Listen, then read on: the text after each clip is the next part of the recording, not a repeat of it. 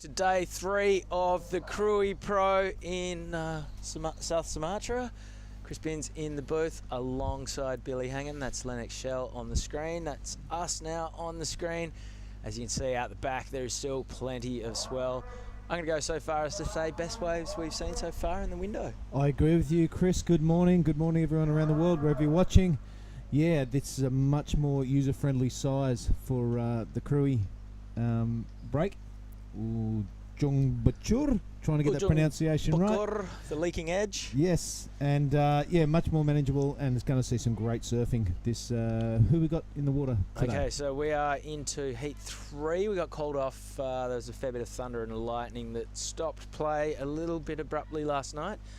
But right now, the guys who were about to paddle out yesterday are on screen now. Kajiro Nishi is in red, Takuto Ohta is in blue, Rafael Castro is the American in white, and Kobe Clements is the surfer in the green jersey.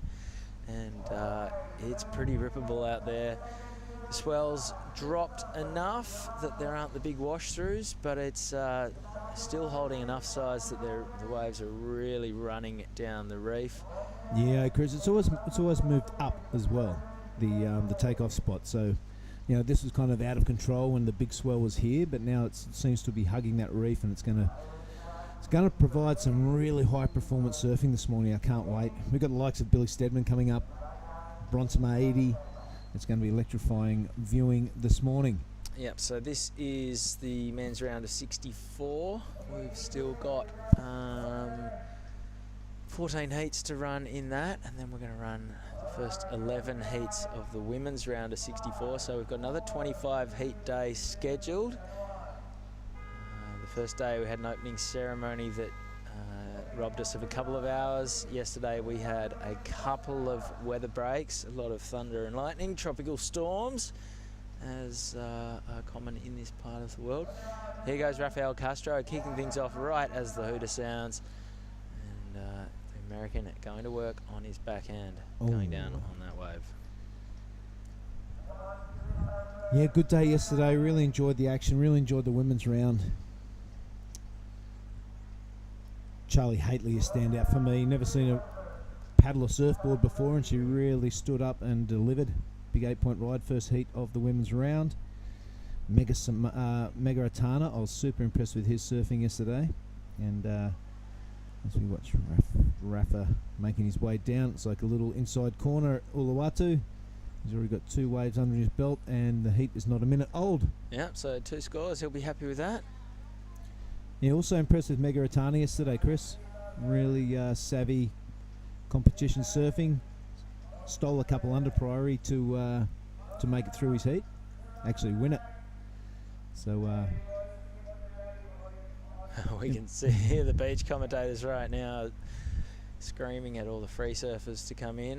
It was pretty hectic scenes out there this morning. All of the competitors trying to get in their reps. And this is Kajiro Nishi, the goofy footer from Japan, who's our top seed in the red jersey. This was his opening wave. We must have missed it earlier. Ooh. He would like to have finished that, wasn't to be. And this is Rafael Castro in the white. He's an American, so I'm guessing he was in Indonesia and decided the chance to come over and surf some uncrowded waves in some heats. It was pretty appealing. Yeah, Rafa has been hanging in Uluwatu for quite a while. Oh, great turn from Kajiro. Yeah. Didn't come out of it as fluently as he went into it. He's got some downtime to deal with right now. He's working his way through the turns. That was pretty ugly, and he will get out of there.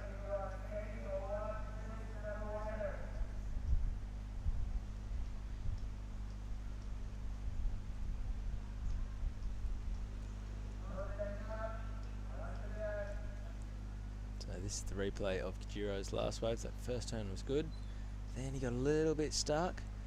This doesn't account for much. This had that was just a little bit of a setup turn. This turn had potential, and he got very, very bogged. Managed to come out fluently into the end section clip, but that'll be just another lower end of the spectrum score. So this is heat 3. Up next in heat 4, this is going to be a fantastic one. Alistair Reginato from the Sunshine Coast, Dakota Walters from Angari, Jack Thomas from Yallingup. So 3 Aussies, and Rio Inaba, the sole Japanese, in action in that one. Wow, that will be a cracker. So a bunch of waves ridden. This heat not even 5 minutes old.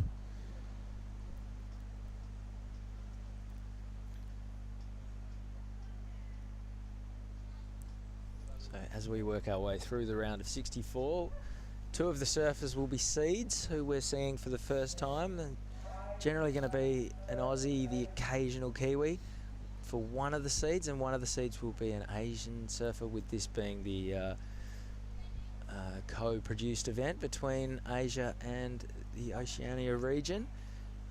And the Asian League is mainly comprised of Japanese and Indonesian surfers.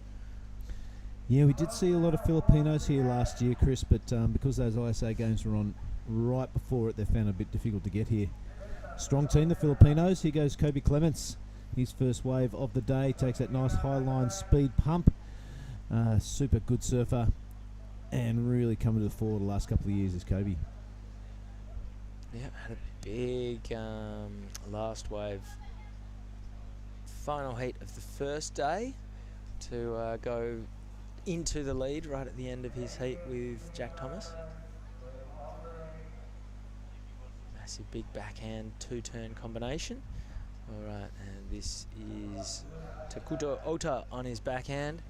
Strong first turn. Oh, that was a nice number as well. So just 2 turns before the wave races off without him, but the second one, best turn we've seen so far this morning. Yeah, Mr. Ohta really going at it. First wave of the morning for him.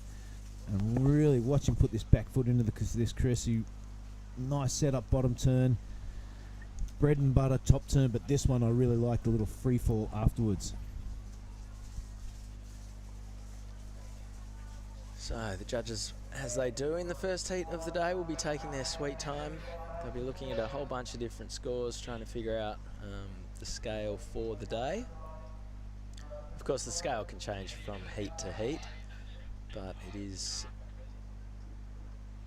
generally more or less consistent across the day. You want the competitors in the next heats to know what they're looking for and what's being scored highly or what's not being appreciated. Yeah, it's got to be one of the easiest places to judge, you would think. Indonesia, the waves are pretty much the same as they come through.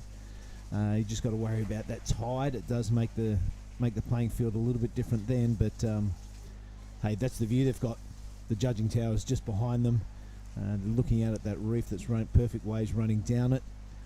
So you're right, Chris, they will take their time and set the scale and show surfers what they need to do. Rafa now, he's not waiting around to find out. He's attacking that lip. A good looking second turn. A bigger wave now for Rafa as he continues to rattle off down. I like that sort of business. A lot of energy in this guy's surfing. A lot of energy when he's on land. The California, Brazilian, kind of Indonesian. Loving it.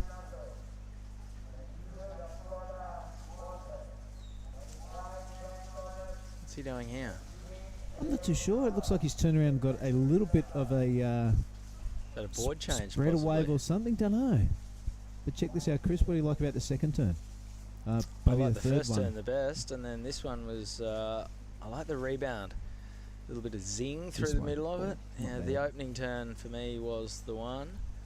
And he's a long way down the reef, so I'm thinking maybe he's even decided on a run around with that little wave we just saw him taking off on before we went to the replay. It's going to be interesting. That is a long lap to do, though.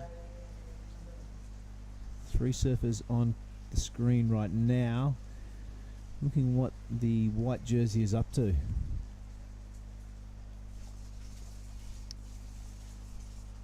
Heat total amassing a 5.33 at the moment for Rafael Castro. Yeah, so we're still waiting on numbers to come in.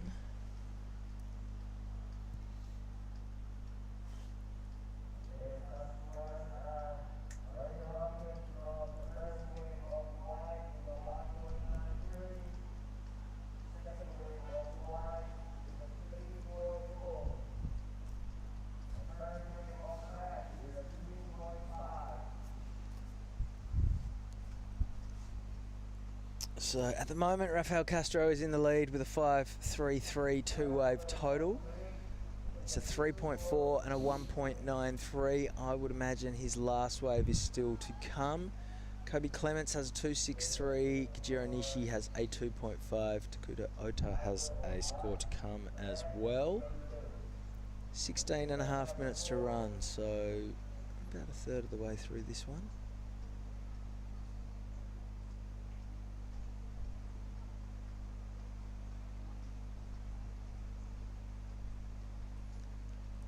And as is usually the way, flurry of activity in the free surf. I mean, of course, there's probably 50 people in the water catching every little lump that moves, and things. You do get excited. You're like, oh, it's pumping, look at this guy in that wave. He's over there. She's ripping on this thing. And then you get 4 people out there. You get 4 people out there who are a little bit selective, playing priority games. Okay, here goes Kajiro Nishi. He has priority. He's going to cash it in on this wave. Good looking wall stretching out in front of him. First turn, he got a little bit caught up along the way. Second turn wasn't exactly clean either. That was a nice karate chop, and he is out of there. So 3 turns. The last one was probably the one that he timed the sweetest, but the first and second were a little bit bigger. Talk us through it, Billy. That is a fantastic opening turn. Really, I hate to use the word rehearsed, but really polished performance. I like that little kick of the tail there. That's a bit of instinctive surfing that I'd love to see from our Japanese surfers. Always super polished, super well drilled in their coaching, I would imagine, and it's really shining through for Kajiro Nishi. Japanese looking strong. You would think in a few seasons' time, maybe 5 mango seasons, that the Japanese are going to make a big push into the CT.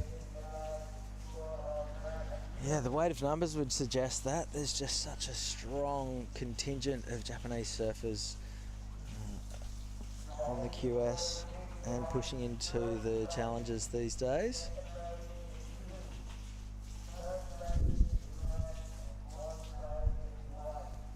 All right, scores are in. Raf Castro, a 4.83 for his last wave. That was the long runner, but it is Takuto Ohta, a 7.33 for his opening wave. Easily the best wave we've seen so far. Kajiro Nishi, a 3.23 and a 2.5. Kobe Clements, a 2.63. Yeah, Kobe does have priority though. Still 14 minutes. That's a heap of time to get a couple more waves. And as Rafa has shown us, you can probably get another 6 waves in that minute. He's finally made it back to the line. Yeah, I don't know what. Maybe he had a board change or something, mate. I think you're onto it there. But he's joining the fray. Look at that, straight to the inside. Yeah, had a good couple of chats with him, mate, in the first round. Born in Cali, of Brazilian blood, and now spending a lot of time in Indonesia.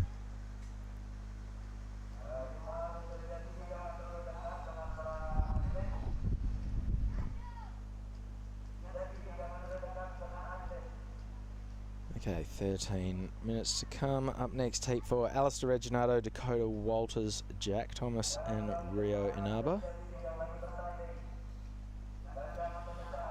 Yeah, Jackie Thomas put in a good effort a couple of days ago. Seems like we're going for a week already. But he was 4th going into maybe the last 3 minutes. He had 4th priority. He stayed really busy and got a couple of small to medium-sized ones on the inside. But they grew, and he delivered, and he actually took out that heat. So Jackie Thomas has got the bit between the teeth at the moment. Can't wait to see him in action coming up in the next heat. That is heat 4. He'll have his hands full, though. Yeah, that's a stacked affair, isn't it? Alistair Reginato, incredible surfer from the Sunshine Coast. Dakota Walters, very talented as well. And Rio Inaba, no slouch. So we are now past the halfway mark. Kajiro Nishi's last wave comes in at a 5.27. So that gives him the lead, but it is Takuto Ohta in the box seat Takuto Ohta with a 7.33, best wave of the day so far.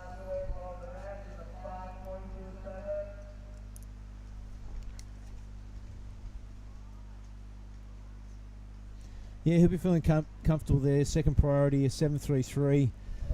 That's a very minor score to take out second. And, wow, what are we looking at? Just over a point and a bit to take out the lead.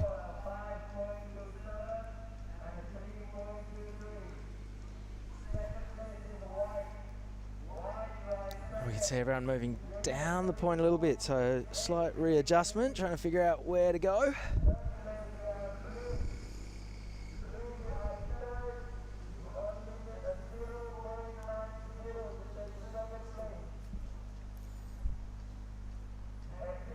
So the staff WhatsApp popping off this morning, world's longest coffee order. I don't know what Alex, I don't think he knew what he's getting himself into. How long do you think it's going to take? Or will it I arrive? counted like I was getting towards the 20 mark. Who wants a coffee? I've never seen that many people reply so quickly. And such variety. Yeah. 20 different orders for 20 different coffees. Varieties of milk. I can't wait to get it about lunchtime. Yeah. Right before bed.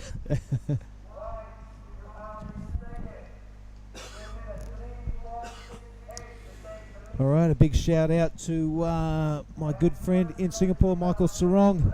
He's watching. People all over the world watching this broadcast. He's giving me a little bit of feedback. I was a little bit quiet. Maybe just in the shadows of the great Mr. Chris Benz. But wherever you're watching around the world, welcome. I hope you're enjoying the broadcast. It should be a great day of action here from the south of Sumatra. This is the 5th year that the ASC have been coming here. Ujung Bocur. This is the name of the reef that they're surfing over, the Leaking Edge, which suggests there's like a freshwater spring or something there. We're in the region of Pesisir Barat and the province of Lampung. If you're keen to come down and have a look, get amongst it. It's a bit of a hop and a skip from Bali.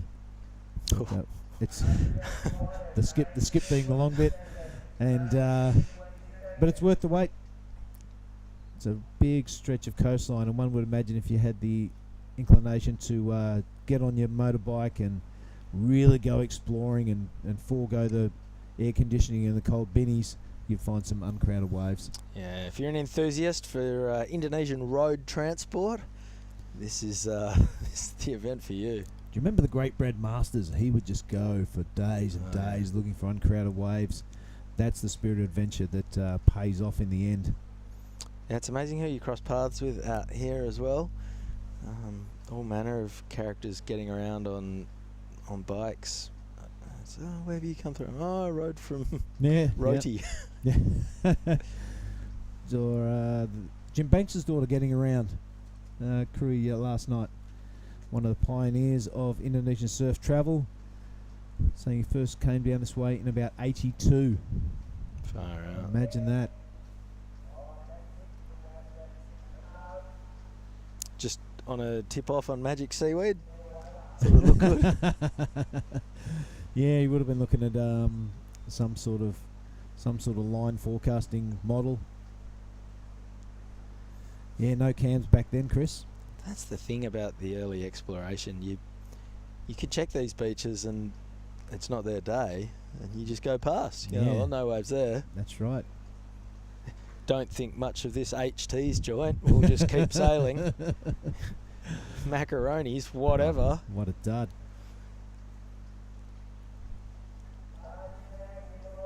Seven and a half minutes, so not a whole lot of action. Kajiro Nishi with the 5.27, Takuto Ohta with the 7.33, the really significant waves at this point. Kobe Clements yet to fire a shot. Rafael Castro a 4.83 at this stage. That's looking like a keeper.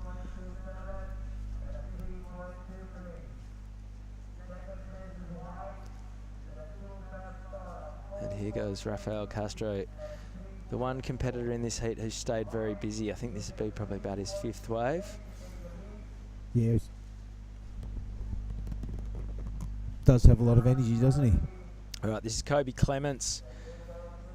He's looking to get his campaign really started. That was a strong turn.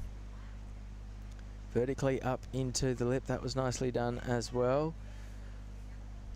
So stringing together a bunch of turns here. He's not done yet. Big finish coming up. Yes. And stands tall out of that one. So nicely done by Kobe Clements. And that's going to well and truly put him in the picture. Here goes Takuto Ohta, who is in the box seat. He's already got a 7.33 for those 2 massive turns that were seamlessly stitched together. And this will just be his backup score, but that should be enough to put him into the lead. Now, Kajiro Nishi defending first. He's looking to get rid of his 3.23. That was crisp over the lip. Wave's not cooperating with him, so he gets out of there. So I think Kajiro Nishi, his 5.27 before, he probably turned a 7 into that. He had the 2 kind of little bogs through his turns that if those had come out a little bit cleaner, could have slammed the door shut. He could have been up another, point and a half. Up the top of the reef, Rafael Castro all by himself. Why wouldn't you take off on this long wall? He's going to surf past all 3 of his competitors. Or have I jinxed him? No, finds the open face, but instead it's the wave that wins the war and says, get out of here. And shuts down on him. So, bunch of numbers. All 4 surfers' hands leaving the rails just then. So, we'll wait for those numbers to drop in, and we're going to have pretty interesting... the table is set for the last 5 minutes. Yeah, it's a familiar pattern, but it's the one I love. It gets really exciting. I like this from Kobe. This is what we know he's capable of. Medium-sized wave, but he found the lip a couple of times, swinging it around there, opening up the wings.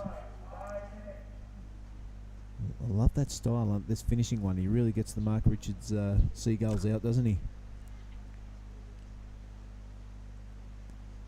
So caddy corner over there, and Federico, our photographer, tireless effort through the day. This is Kajiro Nishi, current heat leader. First turn was really strong, just opened the shoulders. Second turn was spicy as well. So he's going to extend his lead off the back of this one. Great looking wave. Not much beyond that. So yeah, 2 big turns, the high points there. And that was your man Rafael. Talk us through it, Billy. Yeah, smaller one. He stayed busy, but he hasn't really connected with the set, so quick in and out. And then we saw him go on that big one when he had top priority, and it really didn't deliver for him. So things not going all his way, but really strong performances from our Japanese surfers in Takuto and Kajiro. Yeah, well, this is Takuto Ohta, who has the high-scoring 7.33. Oh, that was a good one. Yeah, and those 2 turns are going to put him in the mix for the lead, I would suggest. Yep. Big strong lad. And is that a tie-dye kind of spray that he's running there? I don't know. They've kind of made a comeback, the tie-dye sprays. I don't like it. There you have it, everyone. Yep. Billy Hangen, not a fan. Go repaint your boards. I went to Sri Lanka with Asher Pacey once, and he was buying local sarongs. Yep. And he was riding DHDs at the time, and he would give his sarongs to Mr. Handley, or the crew in the office, and they would put them on the decks of the boards, glass over them, gave it a jazzy little local flavour spray, also added an extra layer of strength, he'd say. Oh, there goes Rafa going down on his second turn. So things not going his way, but picking up the tail end of this wave is Mr. Ohta, but in and out. I'm not sure why Takuto would have felt the need to go on that. No. A bit of a scrappy leftover second serving a long, long way down the line. You know, the way he's going to be situated, he only wants to catch good waves at this point because he'll have 2 decent numbers. That's a good way to start off. Just picking the nose on the way down there. That's a weird call. Unless Takuto's just decided, you know what, I've won this. Yep. Billy's told me my spray's not cool. I'm getting to the beach and I'm sorting this out ASAP. All right, Kobe Clements on his backhand. Yeah. That was a nice turn. He's got some work to do. He does have a number to come. The drift out of the tail was sick. Unfortunately, couldn't ride out of it. That would have been a really big number. Here goes your man, Rafael Castro again, Billy. Yeah, come on, fella. Sticks it through the lip there. This is his best wave so far. It's nice and big. A really functional highline floater there over the roof. Can he finish it off? He does. And I'm not sure about that claim. I think it was the love heart. It was a love heart. I don't know if it was a claim. Maybe he was just sharing the love. Yeah, okay. There might be a meaning in that. Might ask him in the post-heat interview as he walks past. But, yeah, maybe other things on his mind. Maybe he's just got a lot of love to give. Yeah. 1 minute 14 remaining. He's a good-looking man. Here's Federico getting the portrait, the paddle pass. Yeah, speaking of good-looking men. There's some spicy Latino connection going on there. 1 minute remaining. Score in for Kobe Clements, a 6-1-3. I don't think that was for the last wave. I think that was for the previous wave, but puts him into the lead. This is the replay of Kobe's last wave. He would love to have ridden out of that. Half the board, the tail just drifting over the top of the coping. That looked so sick, but could not ride out of it. Enduro now, look at that. Really seamless surfing. Coming a little unstuck on the last thing, but found a seam. Looking dangerous. So, Takuto Ohta, a 7.33 and a 6.3 puts him into the lead. Kobe Clements is up into second. Kajiro Nishi third. This man, Rafael Castro, is sitting down in fourth. First turn was good. Second turn was a bit of a setup. Floater wasn't bad. Very fluent from start to finish. Not much verticality to it. Quite flat, but gives it some love. Kobe keeping busy. Drifts the tail that time on a smaller wave and nails it. He needs he's second, but there are a lot of scores to drop. So no doubt we'll be on hold, Chris, as they get those scores onto the scoreboard. Yeah, I can't imagine this will go into Kobe's top two, but you never know. That was pretty jazzy. Smaller wave, nothing too critical or dangerous about it, was there? Good surfing. Oh, so Takuto Ohta has dropped a 7.33 and a 6.3 to move into the lead. All right, I think we're going to come back from this ad break to unpack all the numbers. Don't go anywhere. Next heat is in the water at the Krui Pro. We'll be back after this quick break.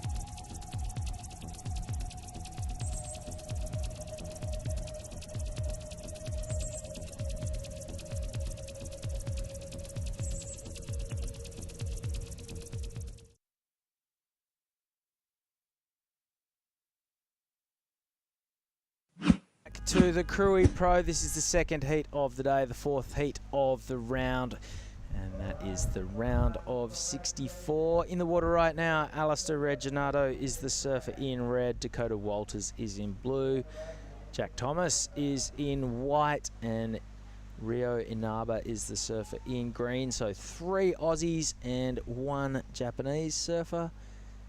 I'm Chris Binns, alongside me in the booth for the first time today. G'day, Giada Legati. Good morning, Chris. Wow, that was an interesting end to that last heat. Yeah, haven't quite caught up on the numbers. Scores aren't actually live. Oh, here we go. They've all just dropped in. So Just unpacking what went down right at the end of that last heat. Takuto Ohta has taken it out with a 7.33 and a 6.3. Kajiro Nishi, he dropped a pair of 5s for his third and second last wave respectively to go through in second. Kobe Clements was briefly up into the lead. A 6.13 was his highest scoring wave. His last wave, just that small one. He couldn't have done much more with it, but I think the size of the wave must have cost him. And it was a 4.03. Rafael Castro, he stayed very active, caught 8 waves across the span of the heat. A 4.83 and a 5.3, the best of the bunch. But unfortunately for Kobe Clements, he bows out by half a point. And the 2 Japanese surfers, Takuto Ohta and Kajiro Nishi, go through. And yeah, it was Takuto Ohta who really grabbed that one by the scruff of the neck. Pretty even affair between Kajiro and Kobe. Kajiro's 2 5s beating Kobe's 6 and a 4, so that one just sort of came down to some fractions. Okay, this is my man Jack Thomas from Yallingup, Western Australia. Strong surfer, as you can see by that first turn. Second one wasn't bad either. Working his way down the line, and he's found himself a little gem to kick off this heat. Couple of minutes off the clock, and Jack is just working his way through the turns, start to finish. He's got a sharp eye underfoot, and that is going to be a decent number from Jack. He's not done yet either, and he'll kick out in the channel. That is a great opening wave. That is really something to build on. If Jack's not holding on to that wave in 22.5 minutes time, you know that he's in a really strong position, because that is a great baseline to open your account. Yeah, that was a great wave, and I like how you mentioned the sharp eye. That board is looking really good under his feet. It was super fast. He threw water. Wow, I was very impressed by that first wave. He must be feeling good. Yeah, and for Jack, that's definitely a warm-up wave. Like, there were no massive turns. There was nothing, too big about it. He didn't get that one section that he could really lay into, but just fluent from start to finish. Rattle fired off a string of turns and took us through the replay. Yeah, here's the replay. A beautiful first opening carve, and does the same for a second, waiting for the section to give him a little bit more wall, as we see him really working his way down the line. He's wasting no time in between any of the turns. I think this was probably the best turn out of this entire wave. Wow, it's such a long wave. By the time you get to the end, your legs must be aching. Well, the judges haven't wasted any time punching in a number. A 5.83, the opening score for Jack. So that is a great start and something to build on. He'll go down to 4th priority. And this was Dakota Walters, so this would have been around about the same time as Jack was in action. Dakota on his backhand, doing some work. That wave not quite standing up and running with the same pace as Jack's, but that's going to be a solid first number for Dakota as well. I'm guessing maybe I thought the score for Jack was going to be a little higher, but maybe the size of the wave didn't really help out. No, I think pretty on par with what we saw in the last heats. Could have been a bigger wave. There could have been some slightly more high point moments along the way. It was just a really consistent wave from start to finish. Here goes Rio Inaba, Japanese surfer. He'll be on his forehand. First turn through, plenty of spray.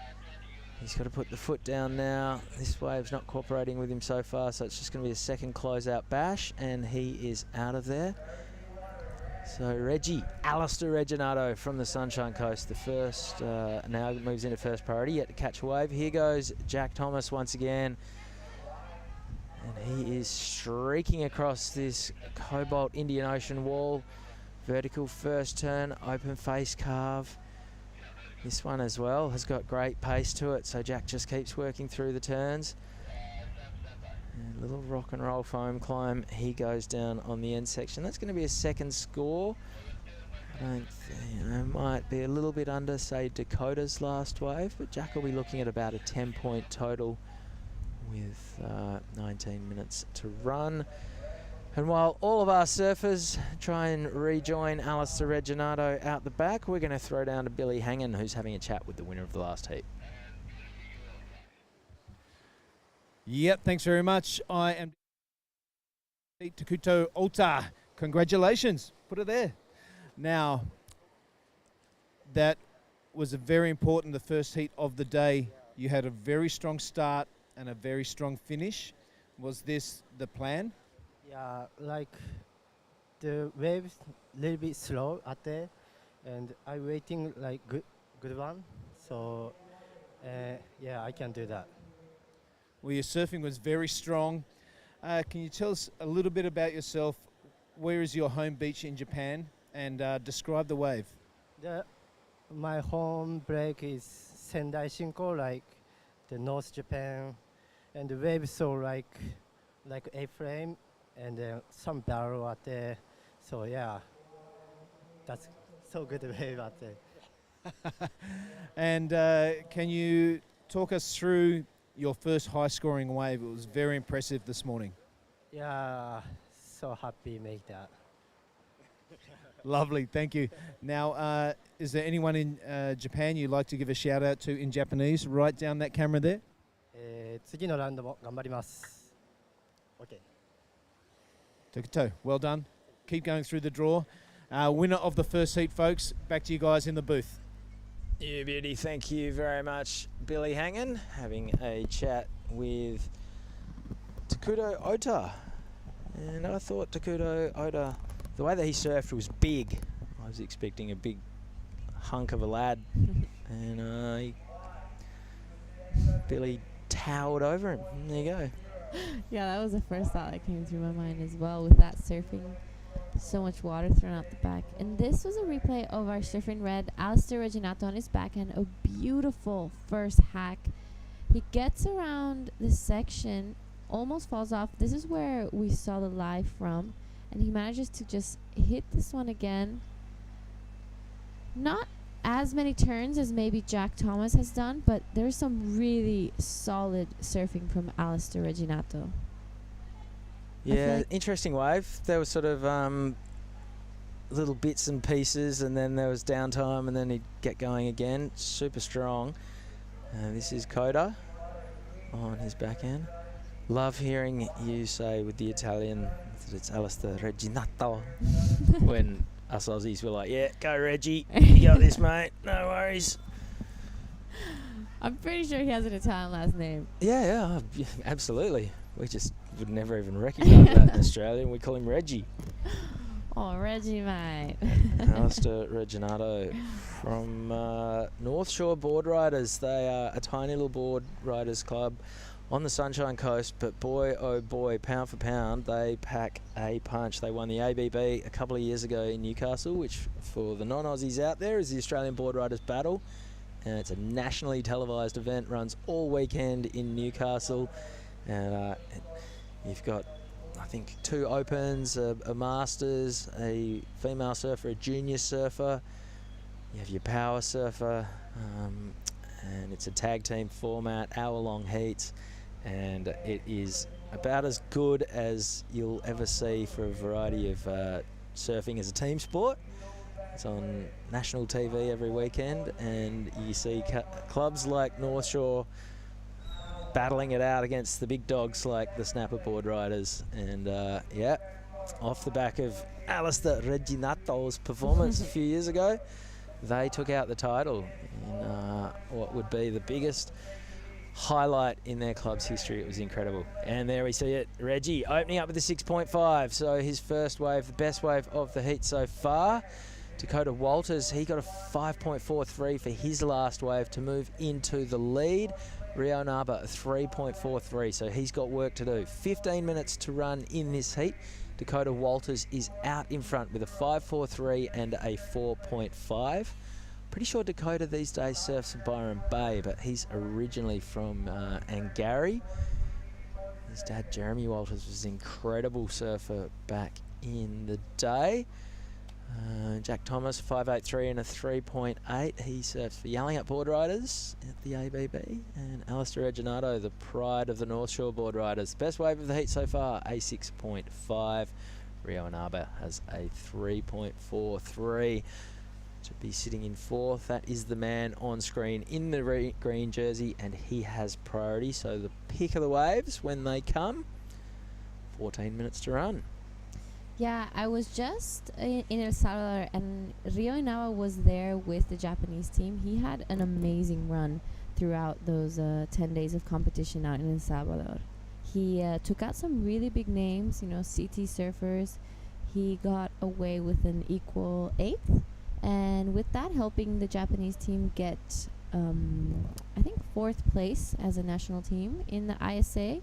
Did Peru win? Yes, Peru did win. The whole team, they were surfing amazing. They looked unstoppable. They had, you know, almost, I think both men and women had finalists. Or, sorry, not the women, but the men had 2 finalists. So right, this is Takuto Ohta scratching, but not scratching hard enough. So he will now flip from 3rd to 4th priority. Alistair Reginato had 4th priority, had a look at it, and that's probably what sold Dakota to go the paddle, and it's dropped him 1 rung down the priority ladder. He won't be stressed though, he's sitting top of the ladder that counts the most. That's the points table. He's in the lead at the halfway mark, but pretty even affair. Dakota and Jack, there's only 0.3 separating those two. Alistair has the best wave of the heat, so he's in the box seat with a 6.5. Rio Inaba with some work to do. 3 minutes 43 remaining. And who do we have up next?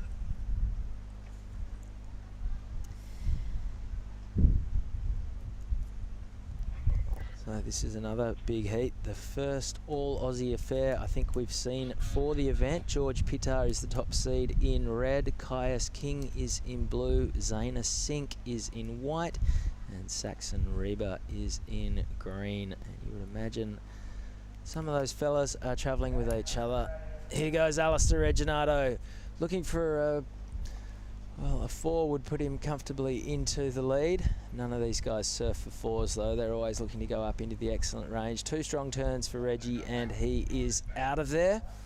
You would imagine that's going to go close to threatening the lead. It's definitely going to be the 3-1-3. He needs to move up to 2nd, but Dakota Walters is sitting in the lead and replying right now. Loses his board. It does a cartwheel down the face as he goes for a little swim underwater. 11.5 minutes to go. That's not going to go into Dakota's top 2. Priority now with Rio Inaba in green. And Jack Thomas, 2nd priority. Yelling up surfer in white. It's funny, I always thought Dakota Walters was more into the free surfing scene. I've never really seen him into this competition QS run. Yeah, he, I think straight out of school, when you get to that sort of age where you're deciding which way you want to go, he decided just to take off and go surfing for a couple of years and work on his surfing. He is a very slender kid, could do with bulking up a little bit. He's about as skinny as they get, and he's just sort of growing into himself, and he's done some fantastic surfing. He and his brother and his dad are this incredible team that go surf together all over the place. And yeah, I mean, we've seen Dakota in action at World Juniors before, back in Taiwan a couple of years ago, and he was another one. He surfed incredibly for Byron Bay at the Australian Board Riders Battle this year. Alright, here's the last wave of Alistair Reginato. Nothing hurried, just patiently timing his run down the line. 2 big turns, little bit hung up on that one, but never mind. That will be his 2nd score, and there it is. A 5.4 puts him into the lead. So Alistair Reginato, a 6.5 and a 5.4. Basically the best 2 waves of the heat, only just shaded for the 2nd best wave by Dakota with a 5.43. He's got a 4.5 he wants to get rid of. Jack Thomas has a 5.83 that he is going to hold on to. He wants to ditch his 3.8. Rio Inaba at this stage probably wants to start again. A 6.5 to get up to 2nd, but it's not going to take much for Dakota or Jack to significantly increase their scores. 9.5 minutes to run. Yeah, Rio Inaba being quite patient throughout this heat, probably waiting for those bigger sets to come through, but they have been taking a while. It has dropped quite a bit since yesterday. The period is a lot slower, and the tide is still quite high. showing that this wave really does slow down. But the direction has definitely changed. You really see the wave hugging the reef a lot more, and it's linking up much better than yesterday. I don't know how it can get better than yesterday, but it did. So hopefully with that low tide, it doesn't section as much. But it's surfers are sitting further up the point too, right? Yeah. So when you're sitting at the athletes area looking out, the surfers are taking off a lot deeper than yesterday, but the wave is running down the reef a lot better. So there's more wall, even when you get down to that last section. Whereas yesterday, once you got to that last bit, it got quite a lot fatter than the first bit, giving more opportunity to make those higher scores.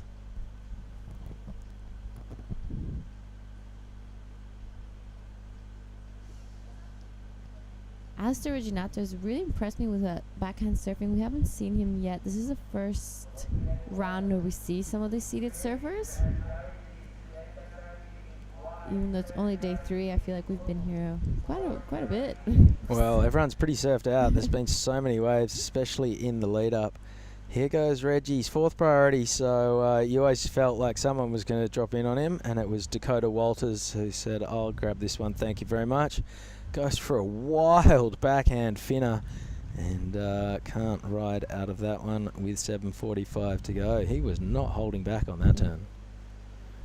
Yeah, Dakota, seeing he has 2 decent scores, you know, he's looking to get into that 6s range, the 7s, to create a little bit of distance between himself and Jack Thomas and Rio Naba. But, you know, Rio, we're reaching the 7.5 minute mark, and he still hasn't even caught a backup wave. So hopefully those nerves aren't going to start getting to him as he's sitting there, which you see happen sometimes when surfers sit too much in their heat. Once they catch the next wave, they tend to make some mistakes just because they're in their head too much. So we'll see how strong Rio Naba's mind is. But if it's anything as good as I saw in El Salvador, he's definitely not going to be struggling on his next wave. Alright, 6:45 to go. Rio Naba has priority. He needs to start moving though. A 3:43 is not helping him. He needs to get rid of that and get himself 2 waves at this point. Unless he can go up into the excellent range, he's in a bit of trouble. Jack Thomas, he's got a great base with the 5.83. Wants to get rid of his 3.8. Takuto Ohta, he won't be happy with a sub 10 total at this point either. And Alistair Reginato, he'll be happy with where he's situated, but he'll be confident but not comfortable. He's got a 6.5. Would love to get rid of that 5.4. You know that the scores are out there. The conditions are pretty ideal this morning. 6 minutes to go. This one is very evenly poised at this time. Yeah, we've seen many times in this event some people completely change their heat around in the last 5 minutes, as we saw yesterday afternoon with Sky Brown just before the storm came in. 5 minutes left, she got an 8, she got a 4, and she was in 4th place, and that shooted her straight to 1st. So, you know, it's still not over for Rio. The conditions are great, and I'm sure he's going to get another chance before this heat ends.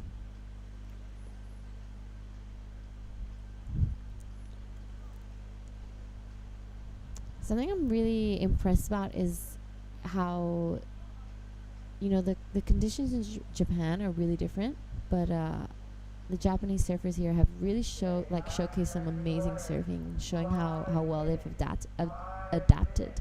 Have you surfed in Japan? Yes.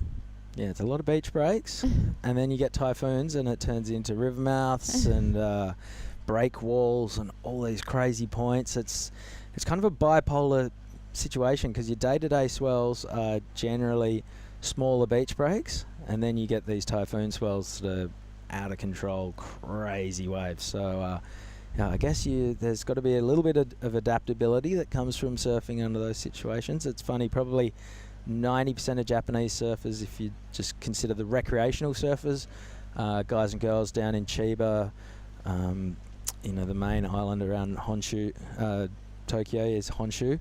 I reckon 90% of Japanese surfing would take place in small beach breaks, and then guys like Rio and Aba would light up when you see the typhoon season starts to hit. Yeah, I've been to Japan 3 times and I've never gotten a typhoon. It's all been like never past my waist. But it was a great time. I love Japan. The culture is amazing. I've never met such friendly people. Everyone always gets out of their way to help you. They don't mind, even if there's not a lot of communication as a bit of a language barrier, but they're always there, and such kind people. An incredible trip there. God, I'm going to sound old here. In 2007 with surfers like Owen Wright, Julian Wilson, Matt Wilkinson. We got some incredible waves over on Miyazaki. Had a big typhoon swell. We also surfed the Ocean Dome, which was an indoor wave pool that's sadly shut these days, but that was incredible. Wow, already in 2007 there was already wave pools? Yeah, it had been around for years as well. There was a volcano that went off every time a set hit, and there were lifeguards in little red shorts paddling around on longboards who would tell us when the waves were going to spit out of the wall, and you could get tubed. That's amazing. Mitch Colborne even broke a board in there. I've never heard of that. Never seen any footage as well. Now it seems like there's wave pools popping up all over the place. Yeah, and that was just as fun as many of the other ones that I've surfed since then. 2.5 minutes to go. Alistair Reginato is in the lead with a 6.5 and a 5.4. Dakota Walters in second, only just. He's got a 5.43 and a 4.5. He'd be a bit worried about Jack Thomas, who's breathing down his neck with a 5.83, so he has the better high score, just doesn't quite have a backup. Jack only needs a 4.1 to get up into the lead, and he needs about a 6 to get into first. Rio Inaba, he's got some work to do. 2 minutes remaining, and he needs to drop pretty much an excellent score if he's going to get through. A 6.5 would see him get up into second. He does have priority, but he'd have to know that Dakota or Jack can easily upgrade their score as well. Jack has second priority, so if there's a set, Rio gets his pick of it, Jack gets the second one. Dakota's sitting in fourth priority, so he'll be hoping that this next 90 seconds flies by. And Jack Thomas will be hoping that there's a 2-wave set. Yeah. With about 10 seconds to go. Yeah, you can see Jack just going down the line, creating some distance, maybe from Rio, hoping that he can catch something on the inside. I'm guessing that's what his game plan is now, because it doesn't look like from the screen that there's much happening out the back. So he's probably gonna try catch something, anything that comes his way. Yeah, it's unfortunate for Jack because he did get that 5.83 straight out of the gate, so he would have been feeling comfortable from the start. The guy who had the best wave early with 45 seconds to go might be the guy who gets starved for opportunity at the end. Yeah, you saw him there just shake his head slightly, look at his watch. I don't think Jack will be getting... Actually, 30 seconds. Yeah. There's some little lumps. We do know it's a very long stretch of reef. Jack knows that he can drop in on anyone other than Rio Inaba, but it's not looking like the ocean is cooperating for the Yelling Up lad. Everyone tuning in on the big screen at the board store in Dunsborough will be putting their head in their hands at this point.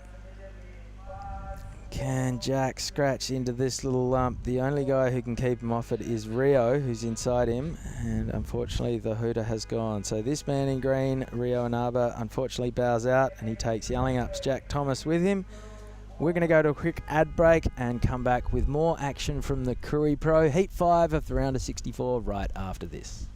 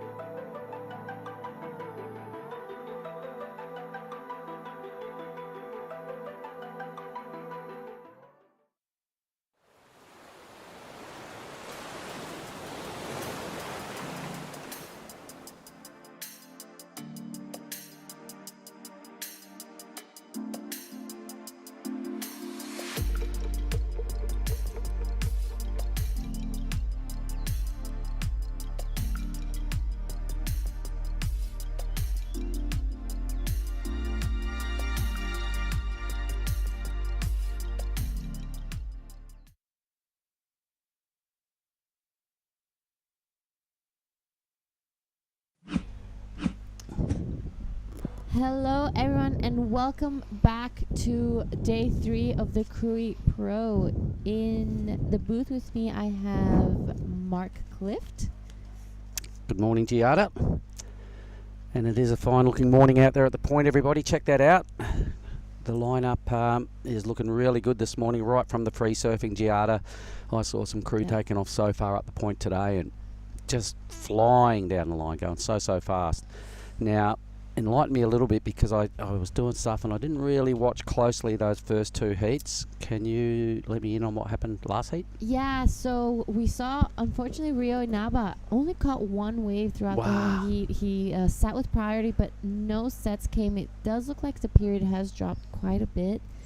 We saw Alistair Reginato come take first place, and Dakota Walters second. Some beautiful backhand hacks from Alistair Reginato. As we see Saxon Reber, our surfing green, takes off a beautiful first hack, and straight into the second one, he hits it right in the pocket, throwing so much spray out the back. Let's see if he manages to get around the section and a nice open wave carve. That was a great start for our surfing. Certainly was, and I said it yesterday and I'll say it again. Saxon Reber is a very good competitor.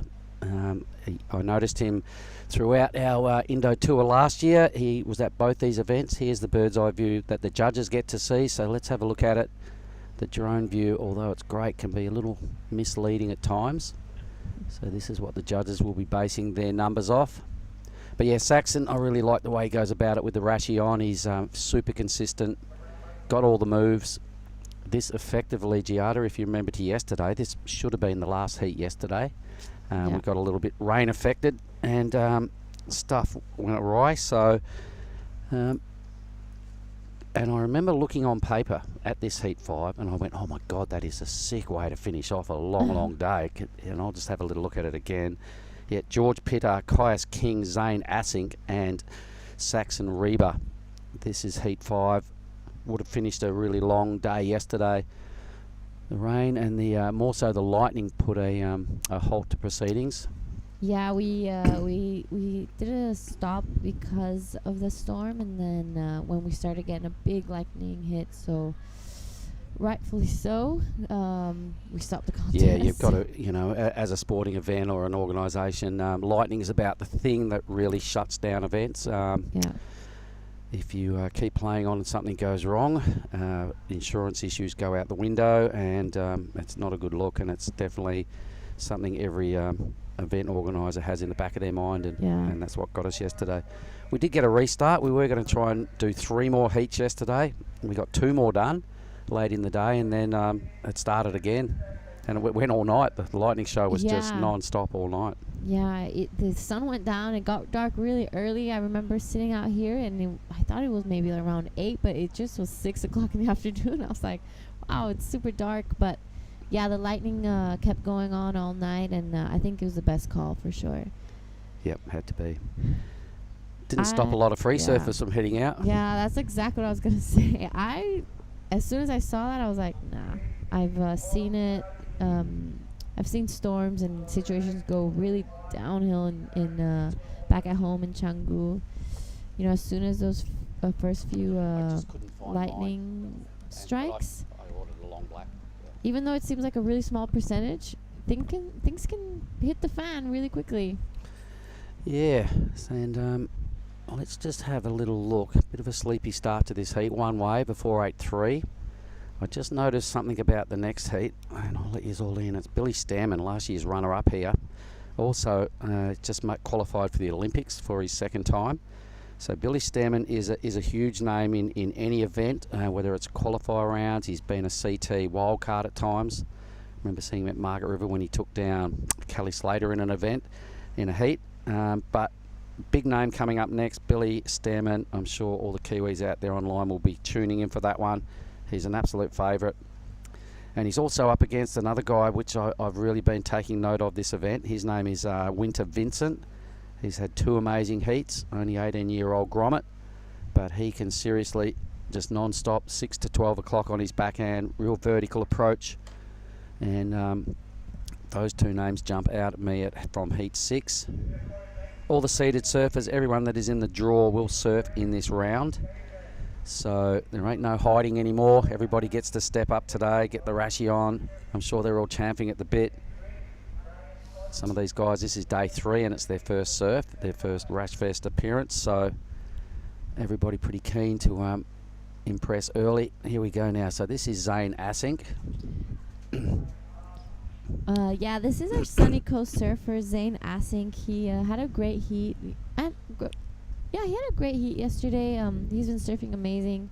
I met Zane when he was maybe shoulder high, and then the last time I saw him, he grew so much. So it's great to see this next generations of surfer coming up and growing into themselves. You really see the change in their surfing as well once they reach, that after they pass that growth spurt. There's a big change in style and the amount of water they throw and how they handle themselves while they're surfing. The good thing about young Krui Pro is they do improve over, rapidly over a short amount of time because they're grommets. They're young. They're learning quickly. They grow into their bodies like you were just suggesting, and all of a sudden you just see, especially when you don't see them for like a year or half a year. You look at them next time, you go, wow, what happened to that guy or that girl or. And if you don't see them for a while, that's when you notice big differences, and it's the age bracket where they really get it together. Here goes Zane again, just on another wave, tidy little whip. Now, tiny inside wave, but it is offering him a couple of hits. Doesn't like what he sees, just trying to stay in rhythm. Yeah, it seems as though the sets are not coming as frequently as maybe this morning or yesterday, so we're gonna see a lot of moments here where some surfers just can't maybe catch that back up, or if they sit for too long they won't get the scores they're needing. So I think maybe today keeping busy is actually not so bad of a strategy. All right, well, you've seen the first couple of heats, and I was watching the free surfing, and man, there were some good waves coming through this morning. It really looked like the best morning. You'd see some people just going as fast as you can go on a surfboard, and they'd have to do that for 80 metres plus just to get to the first sort of slowdown section and jam a big move. It's really easy to get a little bit caught behind, but if you do get the right pace wave and you get in front on the clean green face, it's a 6 or 8 turn wave here this morning. Yeah, I was telling Chris earlier that today it seems like the direction has changed slightly, so it's really linking up all the way, and the surfers can take off much deeper and actually get some of those bigger scores, even on that inside section where yesterday we saw it would taper off a lot, and today it's actually holding up much better as it hugs the reef a little tighter. The tide is still going down here today at Ujung Bocur. It's 7:47 in the morning. The dead low tide will be around 10:30 today. We're going to see a little bit of a shift in the waves maybe. Hopefully it doesn't stop linking up as it has this morning. Yesterday I did notice when the tide reached its lowest point, this wave does get a little bit more sectiony than when it has a little bit more water on the reef. So we'll see what happens today as it has dropped in size. Thanks for the tide update. It's good of you to have a little check through your phone and come up with that info. It does take a bit of a bearing on it. I reckon the best it got yesterday, Giada, when the women's were in the water. Remember when the wind just puffed offshore, that 5 knots, the sun was blazing, it was all looking pretty glamorous, and it was dead set barreling. Yeah, yesterday afternoon when the women came out, I think for sure was the best moment of the day. It was at mid-tide. And this is George Pitter. His opening wave, a beautiful first turn. A little bit of a check turn to get around the section, and unfortunately doesn't make it around. But that was a great first wave. There was a little bit of whitewash on the face, so that does make it a little harder to handle, but he held control over that beautifully. What do you think? Well, I reckon that releases some nerves for George. He sat there for 11 minutes waveless. So that'll leave Caius King now the only one without a score in the column. Although it was only 2 turns, he's now kind of in the rotation. It might even leave him in a good spot should a couple of little wide things come through or someone doesn't make their way from up the point. Green's sort of sticking to that theory. Saxon's having a little sniff down here. Where's George? He might be there somewhere. Blue's going to drop into this. So this is Kai's King, his first opportunity. So let's see what the young fella's got here. Nice tidy grind. Boom. Hectic big crunch on his second move. Nice little grind just to stay with it. There goes a scoring opportunity. Helps himself. A fifth move up there. That looked pretty vertical. Again, 5 and 6 turns looked really nice. Just playing the game down the line here, hoping to finish with something. All right, now I haven't seen all the other waves on the first 2 heats, Giada, but for me, this would have to be a big score, surely. That is by far the best wave I've seen since we started the contest today, but by a long shot. Okay. That was an amazing wave that gave him so much opportunity. That's going to be a big score, I think. And we're just going to head over to a post-heat interview with Chris Binns.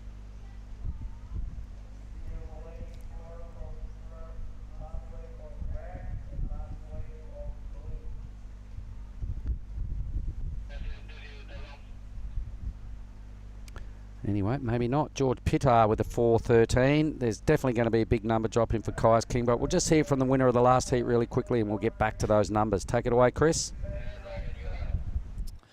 Okay, thank you, fellas, or Giada. And Alistair Reginato, that was a really slow heat. What happened out there? Yeah, it was really slow. I don't know what happened. We started with a good set, and I kind of thought it was going to keep going like that and go wave for wave like the first heat, but yeah, it kind of just stopped halfway through, and I was lucky to get on a all right wave at the start. Felt a bit clumsy to start the heat, but managed to stay on my feet and get a little score and then get a little backup under priority. So yeah, pretty lucky to get a couple of little scores at the start and then just sat there the rest of the heat. Yeah, the scores sort of didn't really move from about 20 minutes. You had a 6-5 and a 5 something. You would have felt confident but never kind of comfortable. Were you guys just hoping there was going to be a big flurry at the end or something like that? Yeah, exactly. I was never comfortable, so I was definitely hoping for like a 4-wave set or something because we had probably like 5 waves at the start. Jack got that really nice one at the start, and then there was like 4 more. So I definitely thought there was going to be a couple more opportunities for all of us to get another score. So yeah, never comfortable in one of those heats with those guys out there. We've just seen Kaias go absolutely ballistic. I think he's gone up to the 8.5 for that last one. Can you see those ones, or are you just paddling in and it's a bit of a lottery? Like, what are you looking for? Yeah, you can definitely see the kind of line you want. They got like that long tapered wall, not super long because they can kind of run off on you. But yeah, that was like, he did probably like 8 vertical snaps and just like kept going. That was the dream wave out here, and he absolutely nailed it. You boys all look like you're having a hell of a time here. Fantastic part of the world, waves everywhere. How hard is it to click in a contest mode once the Rashi's on? Yeah, it's actually pretty hard, I reckon, in places like this. I was paddling out with Coops this morning, pretty relaxed, just having a laugh and cruising. But I guess everything's, as soon as the hooter goes, it's kind of different. It's like, you know where you are, you're in the water, you got a Rashi on, you know the time. It's just like, probably more the lead-up's a little bit more relaxing than most other comps because it's such a cool, amazing place. So yeah, it's just more when the hooter goes, knowing that you're ready. But yeah, it's pretty relaxing around here. How hard is it to like sit on one of your mates or hassle one of your mates in the dying moments of a heat? Yeah, that's the hardest thing about surfing. This heat, Kais and Saxon and George and Zane, like that's such a gnarly heat. Like if it comes down to the wire, they're gonna have to sit on each other. But it's just part of the game, and it's what you got to do. And you've been finding waves up and down the coast? Yeah, we've had a pretty sick few days. There's been heaps of swell at the start, and yeah, we've just been surfing our brains out. Any g'days to say to anyone back home? Yeah, g'day to my family at home. My brother probably teaching, watching the comp at school with the Grommies. So yeah, say g'day to everyone. Which school's that? He's over at Dunwich at North Stratty. There you go. All right, we'll back up to you guys in the box. Well done, mate. Thanks, Binsy. Cheers. You'll be ready. Well, that was a lovely interview with Alistair Reginato and Chris Binns. And meanwhile, that the 8.50 Kai's King. So you know, you called it. You said that's easily far and away the best wave I've seen ridden this morning. Yeah. Giardi, you're right on cue. 8.50. It's probably the biggest score of the event on the men's side of the draw. I haven't seen anything go higher than an 8.5. I think 8.33 for No, we definitely had yesterday an 867, if I'm not wrong. It Right. was our surfer. Wow, I'm just looking at this again going, yes, Kai's King just teeing off. Repetition doesn't matter. It's just the approach and the attack and the amount of bowly sections that way through it. And you can see all the caddies just watching him fly past them. So that's a really long wave. Kais will be burning on his way back out, but will be super relieved. He sat there for a long, long time waiting for that. Boy, oh boy, he made it count. Yeah, that was exceptional surfing from Kai's King. You know, not only did the wave give him all those opportunities, Here he but goes. some great timing, and he takes off again on a smaller one on the inside, trying to back up the 8.5. 2 quick first turns to get this started. Really good theory. Yeah, he gets around this section and just pulls off. You know, it'll only be a little score, but so what? That's really going to distance himself from the boys now. All those requirements, Asic needing only a 5, he's now going to need like an 8 or something, 8.5. So a little backup number. Good thinking there, Kai's King. Good competing. Yeah, when you're paddling out and you have that 4th priority, you might as well just try back up that big score you got. I reckon he was probably thinking, look, I've got this insane wave. There's no time to go out the back and sit there and pull up anchor and just sit. Yeah. You've got to sort of do something else. One really good thing is probably not enough to get you through these rounds. As Alistair Reginato said, he said, this heat's really gnarly. And we were alluding to that earlier, that on paper, effectively supposed to be the last heat yesterday. We always looked at this one and went, oh my God, these 4 guys, all Aussies, all absolute shredders, all good mates. Kais is, he knows how deadly this heat is, so just putting that extra little runs on the board. There it is, a mid-3. So as expected, Asic now needs a mid-8. So that is much better reading for Kais than the 5.01 previously needed by Asic. Reba and Pitar are right there in the mix, threatening Asic for that all-important second position. Yeah, that was very smart competitive surfing from I liked Kai's it. King. Good move. George Pitar. So winding up now, first scoring opportunity, pretty tidy. A small little reef runner here. It's starting to bowl out now for George. Yep, 3rd turn looked really good. His body language suggests he liked it. 3 quick blasts. Oh, he goes green as well. This is green. Saxon Reber, one of your faves on this event. He beautiful first turn. A nice kind of a layback little hack just to keep it different, I'm guessing. A beautiful wave ridden by Saxon Reber. Great style, great form. Finishes it off really nicely and solid. So I think there's going to be a really great exchange out here. Well, yep, that was a decent 2-wave exchange from Reba and Saxon. Here's the replays again. So Saxon, to me, looked like he really wanted to just finish this wave. He went down the line. The impact was not large. He got a little unusual. That was a nice move. I think this little 3rd manoeuvre here looked a little bit half move. I like the little slap in the face here he did to his mate. Look at that. Cop a bit of that, buddy.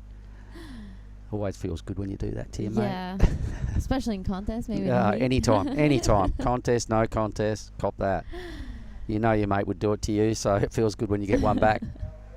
Anyway, I'd say Asic will be dropping squarely into 4th position once those 2 numbers drop. Yeah, this is a replay of George Pitter's last wave. I think this is a Really beautiful good. wave. Yep. He has a really nice backhand hack, a nice one into the 2nd, and he wastes no time to get that 3rd one in. No, his body language, he was hyping on that wave. He knew it was a short thing. He really kept his groove on and stayed well invested throughout the ride. And that's where he got his 3 big hits from. So this is another wave as well for George. So he's on the way out. He scooped up another little bonus wave. All right, Asic will drop into 4th spot. Yeah, I think we're going to be seeing some pretty big scores come. Nothing major, but here we go. A 6.5 drop for George Pitter on that last wave. I think that was definitely the 3-turn wave. Did half as much surfing as Kai's King. Yeah. 2 points shy of the mark for what Kai's got. But yeah, I liked it. Judges are loving the commitment, degree of difficulty, those sort of parts of the criteria, and George, tick those boxes. Perfect. Yeah, I think one of the big major differences between Kais's wave and George's was maybe the size. Kais's wave had quite more, it was quite a bit bigger than George's and had more length to it, more opportunity. George was short but sweet. Very impactful. Yeah. All right, Asink is playing catch-up. We don't know what he needs, but it's going to be a substantial number to get off the bottom of the pack once Reba's number drops.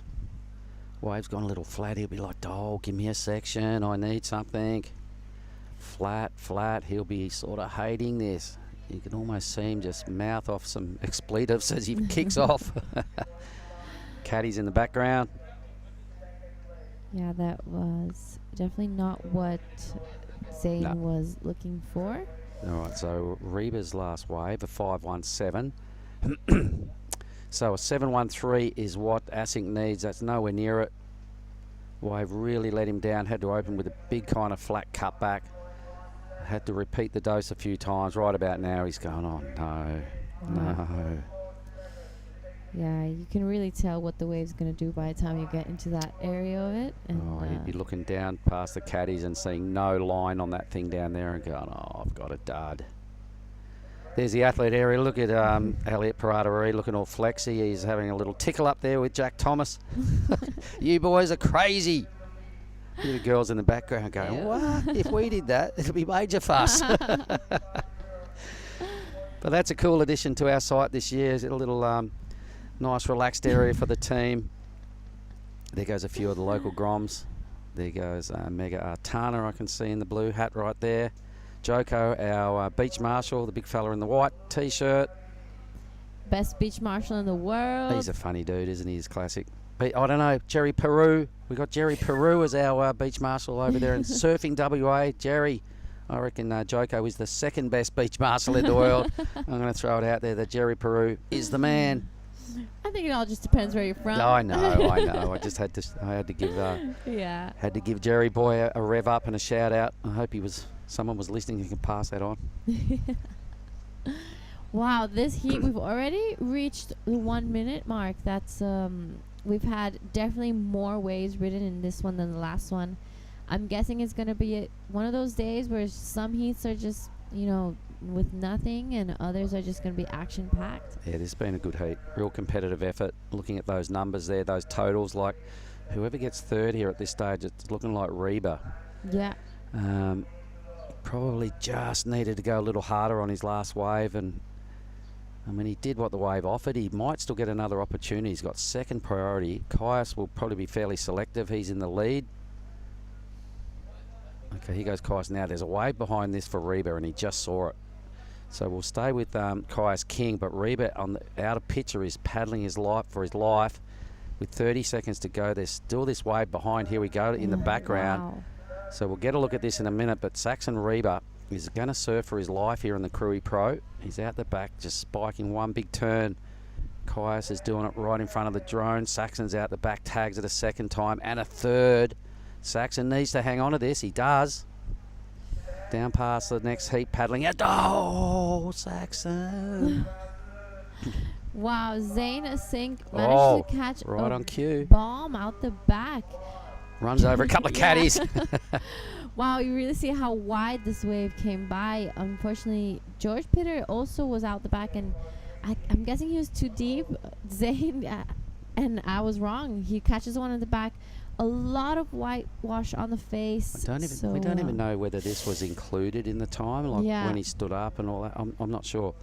Either way, that heat for me, there was a lot of good things to like about that. There was some really solid surfing. There was quite a few opportunities. Even Saxon got his opportunity at the end and needed a low 6. I think he had the wave. I'm not sure he gets the score. Yeah, it's we're definitely gonna go on standby. I think the judges have some the next heat will be on hold. See, and you'll probably, though, I'm confident you'll be having a chat with Caius. I'm sure I will be. Okay, we are going to throw down to an ad break, and we'll get back shortly after that with Heat 6.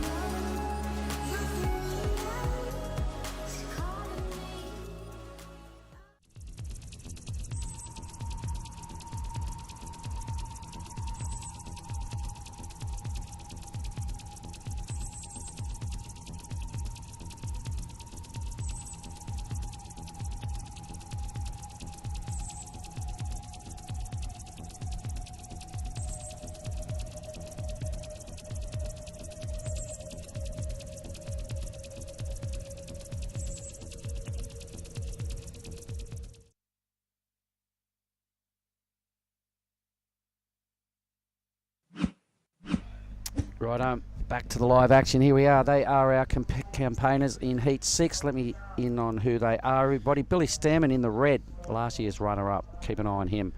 Monojo Yahagi is in the surfer in the blue, Japanese surfer. Remember this name, Winter Vincent, the 18-year-old, is in white. It's been a total standout this week. And Rayan Fadul, the Brazilian, in green. So another really good matchup. We're probably going to be saying that all day as I look down the line and down the list. All the seeded surfers are here to play this morning. Billy Stairmand is the biggest seed in this event for me, given the fact that last year's winner is not here. So him being the runner-up would give him potentially the gold jersey. Yeah, that's right, Mark. Good to be back in the booth with you, and you are spot on. Billy Stairmand, a solid performer, a standout performer, I should say, here at Krui last year. His backhand is to die for, isn't it? Yeah, it's really something to behold. All right, so this is our Brazilian surfer, Rayan Fadul. Had a pretty good outing yesterday, found a couple of really long ripping waves. Was probably the reason that mainly got him into the round yesterday, out of the round yesterday to be here. His wave choice was spot on. How's the drone footage? That, I was just going through my mind there, mate. That's world-class stuff from Ryan Williams, our drone operator. A lot of speed down the line there, mate. A few tic-tac-toes, but nothing really of consequence. Did you see that last heat, Kai's King? 8.5? I was in the athletes area, and I've got to say, mate, that every surfer stopped and had a look at that backhand attack of his, and I didn't know he was that good of a surfer, to be honest. So it's a bit ignorant of me, but that was world-class stuff. Now you know.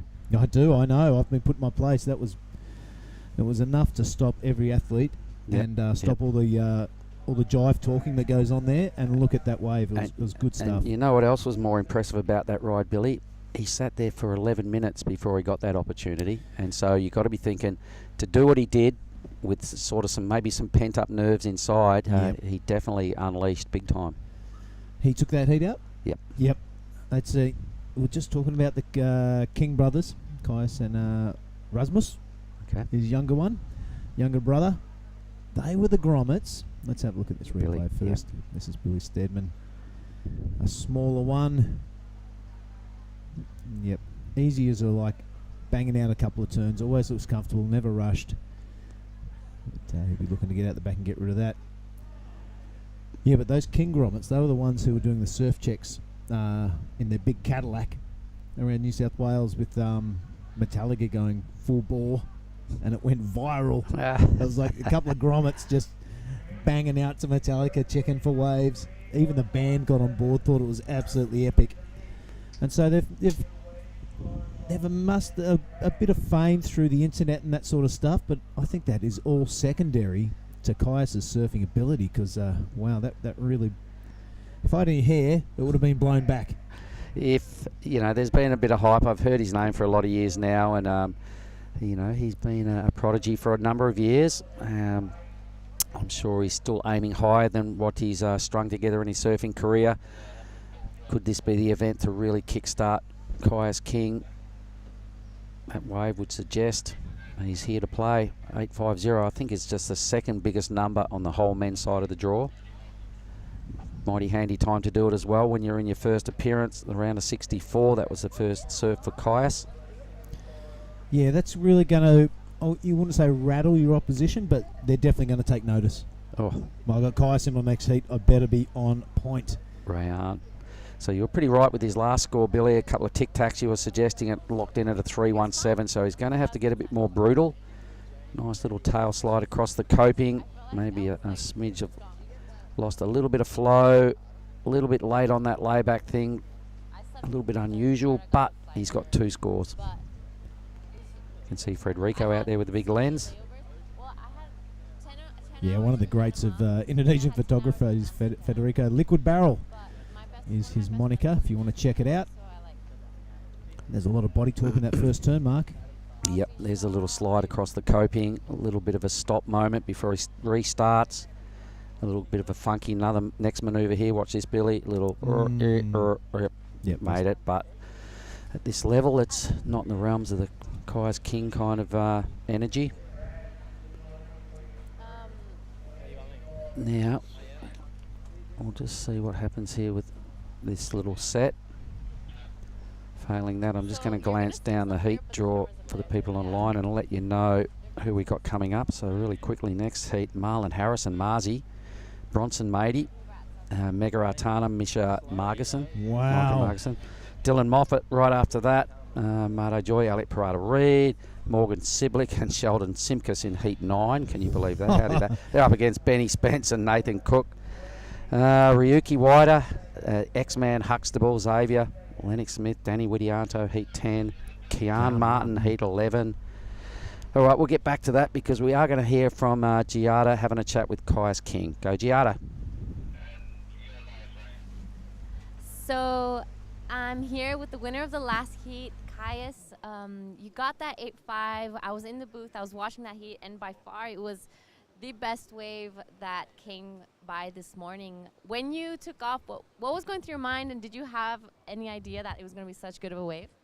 It was a really kind of strange start of the heat. We had like 10 minutes of just sitting there. So the heat before, I was watching, everyone was getting the good scores on the bigger, better waves that were running. So I just kind of had that as my game plan. I was sort of just going to wait the first little period until I actually got a good one, and luckily that one just held up and let me tee off the whole wave. So stoked. We saw you on the way back quickly catch a second wave. Was that all part of the plan and your heat strategy, or did you just see that wave and went for it? Yeah, it was for sure, because I realized how slow it was, and I didn't want to get caught with just an 8, and then, the boys still had 5s and 4s, so they could have easily, got a back up, and then I'd be waiting, and then, at least if I get myself in the double digits, it's a little bit better. I knew it was only going to be about a 3, so I thought if I could get that, I'm still got 4th priority. There was no sets coming, so then I'd wait again for another one, and luckily got that one at the end then too, because it could have been a gnarly little situation, but yeah, it's definitely handy having that 8. Well, that was some really great heat plan.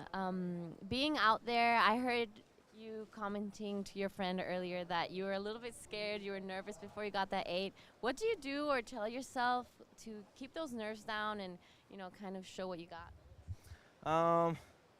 I've actually done that a lot kind of in the last sort of 2 years of competing, getting back on the QS. Kind of learnt how to just not get so caught up in my head, I feel like. So, yeah, even then I wasn't actually that nervous. It was just kind of, annoying for everyone because we all just want to catch waves, and when there's a 10-minute lull, you're kind of like, But, no, I mean, look where we are. We're in paradise. Can't get much better than this. Whether you win or lose, it's a win, really. So, yeah. Is this your first time here in Krui? No, I actually came over here, I think maybe 2017 or something for the Young Guns comp. They held Young Guns over here, and we surfed all around here. So I kind of have my bearings a little bit. It's been a while though. So, but yeah, I love it here. It's epic. Well, do you have anything you'd like to say to your friends and family back at home? Yeah, just g'day to everyone, and thanks for watching. G'day, Mum, Dad, and Ras, and. Yeah, I'm having a blast over here. It's real fun. All right. Thank you so much, and congratulations. Good luck for your next heat. Well, good words, wise stuff coming out of Caius King's mouth, and he just wants to surf, and he's in paradise. Mate, have a go at him. He's got the mo. His old man will be super proud of that. He's got a cracker himself. He's a bit of a rock star, but... Geez, we saw some good waves during that interview too, Billy. Yeah, we did. Saw one from Winter Vincent. Here's some replays. This fella here in the blue, Yahagi. Yep. We also saw Billy Stairmand, some Olympic-style surfing out of Billy on that last wave. Yeah, but Monoto Mahagi, look at that. Yep, so there's Yahagi. 3 really good scores to drop, actually. Winter Vincent went nuts and then fell, but Billy picked up a wide wave and kind of teed off. Yeah, here we go. Here it is now, Mark. Look at it. We were watching this on when it was coming live, and we're making all sorts of funny expressions on our face because turns like that are what competition dreams are made of, and follows it up again. So this is Billy Stairmand out of New Zealand, laying it down and showing the rest of the field, if you want to beat me, you better that. Yep, that's what took him to a runner-up finish here last year. That backhand approach of Billy's is, just so reliable. It's so brutal. And you give that guy a backhand, look at a lip, and it's going to crush it every single time. Remember, there was a semi-final that he was in last year that that he took down one of the big hitters. I can't remember who it was, but he got a wave. It might have been when he took down Rio Wider in the semi. This is Winter Vincent, but he got a 9+ ride that everybody just jaws dropped. It was so sick. And it was the wave that Rio gave him. That's what it was. Oh, right, yeah. Rio gave it to him. Rio came and he was so disgusted with himself. He just picked up all his stuff and walked straight out of the area. Straight onto the CT. Straight onto the CT, pretty much. But, Rio, he took that to, a heavy loss for him because he gave Billy that wave. He had priority. He even looked at it, said, nah, and Billy took off on 9-4 or something later into the GF. Rio came in, grabbed his stuff dripping wet and just walked straight out. Not impressed with himself. So 6.5 there for Mahonjo Yahagi. Mahonyo, I'm pretty sure I'm pronouncing that. Billy's is probably up around the 8s, horrible. isn't it? Yeah, you'd think so. Yep, we'll wait for that score to drop. It has. We're just waiting for the scoreboard to update. Yeah, if we get everyone's 2 numbers, it'd be nice. Maybe Toto might be queuing that up for us. 817 it's come in at, mate. I've just recalculated the abacus. Yeah, 817 from Billy Stairmand, well into the excellent range. You pair that with his 3.53, it gets that heat total. So the requirements are mounting up for the rest of the field. Only a 5.21 for our Japanese surfer, Mr. Yahagi. Rayan Fadul needs a 3.34. Yep. And Winter just a little 1 or something like that to get through. So this is going to be a great heat. It is. And those 3 of those surfers are off to a pretty good start, Billy. Looking at Stairmand, obviously that's a huge number. We better write that down on our heat sheet here for our highlights reel later on. Yahagi's 6.5 is going to stand up as one of his best 2 at the end of the heat. And Winter Vincent's probably the first wave I've seen him not complete in his first 2 outings. Yep. But he did do some pretty good work. A 5.5, with a fall off out wide. Maybe a little costly, but for me, Rayan Fadul is going to have to step it up a little. The other 3 are really impressing the judges. Rayan is kind of doing a lot of surfing. Here he goes now, so he's got to do more quality surfing as opposed to quantity surfing. Here he goes. You can see the difference here at this level. And I hate to say this, Rayan, but it's kind of not as brutal as some of the other guys. The chook feathers don't fly around as much. This is a good section and lays in it now. That's impressive. See that little layback, and he does make it, but some people make those and ride straight out. So let's watch this as well, because the judges have been really favouring Winter. Yeah, it's an impressive, mature style. We keep saying that. He's not too happy with that wave either, so he'll be looking to get it back and reload, just from his body language, throwing his head back. Yeah, I mean, Rayan, he had a great heat yesterday, and I'm not sure of the history of his surfing, but a great surfer, and this is such a good learning experience for all these surfers. But this guy, Winter Vincent, he has captured everybody's attention here at the Krui Pro. Look at that seamless transition between those turns. There's no triple pumping or anything on those bottom turns. It's a bit parko, rail to rail. That was sick. That was so good. Okay, and then you square it off and compare it against something like what I was saying about what Rayan's doing. Yeah, it's also the waves he's getting, mate. They're not that big, and that's half the size of the wave that Winter was on. So I'd love to see him on a set wave and really open up and show us what he's got. Yeah, he's a great surfer by not riding him off too heavily here, but he compared to the surfing that some of the other boys are doing, Billy and Winter right there. Even Yahagi's 1 wave stacks up pretty good. So Rayan is locking in another 3, a high 3 that time. So the judges aren't really buying into that in comparison to what the other surfers are doing. Yeah, well, I do like his approach. He's keeping busy. He does. That's one of his tactics. That's what got him here. Yep. So he's sticking with that theory. Here comes a set pushing through now. You can see 3 big lumps approaching the lineup, sort of pushing a little wider. So somebody paddling out might drop into a little bit of joy. There's our worksite, Billy. Yeah, look at all the flags. I'm loving it. There is the Korean flag. We've got one surfer who's competed from Korea in this contest. I'm going to have a word to her later on and maybe a little interview. It's a super interesting story. All right. The New Zealand flag. This is the Basque Country, I'm pretty sure. He's coming up to our athletes area. It's where everyone hangs out while they're waiting for their heats. It's a really good inclusion. Nice big bit of space there. Our first camera tower is up next, right in the middle of your screen. Right behind that is the 2-story tower of the judges, thanks to Bobo Box. There's Timmy Hayne manning the camera, having a chat to Tippy. Wow, I wonder what they're talking about.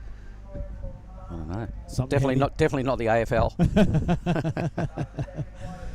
All right, 10.5 minutes remaining in this one. It is Billy Stairmand out to a pretty strong lead, but only via one wave, that 8.17. He won't like the look of the 3.53 at all. He'll be looking to torch that.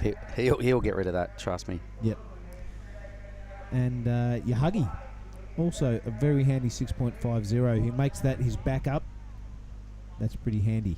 Yep, I reckon there's plenty of time on the clock to, these boys with those numbers. Even Winter, he'll have another good score. Winter will easily probably move up into second here. He's paddling again, so the young Grom, we've got to remember this is his first QS event, everybody. Yeah. 18 years of age, and I said, where have you been hiding? Oh, well, I was a little bit injured. Oh, and look at that turn, mate. blah, blah, blah. And he's here with Matt Cattle. His regular coach is Mick Kane, he says, so he's got a couple of wise heads giving him advice. And I reckon if that young boy keeps listening and improving, we're going to hear a lot more of Winter Vincent. That's a bit of a meat and potatoes wave. But, it's going to come in, I don't know, you guess around the 5, a little bit more maybe. He's still got a couple of scores to drop. Yeah, and that wasn't a Billy. set wave. It didn't look like he was pushing the limits too much, so super impressive act. Here he goes again. Like, it's a medium sort of a wave. These turns tick all the boxes. He's not really pushing it. There's nothing, outside of his talent. I'll tell you something else which is interesting. He told me during an interview. That's Griffin Colapinto's board that he rode when he won in El Salvador last year. You're kidding me. No, the exact board. Wow. Good on you, Griff. Yep, and good on you, Winter, for picking that up. He's making it look pretty damn good. Caught up with Mike Marginson just in the last heat, mate. We're having a giggle that I interviewed him for his second place. Well, that's all right. He'd be stoked as, I'm sure. And that's where you got to laugh off those things, Billy. It happened, and it was no one's fault. It was just a late decision coming through from the judges, looking at wave after wave. And by the time the beach interview went down, well, he was the winner at that point, but by the time the results dropped, he was second. But it's not every day you get interviewed for second place, but I reckon that was quite cool. I didn't mind it at all. Billy Bob. Yeah, this is the Kiwi now, shoving it up through the lip. Doesn't look like falling off today. Whoops. Just one in and out. He's professional. He's a really good guy to have around the contest site. Everyone likes him. He brings a really good energy, and his surfing is something to behold. Big Billy Stairmand fan sitting right here. Yeah, me too, mate. All right, let's see what Fadul can do this time. The Brazilian, he's in third. Oh, yeah. He's living in the 3-point range at this stage, so he's got to be listening to those scores going, right, take the cue from the judges, mix it up. You've got to change something. You've got to get out of the threes. So still no numbers from Winter Vincent. He won't be. That's kind of a mismatch on the scoreboard right there, because he won't be in fourth. No. We haven't had any upgrades for a while.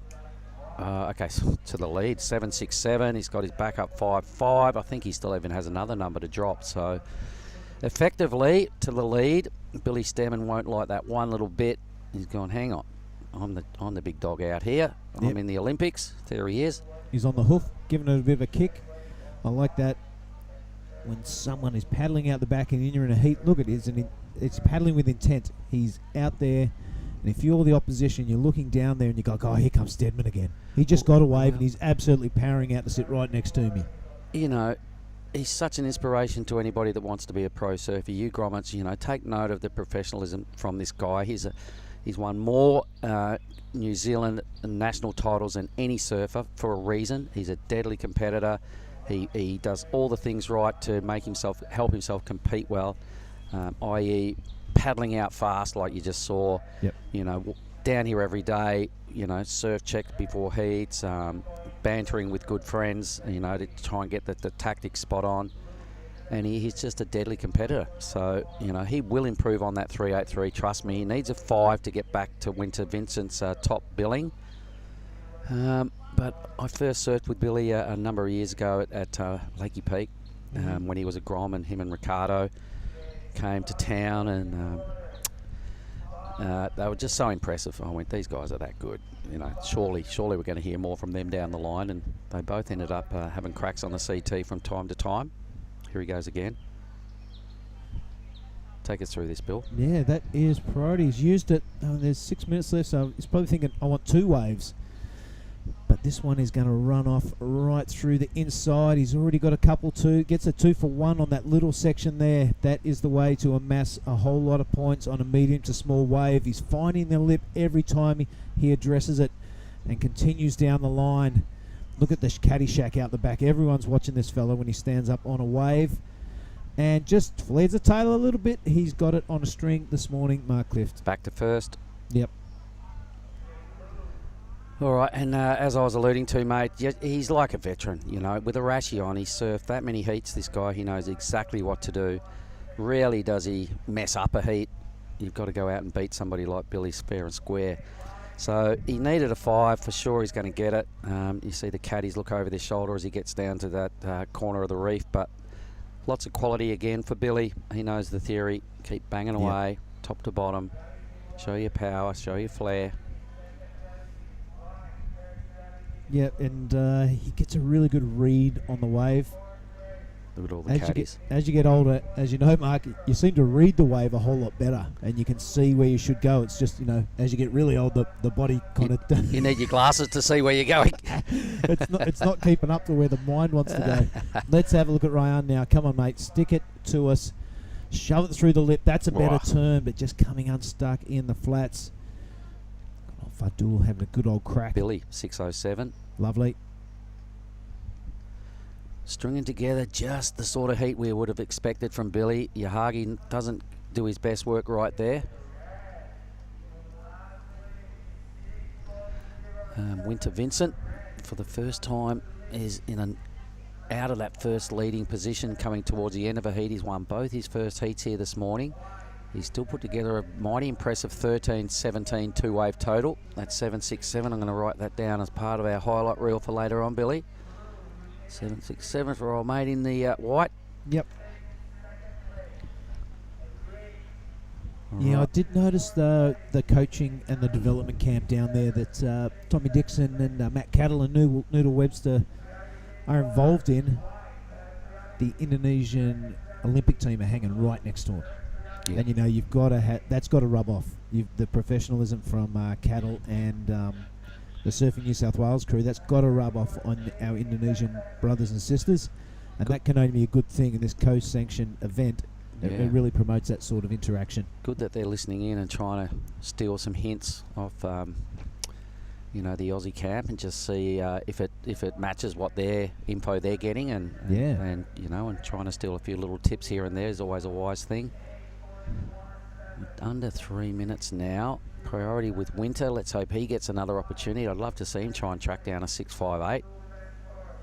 Yahagi needs a mid-range 6, a big number for the Brazilian Rayan to get out of trouble here. Our next heat really quickly for everyone online. It is Marlon Harrison. He won the NIAS event about this month last year. Didn't he? Have a look at Billy going to the air and down. Sorry to interrupt, Mark, but that was Bronson Matey is up next. There's a lot of hype around Bronson. All the Indos will be watching that. Mega Artana is a gnarly, really good, goofy footer, and he's up against Micah Margison as well. So 2 Aussies, 2 Indos. That's going to be a strap yourself in for for Heat 7, everybody. That's a banger.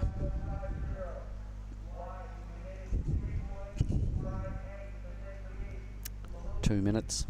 Come on, I want to see Winter get another chance here. Yeah, I'm digging the QS 5000s. It's opportunities like this. Last year it was Java Searle really captured our imagination, and he's kind of gone on to a lot of exposure onto the world stage since last year. This year it looks like it's going to be Winter Vincent. These QS 5000s, it really puts a shining light on the emerging talent from around the world. I'll tell you someone else who caught our attention last year. I can't see his name in the draw. Young Leo Casal. Remember him? He was cool. The Brazilian. Yeah. Super cool guy. Yeah. He surfed a lot of heats over those 2 events. He did. He was in juniors and opens, same at NIAS, and really did some strong goofy foot, you know, attack on his backhand at NIAS. Featured really highly here. So Leo, I'm not sure where you're at, but We miss you. kudos. Yeah, kudos. You definitely made some fans here last year. Not only that, his baptism of fire was he had to share a kajang with Sean Gilhooly all the way from Lampung to here. Remember, he got in that car, and his boards were on the roof of our car, and he had no idea how he was getting to Krui. He just made his way to the airport by himself. He was about 16 or 17 out of Brazil, travelled across by himself. Speaking of Brazilians, Rayan, he's ridden a lot of waves, he's done a lot of turns, and he still can't bust out of the 3-point range. So a big learning curve, I think, here for Rayan. You've just got to be more brutal with your manoeuvring. Here he is. Here he is. He's having a crack. Not the best morning for him. Said, hold your head up, son. You've done well. Yeah, once you get into this round of 64, it's gnarly, Billy. Everyone is a good surfer. Here goes Winter. Is he even going to catch this thing? No. Doesn't need it. Doesn't want it. All right, that's the end of that heat. So I will be having a chat shortly. Oh, Yahagi. Hang on. Yahagi. Yep. Give him the old double tinner plates and give me some scores. Anyway, I imagine I'll be having a chat with Billy Stairmand, so yay. That's the end of mighty impressive Heat 6, everybody. We'll just wait for our queue up. And Heat 7 we've predicted is going to be another blockbuster. Marlon Harrison, fresh off a 5,000 win. Well, not fresh, it was a year ago, but I'm sure there was a lot of confidence in his camp after that effort. Bronson Matey, Indonesian's big hope. He said, yep, it's time to get up there and really put some runs on the board. Out of Lakey Peak originally, into Bali, living with Rizal and his boy Varon. Right, waiting for scores. That is probably the last of Yahagi that we're waiting for. That nice little aerial spinny thing, whatever it's called. Helicopter. He's on the reef. Billy Stairmand, good scoreline, 14.2. We're waiting for scores, I guess, for the air raid, the little helicopter from Yahagi. He needs a big number. It's not a big number. It's a 5.47, so it's all academic. I'll be having a chat with Billy. We're probably about to go on a short break. Not yet. Now. All right. We're going to cut off for a while. We'll be back with Heat 7 shortly.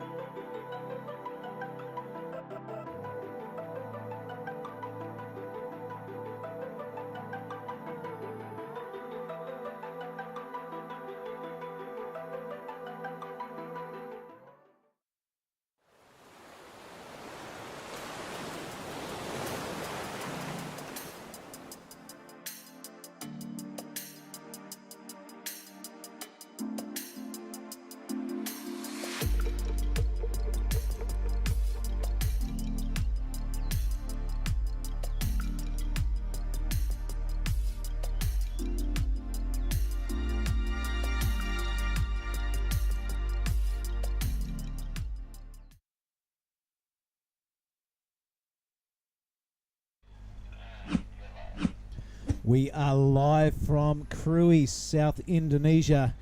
Heat number 7 is an absolute barn burner. Marlon Harrison, Bronson Maedi, Mega Atana and Micah Margerson. Don't go anywhere, folks. I'm joined by the great Chris Binns in the booth. This is going to be a fantastic one, mate. Morning, Bill. God, I've wanted to say that for a long time. How are you? Boy, oh boy, this is a heat and a half. Wowee. Marlon Harrison, famous for winning the NIAS event last year. Bronson Maedi, the absolute future star, the next big thing coming out of Indonesia. Mega Atana, he's hot on his heels. And Micah Margerson, one of the most stylish Aussies on the scene. And all four of these guys could do all kinds of damage in this heat. Here's hoping the waves turn up to the party. Give us a rundown of what happened in the last heat. Looks like conditions were tailor-made for Billy, the belting backhand Stairmand. He just didn't look like he was going to fall off the whole heat. He really laid it down. One wave in particular got everybody's attention. Winter Vincent, though, continued along his merry way on the same board that Griffin Colapinto won some competition on, the actual same board. El Salvador, exactly a year ago. Yep. Yeah, so it was a really entertaining heat. But, mate, this one, Marlon Harrison, he certainly did win Nias last year, and in fantastic fashion too. The waves were a little bit sleepy for a few days. He locked into a tube up there at Nias this time last year. Once he came out of it, the waves started firing for the next 3 days, and he just continued along that right-hand point break inside the tube more often than not. So we need Marlon to pull into a tube here. Is that what you're suggesting? We need him to carry on with that winning and just way. Open the floodgates. Yep. So Marzi, a super cool young fella and a cracking surfer. Bronson Mady out of Lakeys, originally been under the tutelage of the great Rizal Tanjung. He's hanging around, the godfather of Indonesian pro surfing. Mega Atana, my favourite from halfway board riders. Also under the tutelage of Bowl and Garut. And Micah Margerson. Having a bit of a chat with Micah before, there's something in the pipeline he's working on. We're talking about boards from his old man and how they're kicking around, and Morris Coles, and I don't want to give too much away, but it seems like a really good project that he's doing. So everyone, keep your antennas up in the Micah Margerson field, because something really cool is in the pipeline. I caught up with Micah's dad, Brendan, at a barbecue in Margaret River a month or so ago. He's about to head up north for the first time back to the desert since the Jack McCoy days with Billabong. Oh, wow. Here he goes. Marzi through the lip on the backhand. It's a deadly one. We saw it here last year. He's compact, he's stylish, and he's also timing down to a T. He's got his timing down. The end section's going to keep on delivering. Love that hand on the front of the nose to make sure he gets through to this section. Marlon Harrison, a fantastic way to open your campaign here at the Krui Pro 2023. What do you think of that, Chris? Well, I love that he's wearing the red checkerboard Quicksilver trunks. Yeah. They're a couple of seasons old, so maybe these are Marlon's lucky pants. Yeah. But this is there's nothing lucky about this first wave. He's picked off a doozy and just slapped it from start to finish. I surfed with Marlon last night. Couldn't tell you anything about how he was going because it was pitch black out there at the time, and we were all terrified about how we were going to get in. And the lightning that was cracking last afternoon. Look at that ending manoeuvre, that finishing manoeuvre, rather. Really relaxed, knows exactly what he's doing. Yeah, one of the last heats of the day, Giada asked me if I was going to go for a surf afterwards, and I said, don't be silly, it's going to get so dark so quickly. And then walking back to my comm, I could see that there weren't many people out. I was like, oh, maybe I could do this. By the time you got back. And I saw Gene Hardy floating around, filming Willow. And I was like, what do you reckon? And I think he kind of told me in a closeout. He's like, oh, if you come from around the back of the reef, you'd get out in time. 2 minutes later, I'm in knee-deep, shallow reef, uncharted waters. It was my first ever time surfing there. I was trying to convince myself that I'm sure some life coach in Chengdu or Byron would be saying, look, if you really want to learn about a wave, surf it in the dark. Get to feel its auras and its chakras, and I mean, I was more worried about getting to know the reef intimately, but managed to steer clear of too much carnage. Got a couple of waves in the dark. Nice. Well, we saw you leaving Lani's, and your two old life coaches there getting to refreshment were thinking, what an idiot. All right, Marlon opens with a 4.83, so setting the baseline upon which all other waves will be measured for the rest of this heat. 18 minutes to go. He's not yet back to the lineup. When he makes it back to the top, he will go into fourth priority. Bronson, Mega, and Micah yet to open their accounts.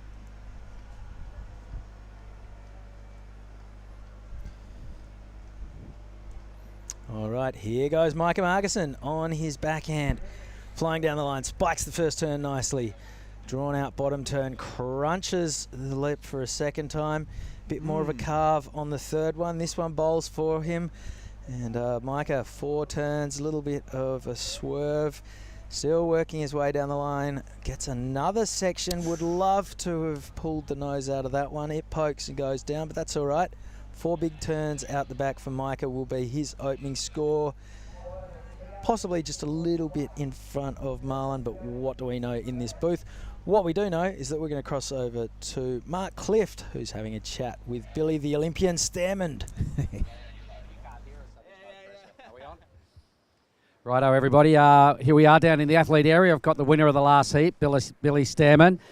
Taken 2.5 days to get out there and surf a heat, Billy. You must be happy with how that went. Yeah, it's pumping out there. It can be slow at times, but there's plenty of opportunity for everyone to get waves, and I managed to sneak a couple. It took me about 2.5 days to get here, so two and a half days rest has been nice. We'll talk about that in a minute, but runner-up here last year, when this came on the schedule, you must have just went, there is no way I'm missing out on the Krui Pro. Yeah, for sure. I was, to be honest, after the Worlds, I was pretty tempted to go home, but yeah, I do like going left, and I love the place here in Krui, and I'm staying at the same place I've stayed at the last 3 years, so it was a bit of a mission, but being here and kind of getting settled and catching some waves and getting amongst it's been so super fun. So I'm stoked to be here. And you're coming off a high qualifying for the Olympics again, and then Krui pops up, and you're like, does it get any better? You go and have an insane heat, mate. You must be running on a dream right now, yeah? Yeah. Last week was huge, and it hasn't really settled in. I did the competition over there, and all the hype was pretty high, and but I've got to reset for another competition, and I'm here to get some points and some money, and do my best in the competition. Hopefully, go one better than last year. But I'm super stoked to be here. I'm enjoying my time, and the weather's nice. The waves are pumping. Can't complain. Well, when I saw your name pop up on the heat draw, I went, yay, Billy's here. And a lot of competitors went, oh, Billy's here.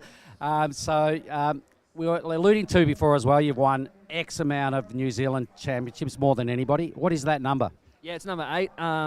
Yeah, I had a good paddle. Elliot's here. He got second this year, and Doon came to the Worlds with me this year as well, and he won. So, the competition in New Zealand's pretty strong now, and obviously I'm stoked to get those national titles. It's a good stepping stone for me.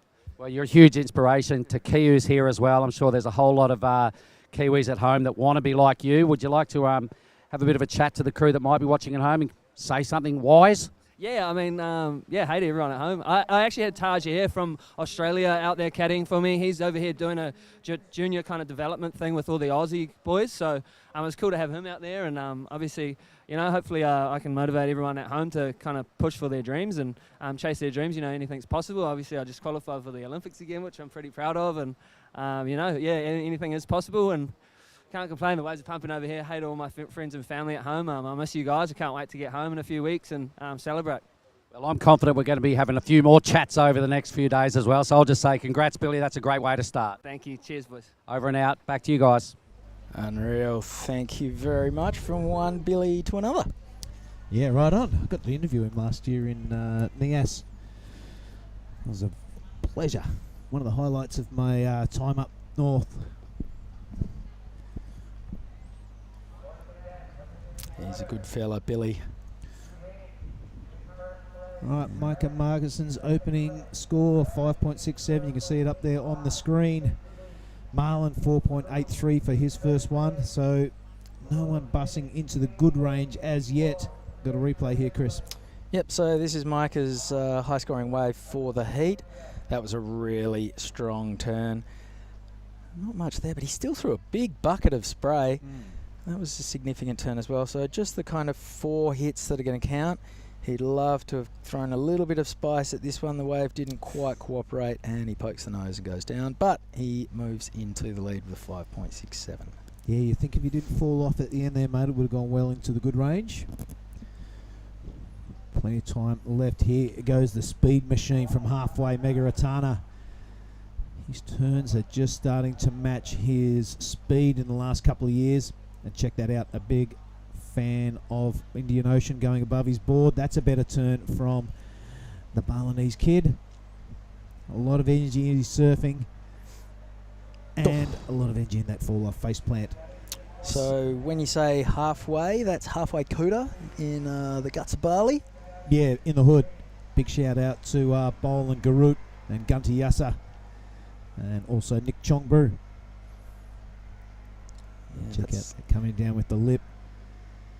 And not really getting going on this wave. We know he's capable of so much more, so there's plenty of time left. Get out there, get a set wave. Don't be intimidated by these three rock stars sitting out the back with you. We know you're capable of it, Mega. Let's see it. Yeah, so those names that you just mentioned quickly, Garut Widiata, Radicha Rondi, Bowl, they've stepped away from the contest scene, you think? They're sort of focusing on having kids and surfing up the Bukit when it's firing? Yeah, I think COVID really took a good swipe at that. Mm-hmm. You know, the immense talents, those three surfers you just mentioned, Chabul, Adibal Putra and Garut Widiata. All cousins, all related to the great Gantiasa. Yep, immense talents, but you know, sometimes the pathway is not clear through to a CT. You know, it's you're an absolute rock star in Bali. You're having a good life there.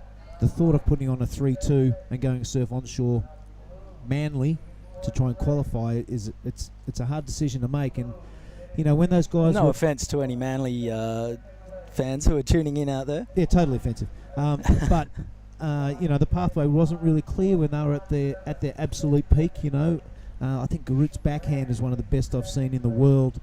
But you know, hardly anyone's seen his backhand because he spends his whole time getting pitted at Bingen and Penang. Well, you watch the HT contest that he's competed in, and it's something to behold. But you know, those guys didn't quite make it to the CT. But without that crew we've just mentioned, and Rizal and all those OG surfers in Bali, you know, there's no Rio Waeda, there's no pathway to the CT for an Indonesian surfer, as we see Mega. That was a better beautiful wave. turn. Well surfed. Yeah, there's no pathway for those guys to get through, you know, so, you know, they didn't quite reach the stardom that Rio is reaching now, but they can hold their heads high and know they've had a massive influence and a massive well, they've sort of laid the foundation for this next generation, yes, that's going to come. Yep. You know, we're seeing Rio on the championship tour now, absolutely flying the flag, literally for Indonesia, was the flag bearer at the last Olympics at Tokyo. Here goes Micah Marguson. First turn was good, bit of downtime, and he gets out of there, realises that this wave was kind of getting a little bit slopey underfoot. 10 minutes remaining. He is in the lead. Talk us through the replay, Bill. I like it how he stabbed it through the lip there, and that's really hard to do. Nothing really eye-catching on this wave, just a bit of nuts and bolts surfing on that first turn. He's not going to be happy with that. Bronson 80, yet to get going. Speaking of immense talents, you know, these guys, Bronson, Weston, they've got that talent to take it to the next level, and it's contests like this that gives them exposure. Here goes Marzi, Chris. Yeah, on his backhand, that was a good turn. Great section here, hammers that on point with his connection, and a third big belt for Marlon Harrison. He's out of there. That's going to go close to putting him into the lead. So 9 minutes remaining. Here is the replay. Bronson turned his nose up at this one. Talk us through it, Bill. A little bit Billy Stairmand like. Doesn't look like he's going to fall off. Very deliberate manoeuvres. He's eyeing off the correct part of the wave to hit. You see those last two bashes right in the lip zone. Judges eat that stuff up. We can see Mega Atana there. He's waving his arms around for a score that has not yet dropped. So no doubt the beach commentary will get that to him as soon as it does lock in. It's generally a good sign if the judges are taking a little bit of time over it. They're watching the replays. They're considering the score seriously, which means it's, you know, potentially a wave of consequence. If it was a dud, they'd just throw a 2 or a 3 at it and move on very quickly. Yep, you're right there, Chris. The pressure never stops in the judging tower. You're trying to get a score right. You're watching replays. You're comparing from the last heat, maybe even, or you're comparing the waves from this heat. And all the while, surfers are waving their hands, wanting a score. The broadcasts are wanting a situation update. So hats off to the judges up there in the tower. Headed up by the great Todd Rosewell. this year. Ty Sharadi doing a great job up there for the WSL. A strong Indonesian contingent on the judging panel. A couple of Aussies. Nick Munson amongst them. There we go, a 6.27 for Mega Atana. A couple of good turns. Briefly into the lead, but Marlon Harrison's 6.23 has taken him to the top of the leaders board. Things are hotting up. Yeah, so a little bit of separation now. Well, not too much between first, second and third, but this man, Bronson Mady, needs to start doing some damage. No. It's not going to happen on that wave. Had the wobbly boot on first turn and goes down. So he will now slip down to fourth priority. You never know, that might take the pressure off him a little bit. He doesn't have to think about what he's going to catch. We can see him making his way down the point, perhaps just to surf a little bit less unencumbered by the burden of priority and just work down the line and catch a few more waves, because there are plenty of waves breaking all over the show. But from where he's sitting with fourth priority, if he was to take off, any of those three men on the right of the screen could very rightfully drop in on him. So, yeah, not much to be gained surfing above the guys with priority out here.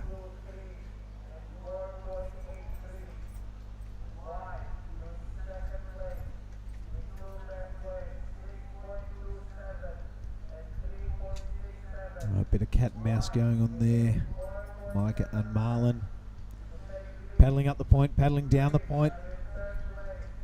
6 minutes to go. Let's have a look at this one. It is Marlon Harrison out in the lead. Mega Atana only needs a 4.79. Micah a 4.28. Bronson an 8.94. The scary thing about that, we know Bronson can do that in one wave. We'll do it in one turn. Yep, so Bronson from Lakey Peak, but has been in Bali for probably about 4 years now? A bit more, yeah. Has moved in with the Tanjung family. Rizal's taken Bronson under his wing, alongside, Bronson and Varun Tanjung are surfing buddies. You see the two of them walking down the beach, and you may as well paddle in. Just, go to the refreshment stand. Yeah, you put Western Hurst in that mix, and so many gold chains and cool hats and back in the blistering surfing. Back in the day, they were all sponsored by Hurley. When Hurley was running the, all their Groms had to wear fluoro T-shirts. Yep. And you'd just see this fluorescent packet of Skittles walking down the beach. There'd be that Ben Benson would be part of the gang. Yeah, Benny Benson, yeah. And you just go, oh no, here we go. Right, here is the situation you just spoke about, mate. Bronson is having a sniff at this, but the priority holder is Micah. He doesn't want it. Mega Atana now. It's an inside one that no one else was in position for. Mega was, and that's a good-looking turn. Probably his best one this heat so far. Follows it up with a bit of a lip bash. I like it. A lot of body talk through that turn. Even more on the third. Mega Atana getting things going now with 4 minutes and 20 remaining. The kid from halfway flares the tail, but a little bit too much and can't ride out of the finishing manoeuvre. But a good wave nonetheless, Chris. Definitely was. So this heat is heating up.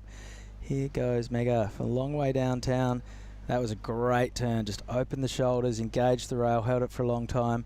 Second turn, a bit more of a slice off the top. Wasn't bad either. And the third turn, just back to pure grunt. And a little bit more garnish down the bottom of the wave as well. A bit of flare, not quite riding out of that one, won't count for anything, but all the damage done up the top. 3 big turns to get things going. It's going to be a decent number for Mega Atana. It is, mate, and I can't believe there's only 3.5 minutes to go in this heat. Micah Margison has a 5.67. He needs a 4.28 to get up into first or second. I think Mega Atana is going to sail into the lead when his next score comes in. And Bronson Mady is going to be, I would suggest, in a combination. Yeah, could be in that town that no one wants to be in. Yeah, I was gushing over Mega Atana's heat yesterday. He was behind and he paddled inside and got a couple under fourth priority, and that's how he won his heat yesterday. He might mirror that today and do it again. So the Indonesian now, I'm speculating is going to stick it to the Australians and take that first position.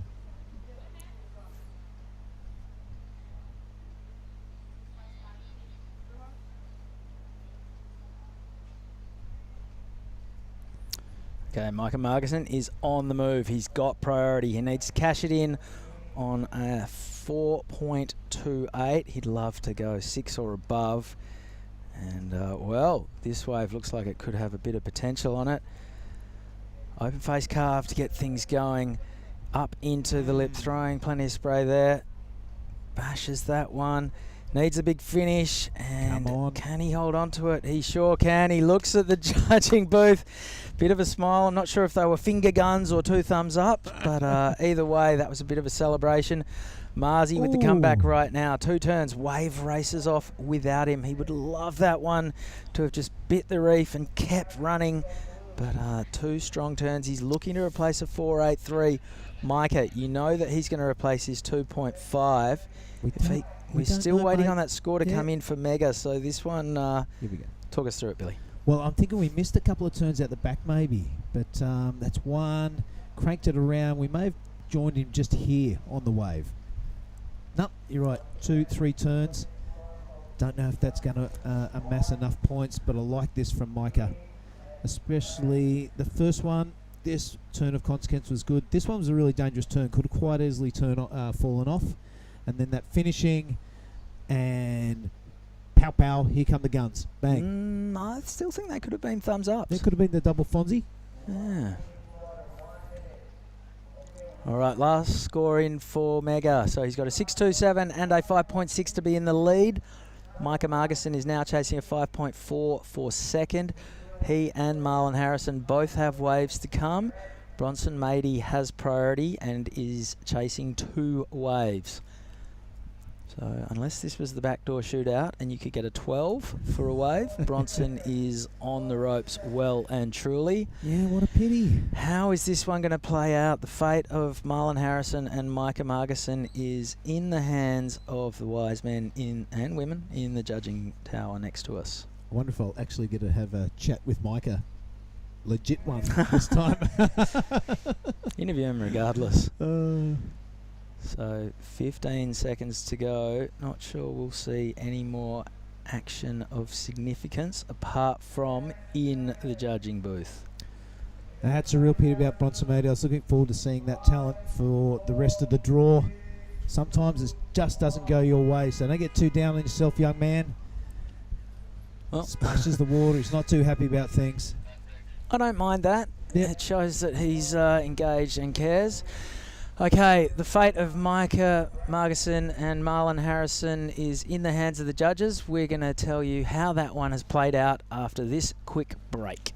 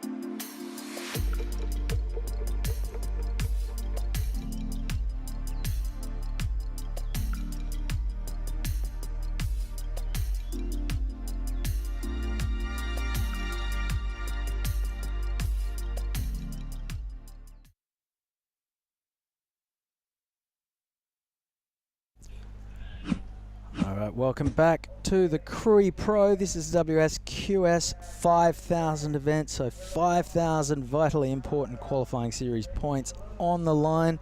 We've got the best surfers from the Oceania and Asian regions, and in the water right now, Dylan Moffat from North Narrabeen, Sydney, New South Wales, Australia, coming up against Made Josatrawan from Indonesia.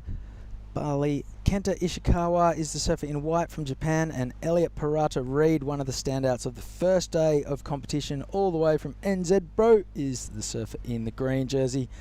We've had some scores drop in that last heat, and Micah Margison, it was a 6.1 for his last wave. The 2 thumbs up were merited because he has jumped his mate Marlon Harrison and gone from third to second to advance. Mega Atana took the win. Unfortunately, Marlon Harrison and Bronson Mady bow out. There was about 0.7 of a point separating Micah and Marlon in the end. Whew. Here goes Elliot Parata-Reid surfing in the green jersey. And he is travelling with Jack Thomas, who we unfortunately saw get bumped earlier. Needed a wave at the end that never came. Here goes Elliot on his backhand, looking to pick up where he left off on the first day. And that's going to be a strong opener for the Kiwi. Giada Lagarde, welcome back to the booth. Thank you. Thanks for having me back. Yeah, I was out there watching some heats, and the waves are firing. I can't wait to get out there.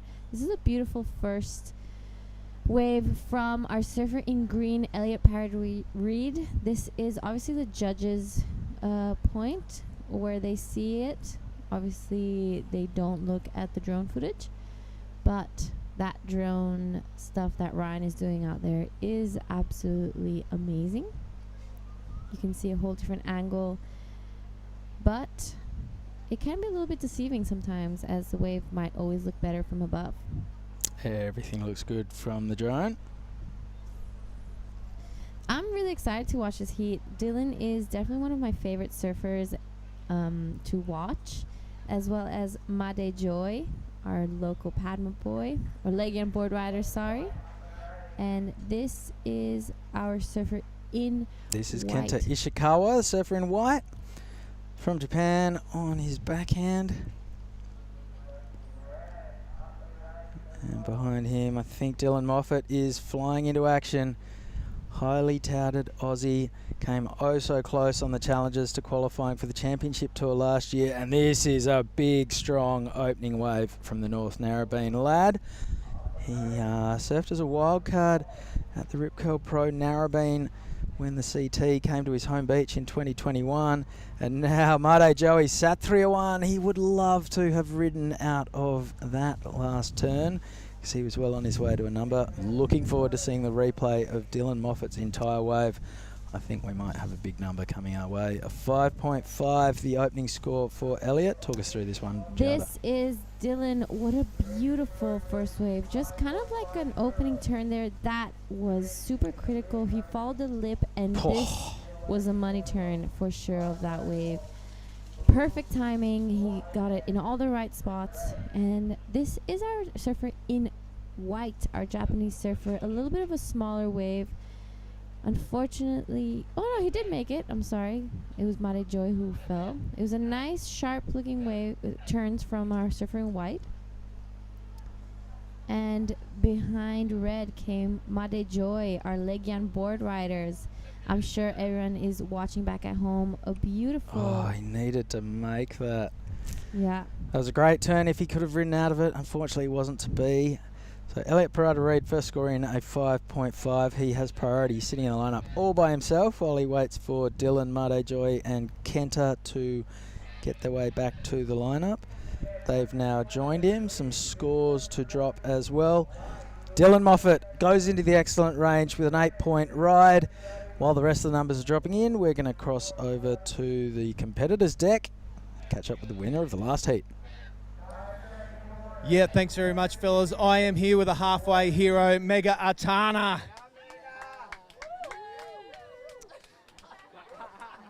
Brother, that was, try and concentrate, that was a really heavy heat. Bronson, Marlon, Micah, you came out of, that must feel really good. Oh, it's felt good because they're all surfing really good and pretty tight heat. Just, yeah, hoping for the best one coming. Can make through the heat. Yeah. Now, you got your scoring wave, your last one, under priority again. You did this yesterday. You paddled out with fourth priority, swung around, got a medium to small one, delivered, and took out the win. You've done it 2 days in a row. How do you keep your nerve? Yeah, I just want to keep in the momentum. So after I get last priority, so kind of waiting on the inside just to get a backup score. So yeah, lucky it's working. It certainly is. You're the crowd favourite here. Everyone wants to see you do well. Lots of speed. Your turns are really connecting together. You're feeling the flow. You're feeling the a good go along. Oh yeah, just feel the surf good and connect with the board. All the no pressure. Just feel good. Now let's look down that camera and give the halfway boys a big shout out. Come on. Oh, thank you, boys. Thank you, halfway boat riders, and thank you, team. All the team in halfway. All right, I'm here with the Energizer Bunny, Mega Atana. It's been a pleasure, mate. Congratulations. Keep it rolling. See you later on in the draw. Back to you guys in the booth. You beauty. Thank you very much, Billy. Hang on. All right, all scores have dropped in. Dylan Moffat's 8, the best wave of the heat, up into the excellent range, and deservedly so. That's put him in the lead. Elliot Parada-Reid, his 5.5 still sees him in the top 2. Kenta Ishikawa, just a 3.5. Made Joey, a 2.57 that would have been significantly greater if he could have completed his end section manoeuvre. So Dylan Moffat coming out of the gates, all guns blazing, and why not? He's got a clip on, it's on Stab from a couple of years ago on their Instagram that's gone pretty viral over the last few days. A wave of his life, got so drained at a little wave, not a little wave, a big wave just up the coast from where we are now. So this is a very happy hunting ground for Dylan Moffat. And an 8-point ride on the only wave he's caught so far in this heat suggests that he's feeling it this morning. You know who else had their little moment of fame here last year was Mate Joy. He copped one of the biggest wipeouts I have ever seen caught on camera. It was one of those massive, massive days out here in Krui, and he caught a massive bomb, and it just absolutely devoured him. It even got on Stab. It was the craziest thing I've ever seen. Did he pull in? Was it a closeout? What happened? Well, he tried to pull in, and I'll get back to it as we watch Dylan's second wave. A really nice looking wave, maybe not as walled up as his earlier one. Oh. Actually, I take that back. Oh, plenty of drift out of the tail. That's the turn that Mate Joey wanted to do on his last wave. He couldn't complete it. Dylan Moffat says, I'll show you how. And that was so steezy, just really kicked out the tail. Plenty of drift, looked in total control from start to finish. This is going to be another significant number for Dylan Moffat, and I'm not even sure if he had priority. Here goes Elliot Parada-Reid sitting second. He's got a huge wall out in front. Whoa. He had a little bit too much speed there, couldn't quite rein it in, and it goes down hard, which now flips priority over to Kenta Ishikawa. And Mate Joey Setia is sitting there. Tell us more about Mate Joey's viral wave from last year. Well, yeah, so it was in his heat, and he caught this bomb. He tried to pull in, but as he was going into it, I think he noticed how much of a monster that wave was. As he was trying to pull back out of it, the lip just came over him and knocked him out. It was so gnarly. Stab posted it. I'm even sure maybe Surfline. It was definitely a big moment for the Krui Pro. Did he get through the heat afterwards? No. Hang on, let's have a look at the replay of Dylan Moffat's. That wave, that first turn was strong. This is a setup, but you can just see his board looks glued to his feet. This was great, and then the ender in this next section, he pushed it so hard. Look at the drift. Half of his board, all 3 of his fins clicking out the back over the coping, and he rode out of that effortlessly smooth. This is going to be another good number for Dylan Moffat, and really set him up for success. That is Morgan Siblick on the screen, travel buddy of Dylan, and we've seen Morgan surf at the top 5. He made it to the WSL finals at Trestles a couple of years ago in his rookie year on tour. Took the world by storm, beat John Florence famously a couple of times to kick off the year, and just could not miss. Made the final at Rottnest, where he lost to Gabriel Medina in the Rip Curl Pro Search Rottnest. And then in his second season, definitely suffered a case of the second season blues.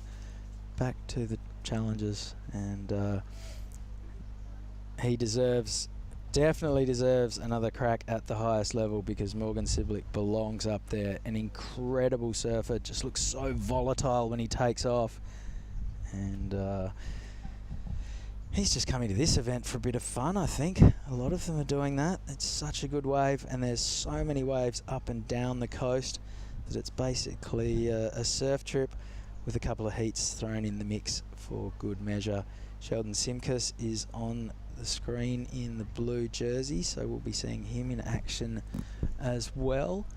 Let's have a quick look at that heat. It's Morgan Siblick in red, Sheldon Simkus in blue, Benny Spence is the surfer in white, and Nathan Cook is the surfer in green.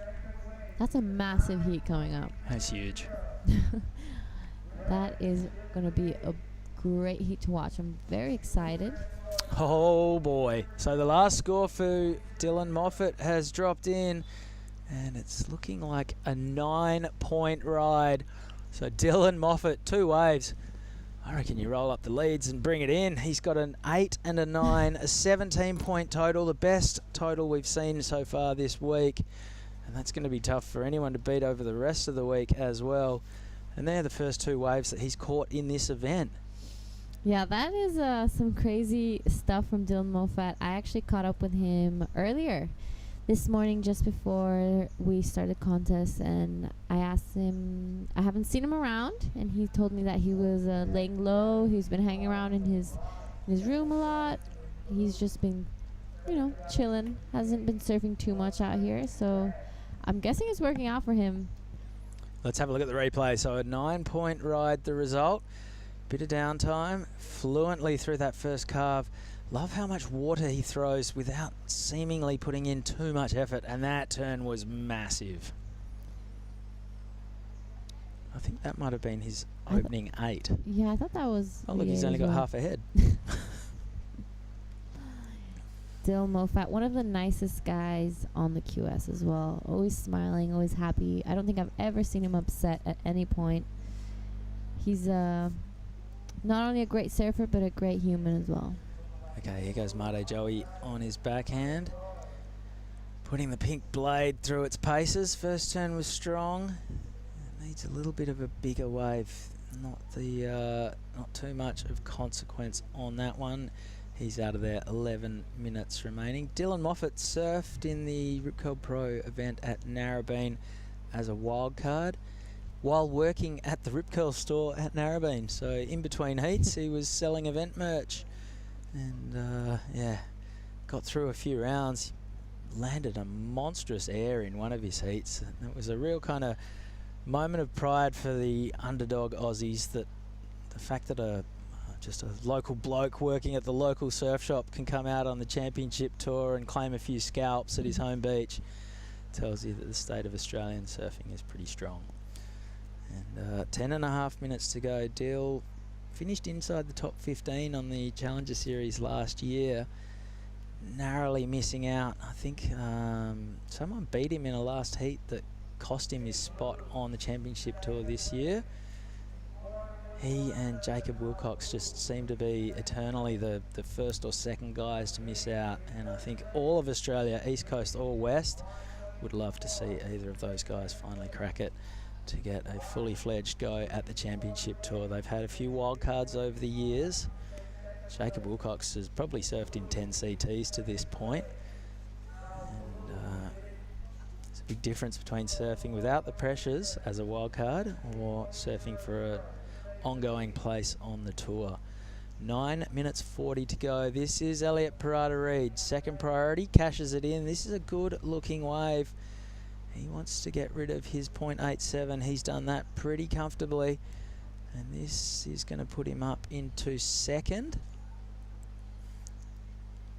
This is a really good wave for Elliot. That one of those second or third turns was actually really nice. He managed to throw a lot of spray, has some nice sections. He belted some sections out there. And this is going to be a really great backup. Yeah, it was a smart wave, Elliot Parada-Reed. He knows it's not going to be a huge score, but he knows that it's going to put him well and truly into second and apply a little bit of pressure to Made Joey and Kenta Ishikawa, who then have to surf for their spot in one of the advancing 2 positions. At this stage, you'd imagine there's really only one spot up for grabs because Dylan Moffat has signed, sealed and delivered this one. And Elliot Parada-Reid, I'm going to call that a sensible wave. Nothing too explosive. It's not going to make any highlights packages. He couldn't care less. It's going to put him up into second place. And by the time he gets out, if no one else has caught a wave, then he hasn't really lost too much apart from a couple of priority positions. Yeah, it's looking like this is a fight for second spot. Dylan's just out there. He's probably just going to wait till he gets priority and catch the next set he sees. He's not going to scrounge, that's for sure. He's not going to take off on anything that looks worthy of less than an 8. Why would you?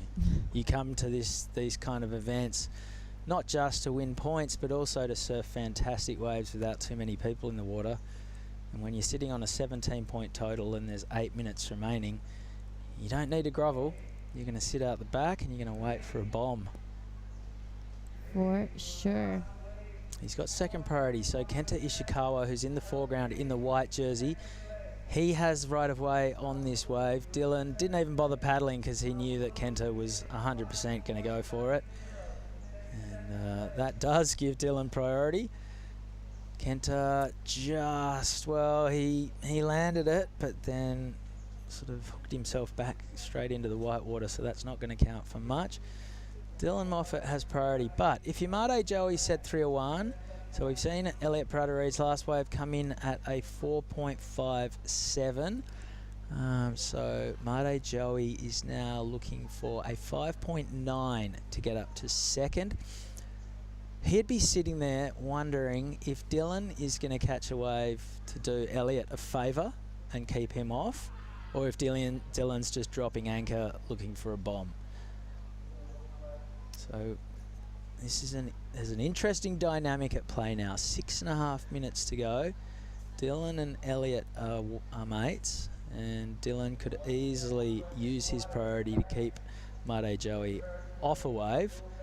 But does Dylan want to do that, or does he want to just sit there and drop another insane wave that he doesn't really need? No, but if I were Dylan, I would probably just try catch another wave because the afternoons and the mornings are impossible. So he's cruising. I would catch my next bomb and maybe help. Well, also, it's not a team sport. It's an individual sport, and priority is a minefield at the best of times. You're better off just looking out for yourself. We saw Indonesian surf fans will see how the priority worked out for Rio Wider at Sunset this year. Zeke Lau was leading the heat. Leo Fioravanti was in third, chasing a score. And Rio went for a wave, and for whatever reason, Zeke, who had first priority, decided he'd try and help Leo out. And he ended up getting a priority on Rio to try and help Leo that cost him the heat. And it's, in the end, that one moment has led to a bit of a spiralling for Zeke that's now seen him miss the cut this year. So as much as you want to be a good bloke sometimes, you have to put yourself first. It's not a team sport. And if Dylan's sitting there with a 9 and an 8, I don't reckon he's going to be grovelling just to help his mate Elliot. No. Here goes Elliot Parada making his way up the points. And now there's another dynamic at play between Made Joey, who has second priority over Elliot Parada-Reid. Made Joey is looking for a 5.9. And he can drop in on Elliot. So if Elliot was to turn and go on a bomb, who knows? It looks like there is something coming out the back. This could be the last opportunity for Made Joey to get. Well, look at this. Elliot Parada-Reid is turning. He is going. Is Made Joey going to spin and fade him, or is his mate Dylan going to fade him? He is too. So in the end, Dylan Moffat, all of my hypotheticals have gone out the window. Dylan's like, I might just bash this one a few times and make my way into the beach. Oh, huge fin throw reverse. That was sick from Dylan Moffat with 4 minutes remaining. He's just having fun. You can see what happens when the pressure goes off.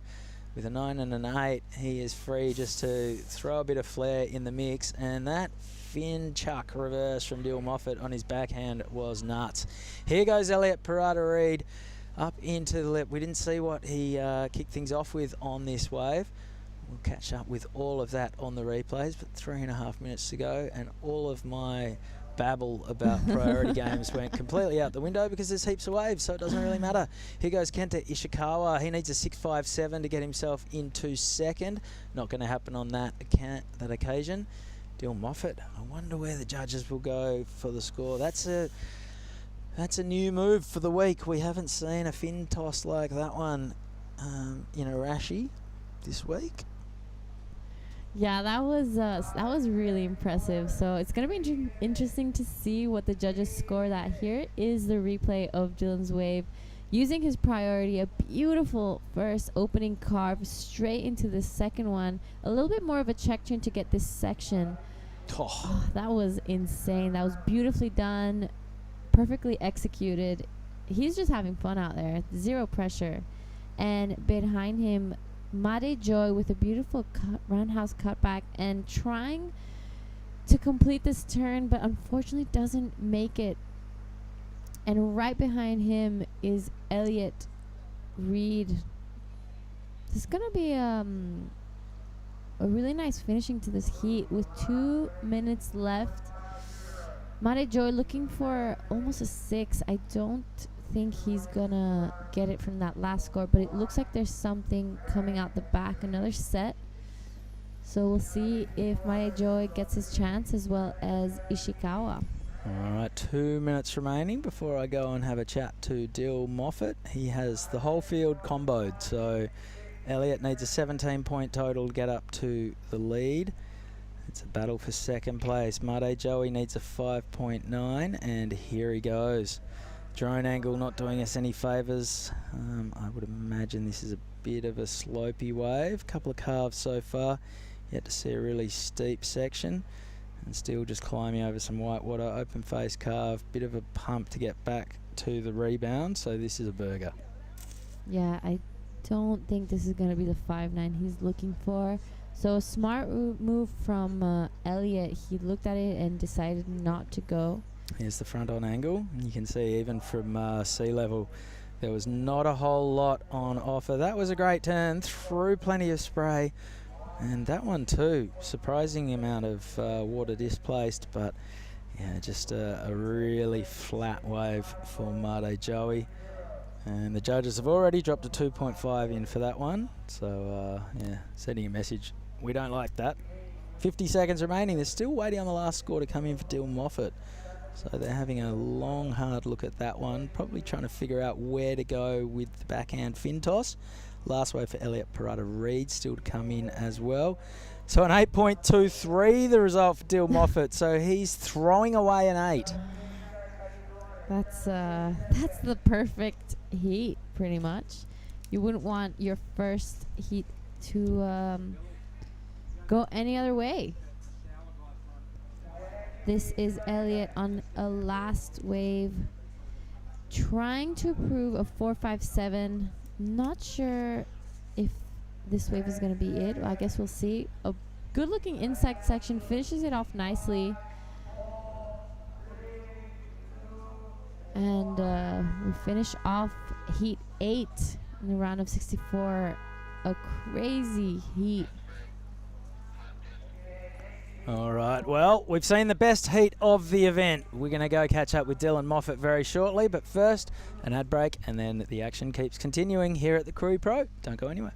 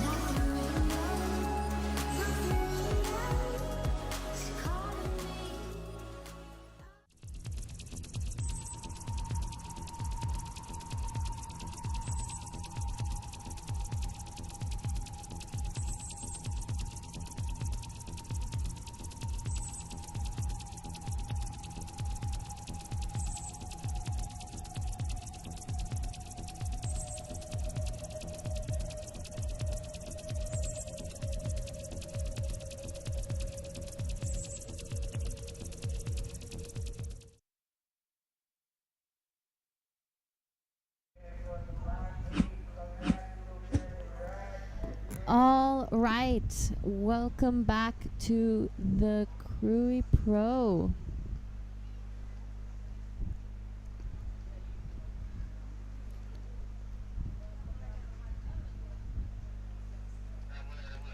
Yep.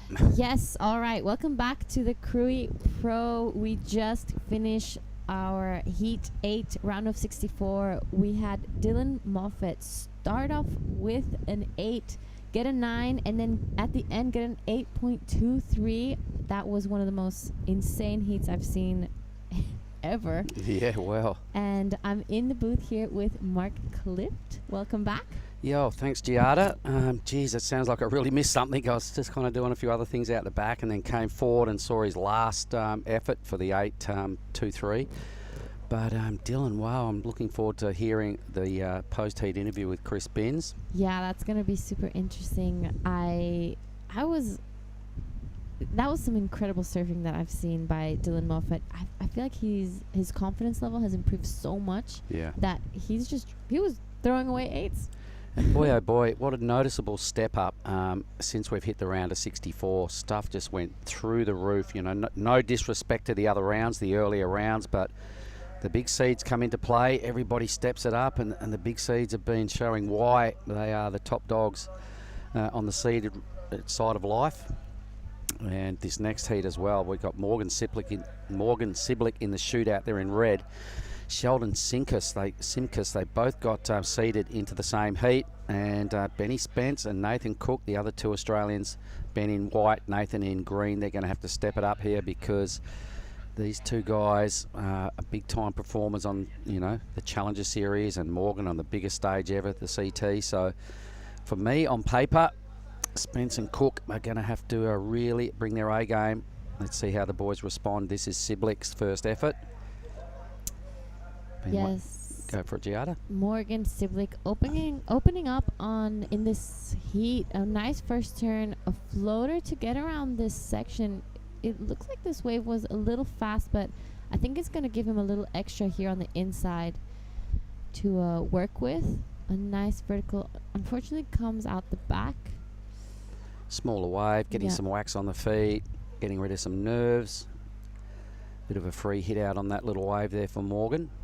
But I did speak with Elliot Parada Reed's dad, Jamal, the other day, and it was Richard Johnson that told me that he was watching the bigger days, the free surfing, and he said, boy, oh boy, Morgan Siblick was just going up through the roof with these big, unbelievable top to bottom turns on the bigger days. It's really hard to do out there. Not many people went near the lip, so he started off on a minuscule wave, but did some pretty nice work. But the hype on the Morgan Siblick camp before the event started was pretty huge. Yeah, he had a great few year on tour, and unfortunately just fell off. But I'm sure he's going to be back there soon with the surfing he's been showing around in the free surf. And that's why these events are so important, Giada. You know, 5,000 points up for grabs. Everybody that is here with a realistic chance of taking those points, that's why they came. I don't want to mess around. Prize money would be a bonus. All the extra waves on offer are a bonus. It's squarely about the points because it's a big deal if you win and you bank 5,000. You know, the next step, everybody wants in on the Challenger Series. You put 5,000 points towards that campaign. It's a huge step forward. But it's probably all about the win. Second placing, probably still some good points, but, you know, 5,000 is nothing to sneeze at. That is a big deal. So a quality field has presented itself, and only for the Asian region here for the men's. But I feel like even getting a win at 5,000, it really increases your confidence. And if you win at 5,000, I'm pretty sure you're getting into the Challenger. It gives you that extra boost to enter those big leagues with that extra confidence, and that you really see that in the surfing. So when someone has that mindset, a la Dylan Moffat last exactly. heat, had a taste of Challenger Series life and CT, and that the event he surfed at Narrabeen a couple of years ago. Yeah. So he's had that exposure, and he wants more of it, and you can see what he just put together. Yeah. There's just the way they carry themselves is different when you have that extra confidence. So it's good to see, and we're still really early, only round of 64, but we're already seeing massive scores being brought out. Yep, So it's going to be a certainly. great week. It sure is. Day 3. Oh, we're not even halfway through day 3. Geez, it's only 9:30 here in Krui time, Giada. The early starts, Ty Sarati cracking the whip. We had a 6:30 call this morning and we were running by 6:45. So 25 heats on our format today. We're going to tidy up this round of 96 of the men. So that's 14 heats. And then 11 heats of the women's round of 64 are scheduled as well.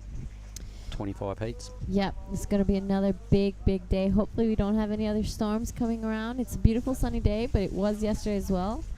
Here in Indo, the storms seem to just pop up and appear out of nowhere. Yeah, they're quite localised weather patterns through Indonesia and the islands. Meanwhile, let's have a look now at the Cook. Here he goes. So Nathan Cook, big fella, gets off the bottom. That's his first scoring effort here this morning. Oh, cops a board to the face. He will, not only will be in a bit of pain, but he'll be ruining a missed opportunity. Yeah, Whoa. that was a great Damn. looking wave. Oh, he's broken his board. Oh no. I'm pretty sure I saw. There he goes. He's broken his board, ladies and gentlemen. This is the time you need your caddy. You've got to get over there to where they are, but if you don't have a caddy, it's just about it. Sheldon Simkus, after the rev up I gave him, he stands up and falls straight off. A broken board for Nathan Cook. Unbelievable. Yeah, that's well, I mean, it's still early in the heat. It's not any moment of desperation, so it's still okay. How light is that glass job? All he's doing was hitting a fluffy lip and the thing's broken in two. Yeah. Maybe it was creased previously, who knows, but he's got a little bit of work to do now to get over to caddy corner. Yeah, it's a long paddle out, so you definitely want your caddy out there next to you. Otherwise, you're definitely not making it back out. Just about game over if you didn't have a caddy. Yeah. Man, maybe I should bring a caddy out next time. There would be people keen to do it. Everyone wants to get out there and have a look at the wave. Here goes white now, so Benny Spence. Whoops. Ooh. So there's something going on in that little neck of the woods. That's where Nathan Cook fell. That's where Simkus fell. Benny Spence likewise. Starting to make Morgan Siblick's 4.33 look pretty good. As we see Morgan taking off on this one right now. A great looking wave. Bigger than the last one he caught. That's a really nice opening turn and sets it up for the second one. Not quite upside down, but this finishing Big. is exactly what he was looking for. Yep, and the judges aren't shy to throw solid numbers at 2 or 3 turn waves if they stick to the theory, top to bottom. Show the power, show the commitment to your move. They're not counting turns. You can get the longest wave and do 8 moves and still get a 3 or 4 or 5. So that's pretty good surfing from Morgan. That'll be the wave of the heat. Well, yeah, Dylan's last 9 was only 2 turns. Here we go again. Let's have another look at this. So this is Morgan again, the replay of that last wave. A nice opening carve, sets it up again, hits lip, but this was definitely that was his best turn. Yeah, that was the best turn of that wave. Oh, poor Nathan Nathan's Cook. still swimming. Here comes his mate to the rescue. Take that. Give me that straight to the ding doctor or maybe the rubbish bin. Clean up your trash. Yeah, not ideal. But he's there. He made it. Yep, so reasonably quick turnaround. Probably lost about 3 or 4 minutes in total. Yeah. And the thing is, it's that hot out there. Everyone we interview after a heat, you can see the sweat on the brow. They're cooking. So right now, Nathan Cook, that's his sprint paddle right there because he's feeling it. Yeah, you got to reserve your energies out there. Well, it's really hot. Everybody's like, oh, boo-hoo, it's too hot. It's like, well, it can be tough. It's, you put a rashie on and you try and surf in that. It's only mid-morning, but it's still just stifling hot. And you try and sprint and do your best work. It's, you're sweating. Your sunscreen's probably already melted off. And it is a part of an occupational hazard of competing in the tropics, Giada. Yeah, for sure. Back when I was in El Salvador, that was also another big issue. People were just couldn't handle the heat. People were paddling out with ice packs, or their preheat warm-up was putting ice packs. The preheat warm-up was to cool down. Yeah. All right, we're going to throw down to Chris Binns. We're going to have a chat with Dylan Moffat. Woo! All right, thank you, Mark. Thanks a lot, guys. Dylan Moffat, you've surfed at Bells on the Championship Tour this year, a couple of Challenger Series events. What's it like coming back to grovel on the QS? That's pretty far from grovel. It's pretty nice rocking up here. We always kind of due for waves, and it's definitely like the best place. I come every year for wave quality, I feel. And it's like having a chance to surf that with only a few people out in the heat's pretty lovely, and banking a couple waves. Like, it can be slow at times, but when you get in the rhythm and the good ones come to you, it's pretty sick. You came out of the gates with an 8. Your board looks magic underfoot. At that point, you're going, feeling pretty comfortable? Yes, starting with an 8's pretty handy. Doesn't seem to happen all the time. One of my goals coming to this event was to try and get some better scores. I haven't had too many excellent scores in a while, so to get 2 and a the first heat feels pretty nice. I hope I can carry it forward through the rest of the con. Well, you end up throwing that wave away. That didn't even count because you got a 9, and then I think your last wave was an 8-2-3. So you were throwing away an 8, which would be a keeper in any other heat. Your mate Morgan Siblick's in the water right now. You guys travelling together? Yeah. Me and Morgs have been hanging a bunch this year. It's been fun travelling with him and the rest of the boys on the Challenger Series. We've got like good little community, and all that Aussies really back each other. Like, everyone's down here watching each other's heat. So it's good fun travelling with Morgs. We're staying together with Jolie Vaughan and Huey Vaughan. So it's been a good couple days warming up before the event.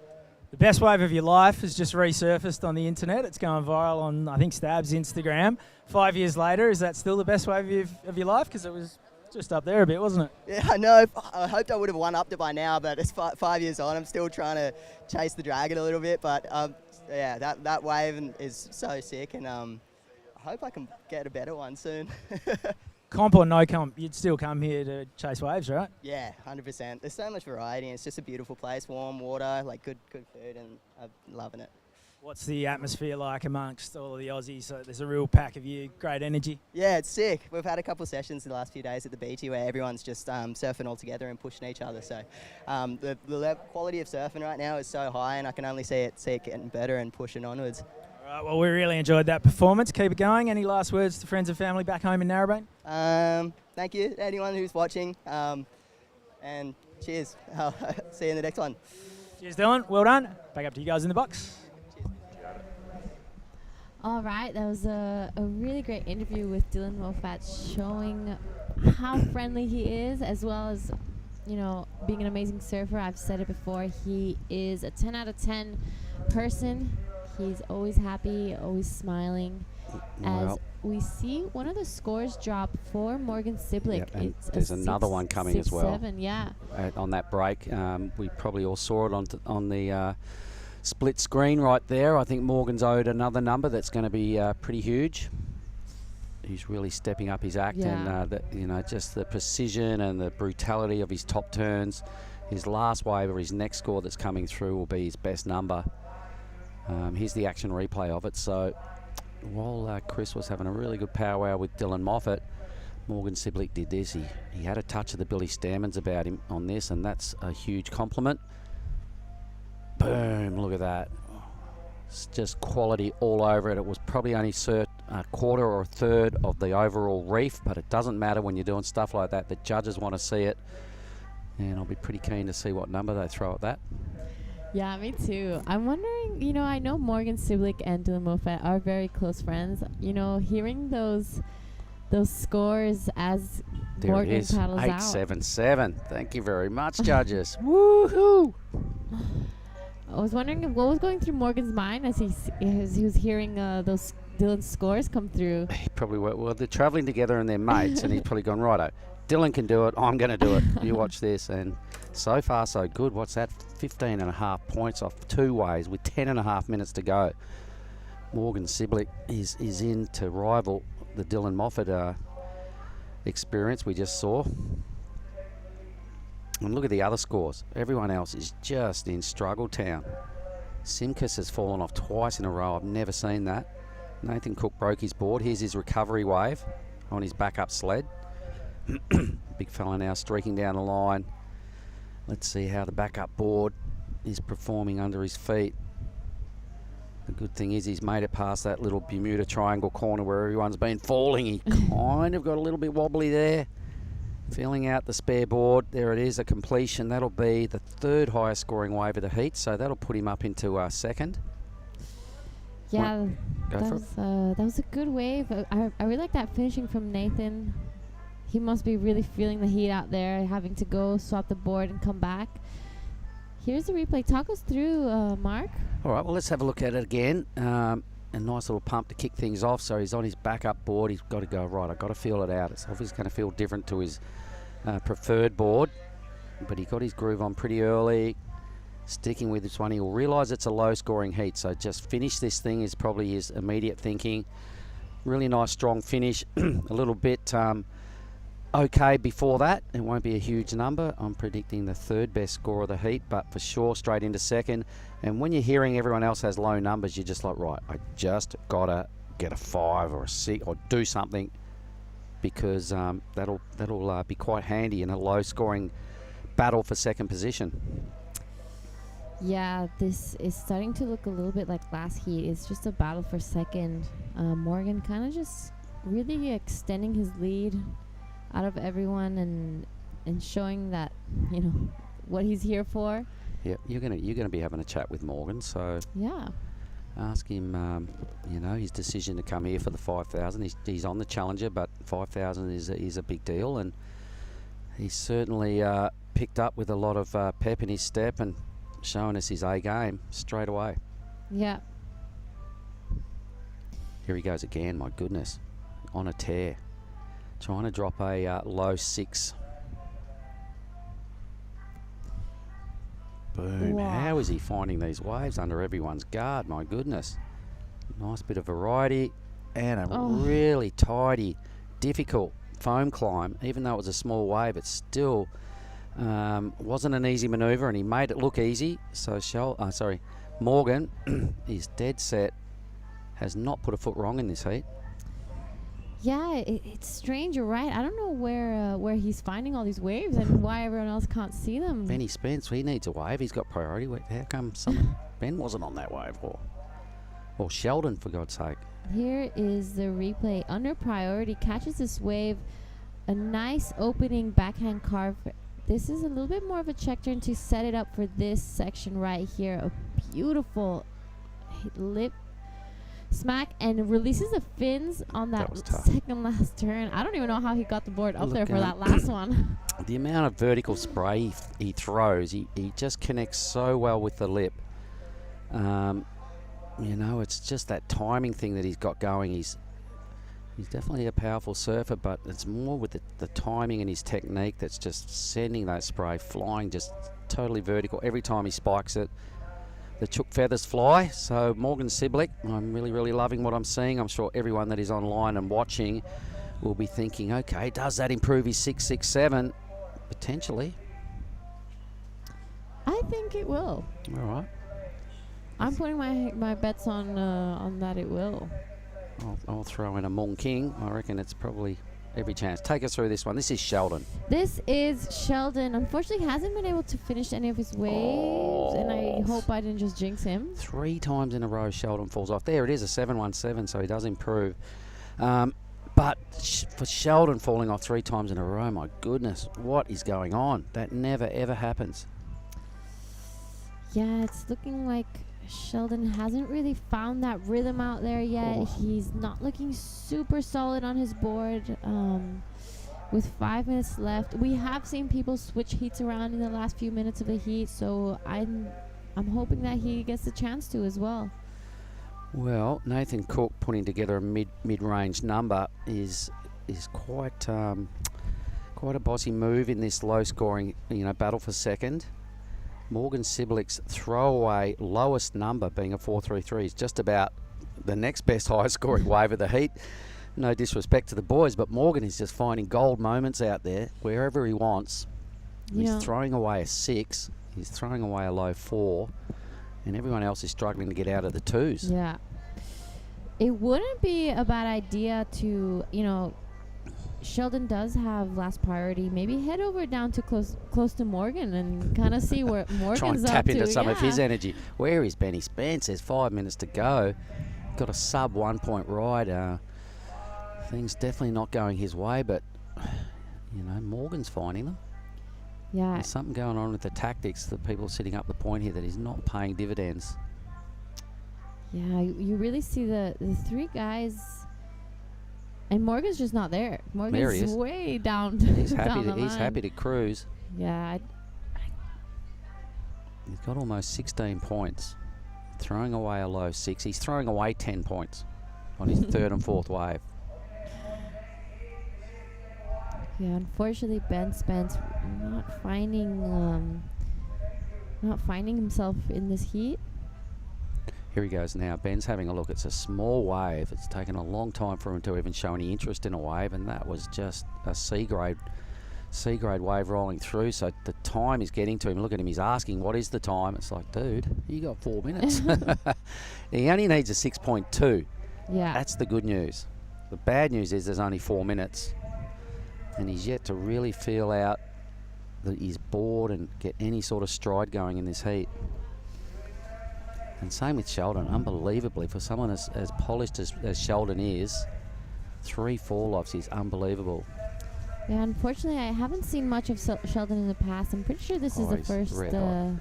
heat I watch. Runner-up in the Challenger Series event on the Gold Coast last year, when Callum Robson won. He's a big-time player out there on the Super Bank. He's done all our Indo events for a lot of years. Super crisp, generally just a really reliable competitor. And for some reason, something's gone wrong in this heat. He'll come in and just probably break his board or put it away and just go, what the hell? Can I just delete that last hour and start again? Yeah, he's sitting on a 2.63 and a 0.77. He only needs a 4.5. Yeah. So it's still there. You know, keep the belief. 3 minutes. If a set comes through, both Ben and Sheldon will get an opportunity. Nathan Cook's sitting on a 2.50. That 4.5 of his is turning into a gold number at this stage. Yeah. So he's going to be feeling pretty good for catching that. He is going to be wanting to improve on that score. Ben Spence looking for a 6.2. So it's going to be interesting how this heat ends out. And how's the way it started with Nathan Cook breaking his board, having to swim all the way over to his caddy, and he's in a qualifying position. This is a very strange heat. It is a strange heat. How can somebody be so good and the other three kind of just not finding anything out there that they can really hang their hat on? It looks like they're surfing two completely different heats. I agree. It's that's a good call. In fact, he's on a bank by himself. Morgan Sibilic, geez, totally inspired by his travelling partner Dylan in the very last heat. He's gone out and delivered these three here. It's like, whoa. We know there's a lot better out of all these three. It's just, you know, when it doesn't work for you and stuff goes sideways, sometimes it really goes pear-shaped on you, and that's what's happened to these other three. Yeah. Morgan's just stole the whole energy out of the ocean. And we're reaching the 1.5 minute, and it doesn't look like there's much coming. Some of the boys paddling more up. How's the grooves in the reef? That camera angle, the drone footage. Yeah. I think drone footage is some of my favorite angles of this event for sure. How's what it's added to broadcasts and people's clips, and you know that wave of Koa Smith and Skeleton Bay when the drone followed him and watched these 8 barrels. Remember that thing? It was just unbelievable. So improvements in the sport. Something's got to happen right now. Sheldon gets a chance. This has to be a 4.5. All the crew online will be going, come on, Sheldon, you're better than this. Oops, a little bog. Gets caught behind. Shakes his head, dives off, and will be left wondering. Benny Spence needs a 6.2. Something big's got to happen, and nothing big happened. Nathan Cook might get through here with a 2.5 in his scoreline. Unbelievably. Sheldon will be keen to hear that number. I just don't think he got enough out of that wave. He goes the Cook with 15 seconds trying to look how close he is to the reef. Hutty. Yeah, he's going to be trying to improve on a 2.5 just to create a little bit more distance between himself and Sheldon.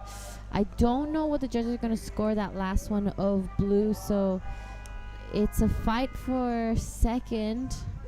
Yep, I'm still going to put the 2 in the green column because I'm not sure that was enough for Sheldon. It could be. I think my original impressions was a little under, but it could.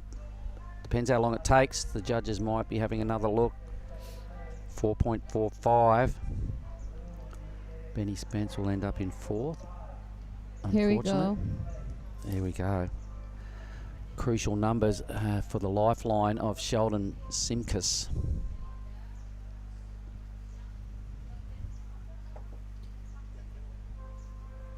Waiting for the last. This is a really important moment for Sheldon. Oh, huge.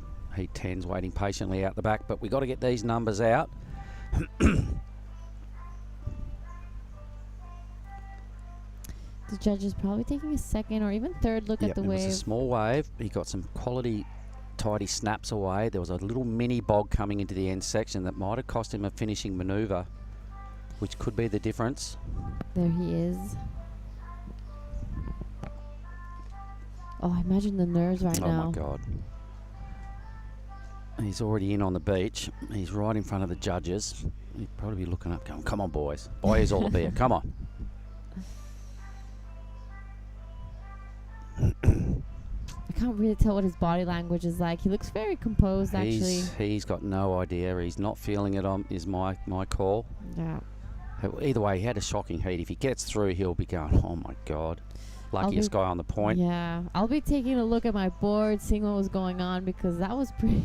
That was highly unusual. Yeah. You'll probably never see that again. It's kind of right there, but under a 4.10, so falls marginally short. It will be... We're going to throw it on ad break. Congratulations. Nathan Cook gets through with Morgan Siblick. See you in a moment.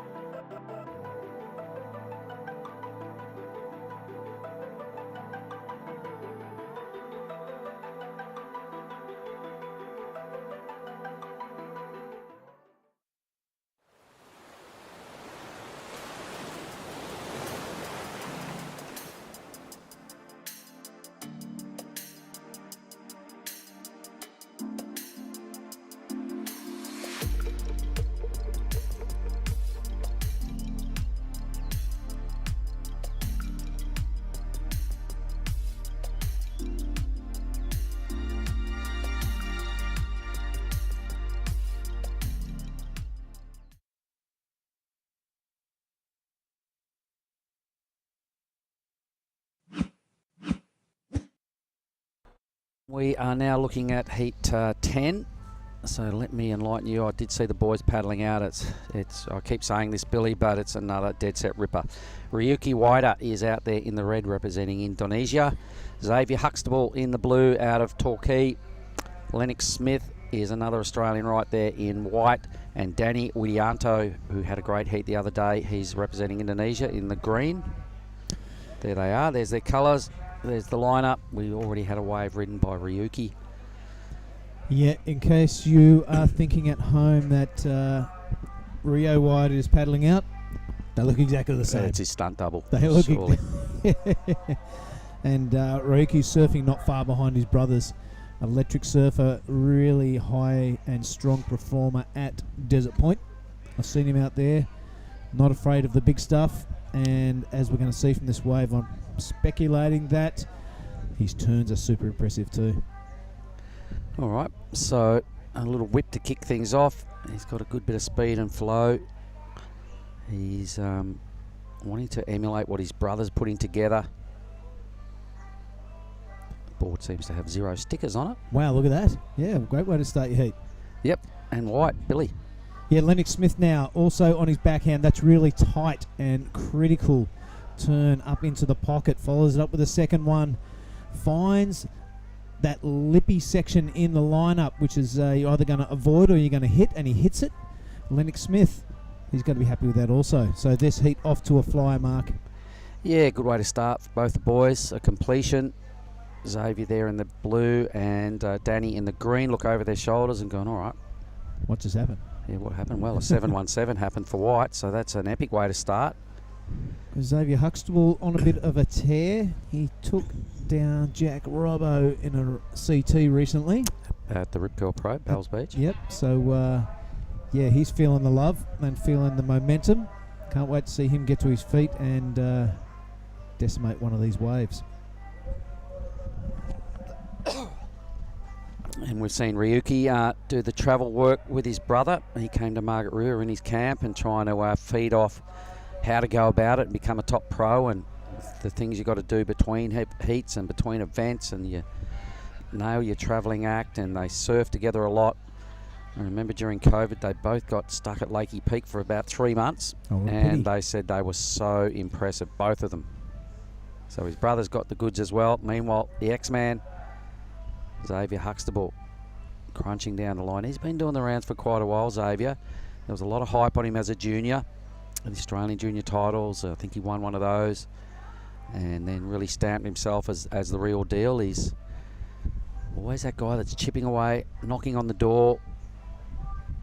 You can see he's got really solid surfing, a lot of time with the rash vest on, a lot of time on the road doing the QS. Nice spread between those two waves of white and red. Definitely Lennox is the stronger wave, brutalising the lip a little bit more than Ryuki. Nice answer back from the X-Man. That'll put him right into the conversation. And Danny, 5 minutes off the clock without a wave. Yeah, a bit a la Benny Spence that last heat. It's a bit of a head scratcher. But this is Xavier Huxtable. Smaller, medium-sized wave, but those turns have got a lot of ounce in them.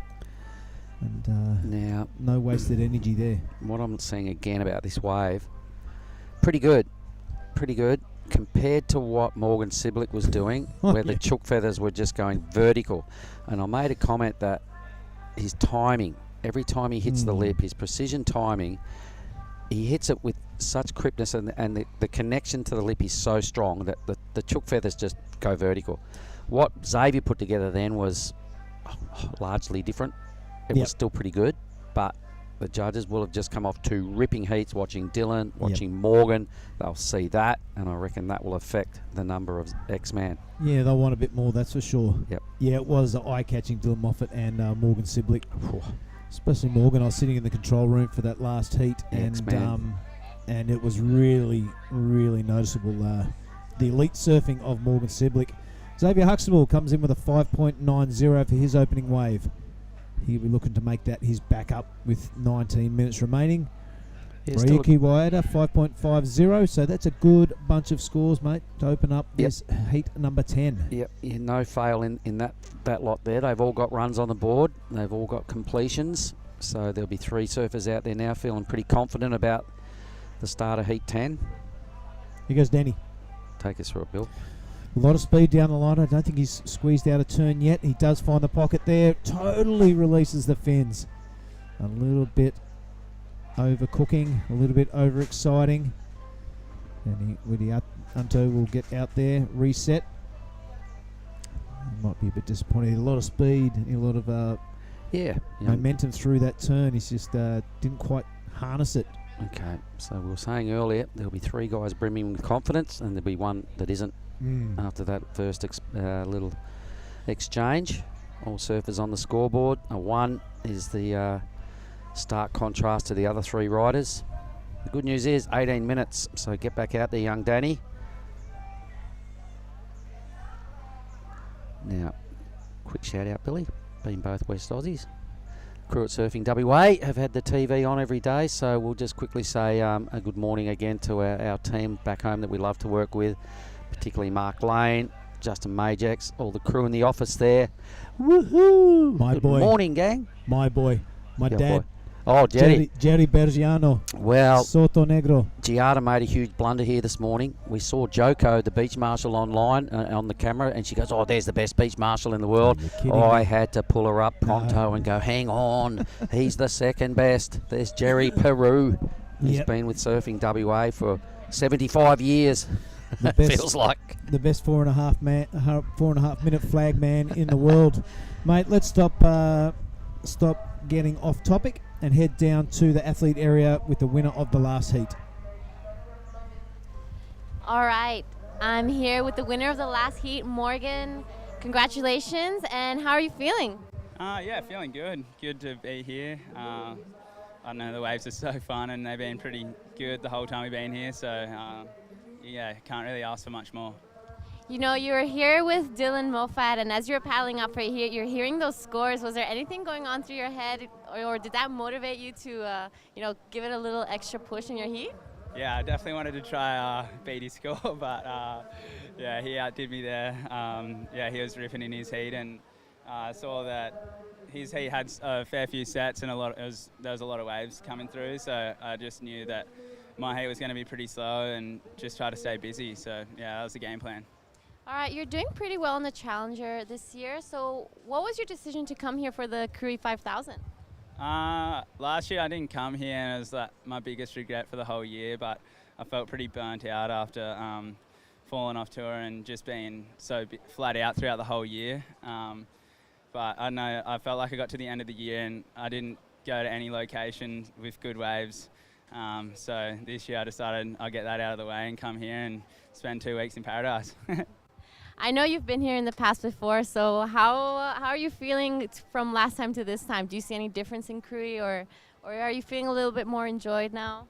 I don't know, I feel like the place has changed a little bit, but definitely I'm just here to enjoy it and enjoy the waves. I kind of just want to get around and explore and go find good waves. Yeah, I don't know, last time I was here I felt like I surfed the comp wave a lot, so I got to know that, and yeah, now I'm just trying to get the beachy really fun and yeah, just look around. What's your schedule after this? Are you going to be sticking around, or are you heading out somewhere else? I'm staying here for a few more days, but I got to go to South Africa for the Challenger Series event there, and yeah, hopefully we get good waves, but yeah, I'll get a few days back in Australia and then head there. All right, Morgan, thank you so much. Congratulations, and we're all excited to see you in your next heat. Thank you. Right on, elite surfing, and a great interview there from Morgan Siblick. A big hello to all the Merriweather board riders. I'm sure you're tuning in and watching your boy absolutely decimate the Krui left-hander here at Ujung Bocur. Ujung Bocur, that's it. That's the name of the reef, and that's hosting this 5,000 event. The village that's hosting us is Tanjung, Setia. Thanks to those crew, that equates to Loyal Point in Bahasa English. The region is the Pesisir Barat, and thanks to that government there for putting together the money required and all the logistics, Billy, to pull together a 5,000 event 2 years in a row. And to their credit, since 2017 they've upgraded their event pretty much every year. Started as a 1,000 in 2017, then next year it was 1,500 QS points, went to a 3,000, then we went in on bigger, and we went 5,000 in 2022, had pro juniors attached to it, and same again this year, 5,000 points, men's and women's. And the little pups, the juniors, have been champing at the bit for 3 days now to get out there, and I think we'll see them tomorrow, because you can't keep grommets down for more than 3 days. You can't. It's going to upset the equilibrium of the world if you don't let those grommets get out there and go absolutely crackers. There'll be a dead set ride if we don't let them unleash tomorrow. So I'm pretty confident we're going to see some juniors strutting their stuff, and I'm looking forward to that.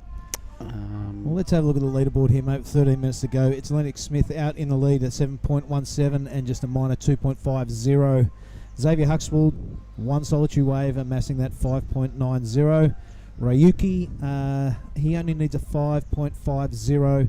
And Danny, just that one little hiccup of a wave. Let's hope he gets his groove on and shows us what he is capable of. Half time at Heat 10, everybody. Well, there's a mini little downtime. Let's just squeak ahead and have a look at Heat 11. Kian Martin coming up next up against Made Ariana.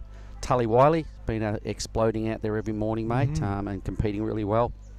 Jin Suzuki, the Japanese surfer, rounds out the next heat. Who we got here? This is Ryuki, flying down the line on this medium-sized one.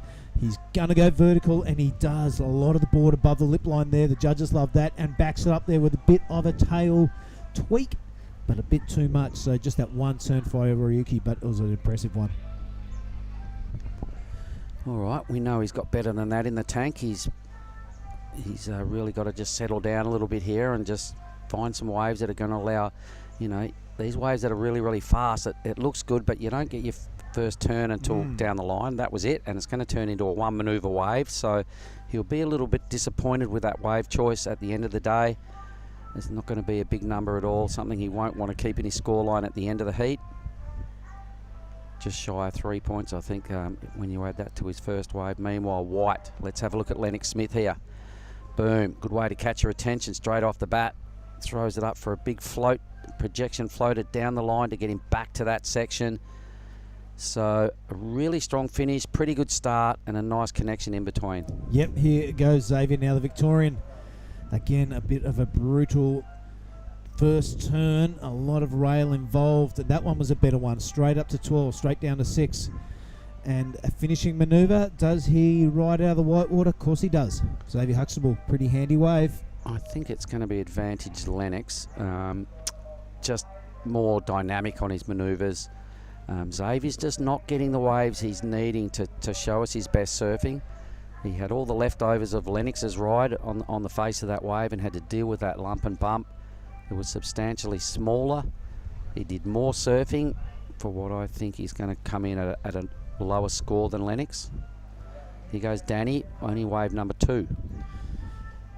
Yep, the Indonesian is capable of great surfing, and you can see by that first turn, he's got a bag of tricks. Just one manoeuvre again, Mark.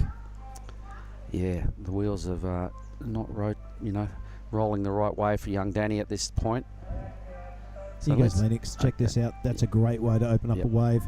Love it when you're doing a bottom turn and the spray from your top turn still coming down. That's the mark of some really good technique. And look at that finishing manoeuvre, just showing the fins to the rest of the competitors. That's not a good feeling when you look out and you see 3 fins. All right. And let's have a look at Xavier now. It's a lot of energy in that turn. It's just not getting the timing right. I might kind of guessing, you know. It doesn't have that same flair or capture the eye as Lennox. It was a smaller wave and it was white, but we know Xavier Huxtable is capable of anything. He kind of did what the wave allowed him to do, but it didn't allow him to open up like it did for Lennox. So the X-Man will be a little disappointed at this stage. He's got a lot more in his skin than he's showing. It's a matter of just putting it together in the time frame available.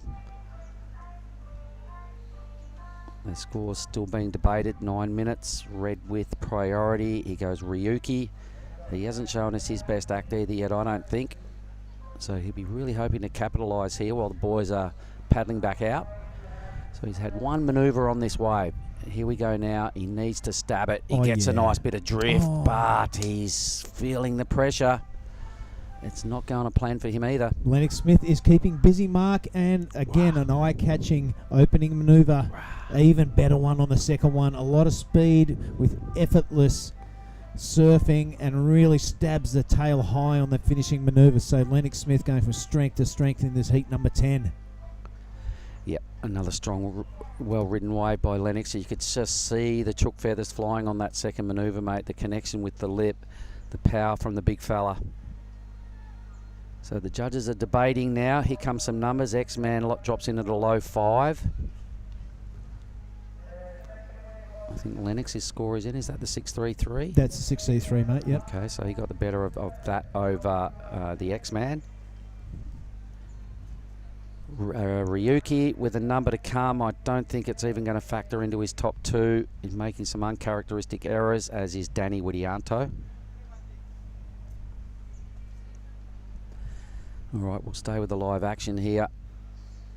The X-Man, Billy, have a look, see what you like about this. Yeah, Xavier, I've been looking forward to him getting on a decent wave, and here it is. It's a nice, clean, green face, and that second turn is more like we know that he's capable of. But again, he's timing a little bit off on that end section. So Xavier Huxtable, 2 decent turns.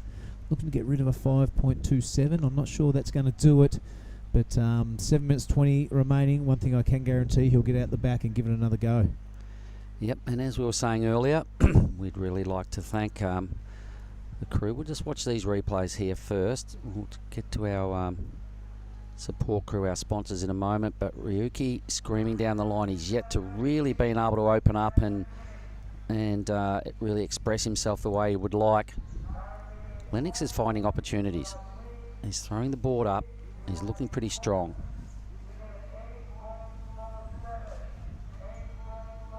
Yeah, that was a good turn. Yep. So he's being able to unleash a little more than the other two. Well, more than anyone really. In the heat, he's leading. Xavier holding on to a second placing, a minor second placing, but he is holding on. All right, 6 minutes 20 to go. We'll see where those numbers drop. But we'd just like to thank the Pesisir Barat again, the government organisation here in the province of Pesisir Barat, the PSOI, the Persatuan Salancar Ombak Indonesia. Big supporters here of all our events in Indonesia. Of course, so is the ASC, the ASCE, the Asian Surf Cooperative. WSL, of course, thanks for sanctioning the event and providing these opportunities. And of course, Persona Indonesia, wonderful Indonesia, that's where we're at and that's what's going on. We've got a few other people to thank shortly, which I'll let you get to, Billy. He's got them on his phone. We'll confirm that in a minute. Meanwhile, Lennox Smith goes from strength to strength. A 7.5 and a 7.17 is a mighty fine two-wave combo. He's picked up where the boys left off, Dylan and Morgan. Not quite the lofty heights of those two, but a pair of sevens, 14.67 two-wave total. Lennox Smith absolutely blowing up.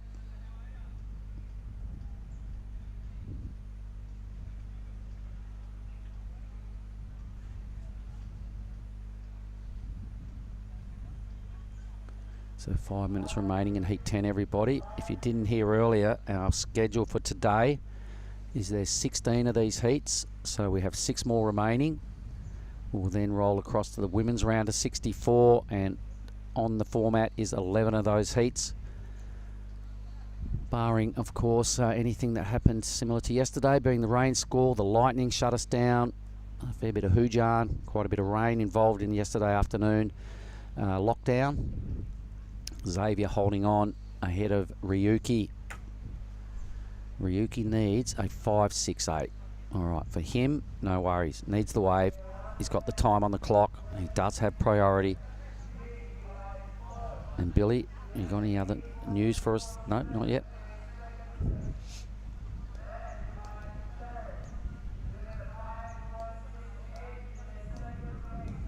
So the boys are getting their requirements relayed out to them now via the boys in the judging tower, the beach announcers. Paddling is red. I don't think he's going to get this thing. No, wave flattens off. Someone down the line who has priority, green does. So Danny Widianto, he's having a bit of a shocker. That's probably his best manoeuvre this heat. Booms, backed it up with probably his second best manoeuvre. He's now starting to find his groove. Something to finish would be handy. A big stab above the lip. His best wave easily. It's definitely not the 8.47 needed to shuffle out a fourth, but his requirement will come down. He's going to have to hope these next 3.5 minutes something comes a little wide and avoids the boys with priority. But he'll need a fresh new requirement. It's probably going to be in around about, I don't know, it's not going to be the 8.47. It'll probably be more like a 5, maybe a 6. Anyway. Yeah, that's definitely his best wave, Mark. You can almost tell the first couple of turns that he does, he's going to nail the end turn. You can almost see the in the body language if he's got his flow on or he doesn't. All right, that's a great overhead view of the Ujung Bocur reef. Tide's lowish. Breaks right up around, a little further up around that corner there, about where that second wave is kind of just peeling along now. Yeah. When things are doing its best direction, Billy, that's kind of what you can expect. Yeah, for sure. And just where the surfers are sitting now, the inside reef section has a fair bit of skin Oh, yeah. And flesh on it from the early morning warm-up sessions. There's been a fair bit of mercurochrome getting thrown around in the morning, hasn't there? From probably every year we've been here, mate. There's a lot of donations been going on. So Widianto, there it is. It's a 5. So he's right back in that conversation with Ryuki and Xavier as their better numbers. Chasing a 6.17. Not impossible, but he'll have one eye on the clock going, well, he's got to break away from the other 3. There's no point sitting right next to him. Exactly, mate. It is Ryuki now. He's definitely capable of getting that 5.68. He has first priority. He is the danger man as far as Xavier is concerned. Xavier way back in the third priority too, so he might want to go over there and flex his muscles a little bit. About 1:25 left on that clock. Time's ticking down. The guy in blue wants it to go really fast. The guy in red wants it to go really slow. Xavier's done a pretty good job considering, hasn't hit his straps. Hasn't hit his straps at all. You know, by his terms, he would be going, well, I did what I had to do, but I'm not happy with it. Well, this is going to be interesting in the last minute of play in this heat number 10. It is Ryuki Ueda with the work to do. A 5.68 is what he requires to move on to the next round. Xavier sitting there. All he can do really is watch unless a 3-wave set comes in the last 40 seconds.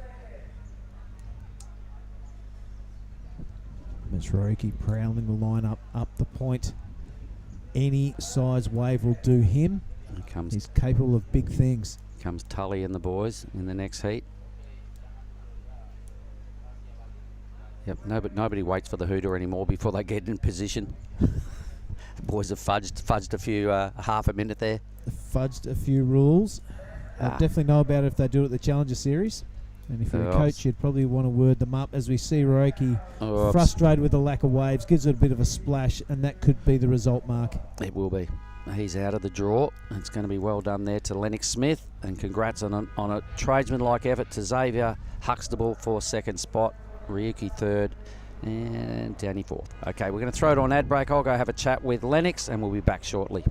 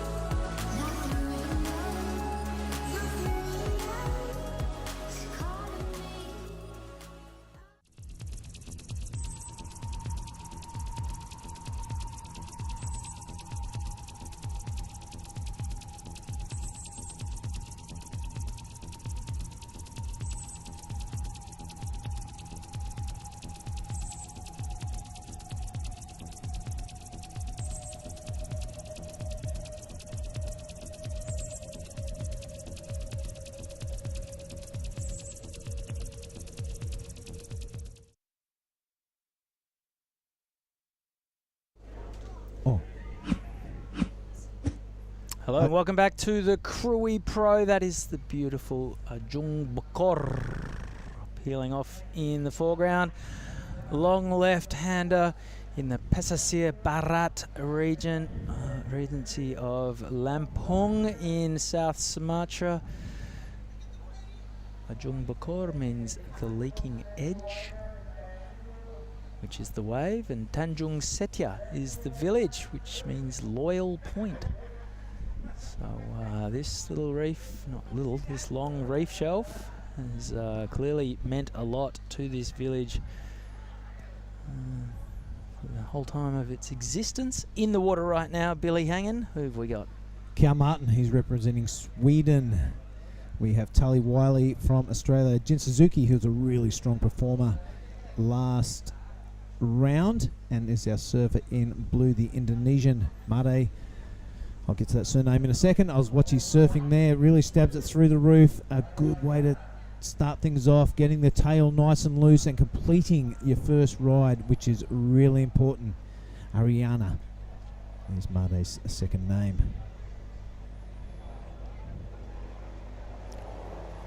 Mate, that last heat was interesting. Xavier Huxtable getting through, I'm pretty sure. Here goes Tully Wiley, the pride of Torquay. We've seen Tully win the Bells Trials before to compete at the highest level on the Championship Tour, and that is his opening wave.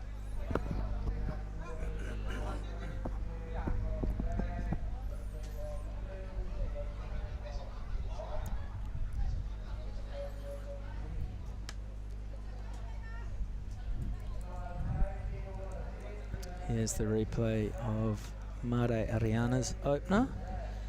Beautiful sheet of spray, the result of that first turn. More of a lightning quick glancing blow off the lip the second, and then closes things down with a sharp little closeout manoeuvre. Tully Wiley, in the meantime, this is a replay of his wave. A small one, a bit of a roof ride to start off with. Standing up on the inside, completes it. Nothing really eye-catching, but some solid surfing. The show continues. Helicopters, ice cream songs. Yeah, the ice cream man is open for business. I think I'm going to chip in 100,000 and pay him every day to turn that music off. I've never felt such dislike for ice cream in my life. All right, 21 minutes remaining. You've been out there on the comp site, Chris. What's happening out there? Oh, there's a bit of a buzz. We're starting to see the higher seeds make their way into the draw. Did you catch some of Morgan Siblick's surfing? I did a little bit. He was on fire. Black and blue through and through.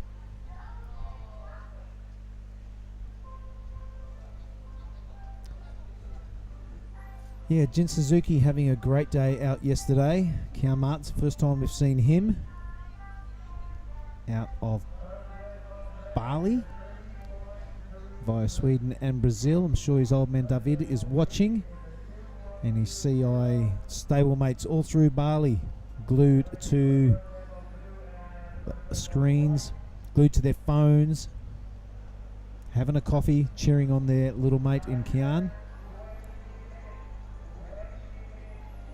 Opening scores, there is Kian a 333, 3.33, and Jin just a small 2.20.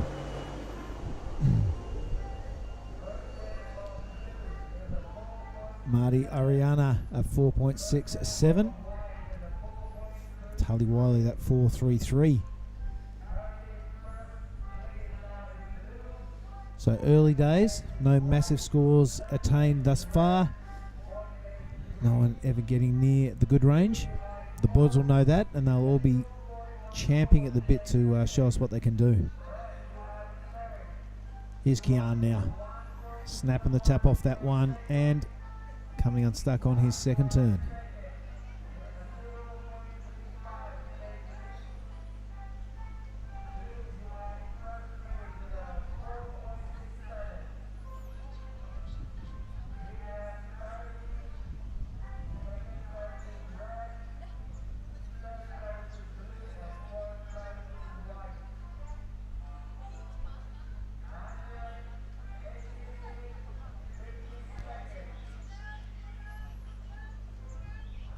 Been into today's entertaining days surfing into the round of 64.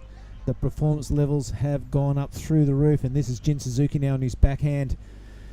A medium-sized wave and an impressive opening manoeuvre. The second one probably even better. He's got that very precise low style, strong in his stance, and rattles off a fourth one if you don't mind. There's no way this kid is going to fall off on that wave.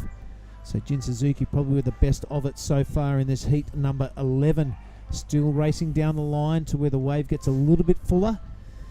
A little bit more full is probably the correct way to say it. Boom, Kian Martin.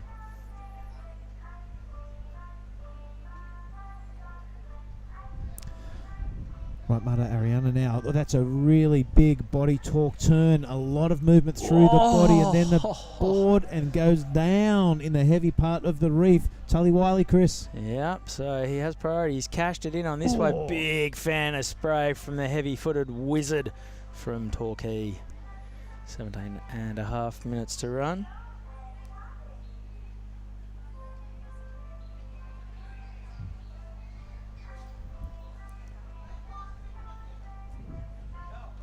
All right, at the 17.5-minute mark, it's kind of even Stevens. No one's really busted out of the gate, so a good time to duck down to the athletes area with a post-heat interview. What do you got for us, Mark? All right, here we go. Down in the athlete zone, talking to the winner of the last heat, Lennox Smith. A good morning's work, mate. You happy with that heat? Yeah, pretty happy with that one. Couple of sevens every time you got your board up there and stabbed the lip. Precise connection. Have you put in a bit of time out here at the point? Because you certainly look like you have. Not really. It's kind of been too many people for me. It's that hard to get a wave, but yeah, been trying. Did you paddle out this morning? Yeah, I didn't get a wave though. I reckon I saw 70 people paddle out just while I was having a swim down there this morning. There's been a lot of big performances in the last hour or so out of the Australian camp. Did you tap into some of that energy? Were you listening and watching those heats? Yeah, I was watching a couple of me mates. Oh, going good. Morgs ripped it, so yeah, it's good. All right, so who are you here with? Just here with Jarvis and Huey. Mostly Jarvis, but... Jarvis went pretty good here last year. Has he been giving you in your ear and trying to give you some words of advice, or just get out there and win? Yeah, he's board caddy, but doesn't really talk to me that much about the comp. But yeah, he's all right. He's all right. He doesn't talk to me much. He could do better. Come on, Jarvis. Okay, so what's the plans for the rest of the year? I don't really know. Just do a couple pro juniors at home and then hopefully go on a few trips. All right, out of Shell Harbour. Exactly how old are you, Lennox? 18. You got plenty of time on your side, haven't you? You're going to seriously chase it and try and do Challenger and all that stuff? Yeah, probably try run rampant with the challenges and that next year, hopefully. Just, yeah. Run rampant, young man. I like your work. I'm going to shake your hand again. So well done, Lennox, and congratulations. Thank you. Back up to you boys. Cheers. Rightio, thanks very much, Mark. Insightful interview with the winner of that last heat, Lennox Lewis. Lennox Lewis? The boxer. Lennox Smith. Sorry, mate, I was doing the thing while you know. But, yeah, a really dominating performance in the heat prior to this one. As you look over, and that is Made Ariana on a decent sized wave and a really good second turn. Wraps it around for the third one. This wave standing up all the way through, allows him that big tail high maneuver and a big fist pump. He's ready to go. Yeah, why not? He had the afterburners on. He's flying down the line. Every turn beautifully placed, coming out with as much speed as he went in. Kept his momentum from start to finish. Little bit of flair, little bit of variation between every encounter with the lip. I really liked that wave. And I think that sound of silence suggests the ice cream man may have just turned things down a couple of decibels. Happy days. That would be good. Check out this wave, Chris. Yeah, beautiful surfing here. Up into the lip. First turn was good. Second turn, that won't be one of his bigger ones. That was great. Yep. And yeah, the rev up. And then this is Kian Martin, Chungu lad, who surfs for Sweden. That sounds like one of the dreamiest occupations you could put down on your immigration form. What do you do? I'm a pro surfer from Sweden. Rightio, Kian. On his backhand up into the lip and rock and roll. Yeah, minor rock and roll. Only had the volume turned up to about 3, but it was still sort of rock and roll-y. A little bit of distortion. Hit the pedals. And he's moved into the lead on the strength of that one. So Kian, an 8.83, 2-wave total, and priority. And then this is Tully Wiley, the wizard. Yeah, that's a heavy back foot turn. Oh, that one, he just absolutely dismissed that lip into oblivion. Boy, oh boy. That was one of the bigger belts we've seen so far today. There is the breakdown of all the scores. A 5.5 for Kian Martin's high score, a 3.33 his backup. Surely we're waiting for a score from Blue. Yeah, Jin Suzuki has a 6.5. We're waiting on a wave for Mega Ariana, and I think we're waiting for a wave from Tully Wiley as well. There it is. Well, Tully Wiley's score was on the screen quickly. Just lost it. I think I can hear the beach announcer saying that was a 7.53. And this is the replay of Jin Suzuki's, I'm going to say 6.5.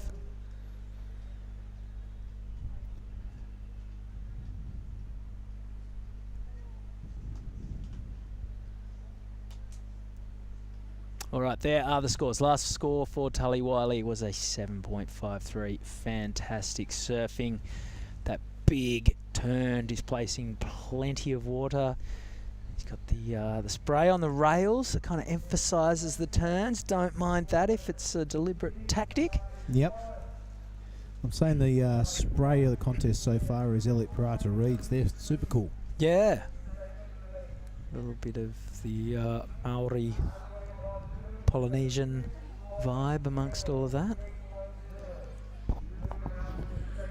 All right, a 6 coming in for Made Ariana for that really solid left-hander that he got, and that fresh airdrop out of the finishing manoeuvre. Kian Martin now has gone down into the 3rd position, but he does hold priority. So an interesting heat coming up, 11 and a half minutes remaining. No one's really skipped out into a lead that can't be hauled back in. Hey, look, Billy. That's us. me, yes. Billy Hangen, Chris Binns. We're bringing you the Krui Pro from right here in South Sumatra. Tully Wiley is in the lead, but this is Made Ariana doing some work. He's got a 6. He wants to get rid of his 4.67. At the moment, he needs a 5.87 to move up to the lead. The incumbent there is Tully Wiley, who's got a 7.53. Big, heavy-footed turns from the Wizard. He wants to get rid of his 4.33 and really take this heat by the scruff of the neck. Kian Martin has a 5.5. That's a borderline keeper. He needs. He doesn't need quite that much. The same again to jump up to 2nd. Jin Suzuki has a 6.5. So at the halfway mark, every surfer has a wave that they'll be happy with, although Kian would prefer not to keep a 5.5 in his tally in 10.5 minutes time, but this one's pretty evenly poised. Tully Wiley in the ascendancy with that 7.53, easily the best wave of the heat.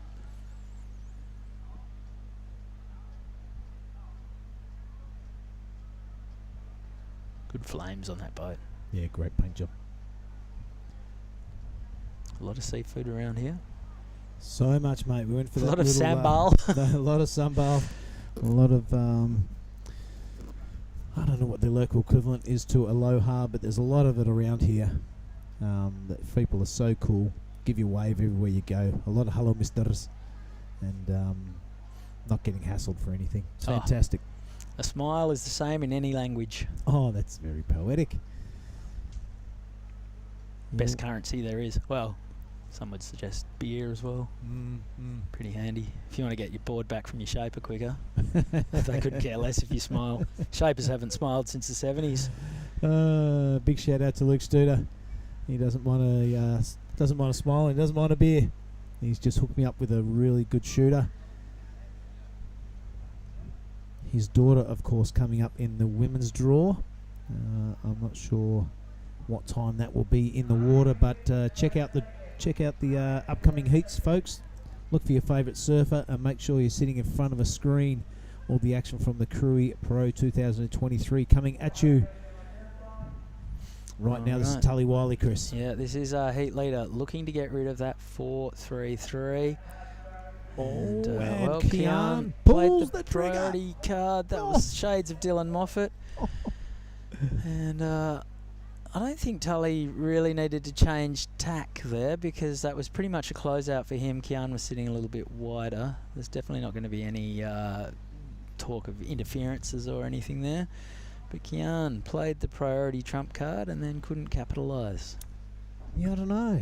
It'd be interesting to get the wide shot and see what that wave really looked like. I mean, could have just been go on, take it if you want from Kian. But now he sits way back there with 4th priority. Jin Suzuki is letting all that happen around him. He paddles in to this absolutely good-looking wave, a big section to hit, and he does it. Stays low, stays strong. Hoping this wave stands up again so he can hit it once more. He does. Really whips it around, chucks a bit of a wheelie on the way down. Wraps it around again. Jin Suzuki doing what he does best right until that last wave. Tully now. He has the afterburners on. He came from a long way downtown, transferred all that speed into a huge open face carve, released the tail on the second turn. Can he get around? No, the wave sections and shuts down. I wonder if Tully had done a bit of work before we caught up with him. The replay will answer that question shortly. Here goes Mate Ariana in blue. Hey. Yeah, that was a good roof ride, really functional. We've got into this section where he can start to hit the lip and get some scores on the board. He does it once, does it twice. Stands strong with the arms down. No claim. The heavy hands. The afterbang, as the snowboarders would call it. And looking forward to seeing the replay of this one from sea level, because there was a real kink to Mate's knee on that final turn that made it look super cool. So Tully didn't have anything to do apart from build up speed, but all that speed transferred into that big turn. A beautiful textbook carve. That was cool as well. I like that there was variety between the two turns. Unfortunately, that was all there was for Tully. And then this is Jin Suzuki, the lower seated surfer who put on a bit of a display yesterday. He's got those big wide arms, gets the wingspan out, and it allows for plenty of rotation. God, the torque through that turn was massive. And repeats the treatment again. Wow, he is really separating the upper and lower half of his body right there. And this is Mate Ariana. Yeah, a lot of speed. That is a really functional roof ride there. I didn't mind it at all.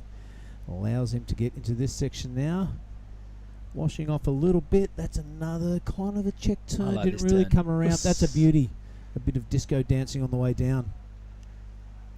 All right, well, the waves are cooking. Here goes Kian Martin. He's slipped down to third. He needs a 5.18. Actually, hasn't slipped to third. He's been here the whole time. And he releases a tail. That was cool from Kian. That's a nice hook under the lip as well. This wave looks like it's standing up and bowling for him. A little bit of drift out of the tail once again. Another strong turn. So Kian Martin is working his way through the gears as this one builds momentum down the line. Gets the big finish, and he is out of there. Really can't wait to see this one from sea level, because I think that 5.18 that Kian needs to jump up into second might be there. But I think Mate Ariana and Tully Wiley might both have added to their scores as well. So we've got a very busy heat. This is great. It is great, and Tully is keeping us on our toes. Here he goes again, the big Aussie. Wraps that one around, a bit of back foot into it too, and a little bit of tube action if you don't mind. The lip has got the better of him right in the left ear hole, and he goes down. But that wave from Kian Martin looked super good, but again, it's from that drone angle, and that makes everything look like a surf video. So the front on angle will be really interesting, but a lot of variety in this surfing. Chris, he takes off straight into attack mode. That's kind of a lackadaisy set up S-turn. This one, he finds the lip. I like that. A little bit of tweak of the tail. This one nice and tight in the pocket, so eye-catching. That one is probably close to his best turn on the wave. Drifts the tail a little bit, but keeping really busy through this. I like the end section. Bang. Nice nose high and tail release in the same manoeuvre there. Yep, so we have a lot of scores to come in. All four surfers are waiting for one wave. Tully Wiley is waiting for two.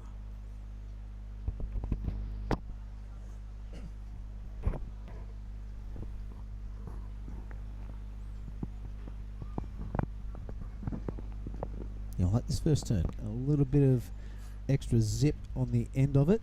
That would have been cool if you came out of that little funnel. Yeah, we haven't seen too many tubes. It's 3 minutes and 33.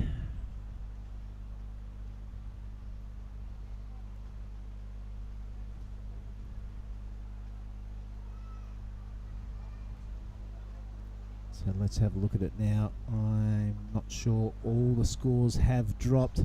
Red still waiting on a score there, that's for sure. But at the 3 minute mark, it is Tully Wiley out in the lead over Mate Ariana. From Indonesia, Kian Martin, our Swedish representative, is in third with a score to drop. And Jin Suzuki, I think he owes us a score as well for that big, long left-hander. Yep, we're waiting on scores for all four surfers. Yep, Kian, we see you waving your hands in the air. And we do care, but still some numbers to come. So it's been the pattern today, Chris, that the last 4 minutes, 5-4 minutes. It's been a flurry of waves, and the judges have the tap dance up there between all 4 surfers. They'll be watching replays. They'll be comparing.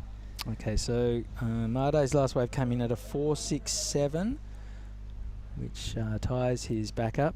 Here goes Kian Martin on his backhand, coming in hot from Echo Beach in Canggu. And a little rooftop ride there, setting up the big air reverse attempt, and unfortunately can't ride away from that. He is more than capable of stomping that kind of stuff. He does it at the Echo Beach Sandbar all the time. He certainly does. A little bit more consequence over the dry reef of Tanjung Setia, or Ujung Bocur. It was only a small wave. It was a good section. Kian knows what he's looking for. Little setup turn there. Gets the ramp. And he was... Oh, he was halfway there. He was closer from front on than he was from the drone. He disconnected. Here goes Tully Wiley. Will he chase the tube again? He's putting the foot down. He's got a lot of work to find the open face. Big first turn. Skates past Kian and cracks it a second time. Okay, we've got some numbers in. Tully Wiley's second last wave was a 5.03. Still waiting on last wave of Jin Suzuki and the 2 last waves of Kian. 1 more to come for Tully Wiley. 1 minute remaining. So Kian Martin has dropped in a 6.57. He's moved up into second. Tully Wiley, a 5.03, has slightly extended his lead. He still has 1 more number to come. I think that was the wave we just saw. Not sure it's going to go into his top 2. 40 seconds to go. Well, the leaderboard has just jumped around a little bit. The Prince has gone up into second position. He's going to be happy with that. First priority does sit with Jin Suzuki though. And he's a 5.58. There's only 20 seconds to go. Not much is happening out to sea. A bit of meerkat going on by the other heat. A 4.9 just dropped in for Jin Suzuki, so that tightens things up on the scoreboard. Doesn't help him in his quest to get to second place. Here goes Kian Martin. He's in third priority, so this is just bringing it into the beach. Oh, goes the Superman backhand Gorkin. That's almost a sushi roll. Almost. All right, mate. Well, let's leave this heat there. It looks like congratulations to Tully Wiley and Kian Martin.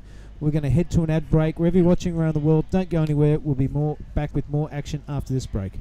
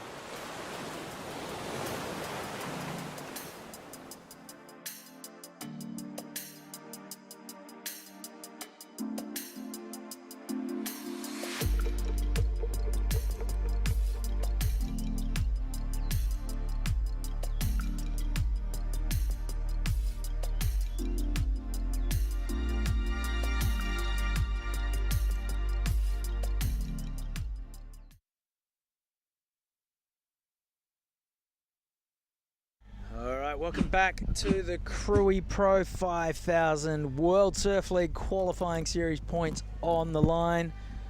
And those guys on screen, Tully Wiley in white and Kian Martin in red. 1 step closer to the 5,000 points was Tully with a 7.53, who was in the ascendancy from start to finish. Kian Martin, he was in a tight tussle with Jin Suzuki and Made Ariana. Coming out in the final wash-up, advancing in second. And that is Kian putting his Channel Islands sled through its paces, and you know that the crew at the onboard store the various onboard stores back in Bali will be tuning in to see their boy go about it. in the water right now. The action keeps coming. As the karaoke starts next door. Boy, oh boy. Wow. This is Takumi Yasui was the surfer in green. This is Tenchi Iwami. He's an incredible surfer. I love the way this guy goes about it. He's surfing on the Challenger Series this year, highly rated Japanese surfer. Here goes Oscar Berry. Hi. There's Tenchi Iwami again. You know, So Giada, we finally got the ice cream man to turn down his music, which led to about 15 minutes of bliss, and now it sounds like the karaoke has started next door. of course, we're in Indonesia. It's all about as how loud your sound system can go out here. We're just missing the dangdut. We just need a little bit of dangdut, which is like, for those of you who don't know, is like the local modern techno. And as we say that, Oscar Berry on his back in a beautiful second turn and finishes it off really nicely. You know, flicked the hair back, looked up. He's feeling pretty solid out there. Actually, Oscar Berry for me last year was definitely a standout throughout Krui and Nias. He, if I'm not wrong, was still a junior last year, and he put up some incredible heats. He was had really solid form, as we see in this wave. That last wave had a lot of whitewash, and he managed it really well. So I'm excited to see what 2023 brings for Oscar Berry. As we see the last karaoke song finish. That will not be the last. We have Koda Kilorn with the pink hair and the white shirt. That's a good combo, isn't it? Yeah. Recently saw Koda surfing and training a lot in Bali. A few weeks back, he was surfing Ulus a lot, getting his laps in. This wave is very similar to racetracks. I think a touch slower maybe, but the shape of the wave and the way it, hugs the reef is very similar. So I saw a bunch of the Indonesian or Asian surfers out at Uluwatu, I guess, trying to get the closest imitating wave to Krui. So Oscar is from the Gold Coast. He's also an incredible skateboarder. Who would have known? As we see that first score of Oscar is 7-1-4. Yep, so 7-1-4, strong opener for Oscar Berry. Yasui sitting in green is in second. Chris Binns here alongside Giada Lagati. This is the Krui Pro. Not a bad commentary booth, this one. We've got a new couch. Yep. Got some beautiful teak furniture, which would go for a fortune in Australia, but was just whipped up out the back by an old man with some tools. And yeah, we're sitting very pretty. We're just about 30 metres behind the judging tower and the athlete deck. Yeah, we're really well located. There's non-stop action here at the Krui Pro. An amazing event that, really pushes a no plastic zone here. So that's why our booth is also made out of bamboo and alang-alang, a little bit of banana leaves, or I would guess. I'm not sure. But a beautiful setup here in Krui. And even better waves.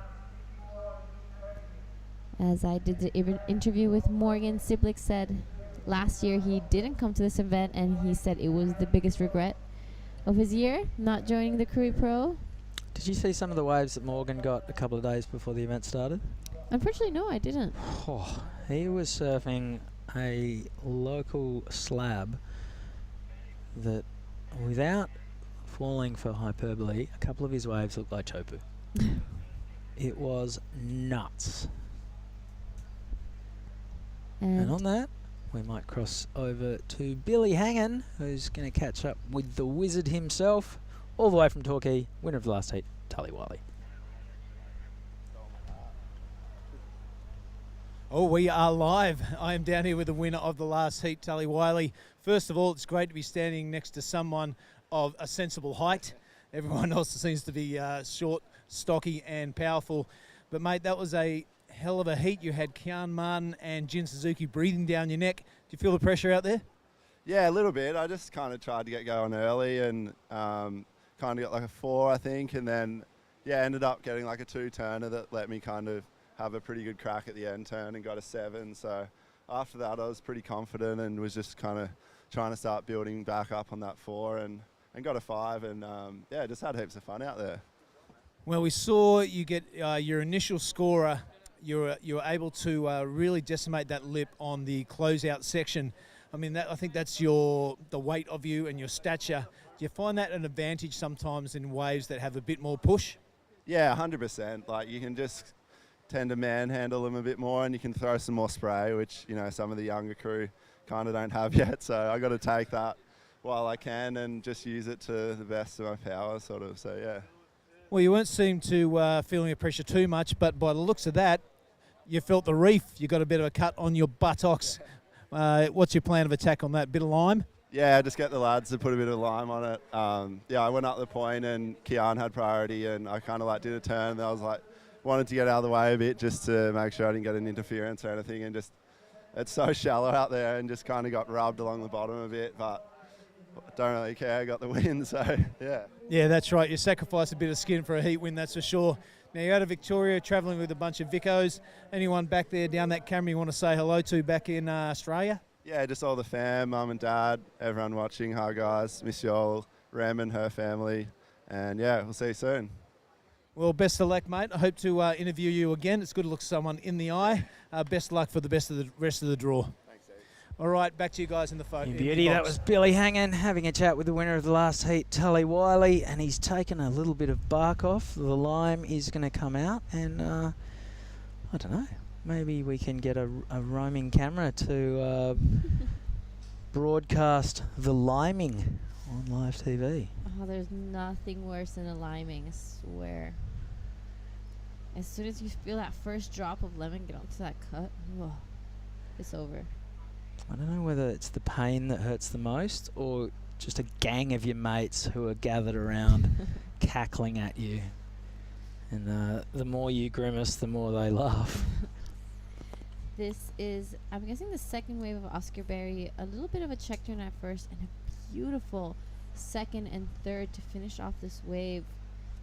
As I've said, I think Oscar Berry is one of my favorite surfers in this event. Such a powerful backhand, and he's shown as well in Nias that he can adapt and change his surfing compared to the waves so easily. All right, this guy in red is Tenshi Iwami. I'm a big fan of his surfing. He's got a beautiful knock knee style. Big, powerful lad. That first turn was good, but just got a little bit caught up on the roof and couldn't quite ride out of it. Yeah, Tenshi really impressed me at both the event in Taiwan at the end of last year and then in the Philippines at the start of this year. As you can see, he's in the red jersey, so he's a top seed coming into the round of 64.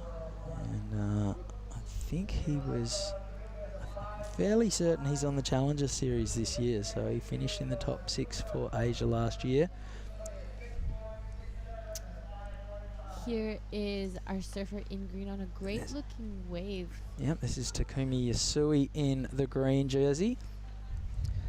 Just a smaller wave, but he's getting some work done, throwing that black surfboard of his up into the lip. Black surfboards are definitely making a resurgence at the moment. Nightmares if you want to keep your wax. Yeah, but maybe in Australia, but definitely not in Indo. Oh, they are. Ty Graham's got a quiver of them. Ty's the only guy I know who has the black surfboards.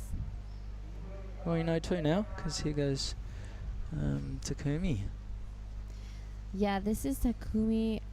A smaller wave, but it really gave him lots of opportunity and space to work with this wave. So it's going to be interesting to see the differences between this one and Oscar Berry's just two-turner. As we see the Krui outside corner.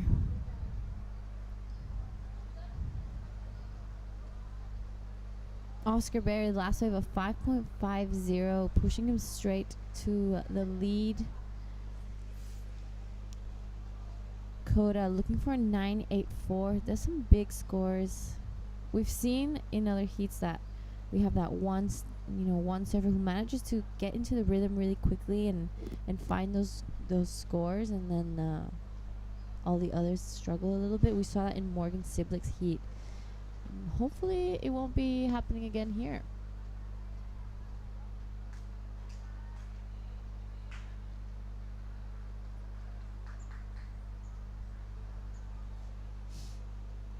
As we see your surfer in red, Tenshi Iwami.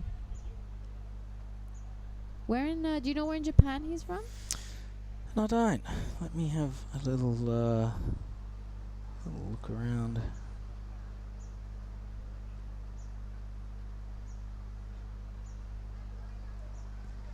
Highly ranked junior coming out of Japan. He's been chasing it hard. I think he was the Japanese junior champion last year. Not sure if he's from Chiba or Miyazaki. They are the main two surfing zones in Japan. This is Heat 12, but coming up in Heat 13, we have in red Jo Von, in blue Rinta Otu, in white Ryaru Ito, and in green Weston Hurst, our Indonesian surfer, straight out of Lakey Peak, living in Bali. He's here with the Tanjung family, Varun, Bronson, I think Kian's in that team as well. All traveling around here, having a great time. I've seen them driving up and down the coast, getting those clips from other spots. As we see... Well, that was Kota Killon having a look. He's got priority, so he's going to be a little bit more selective. Doesn't really have much on the board so far, though. He doesn't want to drop anchor for too long. Just a pair of twos for Kota. And you imagine he'll engage now. So, cashing in his priority. Long wall stretching out in front. He's going to have to put the foot down. Climbs up and over the foam on his first turn. Releases the tail on his second. This is only a small wave, but it's bowling and running.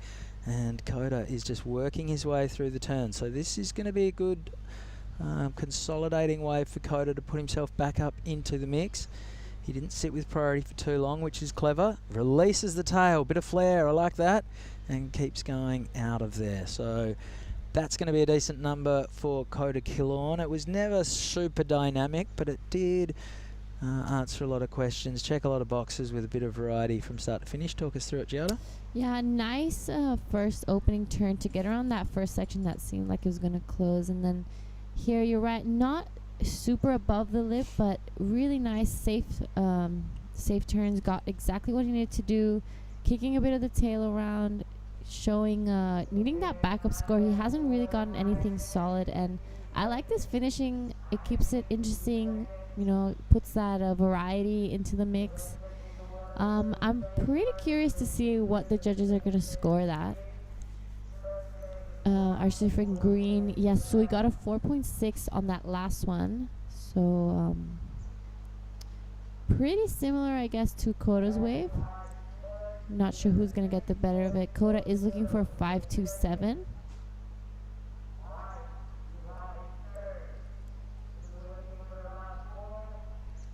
And here, Tenshi Iwami with second priority. Oh, how's that little ledge he had to come over? Oh, mighty shallow. Brings him undone on the first turn. So, tide getting a little bit lower. Can't wait to see the replay of this one, because straight off the bat he had a bit of a ledge to navigate. Did that play a part in him coming undone on his second turn? How's the rib in this face? Right there. Just goes straight up and over the boil, and then comes undone on his first turn. So minus score for Tenshi Iwami. Oscar Berry in the lead, a 6.67 and a 5.5. Also has priority with 8.5 minutes to go. Kota Killon last wave, a 4.53, so that's his best. Takumi Yasui, he has a 4.6 and a 3. Are we waiting on a score to come in for Takumi? We're not. So by my reckoning, All scores are in. And it's definitely Oscar Berry with the pick of the bunch. He's got the best 2 waves that have been ridden in this heat with 8 minutes to go. Yeah, we're definitely going to see a few more of those reef scratches as the tide goes down, but hopefully nothing too serious. Here is Tenshi Iwami in 3rd priority, keeping busy on the inside. This looks like it's going to be a promising wave for him. Oh, Tenshi is not stringing a wave together at the moment. Here is the heat leader, Oscar Berry. Pressure somewhat off. It's going to allow him to open his shoulders and surf with some freedom. 2 big turns, releases the tail. That was ambitious. The section never looked like it was there, but he went for it all the same, which I'm backing that approach. Maybe a little bit of a Dylan Moffat inspired move. Maybe.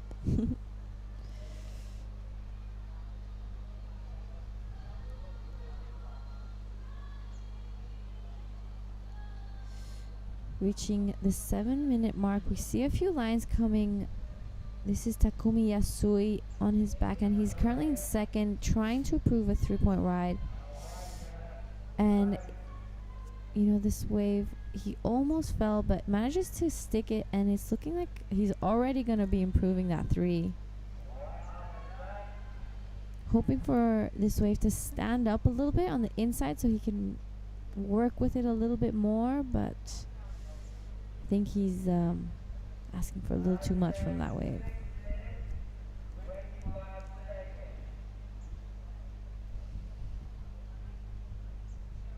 Here, White caught one behind, or is this a replay of a previous one? This is Koda's last wave was a 4.53. I don't think he's got another wave. And then this is Takumi Yasui.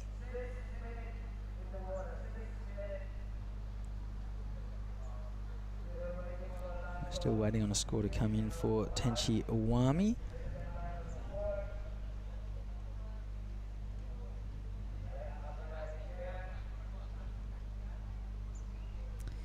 We're going to have another action-packed day. Another 25 heats. Again Okay, today. here goes Tenshi Iwami. We'll need to catch up on what he got up to before we joined him. That one turn was pretty good. Had a little bit of a wobble. He's never quite strung it together in this heat.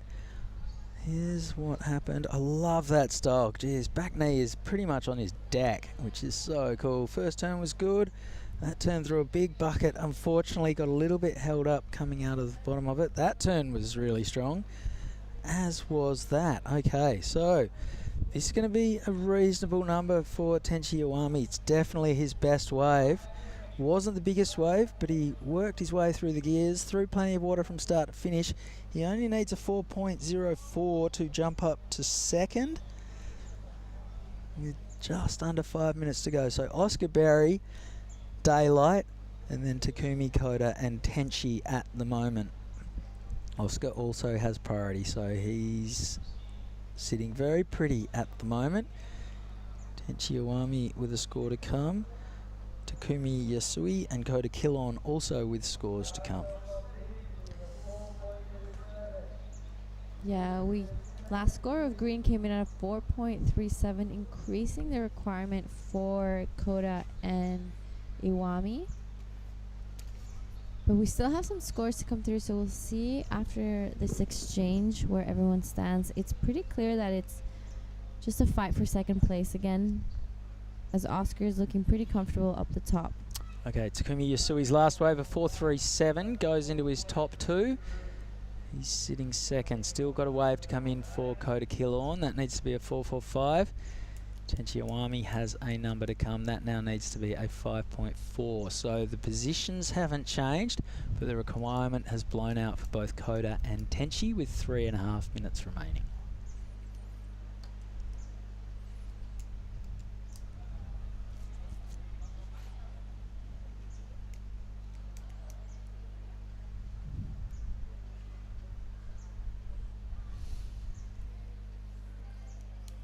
I told you the karaoke's done. I wish you hadn't said that. You just jinxed it. They're just queuing up in a Gata Davida, the full 17-minute version right now.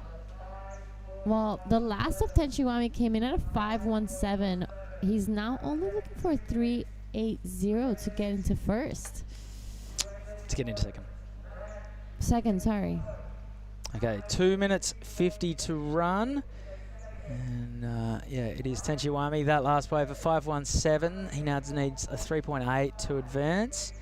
Takumi Yasui is sitting in second with a 4.6 and a 4.37. Kota Killorn's last wave was a 4.33.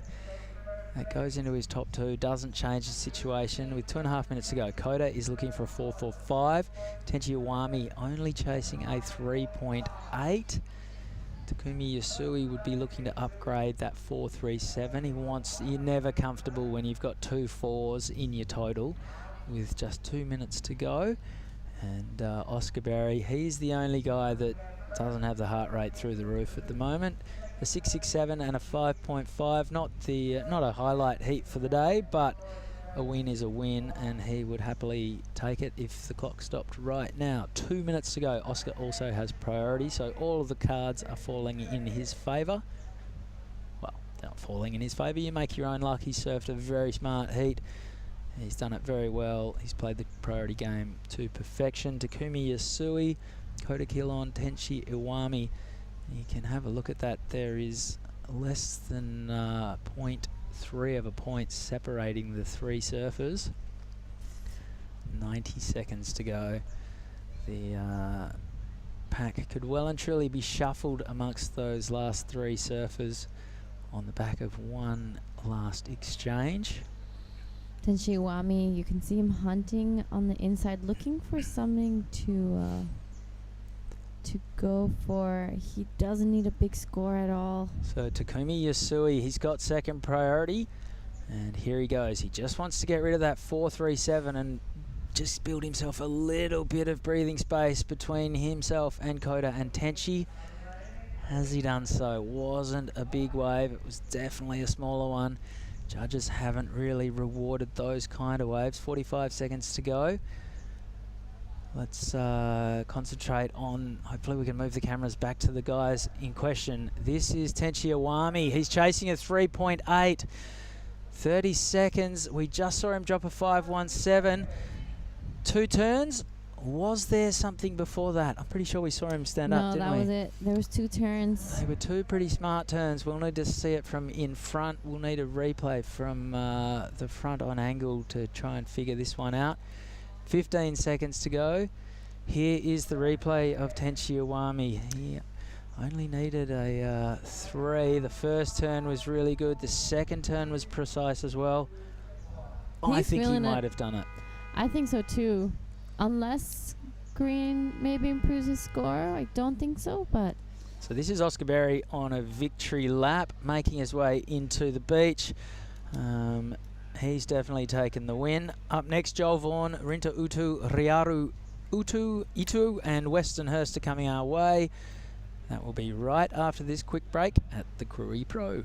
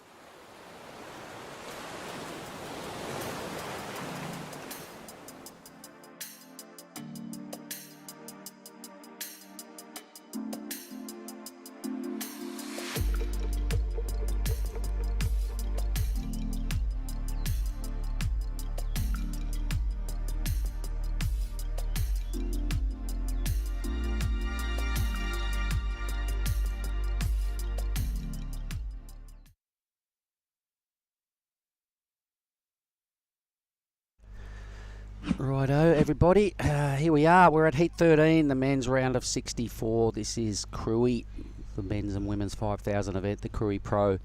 Giada Lagarde. I missed a couple of those heats. Did I miss anything out of that last effort? I mean, Oscar Berry had a really well put together heat. We're still waiting for the last score. We're still on standby. Oh, okay. But yeah, 6. Nothing like Dylan or Morgan, but it's still a great heat. We're waiting for the last of Tenshi Iwami. He was looking for a 3-8 and important score. It's coming. Yeah. All See right. what the judges. I personally think he got it. Okay, what was he chasing? A 3-8. Is that all? Yeah. Wow. 2 good turns.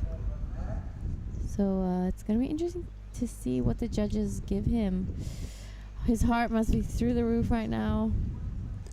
So I was just having a chat with Morgan and Dylan out the back. They're all, the dynamic duo I was calling them, because they are the BOGs, the best performers today. And they both had a touch of the Bali Belly since they've been here. And they went down pretty hard for a couple of days. They got back and they certainly made it count with the rashies on earlier.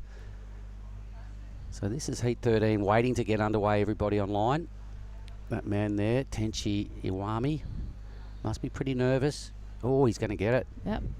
Okay, so that's into second spot. Tenshi Iwami, congrats. Nervous moment, but a lot of relief right there for him. He lives to serve into the round of 32. Meanwhile, Joel Vaughan, Rinta. Oh, no, wait. No, he didn't get it. What did he say? He must have needed. I'm going to tell you exactly what happened. Okay. So please. Takumi caught a wave and actually improved his score. Oh. So he needed a bigger number.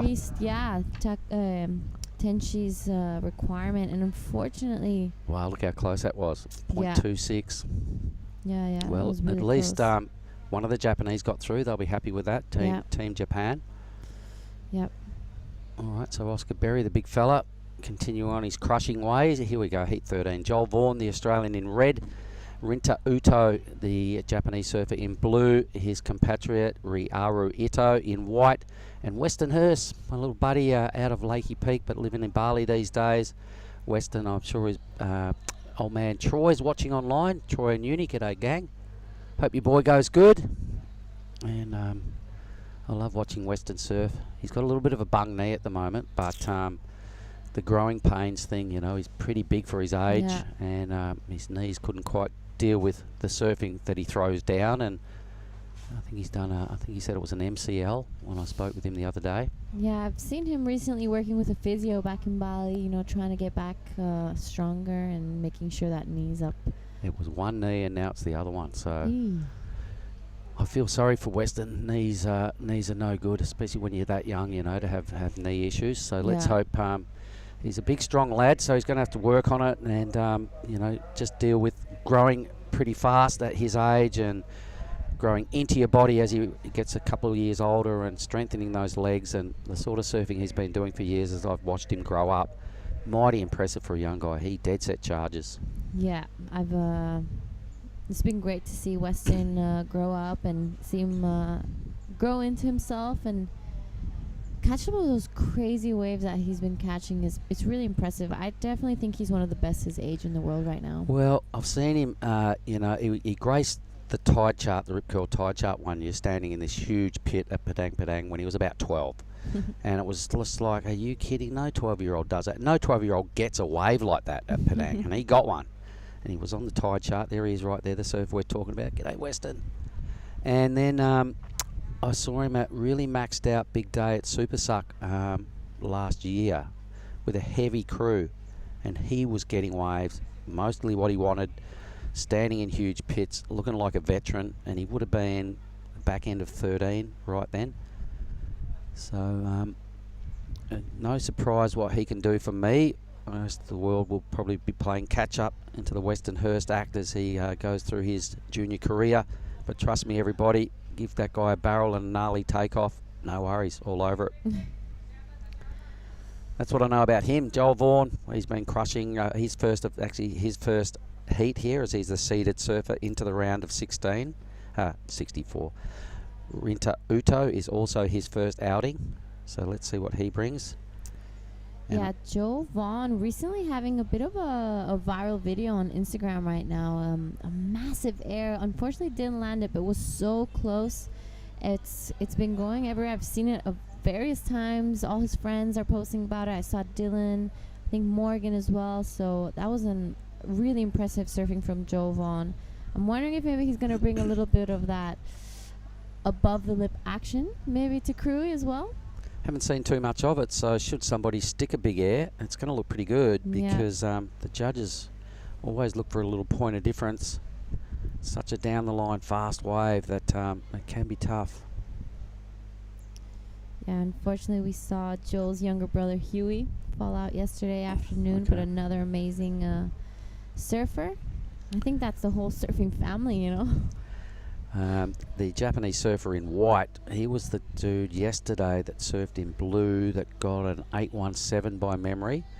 So it was super smooth, cruisy style yesterday to really catch our attention and bust into the excellent range. So give that fella a little bit of space, and he made it look effortless yesterday. He just cruised his way into an 817, cruised his way through to an 817, but in a brutal way, and made it look not brutal. It was it was really good. Yeah, with this dead low tide, we are seeing a little bit more lulls happening lately, but hopefully with the incoming, we're going to see a little bit of a push and see more sets come through. All right. What time is the low again? You told me earlier today. Yes, and I will tell you again, it was at 10. So it's already going up. It's on the push. Yeah. Mind you, when they come through, they're pretty damn good. It was about this time yesterday when the women's were out that things got really, really good. If you remember, that offshore kicked in. So the wind's a little negotiable out there at the moment, which is why we're not seeing the lofty heights of this time yesterday. But here goes Ito.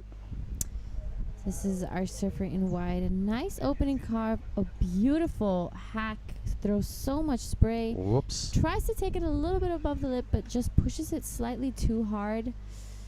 But that was a good start of the wave for sure. Yeah, for he's just got that. That's that guy that I was saying had that really nice, pleasant style. Here he goes again. Yeah. So he's caught the very next wave. So tidy recovery. Nice little tail whip there to recovery into another cutback. So you can see his style is all very non-fussed. He definitely looks like he's in the groove every time he stands up. Let's have a look at Blue now. This is Blue on his backhand. A nice first turn, and unfortunately... Down he goes. Yeah. So no manoeuvre wave, an 05 or something will lock in for Blue. Westernhurst has priority now, the surfer in green. I'm excited to see a Western surf in this heat. I think we're going to throw down to Chris Binns, who's got the winner from the last heat. Over to you, Chris. When there's, say, 10, 15 minutes to run and you've got two decent numbers and you can just let your surfing do the talking from that point on? Yeah, it's really nice. It sort of hasn't happened that way for me for a few events, so it was really nice to finally have a heat where I could sort of settle in, and I don't know, if another really good wave came, I felt like I could have really let go and done the surfing that I want to really try and push. So, yeah, it didn't happen, but hopefully next heat, similar thing can go down. Yeah, confidence builder all the same. You've been getting plenty of waves up and down the coast here? Yeah, I had some fun days down at Mandiri, got a few pretty good barrels, and went and tried at Honey Smacks, but I think the swell was a bit too south, so it was a bit wobbly and weird, but there was the odd crazy one. I think Coop's got nuts one, so yeah, it's just so much fun, like living in the jungle, getting some pretty good waves. Coming from the Gold Coast, speaking of good waves, it's just been an incredible run there this year. It has. It's been just constant waves. It's been unreal, so it's good to try and dial boards in, especially when I've been trying to sort out some new equipment with Luke, so finally got these boards feeling amazing, so stoked. Yeah, you're on the LSDs, looks good underfoot. You made the round of 16 last year. Obviously you want to do a few better this year. What's it going to take? Ripping. Everyone's ripping really hard. This round's been really good to watch. Like every heat's crazy, so I think from here on in, just going to have to keep showing up and keep belting any good section you get. So. A whole heap of your mates here. It's pretty fun travelling as a pack like this, isn't it? Yeah, it doesn't really get much better, to be honest. It's so good. I love it. Any shout outs to friends and family back home on the Gold Coast? Yeah, shout out to mum and dad, my sister, and my girlfriend as well. They're all probably at home watching, so yeah. It wasn't a highlight heat, but a win's a win. Congratulations. Thank you very much. All right, back to you guys in the box. Unreal. Thank you, Mr. Chris. And then Oscar Berry, he features quite heavily on our between heats advertisement of the venue here. He was the no hands backhand tube there and that real sucky left, which is a bit of a phantom reef, but the drone footage and the wave he caught will confirm that it was a sick barrel, no handser. So every time you see that ad, that's Oscar. That is actually a spectacular wave. Like, yeah, totally. Even the drone, Ryan killed it with that angle. It was a great wave. The colors, everything just like came together for that video. Well, it's not even a kind of a named spot. It's not on this reef, and it's not on the other reefs around Krui. It's kind of this little random spot, kind of near here, but just down there. You'll never surf it, so it's not worth sort of coming up with a name for it. But it just did its thing this one day, and the boys were all out there. Ryan Williams, our drone operator, got the shot like he always does. Ryaru Ito has locked himself into top position with just over 10 points as a two-wave total. So I'd like to see what those two numbers are, because it'll give us a little benchmark for what the others. Yeah, there we go. So a pair of fives. Yeah. So nothing dramatic. Ito, our surfer from Miyazaki, Japan. Taking a look earlier, he's used to that, bit of heavy water. I saw he's taking trips to Hawaii, he's taking trips to Tahiti, so he must be comfortable in this type of Indo heavy wave situation. Here goes Western Hurst. Let me call this wave of the young fella. So with a bung knee, he crunches his first turn pretty handsomely. He's got a big floater to pull off to get to the other side. So no fuss there for Western. Boom, another crunch. Pretty good. He'll be happy with that, because it wasn't a fail. He completed his wave. He hit his first turn flush. Did some more business further down the line. So it's going to get him directly into second position. He waited a little while for this thing. What did you like about it, Giada? I really like how much water he throws every time he does those turns. Really smooth style from Western. Mature surfing for his age, as we've commented before. He's only 14. Yeah. Look at the size of him. Big Takes up guy, half the screen. He's a big guy for 14. Very sweet, very polite, always says hello. Yep, his parents definitely brought him up the right way. Good on you, Weston. And Troy and Uni, I'm sure you guys are watching. Sending our mojo your way, and to Weston, let's see if he can continue that. There we go. So he's right neck and neck with what Ito's doing. Not a big number, but like I was saying, it's not a fail, it's a start, and it's better than what red and blue have put together. So that's good news. Yep. Still, we're just reaching halfway. There's still a lot of time. Waves are still cooking. Cooking, but in limited edition with that tide factor, and hopefully as the push affects itself, hopefully it does come into play and send through a few more opportunities. So here goes Rinta Uto. So that'll be his best wave already. Nice little combination of moves here. Steeper section presents. He's got to get up there soon, and he does. Another steep section here. Tag it, young man. He does. And look at the end bowl. Boom. Right out of this thing. Make it count, and he cannot. All right, well, I would say he's in the conversation there with this fella for his number. Won't be huge, but it's a start. Oh, that's a throwaway number for Riru. Ryaru. Raru. Anyway, red now. This is Joel looking like the first more decent score. Never mind. All right. Some little hits and misses going on here. Yeah, we are on a dropping swell. It's looking like tomorrow is going to be dropping slightly.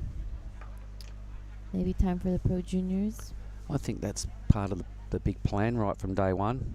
You know, that's why we had smashed out a lot of men's and women's yesterday, day before, again today, put us in a really good position for round of 32s when we get to the weekend, which they're predicting a little spike in the swell again. So it's probably going to start to dwindle off a little today, Thursday being the predicted smaller day. Friday will allegedly still start off small and start to show some signs in the Arvo, is what I'm being told from Dino down there at Larney's. Thanks, Dino. And the weekend looking pretty good.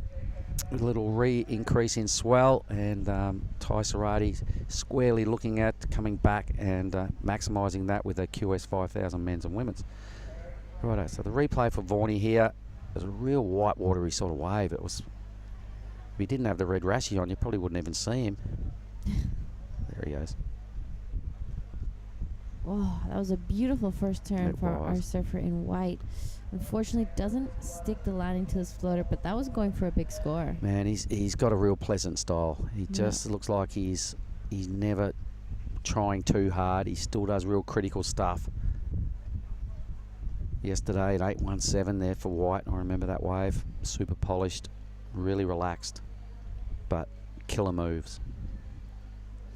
I don't really remember seeing him here last year for this event. You know what?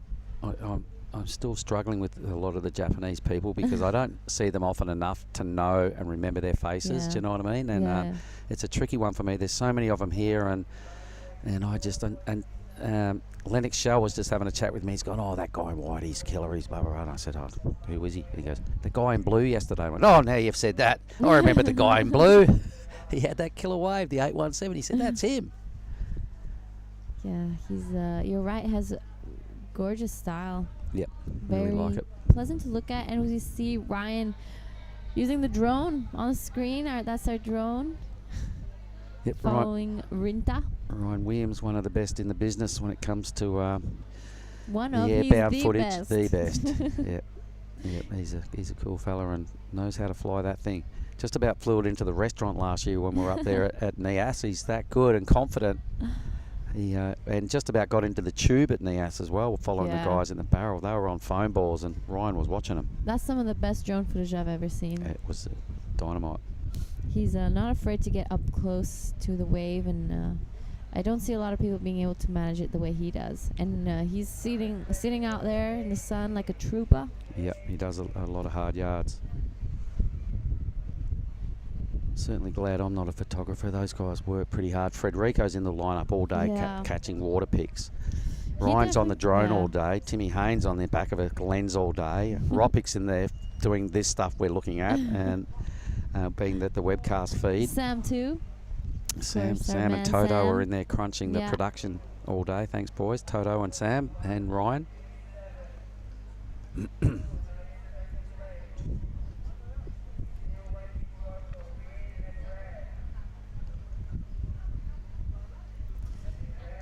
You know, something I really like about the Vaughn family is, to me, they represent Australian surfing. Because every time I've been to Australia and I'm out in the beach or having a surf, I see the entire family is out there catching some waves. I meet one person, they're like, yeah, my mom and my dad are out here, my brother, my sister, and I think that's epic. Well, there's a lot of that goes on these days, Giada, due to, you know, years ago we were talking about second generation surfers. Yeah. These days we're talking about third generation surfers, and you know, from grandma on the Mal to dad and on the mid length, and mumsy out there on a mini Mal, and the kids on board shredding, and then their kids shredding. It's like, my God, there's fourth and fifth generations coming through. So there's a lot of surfer families out there from you know, the grandparents for sure, all the way down to the fresh ones. I think that's epic. You know, I don't come from a surfing family. I'm the first generation of my family, the only one. So when I see that, I'm like, wow, for me that is goals. I want to be like that when I have my own family. I want my kids, I'll be surfing, their kids to be surfing, and everyone just spending the day down at the beach. So that's something that I do really love about Australia. Well, we're a coastal nation, you know, no one lives in the centre really. There's not much going on there. It's a whole lot of desert. and wasteland pretty much. So it's all about the coast. That's where, I don't know how many percentage of Australians live, but it seems like most of us live on the coast, and there's a lot of waves around Australia, so everyone else is doing it. You pick up a board and off you go. I haven't been back. I would like to come visit for a nice little trip over there. Well, you know where it is. It hasn't moved. It's right there. You're welcome anytime. Come on down under, as they say, Giada. Down under. Where the hell are you? Meanwhile, this heat has kind of just gotten a little closer. So Western has put together a 5-4-3 and moved into second. Vorney's about the only one to really have a decent number to hang on to. So everybody's living in the 5s. Western's back up is a mid-4. That's enough for second place. So 3 surfers are off to a bit of a start here. There's only 5 minutes to go. No one's busted into the 6+ range. So should anybody get some clean green face that links up, I think this one is still wide open. Even Vorney, I'm not sure what he needs. Maybe Toto can give us the requirements. There it is, a 7.66. Thanks for listening in, Toto. Thanks very much. A 7.66 is what Vorney needs. He needs a big number. He's got to bust into the Lennox Smith range and the Morgan Siblicks and the Dylan Moffats. Rinta taking a look, needing a 4.60. That's not a big requirement. He's gotten a 5.37. Oh, Western. Ooh. Western, third priority. The other boy said, all right, young fella, off you go. Needs to improve on a 4.53 and a little bit more than that to go into the lead. Winding his way down here without a big move just yet. That's pretty solid. That'll get the judges' attention. Crunch again. Yeah. Young fella really hitting his straps.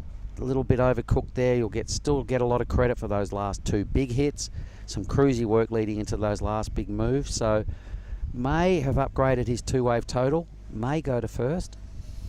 That was looking like a great score. The wave just got better and better. I can't believe no one else wanted this thing. Well, he clearly saw something that the others didn't, and we see it here. A beautiful first hack and straight into the second one.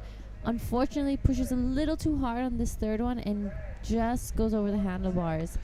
Had he made that, for sure he goes into first. For sure. At the moment, it's probably right on the borderline. Still some pretty good surfing. Yeah.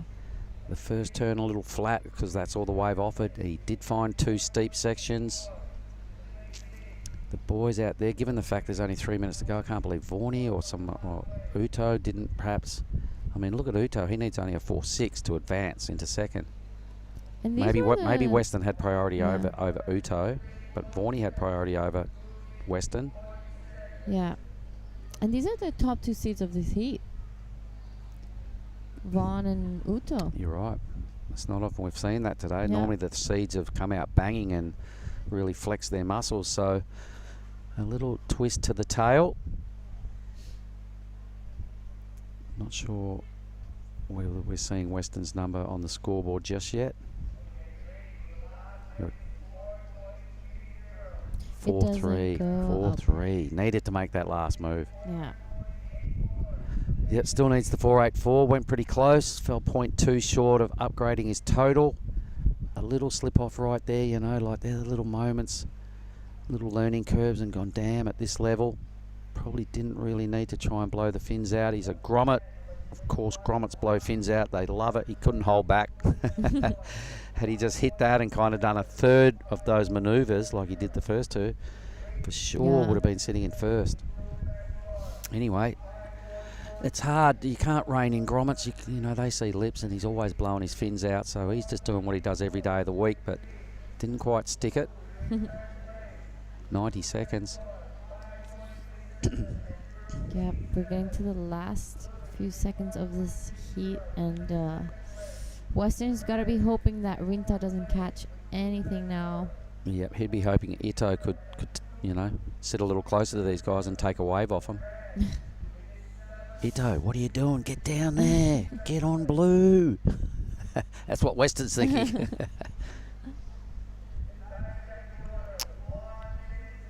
Yeah, Rinta only His only backup is a Hang on, hang on. Where's Weston? He might be down. He's on again. Well, all right. So we'll stay with the live action. Vorney, he needs a huge number. 766 has to go berserk on this wave. Been a number of 7s and 8s and a 9 today. The judges know what exactly a 766 is going to look like. I'm not sure it's looking like this. Westonhurst was on his feet as well. He surfed out of screen. So there's lots of surfing going on this wave for Vorney. Yeah, there's this wave. That's a beautiful finishing, but I don't think it's going to be what he's looking for. Just not sure it had the real big moments. He's blue now, Uto. He needs only a 4.6. We know Weston did ride a wave. Big finish would be handy. All right, he's selling that to the judges. Yeah. What did Weston do? Where does Vorney's number sit? Where does Uto's number sit? It's a real blockbuster finish here. Yeah, it's going to be, we're definitely going to be going on hold. Yep, 100%. All right, what we'll do is we'll throw it on ad break and we'll come back with that result, everybody. Back shortly with Heat 14.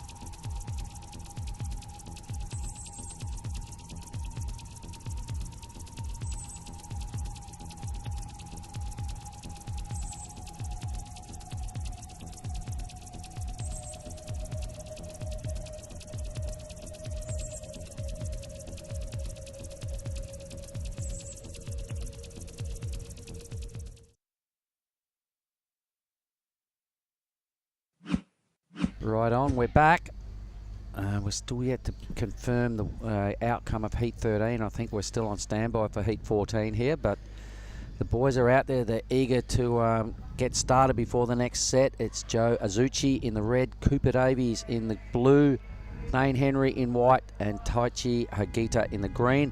So their heat has started. I'm sure we'll bring up the results of that last heat. Everybody online would be pretty eager. And here it is. Oh, okay, the surfer in blue gets his number for that last big hefty belt. Weston will have to dip out. Joel Vaughan's was not enough. The two Japanese advance into the 1-2 with blue first and white second.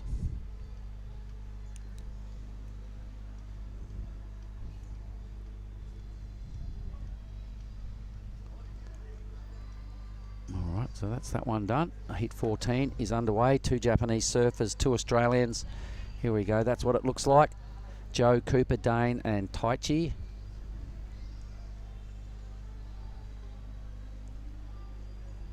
It's right on lunchtime here at Tanjung, Setia, the village. I'm sure our lovely young ladies that are helping us in the booth here, girls, you're doing a great job. I'm sure they're from this area. Tanjung, Setia, the Loyal Point. The reef the boys are hugging out the back there. Ujung, Bocur, the province of Lampung, South Sumatra.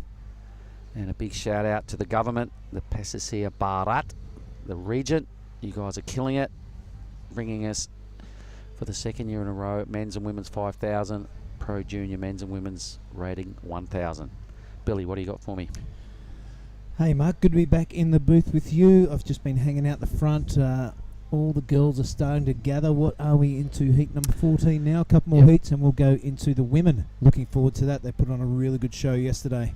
Yep, all the seeded surfers, the big seeds come in that round as well. We've got a bit to get through until then. Loaded heats coming up for 15 and 16. Give us none other than your favourite Java Searle in Heat 16. Varun Tanjung in Heat 15. Lennox Shull also in 15. Yes, and Mike Clayton Brown MCB. He put on a good show here last year. Ben Lorenston, who put on a great show yesterday. Okay. Really never seen him before. Gia's brother. And yeah, he was a standout for me. All right. So plenty of action to come in the men's, and then straight over to the women's. 11 heats scheduled for the ladies this afternoon. Yep, that's right. Yep, and that'll make it a 25 heat day. Thai Sarati cracking the whip. But why not? The waves are here. We're going to see a decrease for a couple of days, so it will leave us really well positioned. Rounds of 32, pretty much. I'm sure tomorrow morning we'll probably start and clean up the back end of that women's round of 64. There'll be 5 of those heats remaining. Pretty certain the young pups will get a go tomorrow, the juniors. Yeah, look forward to that. They've been hanging around for about 3 days, trying not to get them to surf any less than 3 hours a day is almost impossible. You want to have some energy for their heats, but they want to go surfing all day when they're not on. So that's a tough job for the chaperones and the coaches. You can't muzzle the grommets. You know what I mean? There's waves everywhere. They come here and they have a little surf in the morning. They go, we're just going to nick off and go surfing. You see them the next morning, they're just that tired. They're dragging their knuckles, and you're like, what are you guys doing? Oh, I'm so tired. Well, you will surf tomorrow, so get some rest. I asked, Rajo and Teo, who are hanging together, and another one of their clan. I asked each of them individually. I said, so Raj, what time did you go to bed last night? Oh, gee, 9 o'clock. All right, okay. Asked the other guy, Teo, what time? Oh, I think it was about 10:30. And the next guy's, oh, no, it was more about 11. So they stayed up so all night. Rajo's trying to fib to me. They stayed up all night. Surfed all day, stayed up all night. Go to bed, you guys. Get some rest. Look a bit livelier in the mornings. Yeah, you bet. Well, we've got a bit of a sleepy start to this. Let's run through our sponsors who, without their help, hey, we wouldn't be here looking at this action. So, Pramada Pesisir Barat, we want to thank the region that's where we are at. Pertamina. What is that? Petrol. That's the juice? I think it's the juice. I think it's juice for the mobiles. Yeah. Well, we thank them for their help. The PLN, of course, the Power, Telkomsel, Tourism Indonesia, the ASC, the Asian Surf Cooperative, and PSOI, which is basically your Surfing Indonesia. The Federation. That's right. Indonesian Federation. Yep, we thank all those people for their support. You'll see them up behind us when they drop to a shot of the commentary booth. That's what that's all about. Pertamina, of course, valuable, running all the gensets, running all the jet skis, and all the support vehicles up and down the coast. We thank them for that. What a lazy heat. Come on, Yui. Kick into gear. These guys have been waiting. Red and blue have not surfed a wave in this contest yet. They've been watching their mates blow up all around them. And it is now their time to shine, and Huey's just gone to sleep. A bit of tidur. Right on lunchtime out there, Billy. You've just been out there. There's a lot of people getting around. Yeah, it comes and goes as the the athletes coming in and out of their respective time slots. But down in the public area, there's a fair few local interest, especially for what are we looking at? A Wednesday, are we? Get a few hello misters. Yeah, a few hello mister. Couple of little kids getting around in traditional dress, doing a bit of dancing. You've never seen anything so cute. That's a good scene around here. Right on. Well, we're just under 4 minutes away from a restart. Could be the first one for the event.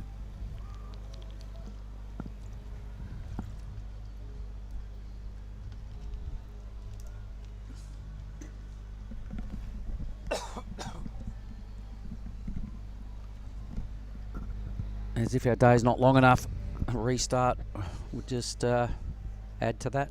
Top it off. Sure, these guys are aware of the fact. 3 more minutes, no waves ridden. Yeah, it'd have to be a real good one to paddle into it now, I think. Boys are probably going, fellas. Hold. 3 minutes away from that fact. We're going to throw down to Giada for her post-heat interview, and hopefully we come back with some surf. So I'm here with Rinta, the winner of our last heat. Congratulations. It was very last-minute wave. Were you very nervous? いやすごい緊張したんですけど波数少なくて最後思い切って攻めていいターンできて逆転できたんで良かったです。 You've been to Krui before and you competed last year. Tell us a little bit about yourself, where you're from, and where in Japan do you surf always? ホームタウンは東京なんですけど今地元は鴨川でマルキでサーフィンして波も似ててすごいクレイは得意なポイントで楽しく試合できました。 Do you like nasi goreng or mi goreng better? I like nasi goreng and jaho. Oh, and jaho. All right, Rinta, is there anything you'd like to say to your friends and family back home? 結構2日間試合がなくていろいろ準備しっかりできたんで明日も変わらず楽しみながら思い切ってサーフィンしたいと思います。応援お願いします。 All right, thank you. Congratulations and good luck in your next heat. Back to you guys at the booth. Thanks, Giada. Did you get all that, Billy? I love it. I love the international post-heat interviews. I'm sure there's people around Japan tuning in and loving what they're seeing. Their countrymen putting on a strong show here at the Krui Pro 2023. It seems each year mark they get stronger and stronger, the Japanese contingent. Yep. Ooh, 90 seconds off a restart. Does somebody catch this thing? Blue sniffing. Cooper Davies. Go Coops. Oh, the other boys are like, dude, you do know. We're 1 minute away from a fresh clock. Cooper says, damn you guys. Buggy ya. All right, Here he all goes. of the support staff give him a big cheer. I'll tell you what, this is probably worth it. It's a good-looking wave. He gets that opening turn out the back, and this is the fast part of the reef. Another handy turn to back that up. Finds the lip for the third time. Cooper Davies has just snuck under the rest of the pack and got himself a decent scorer here to start things off. Just under 16 minutes now. All right, Joe Azuchi. He's got a real clean, smooth and groomed looking wave. The chook feathers fly out the back of this thing, and again, nice tidy connection. A third spicy hit. Crisp surfing from the surfer in red. A big finish would be really handy. Throws it up through the roof, and what a ripper ride for red. That just had quality written all over it. It was a smaller wave, yes, but the judges have to reward the quality of what he was doing, I reckon, Billy. Yeah, I'll agree with that. It'll be great to see these replays. Cooper Davies kind of snuck one on the inside of everybody, but this is a smaller inside wave. I reckon this is a heat strategy because they are running quite well. It suits his stature and it suits his surfing. A little bit hung up there. That is the only mistake I saw on this wave. The rest of them are super crisp and the timing is spot on. So Joe Azuchi off to a great start. That finish was huge. Here goes Coops. Yeah, right. Let's compare this. Okay, so Coops had a little moment off the bottom that he would like to have again. So still hasn't really got his teeth stuck into a section just at this moment. And that was okay, not super brutal, pretty good. It's a starting wave. All pretty lateral, isn't it? Okay, well, he was trying to go vert. The wave had a way more lump and bump on it than Joe Azuchi's. So Joe helped himself to a clean canvas. Cooper did a pretty good job with a ruffled canvas. Scores himself a 5. Yep, okay, so the judges still like his approach. A 5 is a good number in these kind of slower heats. I reckon Joe's, to me, crisper, better. Let's see. The wave offered more, and he helped himself to a 617. So, okay, both those surfers, the seated surfers, off to a great start now. Hagita and Henry are going to have to utilise the back half of this heat to their advantage to play catch-up. Conditions could be tailor-made to that one Dane Henry. He's not a massive lad just yet, but his surfing is very on point. So can't wait to see him here going he's on the for it. He's seen something he likes, Billy. Yeah. He definitely put in a couple of solid paddles as he went over that inside lump.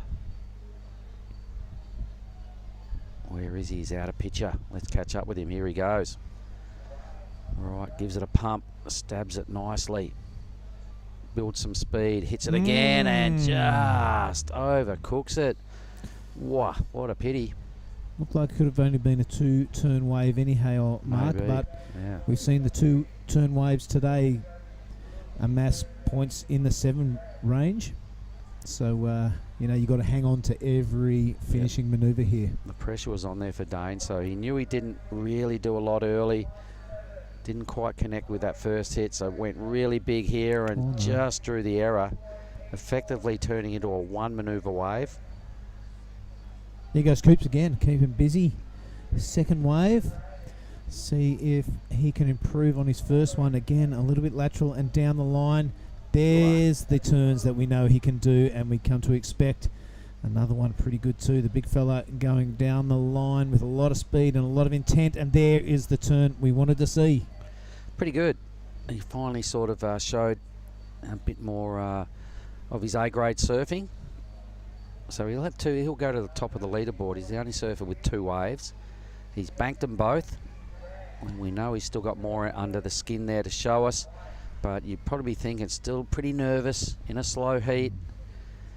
Just capitalising with the completion, keeping the momentum, turn after turn. There was not a lot of downtime between the moves, so I liked it. I think his better wave. Yeah, smaller wave too, Mark, and a lot smoother on the face than the large one he caught to kick things off. Dane Henry, there we go, 1 manoeuvre, 2-1-7. Hagita will be pretty anxious. You let 14 minutes chip off the clock and you've really got to bank on 2 good ones from here on in and no error heat from this moment. Yeah, everything has to click now for Hagita. So let's see where Davies goes with that number.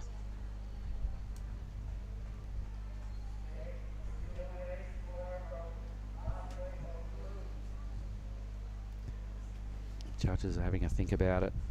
Tachi Hagita playing the patient game. I think it's somewhere between those first 2 numbers up top there. Okay, so what did he have, a 5? So he's got a 6.83 for that. Okay, so the judges went the best wave. All right, so he's got a healthy lead now. Yeah, that last turn was massive, Mark. Yeah, it was. There was a lot of spray, and he got that. I think it was his second move or third move on that wave where he really connected well as well. So 2 big hits with a lot of strong surfing in between. No downtime between his manoeuvres was probably what the judges liked as well. So a busy approach, utilising the complete wave. Well done, Cooper Davies. Hagita has got to be feeling the pinch, surely. 10 minutes. No waves. Same with Dane Henry. You know, you come from home and he's generally one of the big dogs at events, and he generally is a front runner because he gets off to good starts, and he features highly in most of the events he goes in, and then all of a sudden he's finding himself with only a 2.17, getting a little bit smoked by the other 2, and there's only 9 minutes on the clock, so he's probably in that fairly unfamiliar territory. Yeah, he's got to dig himself out of a hole. It's good fun when everything's going your way, but when it's not, it's the mark of a true champion, and they can find a way to get out of that funk. Well, you've also got to hope that Huey throws you some favours. Can't do much with the oceans not giving you any love. Exactly. That's kind of what's going on right here. I've only had 4 waves ridden out of 4 really good surfers in 15.5 minutes. That's not a good strike rate. Huey's kind of having a bit of tidur here at lunchtime.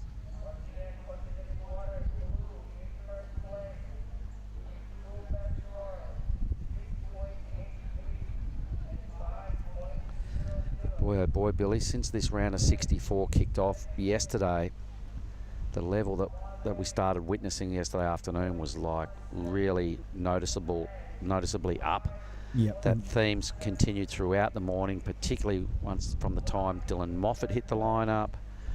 Morgan Siblick went nuts, Lennox Smith went nuts, and everybody in the competitors area was just so pumped to see all that. They're like, righto, that's the mark.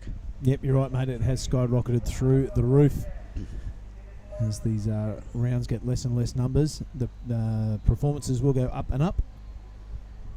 But yeah, noticeably different. And I'm expecting a similar scenario out of the women's when we get to that round. 11 heats to roll out there. I'll just glance through the draw, see if I... Nanaho Suzuki. Oh, strong performer. The number 1 seed in Heat 1. Elise Cooper, past winner, will be leading out Heat 2. Rina Matson Sunaga is featuring heavily in Heat 3. Mia Huppets is the Red Rash Fest for Heat 4. And on we roll. Heat 11 will finish with Kailani Johnson taking the Red Rash Fest out there, leading out Heat 11.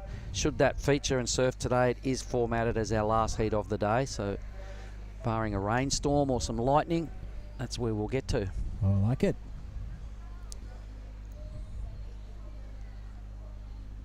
Right, Hagita now prowling around the lineup. I mean, I've just had a bit of a chat with Kian Martin after his heat. He snuck through. The thing he did notice that everyone was getting scoring waves under his priority, and that has been a theme of today. As we see, Hagita's missed that one and he's coughed up priority. All right, so was he bummed that he let that happen, or did he? No, we're just discussing the heat, and he got through, and it's cool. And we kind of came to the takeaway from that heat into the future, that just because you get priority doesn't mean you have to sit in the same place. You can paddle around the lineup. Everyone has to get out of your way. You know, as long as you don't do exactly what Mr. Hagita did right there and miss a wave, you'll still retain priority. So when you do get first priority, stay active, stay hunting. Masi Manchari. You can definitely get caught up in the hype of I've now got to wait and really make this count. But yeah, sometimes it can turn around and bite you, especially with an ocean like this. Yeah, if you can imagine a free surf, you got first priority. You just paddle all over the lineup and take off where you want. Anyone that kind of looks decent, I'm going. Easy to explain, very hard to execute. That's it, you know, in the heat of battle, and you're out there and you've got all these, you know, right intentions, and this is what I'm going to do, and then the ocean does something the exact opposite. The ability to readjust and, you know, mix up your game plan and adapt, I guess is the word. You know, live in the moment. That's been a big cliche of lately with all the athletes, but it's true. You've just got to reassess and come up with plan B before you run out of time. Here goes Joe now, Mark. This is his second wave only. He's already banked a 6.17, and that is a fantastic opening turn. Getting his flow on. This wave is looking dangerous for the rest of the pack. That's huge. Bit of a brutal third turn, but those first two were crackers. All three of those hits, undeniably good. Easily goes to the lead. It's a matter of does it turn into the wave of. It'll be a healthy number. It's sort of, without being too blockbuster, it's definitely not in that average range. I thought that was really good, strong surfing. Dane Henry now, Mark. Yep, he's got to do something. He knows it's time to strike. He's got to leave himself a few minutes to get back out there and get another wave. Ooh. Had to do that, had to go for it. He's got to take the most of every opportunity now on this wave. So far, so good. And really holding his speed well down the line. He's keep looking over his shoulder, seeing what's next. And belly flops down the face with major disappointment on his face there. Here he goes, the wave of reds again. What do you like here, Billy? I love switching it straight to attack mode, banging it through the lip, and this one, the timing's perfect. Beautiful whip around. The third one going for it. Hung up there for a little while, but rode down the roller coaster without a problem at all. Judges are going to love that. Yep. All right, so Dane Henry had to go big, so good start, all right? And then he backed it up again, so he was on his way to getting out of trouble here. And you watch, he keeps looking down the line over his shoulder coming out of these turns. And was he a little far ahead of himself in his brain? Ooh. Because there was an error there where it was a pretty stock standard manoeuvre. Time pressure, scoreboard pressure was mounting. The error was thrown down. 817. Thank you very much, judges. Boom. Three big hits into the excellent range. That's going to feature on our page over here on the highlight reel.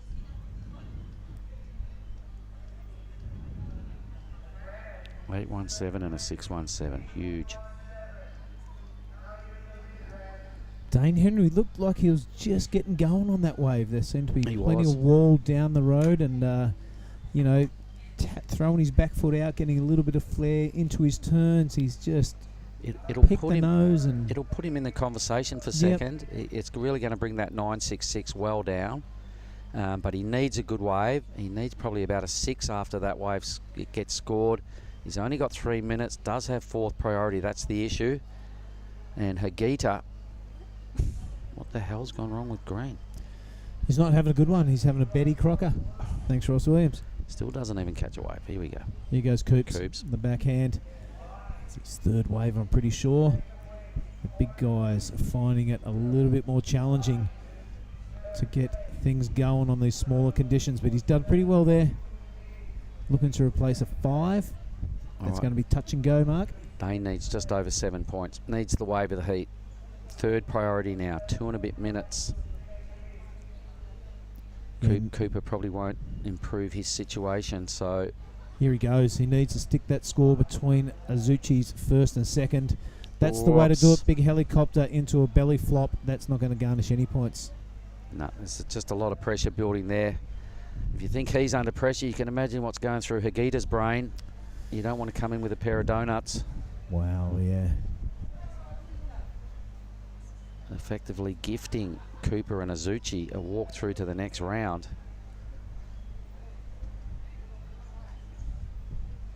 Dane Henry will be wooing opportunities missed. Oh, won't he just? The waves he's had, he should be in a better position. Cooper's probably be pretty stoked that Henry has not found his groove. Azuchi just surfed his way into that position, so there's no luck there. That was just all dynamic surfing with really good wave choice. The 817, 3 big brutal hits. That wave, the 817, just had 3 sections that bent perfectly for Azuchi, and he totally nailed every one of them for the 817. All right, this is how Cooper got into 2nd. This is one of his rides. That was his last ride. In fact, won't be one of his 2. Wow, Taichi Hagita. Is he injured? Is he crook? Don't know. He's not happy with himself. Look at that, with the situation that he's at. There's the frustration there. He's splashing the water, looking at his clock, wiping his nose. The body language is not good. Surely. Huey, give him a wave. Come on. You got to surf your way in. You can't paddle in. He's on the hunt. 30 seconds remaining. He's slowed down. Body language, not convinced there's anything there for him. Stand up. Stand up, Taichi. Get off the donuts. He could be out for a golden duck here, Billy. Meanwhile, Joe Azuchi is just catching everything in sight. No, likes his surfboard way too much to take off on that. The reef just coming up at him quick smart. All right, let's pencil that in as a big win for Joe Azuchi. Cooper Davies, congratulations. See you in the round of 32. Yep, good on you, Mark. Let's throw to an ad break. Don't go anywhere wherever you're watching around the world. This is the Krui Pro 2023. We'll be back just after these messages.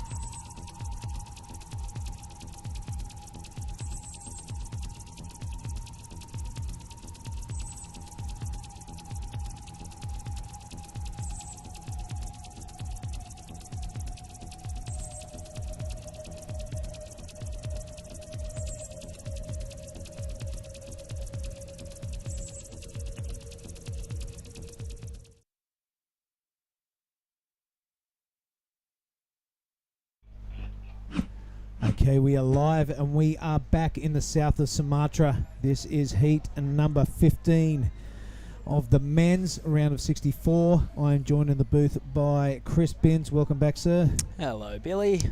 This is a good-looking heat coming up. Mike Clayton Brown takes on Varun Tanjung, Lennox Chill and Thomas Carvalho. Close enough? Yeah, not bad. Thank Tom you. Cavello, he's from the Gold Coast. Lennox Shell, he's from Copacabana, Central Coast of Voca. His old boy Sam Shell was a ripper on the ACC back in the day. And kicking off proceedings in the blue jersey, that is Varun Tanjung. He'll be hoping that he can go a little bit better than his mate Bronson Mady, who had a bit of a dud earlier on in the day. Yeah, I'd love to see a couple of these young pups get through and see how they handle the pressure of the finals day. He's going to have his hands full with MCB though. He had a really good campaign last year here, Chris. And Lennox and Thomas, no slouches. Yeah, Leno, pretty sure he was in the Tellos before this. I was actually surfing with him last night in the dark. I'm sure he was ripping. I'm glad that no one could see what I was up to. Yeah, it's a very humbling experience being on the work crew at a major surf contest like this and going for a free surf with all these young, full of energy, perfect non-injury riddled bodies. It's a very humbling experience, but also very inspiring at the same time. Yeah, I made my peace with that years ago. I'm at the stage now they give me charity waves almost out of sympathy, and you get like this encouragement that's like, yeah, go mate, you got this. And you're like, oh, really? Has it come to this? There's some good things about getting old. So, yeah, Varun Tanjung, an Indonesian and 3 Aussies in the water, 2 Aussies in the booth. I'm Chris Binns. That's Billy Hangen. Hi. And we are here in the beautiful Krui in South Sumatra. Conditions just keep on coming. We're aiming for a 25 heat day. That's been the goal every day so far. Yeah, we've almost reached it. We didn't quite get to the first day of the opening ceremony, and then yesterday we were interrupted by thunder and lightning. It was very, very frightening. Galileo. Indeed. Speaking of karaoke, Tom Carvello last year at the opening ceremony at the Taiwan Open of Surfing. Yep. There was a band playing 25% too loud, as seems to be common in this Southeast Asian region. And they were very keen to get some surfers out of the crowd. They asked him what he'd like to sing, and I've never really spent too much time with Tom, but I instantly grew a fondness for him because his request was my go-to karaoke song. Oh, what is that? How You Remind Me by Canada's finest, Nickelback. And he absolutely murdered the eardrums of everyone at the competition area. Excellent. Had the lyrics on his phone. The band did a stellar job. They YouTubed the music, and and yeah, all of a sudden an impromptu karaoke jam. Well, let's hope we see more of that at this event. Might have been a little bit of the sponsor's product that led Thomas to be egged on by his fellow competitors to jam that one out. But yeah. Well, it was All Country Road here last year, Chris. That was the theme song of Lavina, and there was the homestay just down the road, and there were some victors came out of that. All spearheaded by the production chief Sam Norwood. Not a shy man when it comes around to karaoke. But Jesse Mendez, not a bad rendition of Country Road. There you go. All right, this is Varun Tanjung on his backhand, the sole Indonesian up against 3 Aussies. That was a strong first turn, sticking with it. Unfortunately, the wave wins the race. Here goes MCB, Mike Clayton Brown on his backhand, strong turn. This one's got great size, shape, rhythm and pace. So working his way down the line, this is going to be a decent number. Schwacks that in Varun's face. 19 minutes to go, kicking out. And Mike Clayton Brown, a handy wave. I did like that one turn of Varun's, and it can sometimes just take that one turn to get your confidence up and go, right, if I get the wave and I get the canvas, I'm going to take this thing apart. So let's hope the confidence is building in that young man. Took us through this replay of Mike Clayton Brown's last wave. He's continuing on from last year. A lot of back foot and a lot of bum high turning. I like that. This means a lot of effort being put into those turns. It's very difficult to do that and not come unstuck. There's Varun. Right, I like that. Straight down, a little bit of an airdrop on the way down. You're heaping a bit of scorn on the tie-dye sort of pink spray earlier. Oh, geez, haven't I got some text around the world about that? What do you make of Varun's little fluoro number? Oh, I'll have to have a look at it. But, wow, haven't I copped some flack about that since I said that? Mason Ho's not happy with me, apparently.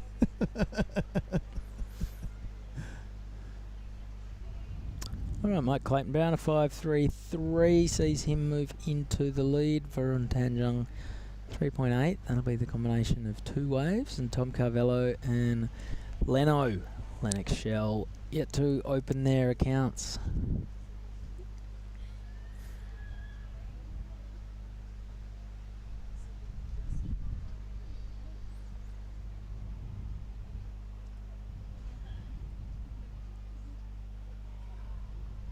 Any word from El Salvador, mate? Are they kicking on? Are they having lay days or? By the sounds of things, they're off till about Friday. Okay. And yeah, the next event is Rio, which kicks off just a few days after the waiting period for El Salvador closes. So no one is in any particular hurry to leave, because you're not going to rearrange your travel schedule to, you know, some people might be getting down to Saquarema a little bit ahead of schedule, but, you know, there definitely won't be the Aussies or the Americans or the Europeans heading home. They're in for a bit of a leg. So the boot's on the other foot, because for a long time we make the rest of the world come and surf through Australia for months on end. And this time around it's our turn to do the Central America down to South America tango. You bet. It's all part of being a professional athlete. If you don't like travelling and packing up your boards every couple of weeks and living out a suitcase for years on end, well then you're probably in the wrong game. Anyway, let's head on down to the athlete area, and I'm pretty sure Mark Clift has the winner of the last heat. Over to you, sir. All right, we're live down here in the athlete zone with the winner of the last heat with an 8.17 and a 6 plus ride. Joe Azuchi, you ripping. Thank you so much. Yeah. You want to, okay. Krui? Krui is long legs, so one wave dipping. Yeah. Okay, Joe, your favourite surfer? John Florence. John Florence. Your favourite woman surfer? Tyler Wright and Carissa Moore. Okay, thank you very much. And all the best for the next heat. Japanese okay? You can talk in Japanese. Say hello to some friends in Japan. How about that? ちょっと緊張して硬くなってしまったけど、次のヒートはリラックスしていいライディングして頑張ります。Thank you very much, Joe. We'll leave it at that. Good on you. Thank you. Well, how good was that? Mark Clift looking as comfortable as a snowball in a sauna. Joe Azuchi dominating the heat before. Loving those international interviews. Yeah, incredibly polished performer, Joe Azuchi. I would hazard a guess that he is one of Japan's not only top ranked but highest paid pro surfers. Really? Yeah, he's got the full gamut of sponsors across the board. And yeah, he's been around. He's a few years older than he actually looks. He's blessed with boyish good looks. But yeah, I remember him doing World Juniors probably 8 years ago. Interviews always been the same? Yep, awesome. 14 minutes remaining. So Tom Carvello and Lennox Shell, they've sat for over 10 minutes. There's Leno, probably trying to remember the words of wisdom I would have passed on in the dark last night. Which way in? Is this a wave? All right, there's the breakdown. Mike Clayton Brown, a 5.33 and a 4.77. A couple of 2.90 and a 0.90 for Varun. Sure he's going to do better than that. Here goes Lennox Shield. All right, that is a handy way to start off. This wave rattling off down the reef. And Shelley gets over there. Here is the scoring part of the wave now. Gets a bit faster and a bit steeper. and there flares the tail. So there you go. Yeah, Leno sat and waited for a dozen minutes, and I think that's going to be a pretty significant number. Yeah. Great surfer, great kid. Has spent a lot of time in the West. Really? Yeah, I think he was hunting up north in the desert. Oh, here goes Lennox now. Kind of like the way he started off there, a full wrap around. The board facing the opposite way. The more I look at this wave, the more I like it. A couple of lip bashes there, but not losing his momentum as it goes down the line. Allows a little bit of a disco dance and then a beautiful looking finishing turn. So Lennox Gill, I'm liking it. Oh, here goes your boy Thomas now. Yeah, Tom Carvello. They've made it as a wise man.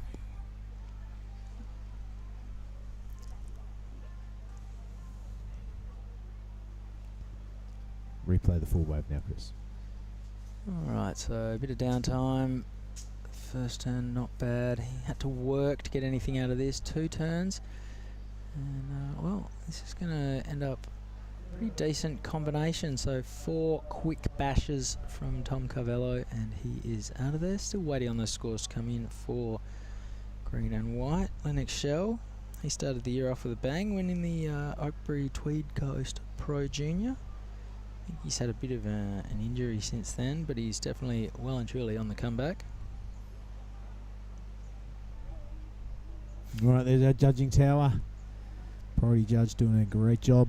That's head judge Todd Rosewall in the red shirt and the bucket hat out in front.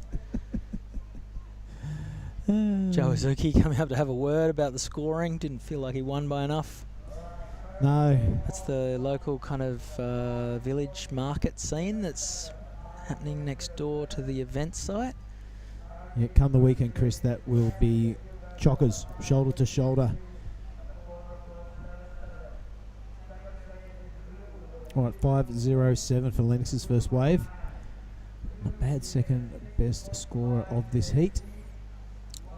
Still waiting on the first number to drop in for Tom Carvello.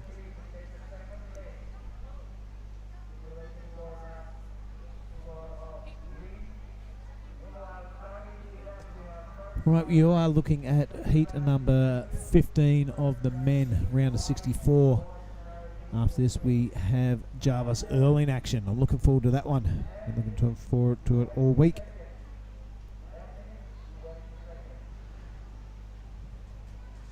Okay, Yamanaka and Ben Lorenston put on a great performance yesterday. First time I'd actually seen him surf. Yeah, very handy. Kari Noro, they round out heat number 16. So any highlights from this round so far? For me? Yep. Morgan Siblick. Yep. That was, I didn't actually see Dylan Moffat's heat, but I sat there and watched Morgan's. Big fan of that young man surfing. I'll never forget the performance he put on at Rottnest. Really stepped it up there. Came on the scene with a big bang and a lot of momentum. I'd love to see him back on the CT. Yeah, he had an incredible run through the Aussie leg. He surfed an incredible heat at the Newcastle event against Ryan Callanan. So all the Merriweather boys and girls were down on the rock supporting their 2 local heroes going at it. Off the back of that, Morgs dusted John Florence, went down to Narrabeen, did the same again. John turned his nose up at a wave that he didn't think offered any kind of score, and Morgs took off and did the most incredible upside down hook under the lip. Wasn't just under the lip, it was through the lip. Somehow forced his whole tail through the wave. Got the 9 and dusted John in back-to-back events before crossing the country. Getting a bit of a result at Margaret River, and then again in the lefts of Strickland Bay at Rottnest Island, surfing his way to the final, where he squared off against Gabriel Medina, who was in beast mode and was just playing with the deadly shallow Strickos end section. If you surf Strickos a lot, you'll know that that end section is not fun, and Gabby was doing the biggest turns and the biggest alley-oops you've ever seen, just over it like he didn't care in the world. Incredible. Good on him. Yeah, it was a good week at Rottnest. Probably highlight for mine the day-long golf match. Everyone had to go in there and play 9 holes and write your score down. Ronnie Blakey taking it out, funnily enough. The man can play golf. No surprises there. He owns a golf course these Yeah, days. little shorties. Can't wait to go for a round with the big man one day. North Sydney area, I understand. Yeah, great golfer, great surfer, good commentator, fantastic head of hair. I'm not sure I like him at all, actually. No, on there's second not thoughts. much to like about the guy. No. Rottnest was the first event where I've ever taken boards and clubs. It was great. It was one of the like school all-time camp. events. Everyone was staying at the same place, eating at the same place. Fun times by all. Okay, Anyway. score has dropped in for Tom Carvello, a 5.4. So Mike Clayton Brown is in the lead with a 5.33 and a 4.77. He's the only guy with 2 scores that count. Varun Tanjung, he's sitting second, but he won't be happy. He's got a 3 and a 2. Tom Carvello is in third with a 5.4. Lennox Shell is in fourth with a 5.07.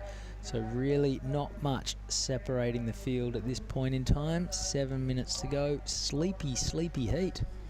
Sleepy heat, but the program is the same pretty much of all today.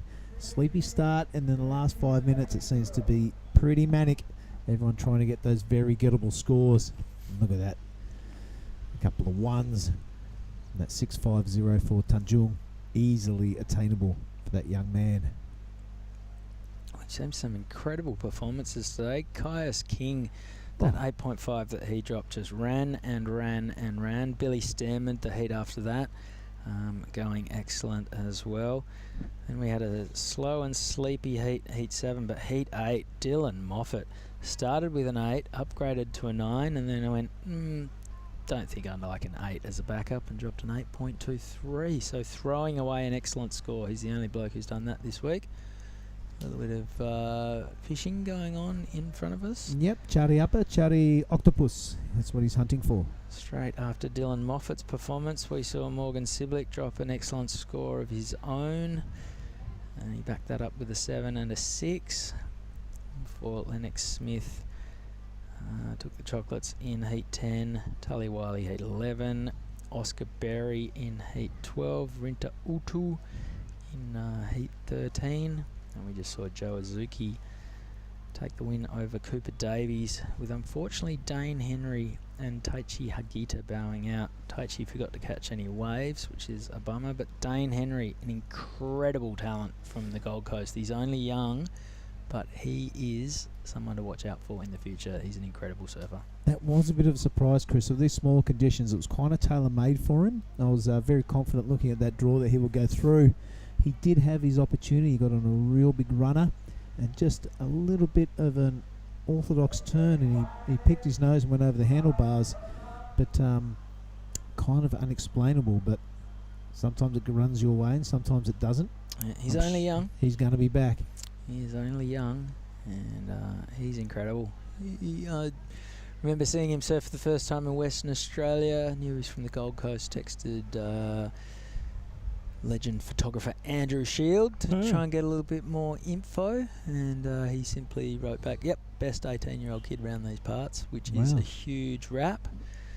You know, Shieldsy shoots everyone from Byron Bay to Noosa. He knows all the surfers, and a call like that does not go unnoticed. He's been at it a while, hasn't he? Sure has. Wow. He's just a few 1,000 kilometres north of us at the moment. We're about 5 degrees south of the equator. He is sitting on the equator in the Tello Islands right now. On your shield, man. Be nice and hot up there. Shieldsy would be losing his mind singing in a booth with us, hearing the ice cream song on endless repeat, because there is no one in the world who loves ice cream more, nor has consumed more ice cream than Andrew Shield. I've seen him order ice cream for breakfast in Japan once. Ice cream muncher. Oh, yeah. All right, 3:40 to go in this one, Chris. We digress a little bit. It has been a sleepy... We digress a little last bit. 5 minutes, but have a look at this. The priority holder look at them go. Get into it, boys. Mike Clayton Brown is the priority holder, but it is Varun who ends up with this runner. He needs a 6.50. That's a good way to go about it. 2 lip bashes. Looks like he is hungry for a top spot. That drone footage making everything look fantastic, but he has rattled off a couple of handy turns. Can he finish it? Shoves it through the lip. Got to ride down that roller coaster. Can he do it? Patting 2 dogs at once. There we go. Oh, you'd have to give it to him, I don't know. Well, let's have a look at that one from in front. We know he's going to get rid of his 2.9. He might even get rid of his 3.6. Here's the replay of what Varun got up to. That Paizel looking sharp underfoot. Not sure what Billy makes of the spray, but that doesn't matter to the judges. So pacing his run nicely down the line, stabs it up into the lip, and repeats that one a little bit. It's just a small wave. He's milking every last bit out of it. And kind of dropped down the hole there, didn't he? I'm not sure that counts. It really doesn't matter, to be too much, perfectly honest. But I don't mind the fruit tingle spray job. Pretty good. Oh, okay. Yeah, I'll go with that. Yeah, well, I'm sure he'll be super impressed. Yeah, pass it along. He can finally sleep at night. All right, we'll wait that score to drop for young Varun. Sure, the old man's on the beach watching on nervously as Thomas makes a move onto the inside. That's a pretty good move with third priority under his belt. Lennox is going to have none of that. He'll probably position himself right between MCB and Thomas. That's exactly what he does. Look at that.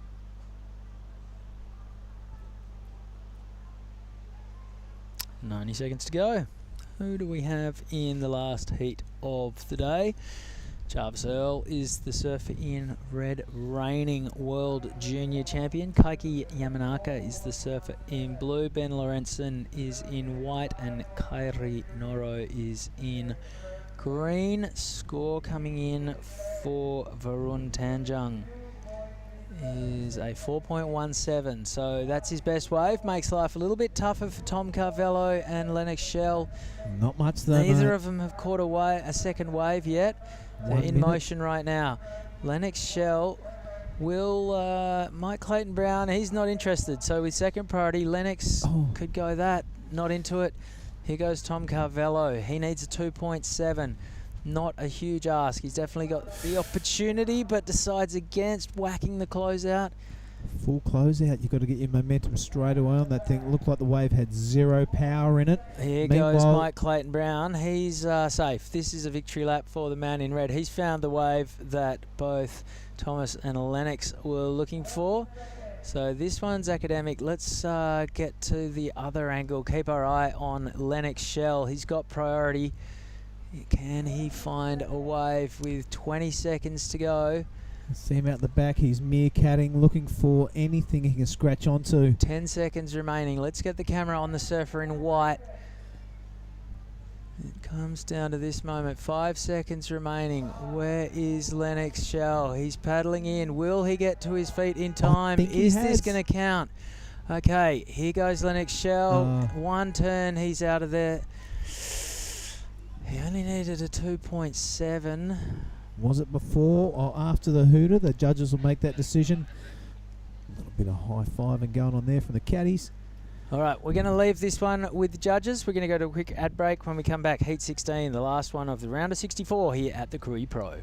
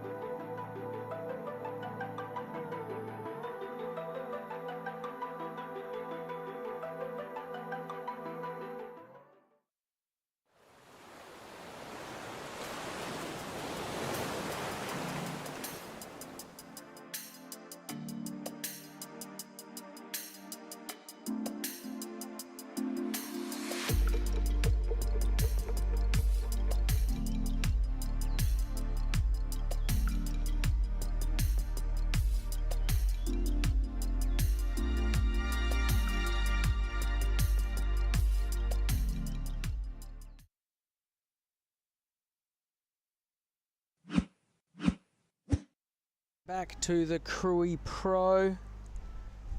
We're looking at Mike Clayton Brown on screen right now. Those results are from the previous heat.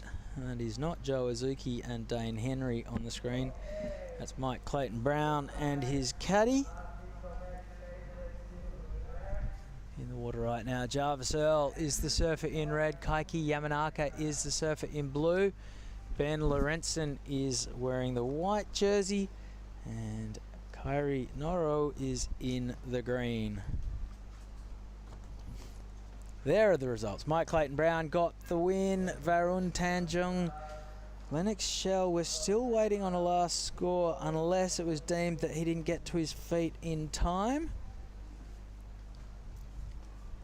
So not quite making it to his feet in time by the looks of things. Not quite making it to the booth on time by the looks of things. Jada Lagarde. Yep. I'm back into Great to be back. So I missed out on that last heat. What ended up happening? Well, that's the scores on screen right now. Mike Clayton Brown got the win. Varun Tanjung second.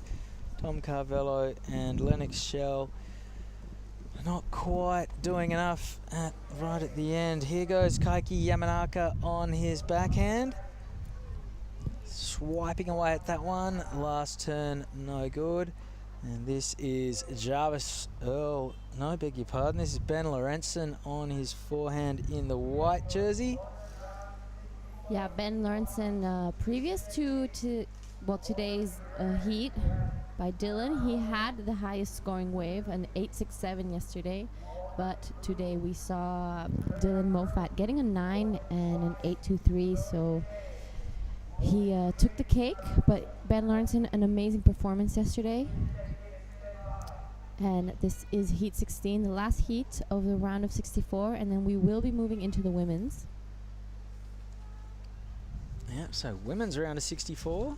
It's a stacked draw, naturally. This is the last seeded round before it's a free-for-all. So we're seeing some of the bigger names come into play. First heat after this one, Nanaho Suzuki, highly touted Japanese surfer, up against Freya Prum, Georgie May Hicks and Charlie Hatley, who was one of the standouts yesterday. Second heat, Elise Cooper, Naoa Muro, Nasa Awalea Shaldira and Lydia Kato, who surfed really well yesterday. And those last two surfers are from Indonesia as well. Kaiki Yamanaka opening up with a 3. Ben Lorentzen, he's still got a score to come. Yeah, this is very important heat. Last one, and I'm excited to see the women's. We haven't seen all of them yet, and today we've seen all the seeded men as well. Everyone has gotten to surf in the men's draw. Now we're moving on to the women's as we see Jarvis Earl. A beautiful first turn. Straight into a second check turn, tries to get around this section and actually makes it though. That was very impressive. It's not done yet either. A little bit of flare to come. No, he's out of there. This is Ben Lorentzen flying down the line. This is his second wave. His opener was a 2.77. Behind the 8 ball a little bit. Tries to foam climb up and over the section. Instead of coming out in front with plenty of speed, he goes down with none whatsoever. Kaiki Yamanaka sitting in the lead. Kai Noro yet to open his account. Jarvis Earl, I wouldn't be surprised if he started taking to the sky. He's got the skills for it. Speaking of skills, we're going to go catch up with the winner of our last heat right now. Mike Clayton Brown is having a chat with our own Billy Hangen. All right, we are live. We're here, and I'm looking at the winner of heat number 15, Mike Clayton Brown. Tough conditions. It was a bit of a scrappy heat. Talk us through it. Yeah, well, I was kind of expecting it to be pretty slow. It seems every heat I have with Lennox is really slow, but yeah, you know, I'm just thankful to get those 2 quick ones at the start and just, you know, hold on and surf a smart heat. Yeah, you certainly did that. The rest of the lads struggling to find a second wave. I think Lennox and Thomas, they didn't have a second wave until the last minute. You held priority. And you got a pretty decent wave in the side the last minute. Any thought of just passing along to Lennox a second priority? Yeah, nah. I feel sorry, but you know, it's just what it is. You know, it's competition, and Yeah, it's hard because, Lennox is my mate, but, I'm here to make heat, so it's just how it is. Well, that's right, and I appreciate and I admire that because that's what here, a surfing contest. It's not a free surf, so you did extremely well. I think you ended up with a handful of waves where some people struggled to get to. From the shore here, the waves look really good. They're running off. There seems to be a bit of lack of power on the inside, though. It's really hard to get vertical and really get that back foot into play. Yeah, well, I did that on my last one. I kind of saw like a fluffy wedgy section and hit it, and it just kind of didn't really push back. So, yeah, maybe just switch equipment and, get on something a bit more spicy if it stays small. Yeah, you bet, mate. Well, you're through to the next round, so job done. Well played. Down that camera, anyone at home you want to say hello to? Yeah, my family, I know they're watching. Love yous, thinking of yous at the moment too. And yeah, all friends and anyone at home. Cheers for watching. Right on, MCB, winner of Heat 15. Back to you guys in the booth. Yeah, it was MCB. Very lovely character and nice person. Seen him last year around here on Nias as well. Not too much happening out there. We saw another wave from Ben Lawrenson. Unfortunately, he didn't make it. Still no waves ridden by our surfer in green, but still plenty of time left, so it's still anyone's heat.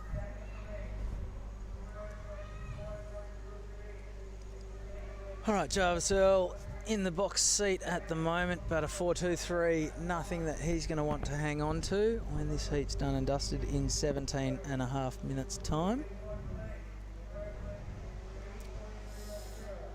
Yeah, looking at the next heat, I'm super excited to see Georgie May Hicks, another one of our upcoming surfers in Bali.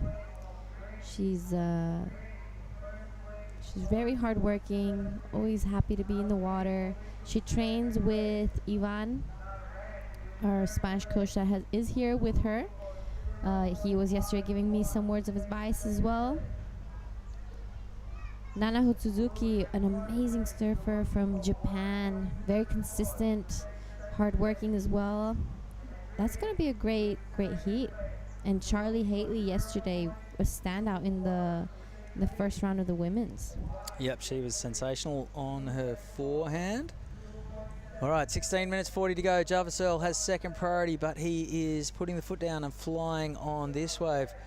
Must like the looks of what he sees down the line. I wouldn't be surprised to see Jarvis take to the sky. Looks like there's a few little ramps starting to pop up. And that was lightning quick from start to finish. Little bit of a, I reckon that was a subtle little clenched fist as he kicked out of that one. And Jarvis, World Junior Champ. We saw him take a big win in Taiwan at the Taiwan Open of Surfing late last year as well. He competed at the Margaret River Pro recently at the highest level on the championship tour. Lightning quick from Jarvis, and he is out of there. So expect him to go into the lead when this number drops in. Might just about be the best wave of the heat so far. Kaiki Yamanaka yet to get going. Kainoro is in the lead, the 4.73, the best wave we've seen so far.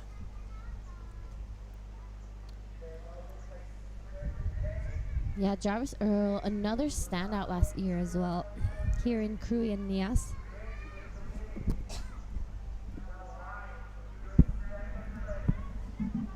He was putting up some great heat scores and very consistent in both the events. He's very comfortable out there. He's not afraid to take the air. He's good in the barrel. He's good in the turns. So he's a little bit of an all-rounder and a very young man. So he still has so much to give.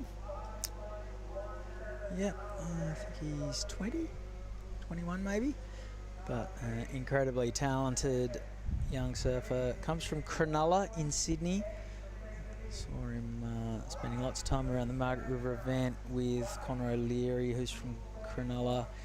Richard Dogmarsh, one of the surfer coaches on the championship tour, hails from that part of the world as well. Luke Egan lives in Cronulla these days, even though, of course, he's originally from New South Wales. And, of course, the Grand Master, the Grand Poobah, the Jedi of all Jedis himself, Marco Galupo, comes from Kurnell in Cronulla. So it is Goofy Foot Mecca if you're an Aussie. So Jarvis Shell following in a proud long lineage of Goofy footers. Guys like Gary Green did that in the 80s and 90s as well, all from that part of the world. Jarvis Earl, there it is, last wave of 517 does see him move into the lead. 517 and a 423, that's a start with 13 minutes 40 to go. You know that Jarvis wants to ditch both of those scores before this one is done and dusted, but he'll be happy sitting in the lead. Kaiki Yamanaka on his backhand, putting the foot down, looking to get a solid score and put himself back in the frame. First turn was really strong. Big sheet of spray, repeats the treatment a second time, up into the lip, got his board well up to 12 o'clock. Really liked that, and that is going to be a strong turn for Keiki. And 13 minutes to go. Let's see if we can catch up with this one on the replay. Yeah, it's going to be feeling pretty good for Keiki. He doesn't really have any big scores up yet, so this is going to be one of those. We're still halfway down, so there's still a lot of chance, but it's going to be one of those heats where anything can still happen and it's not too late.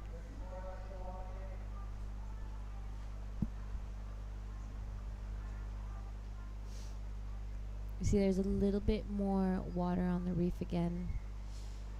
We've seen this wave with the low tide and with the increasing tide. Yesterday was when it got best, when the women came out. We had our chance and it was firing. So today as well, the directions is great.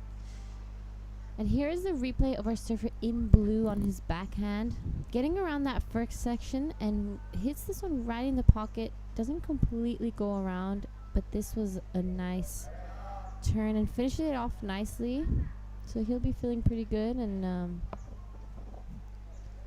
that wave of 443 takes him straight into second.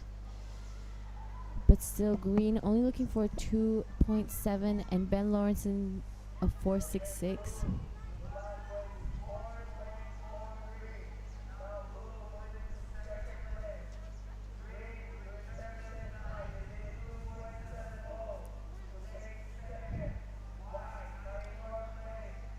Alright, 11 and a half minutes to run. Jarvis Earl with a 517 and a 423 is sitting in the lead.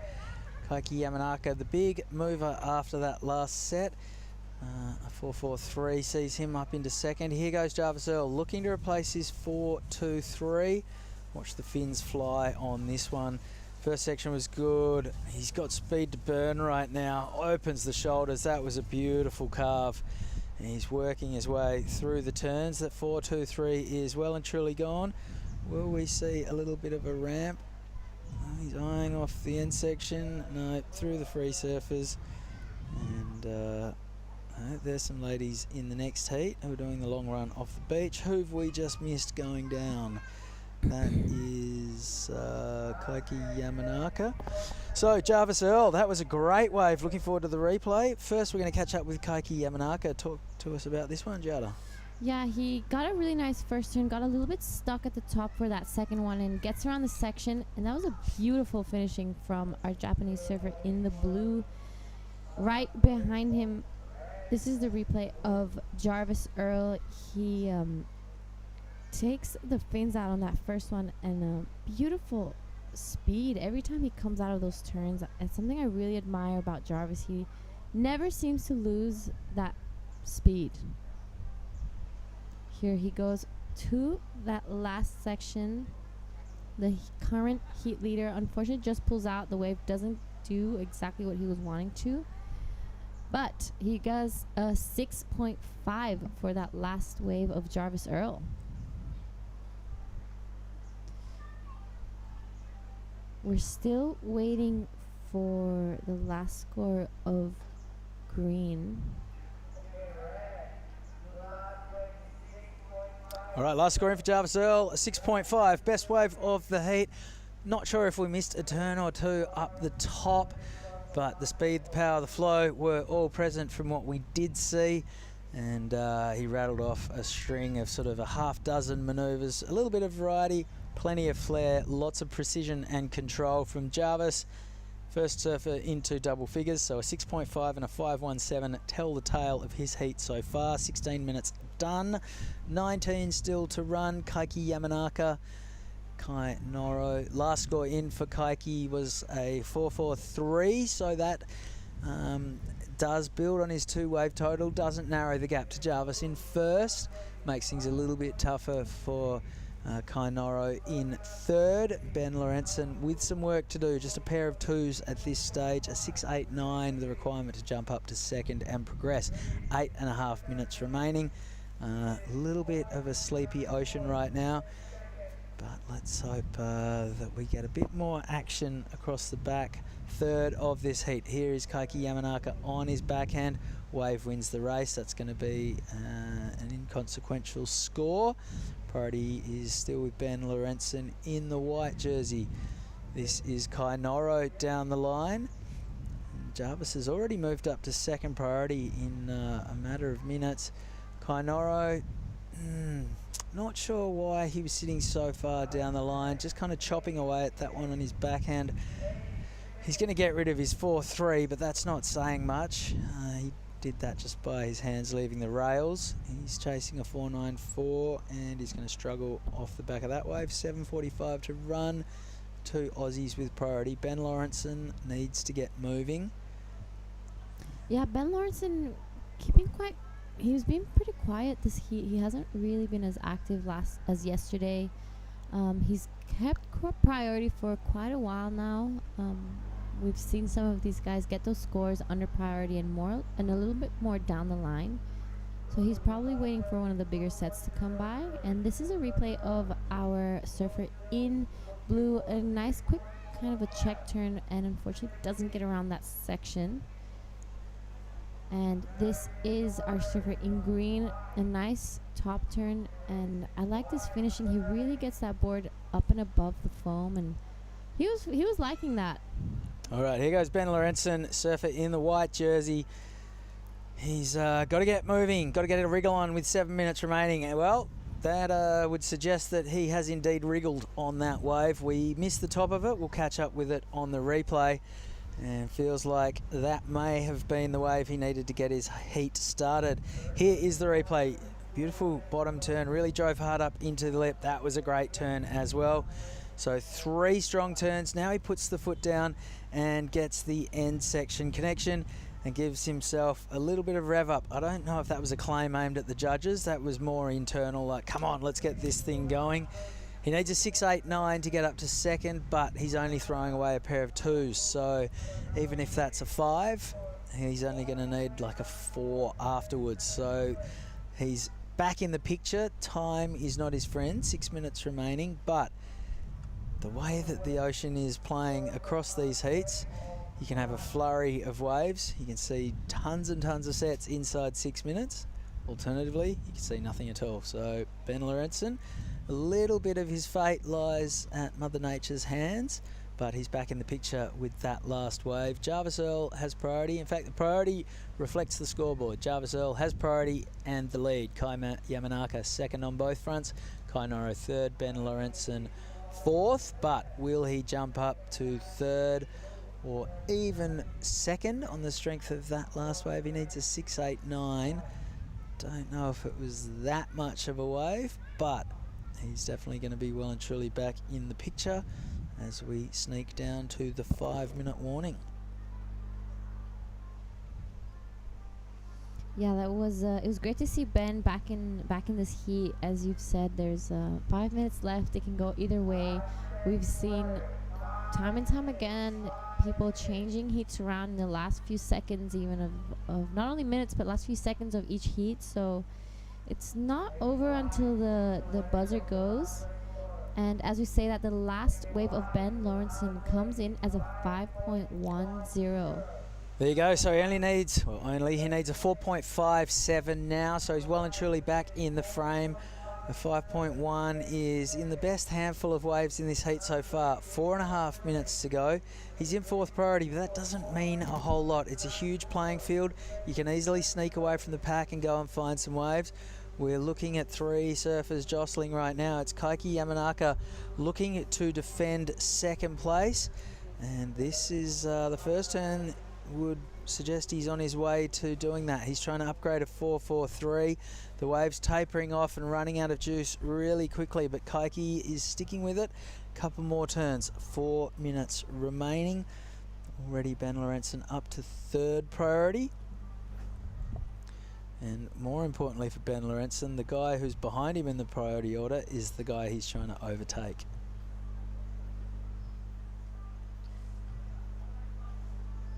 Yeah, Ben gonna be really hoping to catch something soon. This is a replay of the last wave we just saw. This is our surfing blue. Two really nice turns. Gets around that foam section. It was didn't have much to offer this wave, but you know he surfed it really nicely and is trying to improve a 4.43. We'll see what the judges think about that, but as we have 3 minutes remaining in this heat, the last heat of the round of 64, we will be going straight into the women's after this last seeded round of the women's QS 5000.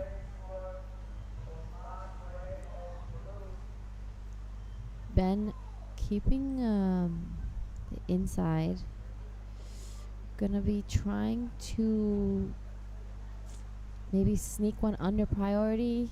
Otherwise, he's going to have to wait for green to catch one and then catch another one behind him. So last wave for Kaiki Yamanaka came in around the 3-point mark, so it doesn't factor in to the his score line, nor the requirement for third and fourth. 2 minutes 15 to go in this one. Jarvis Earl, he'd be breathing pretty easy right now. It's going to take a fair bit for one human, let alone two, to overthrow him at this stage. He also has priority, so if a good-looking wave does come through, he can have a swing at it. Ben Lorenzen is looking to hunt down a 4.57. Kairi Noro has a 4.94 in his sights, and he has second priority over Ben Lorenzen. And Kaiki Yamanaka, he's sitting in fourth priority but second place, so he won't be breathing easy at all. 90 seconds remaining. We see a couple lines coming through. Will this be the last chance for Ben Lorenzen or Kainor to get into an advancing position? It looks like Kainor will be using his priority over Ben. He only needs to improve a 2.93, looking for a 4.94 to get into that second place. This wave looking nice, not one of the bigger sets, but it's a clean looking insider wave, giving that variety, a bit of a cutback, coming back to that whitewash to keep that speed, and we see him finish it off. Well, he gives it a little salute. He gives it a bit of a Wolverine. Jarvis Earl, this is just a victory lap behind him with 45 seconds to go. I think he was actually looking at his watch to tell the time there. That was no claim. Here goes Ben Lorenzen looking to get himself up into second. 30 seconds remaining. It's last roll of the dice time for the Aussie. This is a great looking wall, and he is going to town, having a field day. Can I fit any more cliches into this wave? He's putting on the afterburners and milking every last fraction of a point. He's not done yet. Releases the tail, goes down. He would love to have sealed the deal. I think he's going to go very, very close as it is. Here is the full replay. So start to finish, top to bottom, a little bit of drift out of the tail. The siren sounds. So this one is with the judges. They're going to watch a ton of replays. We just saw Kairi Noro look to go from fourth to second. This is Ben Lorenzen trying to go from third to second. He couldn't have done much more with this wave apart from finish the end section. Right about there, he might have been thinking he was going to bring it into the beach and through to the next round. Instead, he's gone down and left this one very much in the hands of the judges. I'm going to go and catch up with Jarvis Earl, who's won this heat by the length of the straight. We're going to have a quick little break, and we're going to move into the round of 64 on the women's side of the draw at the Krui Pro right after this.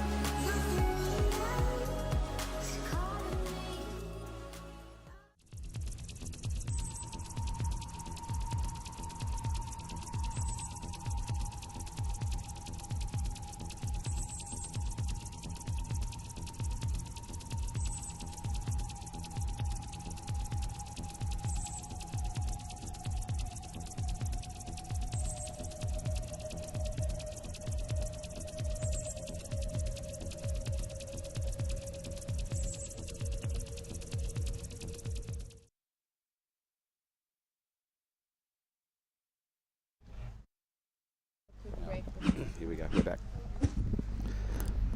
Righto, everyone, here we are. We are back.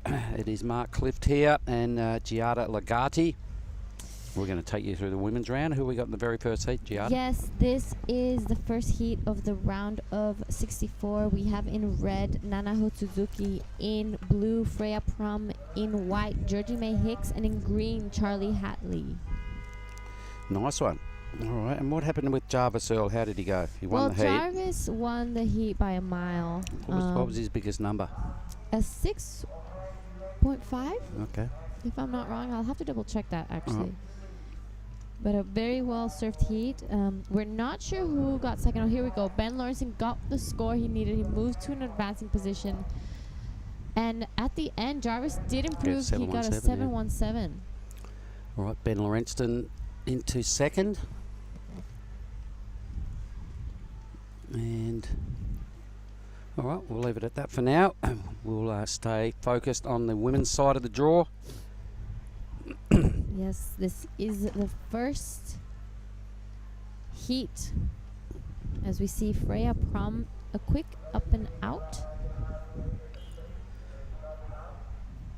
And here is the very same wave. I think it is Suzuki a little further down the line. So Nanaho helping herself to a couple of nice hits and a good completion. Yep, that's how you like to start your heats. A finished ride with some quality moves. Good work.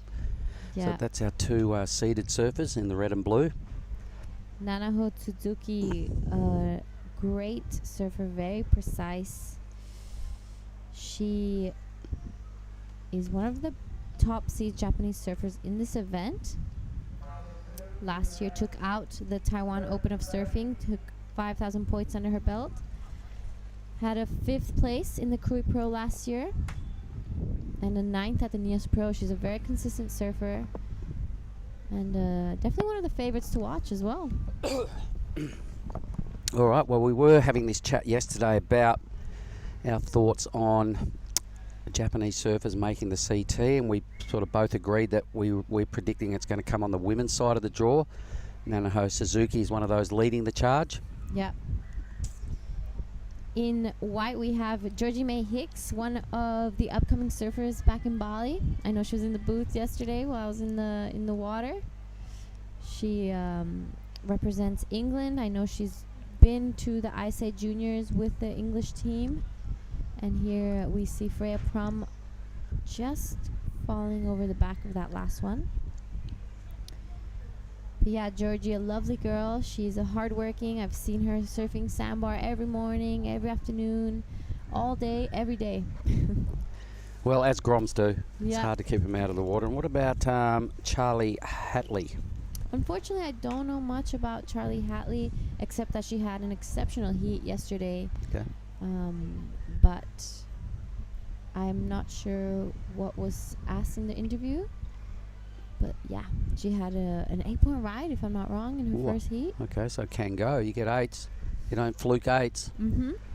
All right, so Nanaho will no doubt easily have the best score of this matchup. The judges may sit on it for a little while because that will set the scale now for the women's round. All our seeded surfers come into play here in this round. For the information of the crew online, our immediate thoughts are to try and finish heat 11 of this round. So we've got plenty of viewing to go this afternoon. 10 more of these heats. Here goes green. This is Charlie. So let's see what the goofy footer brings on her first effort. Better section there on a second attempt, and that's all she gets. Either way, it's still going to be one of the better numbers of the heat to this point, as White Georgie May weaves down the line. This is Georgie May. Just a little bit of a maybe an awkward turn, but manages to get around it. Unfortunately, the wave didn't offer much more. Still a young surfer. There's a young heat. There's a lot of time left, so she can get back out and recover from that. So there it is, Nanaho's first score, the 517, is kind of the benchmark now that most of these other heats will be compared with. Yeah, we're gonna see, you know, these first heats, every time we change over, the first heat is like to see where the level stands, what type of surfing that will be, like what the judges want and what we don't want. So it's a great marker for the rest of the heats, but being first heat is always tough. It is. It's no one really wants to be that person because you'd really prefer to. I always liked either the second or third heat personally because you get to have a free surf, you then get to watch a heat, paddle out, you know kind of what's going on the bank or on the reef or the score wise. But the guinea pig heat we quite often call heat one, and so I imagine all the other girls in the draw that are surfing in these first maybe first handful of heats will be watching this one and listening to the numbers coming out of the beach announcer. Nanaho Suzuki's got a couple of scores now. Georgie May throwaway, Freya's a couple of efforts, throwaways, all that one effort. Charlie will probably have the second best number. No, we'll go into second anyway. A couple of moves there.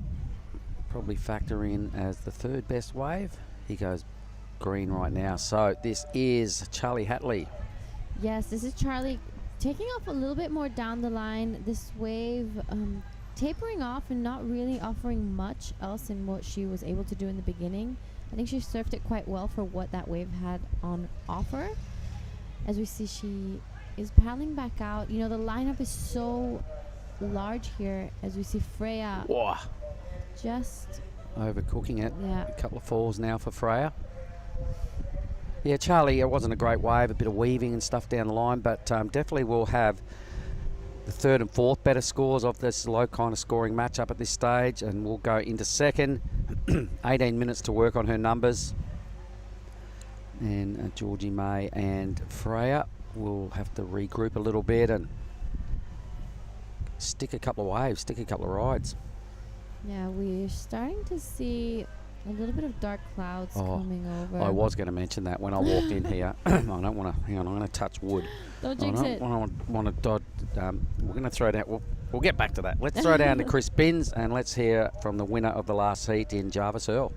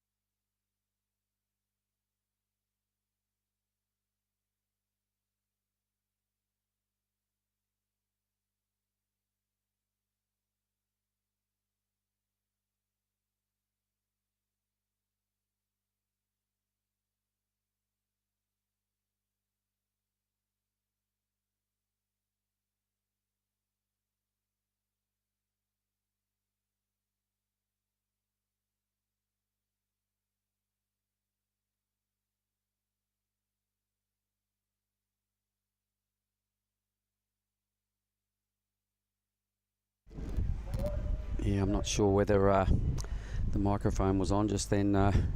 Giada couldn't hear a thing when we tried to turn up our TV, but in typical fashion, Jarvis Earl smiled his way through yet another interview. And I remember last year, the first time I laid eyes on that young fella, I reckon I interviewed him probably a dozen times over 2 events.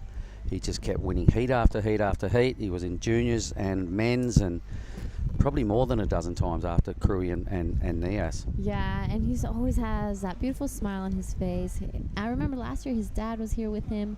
His dad was always really happy and proud of his son. It was a great duo to be around, and it was always great to have Jarvis in those interviews because he just transmits this, calm, positive energy. It's like he's ready to burst out laughing at any moment. When you look at his face, it's like, what's wrong? What's so funny? It's him.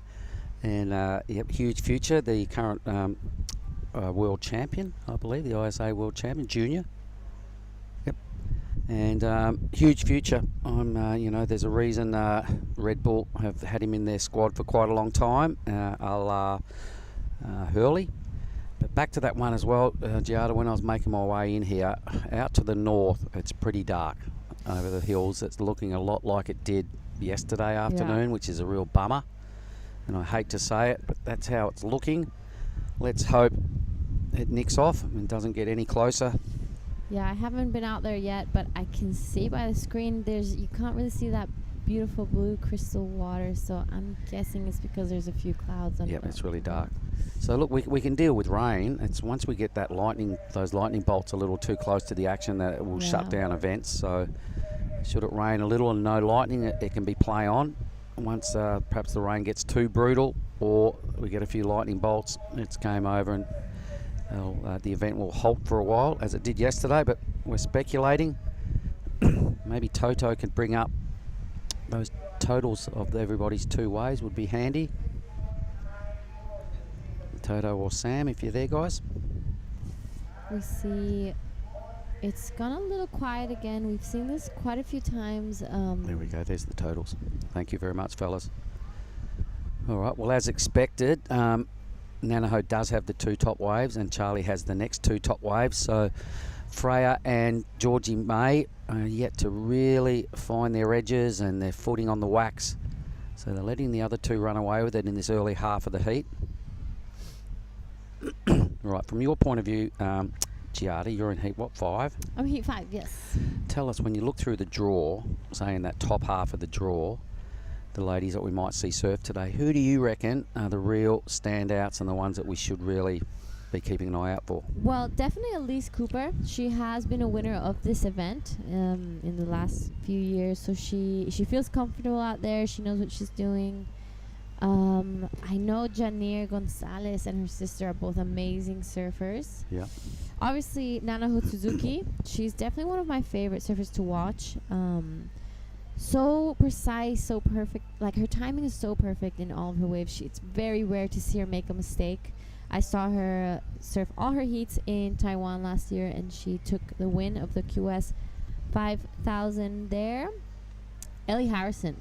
All right. She's a big standout. She's in my heat, by the way. Come on. Yeah, she's a standout. You got that covered. You got that covered, Giada. Definitely watch Ellie Harrison. She is, she's been surfing incredible lately, and she just came back from El Salvador. She got, I think, maybe 8th in the world. Let's stay with Freya's wave here. We'll get back to the list of that. But Freya now, this is much better for Freya. I've seen her surf plenty of times, and she's a lot better than her first couple of efforts. So that'll get her back into some decent numbers and back with a better chance of qualifying. Who else you reckon we should look out for? There's quite a few. I think a personal favorite of mine is Anon Matsuoka. Yes. She, for me, is not only an incredible surfer, of course, but one of the sweetest people I've ever met. And this is Nanaho Suzuki on her backhand. I'm not sure if she did much before this, but a great-looking wave. Look at that precision, and finishes it off nicely. So good. All right, well, while we were just having that chat, I did notice the little zoom back Yeah. on the horizon. I Oh saw my it. God, it's black as out there.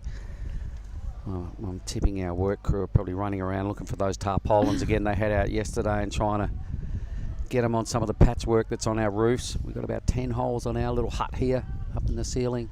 Yeah, we had a few drips come down yesterday, but you know we're pretty safe in here. It's looking like a pretty solid structure.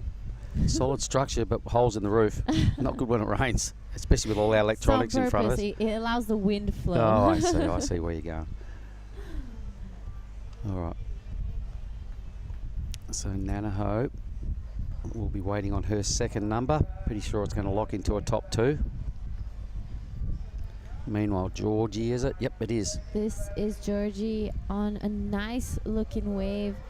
A beautiful opening cutback to start it off. And into a second one. Taps it, finish. This will be definitely improving her score. She's only sitting on a 167 and takes it all the way down to the inside. This Yep. wave doesn't offer much more, so she's going to pull out and quickly get back.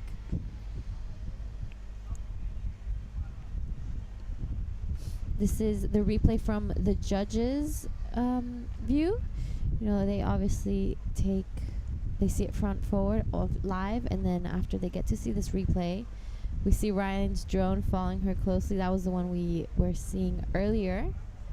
A nice wave by Georgie to get her started in this heat. It's been a little bit of a slow one. Yeah, she'll be feeling much better after that effort. And this is the wave we must have missed. So Charlie Hatley, wow. Big heavy hit there on the end of that wave, and she liked it. A little fist pump. I think this might be the live action of Freya. Winding up here, really strong bottom turn there. The section didn't offer much, but she keeps her speed alive, hunting down the line now, dealing with some white frothy stuff. Tags it one more time. Hoping the inside delivers another section, but it does not. All right, I think we've got a lot of scores to catch up on before we get to the leaderboard. So what's your plan in your heat, Giada? To serve. To serve. More of that first wave yesterday. Can you remember what that was? Yes. Can you remember what That the number was? 7-5. It was indeed. A couple of those would be great, thank you. That's all you got to do, 2 of those. Hopefully, I would love to. A nice wave ridden by Freya. There was a little bit of foam on the face, but she handled it very nicely. Yeah, so catching up quite well. This turn by Charlie was amazing. I loved how she just followed that lip all the way down and came out. Yep, drove right through it. Looked good. Not sure how much there was before it, but we'll probably get our indications shortly from the judges. So Nanaho does improve her sitch. I think that's 6 dropped in.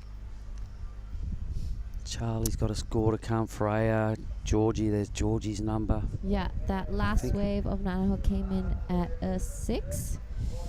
We're still waiting for waves of Charlie, Georgie. Yep, and Freya, I think. Freya. Actually, another girl that I think is going to be doing pretty good here is Kira Pinkerton. All right. I love Kira Pinkerton's style. I think these types of waves really suit her surfing. I've seen her personally and on video catch some bombs out in the Mentawai. So I'm excited to see what she does out here as well. Right on. Well, a strong lead now for the surfer in red. 2 best scores of the heat. I think we're still playing catch up on a couple of numbers though for maybe Freya and Georgie. Either way, a 6 and a 5.17. Pretty good place to be with priority and 7.5 minutes. For sure, Nanaho's going to get an opportunity to upgrade that total.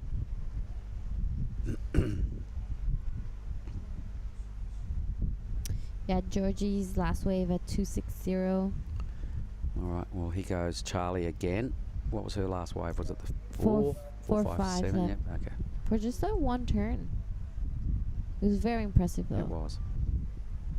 So screaming down the line, there's that end bowl again, tags it another time. So another reasonably well structured wave. It'd be good to see it from front on. I think she might improve her total. Yeah, she's looking to approve a 3, so it's looking like she's definitely going to be able to do that on that last one. But I repeat, the drone angle always makes everything look so much better. Yeah, I'd like to reserve my call on a number until I see the judges' angle. So here we go. All right, off to a quick start. Nice bit of speed to burn off there, off the top of that wave. Well done. Yep, a little tidy, little wrap. Just keeping the board moving. End section, hits it again. I think her 3's Gonski. For sure. Freya's last wave came in at a 3.4. Okay. So you can see the difference between Suzuki surfing and someone like a Freya. Freya's kind of, even though she's a stronger surfer, you know, in her stature, Nanaho's got a bit more whip and lightning about her, lightning speed involved with her manoeuvres. So the judges are sending both Freya and Georgie a little bit of a message that I want to see a little bit more out of your manoeuvres. They're doing lots of them, but they're still not equating to much on the scoreboard. So Georgie could take something out of that as well and go, okay, rode away from start to finish, got a 2.6. So it's about using your speed properly. The deep bottom turn, the attack on the lip's always got to be solid and strong. On rail is always a good thing to kind of stick into your game as well. And the judges are loving what Nanaho is doing. So as good as Nanaho is surfing, the judges have left plenty of room in the scale to go up. Yeah. With a 6 as the highest. But they are sending that message to the girls that lots of ho-hum surfing is still a low number. Yeah. We want to see something on rail. It's a 5,000. We're not playing for you know, we're playing for big numbers and big prize money, and they're expecting to see the surfers step up. Yeah, for sure. So go and do what you did yesterday. Do that twice. Giada, only thing, do it twice. I'll try. No, your first wave yesterday was really good. Thank Did you you ever so get a look much. at it again? Did you see it on a read? Did you watch the condensed heats or anything and watch your wave? Oh yeah, I did. Good. So you should. I did. It's a good learning curve. Yeah, I like to replay some of my waves. I did, but I didn't get to do it until this morning though. I was Well, that's all right. Yeah. At least you got to see how good that first wave looked, and that when you laid into that first or second manoeuvre, I think it was, you could see where all your points came from was that heavy hit. Oh, Georgie's going to lose priority. Oh, out. So Red says, hey, I'll take it. Look at this thing she's picked up. Yeah, that's a great looking wave from Nanaho. Straight into the pocket on that one. We see this wave taper off, and she goes for the chop off. All right, well, she's feeling unstressed, that's for sure. Yeah. Got a really good wave due to Georgie missing that ideal opportunity to capitalise and get out of fourth. So Nanaho picks it up down the line. Look at that first driving combination there, bottom top turn. Tags it this time, board above the lip, looking really good. Little mini move, here she goes now. All right, so the pressure's off. She's first with 3 minutes to go. You could see by the way she surfed that wave. She's like, I got this. 5-3 for Charlie Hatley's wave prior. Consolidating second. Freya now needs a mid-6. Gonna have to go big. Yeah. Whoops. Oh, just gets stuck behind the whitewash on that one. Charlie now with priority. She's not going to make it easy for the other girls with only 3 minutes, but she does decide to pull the trigger on this wave. She goes down the line and makes it around the section. Unfortunately, I don't think this wave was what she was expecting it to be. Didn't connect. Didn't not connect at all with that first hit, so out she goes. All right. Does Georgie have time? Does she have it in her to get a 7.27? You can see her there in the white. We might try and get Georgie to come on into the booth again today. Had a lot of fun with her yesterday. A little frothing grom, spoke pretty well. And had some good insight into what it's like to be on the women's tour.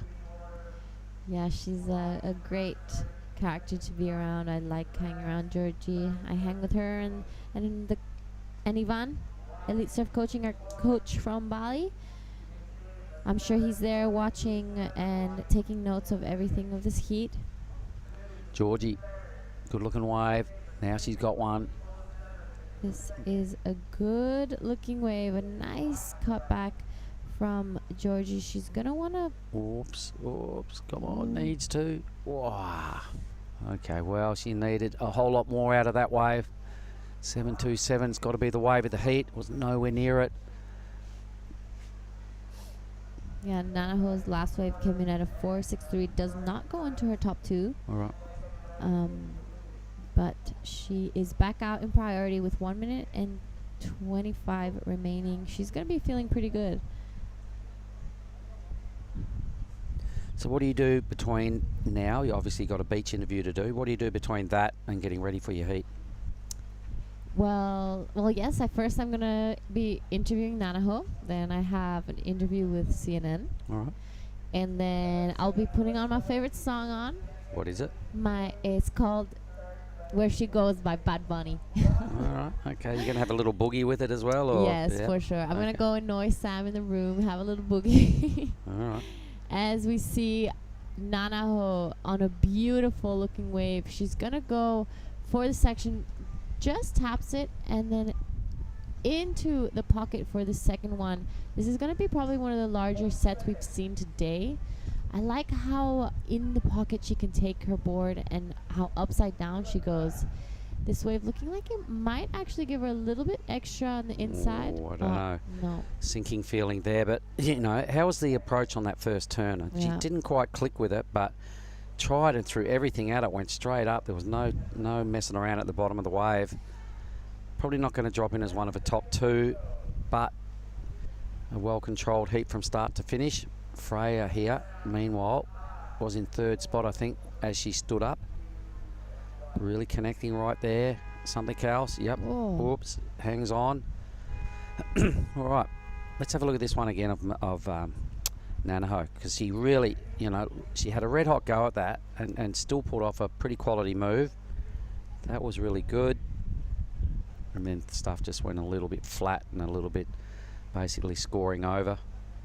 Something that really that I love about Nanaho is, have you noticed her bottom turns, how low she goes? And she really gets that rotation in, and that's something you don't see in many surfers. Her backhand is crazy. Well, she doesn't look that large in stature, so when she does the bottom turn and bends the knees, she kind of looks pretty low because bit of a pipsqueak, not a lot of height there. All right, we are going to throw to an ad break, everybody, and we'll be back with Heat 2 of the women's very soon.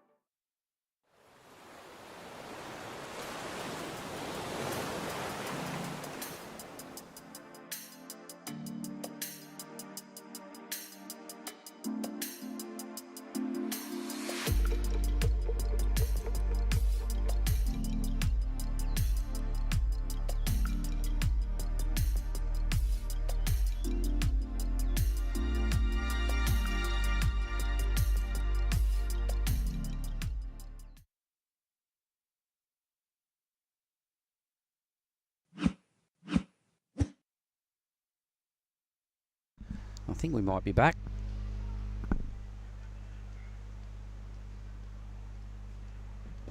Yep, okay, we are. So we're looking at four girls sitting on surfboards doing absolutely nothing. This is the start of heat number 2, the Krui Pro 5000. I'll just let you know again exactly who they are. Looks like the former winner, there it is. It's Elise Cooper in the red out of Australia. Nao Omura from Japan in the blue. We have Nisa Awali Sheldira out of Indonesia in the white, and Lydia Kato in the green. Right, one of the boys has missed his start time with me, everybody, so you're going to have to bear with me. I'm solo in here. Got some nice chocolate cake in front of me. Not sure I can go there, doing nothing but sitting on my butt all day. Might have to leave that alone. Just starting to rain outside, everybody. That's online. And it did this yesterday, and then it blew right up. We got some lightning bolts and some thunder. Had to shut the event down. Got a little restart. We pushed for 3 heats. We got 2 done, and then we got the world's biggest thunderclap happen, and it all went pear-shape again, and we pulled the pin.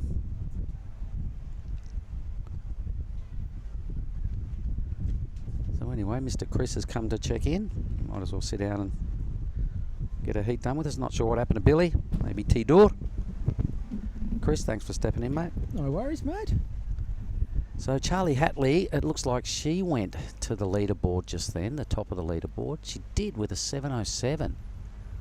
All right, so I don't think we saw much of that or any of that on the monitor. We're still waiting for another score, so let's see where that goes. I've already written in the result, but maybe I'll jump the gun.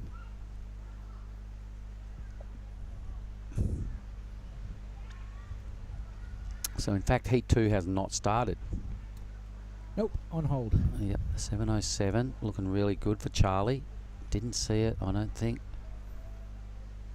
Don't think we did. Would have remembered. So either way, I'm going to write that down as a bit of a highlight there on the women's side of the draw. 7:07 is the benchmark. Let's see what Maniwa, oh sorry, not Maniwa, Freya put together a 7:33 and went pretty close to digging herself out of a deep, deep hole. We'll have to settle for third. Did not surf the greatest first 22 minutes of that heat. Did put together the best number, but it's going to have to cop a third. Charlie into the lead with a 7:07, so I'll just make note of that. And Suzuki dropping into second.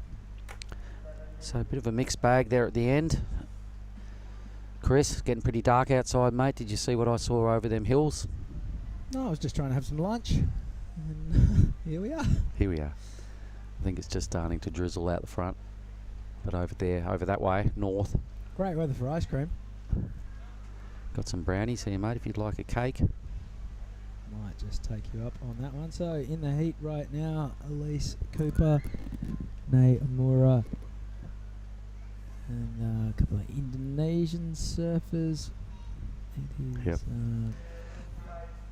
Here we go, on the inside in blue. So our second seeded surfer into the heat, a quick up and down, no manoeuvres. Paddled herself onto a bit of a dud.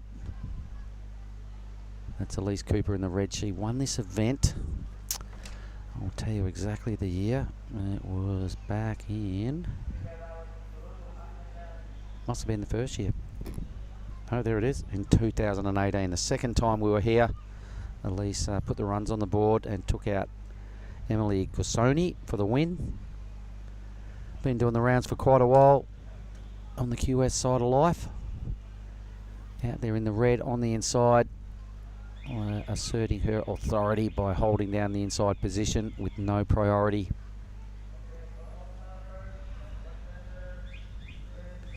Wave approaching. Green's going to have a sniff at this, Lydia. So let's have a look at the youngster here. Got herself a good looking wave. A little bit of an out and back to kick off things as a first move. Always nice though just to get this wave under the belt, build a bit of confidence. Couple of mini moves there, 2.5 little mini schwacks for Lydia.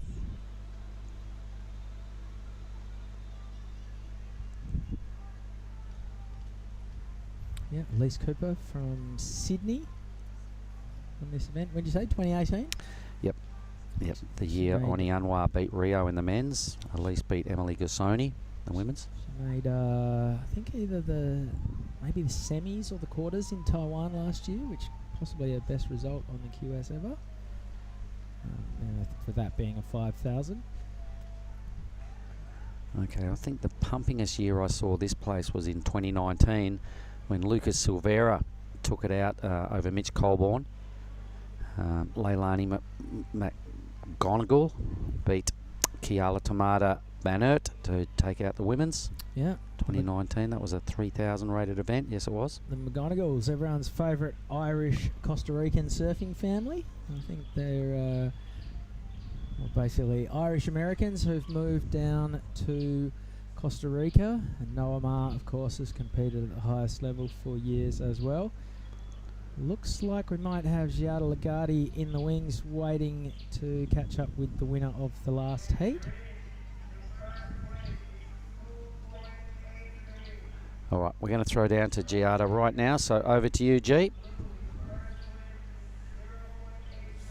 All right, I'm here with the winner of the last heat. Charlie, you've had an amazing heat yesterday, and today, you know, until the last few seconds, you just got that 7. What was your first game plan, and then how did it change throughout the heat? Well, obviously I wanted to get 2 decent waves and do a couple turns, but that didn't really happen. I got a pretty bad wave at the start and only did 1 sort of carve. I turned it on. I had last priority, and it was kind of like, oh no, no. but by the end that set came, and I just got lucky that no one else was on it, and I just surfed it as I could. I saw you come in and talk to someone. Who is that? Your dad, your coach? Who's your crew here? I'm just here with Dad. I'm really lucky he's been here filming me, so really grateful for that. Yeah, I had no idea I won, so checking that, and yeah. Well, that's amazing, and it must feel really great. We don't know much about you. We haven't seen you much here before. Tell us a little bit about yourself, where you're from, and your background. Well, I am 13. I'm from the Gold Coast. I absolutely love surfing. I've just been traveling heaps, training hard. This was a bit of a last minute thing, but glad I came. I love surfing left. I'm a goofy, so yeah, it's been great. What are some of your favorite things about Krui so far? Well, it's a left.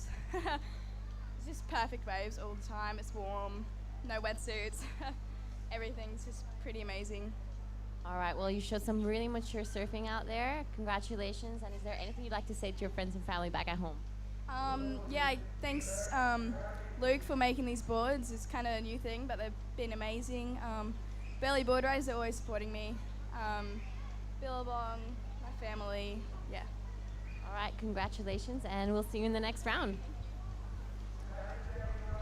Thank you very much, Giada Lagarde. In the water, Lydia Kato is in the lead with a 3.6. Nail Mora has a 0.83, and then there's a whole heap of nothing.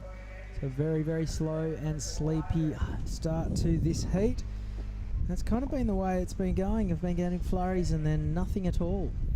Bit of a moody ocean today, mate. Hard to read the rhythm of the lineup. Geez, it did its best work though about mid-morning. Right, I think Dylan Moffat gave it a big kick in the guts, and from then on in it just went nuts for a couple of hours. Standouts of the morning for sure: Dylan, Morgan, and Lennox Smith. For you, Chris? Those 3, Caius King. That's right. Billy Stairmand. Billy, yeah. There's been some good call. Incredible performances. Billy Stairmand just coming in hot after qualifying for the Olympics in El Salvador. Yep. Joe Azuchi, another one there in the red. Remember, I had to get down there and have a chat with him, and he speaks almost no English. A bit of sign language going on there. Yep. He put on a good show. He got into the 8s. So, yep, now we're into the women's round. Nanaho, I thought she had that one on toast, but Charlie Hatley got up and took the win. Whoops, that was a little bit weird. That was ambitious. 18 minutes remaining. Now in Mora having a look. Elise Cooper, this will be good. Cooper, yeah. First wave of the event for the goofy footer from Sydney. It's not going to be a good one. Takes off too deep, and she is out of there. Yep, didn't go to plan. Sat there for 8 minutes. Caught a dead set closeout. So she's better than that, and she'll know it. She'll go, oh, right, what was I thinking? Pick it up, pick it up. Bit of rain out there now. You can see it on the surface of the water. We've got the light on in here. It's getting a little bit dark outside. Let's hope that's all that happens. We can play on and keep running with rain. But it was the lightning bolts that really took us out yesterday and had to shut the show down. And even last night into the evening, it just kept on lighting up out there on the ocean. It was kind of a good look. And a rumbling, grumbling thunderstorm as well, and lightning bolts. It was all going on. I'll tell you what happened out in front of our room last night, Chris. The Boo Party came down with some mates in their big four-wheel drives about 8 o'clock. Threw a big white tarpaulin over the banner area down there. Got out the projector, a bunch of chairs, and proceeded to watch the full replay of day 2 right in front of my room. Completely from heat 1 With volume? With volume, yes, Oh, of so course. lying in bed listening to your own work. Oh, I know. A second time around, come on, guys. I'm like, oh my God, Toto, and he goes, I can't say anything. It's the boo party. So it's basically the Lord Mayor of the region, and him and his mates decided good idea to come down and sit down right in front of us and go through it all again. I don't know whether they were even watching. They were just sitting there smoking and talking it up and drinking coffee. Nothing like a 9 o'clock coffee. A rehash of the whole day. Reviewing the day's footage. So Did you go and join them? Get any feedback? Were there any surfers they appreciated? Surfers? It's all about the coffee and the rock. No, mate, the earplugs went in and I passed out. Thank God for earplugs. Anyway, let's hope they don't want a complete review of day 3.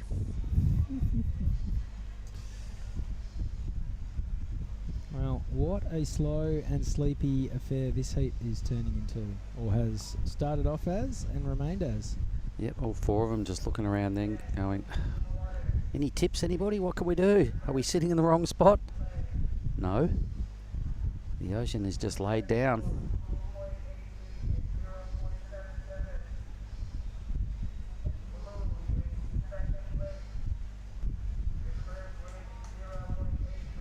Wow, best number of 283, Lydia. Could that prove to be a very smart decision? So, Chris, the fact that we didn't get to hear you and Jarvis as the batteries ran out, how'd the interview go? What did he say? I was just asking about his favourite commentators around the world. Of course you did. Pleased to report we all rated very highly. I've got a few tips for the footy on the weekend. He thinks that the Sharks are a chance. No, we just, yes, I believe the batteries ran out of the microphone halfway through that interview. As we see Naomura hopefully kick-starting this heat. This looks like a better wave. 2 turns. She's going to have to put the foot down to revisit the open face. Not to happen. But should. Looks like another decent wave though behind this. Maybe just heading to the caddies. Not much going on. There's only one surfer sitting out the back, so maybe someone stood up. I was just talking to Jarvis about everything that has happened in the year since this event last ran. Had a big year, hasn't he? He sure has. He's now the World Junior Champion. He won the Taiwan Open of Surfing. He surfed on in a CT for the first time after getting the wild card into the Margaret River Pro, which we were both at. And yeah, he's a very much in the Reef Hazelwood mould. Super smiley, happy, really friendly guy, and their surfing's pretty similar as well. Really fleet-footed goofies who fly down the line, have that wicked little tail whip where they kick the fins out over the lip. The open face carve that's lightning quick, and then an incredible air game as well. I've never seen Jarvis in hollow waves, but I'm sure he knows how to get tube coming from Cronulla. We'll get to that in a minute, but let's stay with Lydia here. In a wave-staffed heat, this has got serious consequence to it, this wave. There goes a good manoeuvre. Get up there. Well, she's decided to go around this section. Is she going to get a bonus for it? Nope. Okay, so low-scoring heat. Not a bad wave. Red stuck behind, so Elise Cooper's having a bit of a shocker. No real big numbers to talk about at this point. The best wave is a 3 for Nomura in the blue. There she comes. So that's not a bad start. Another little tidy move. Slightly bigger wave. Crunches one through the roof. Still got another section here. All right, and that'll do it. That'll really consolidate her first placing there for Nao Omura. For sure, that'll be her best score. Lydia will have a small number to come as well. Elise, former winner here. Nothing seems to be going right for Elise. And does she hit this? All right. Well, a completed move. It's got to give us some little bit of belief in going, right, come on, I'm better than all this. Surely it's going to connect sooner or later for Elise. A 283. So we've already seen one of those from Lydia Kato. Naomura has a 383 2-wave total to be in the lead. Really, just minus scores across the board at the moment.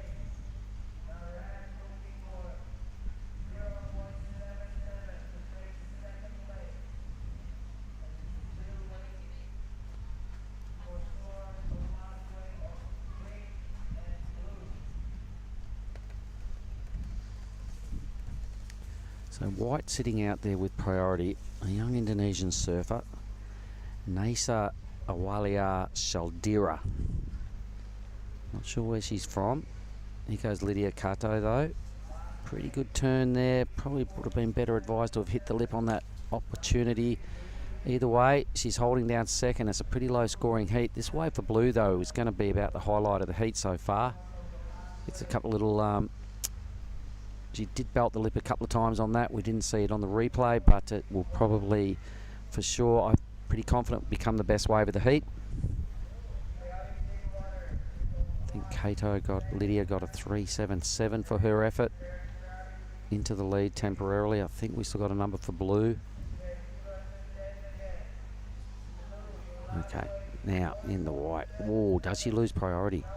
The inexperience showing through there for the youngster. Wow, she had top billing, paddled for a little mid-sized squeaky thing that was a nothing, and handed priority squarely to Elise Cooper, who'll look over her shoulder and go, oh, really? Thank you. Wow, that was a little inexperienced moment, Chris. Yep, 10 minutes to go, and with scores in short supply, you can't really afford to make mistakes on top of that. Naomura has a 4.77 to be in the lead. She's got a 3 as her backup, but a 7.77 total, not a heat winner at the moment. So this one is still wide open for all four surfers. Lydia Kato, a 3.77 and a 2.83. Elise Cooper, a 2.83 and a 0.67.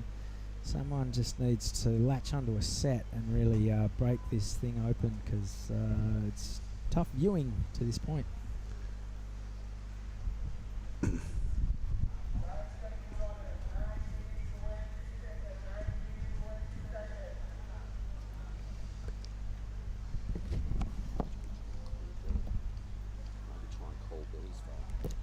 Oh, he's there.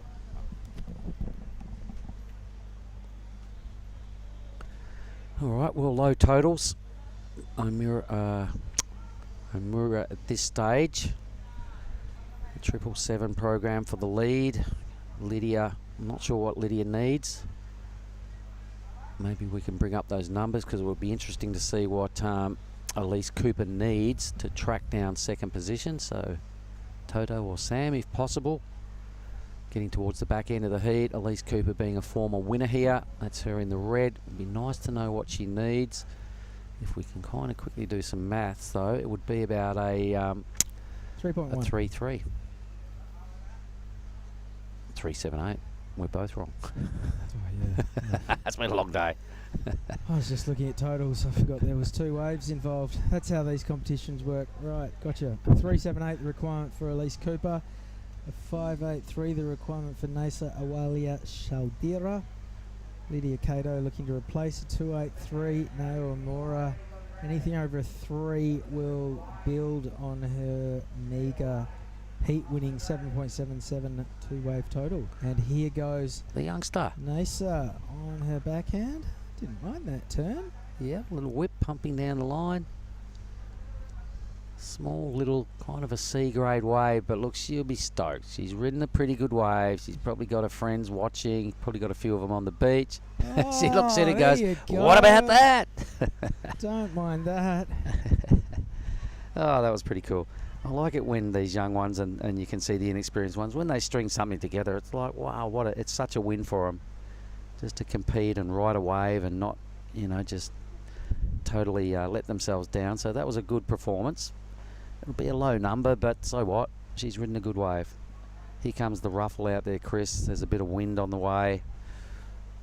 That dark stuff out to the north. I can see the trees starting to move a bit more out the side. Yep, here comes Toto looking for the rubbish bin bags to protect our electronics. Only the best in waterproof gear, brought to you by Glad. Yep, the all-important black rubbish bin bag. Very versatile product. best tarps in the biz, courtesy of Nilex. Mobile. You can put them in your pocket, take them anywhere. All right, this is Nasa's last wave. Nessa's last wave. It's going to be her high score. This looks like it might even be a repaired surfboard. Good on her. Well, she's busted into the twos. 2.1. 2.1. Elise Cooper, 6 minutes, 3.78. She can rattle the cage here quite easily. Although the elements are starting to go against her with A, the wind, B, the clock, C, her nerves. Yeah, that's the big one. It's a mental game, and a 3.77, obviously very, very gettable for Elise Cooper. But you sit there and you start to wonder, oh, can I do this? And nerves come into play, especially when you only need a small score. Here goes Lydia Cato, looking to make that requirement for Elise Cooper a little bit stiffer. And, well, not really going to happen on that wave, so nothing really the consequence of that wave. Especially for someone like Elise, being a former winner, you know, really popular in the athlete zone, been doing the rounds for a long time. She's expected to perhaps not be in this position, but she is. And she's probably feeling like, how the hell, these two young girls, I should be whipping them.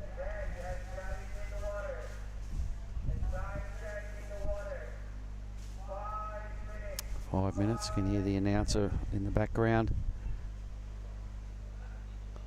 This wind looks like it's blowing across the bay into the wave now, so Elise is going to deal with a bit of chop when she gets her opportunity.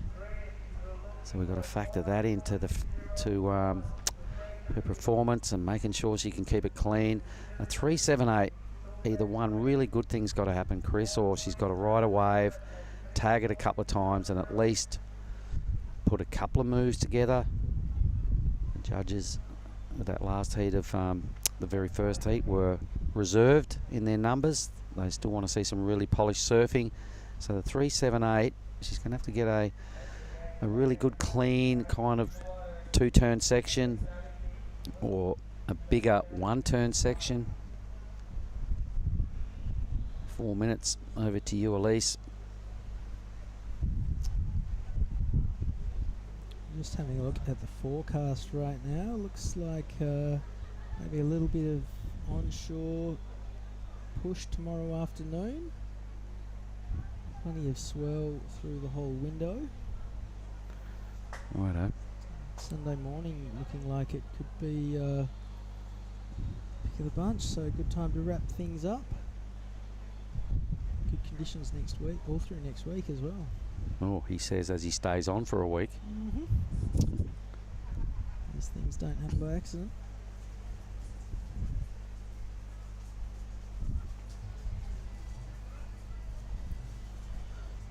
Righto, crunch time for Elise Cooper. White is paddling for this wave. Out wide, where is she? Here she goes now. So let's watch Elise Cooper here. Winner back in 2018 at this venue. Winding up, dealing with the chop on the face. You can see it's totally changed just in this heat. Went from really smooth to kind of choppy, a little funky. Chasing a 3.78. I think she might have done just enough to get over the line here for now. Unless Lydia can answer back and better her 2.83. Yeah, Nao Amora has the high water mark for this heat with a 4.77. I don't think this will go and scale those middling heights, but Elise Cooper is looking for a 3.78.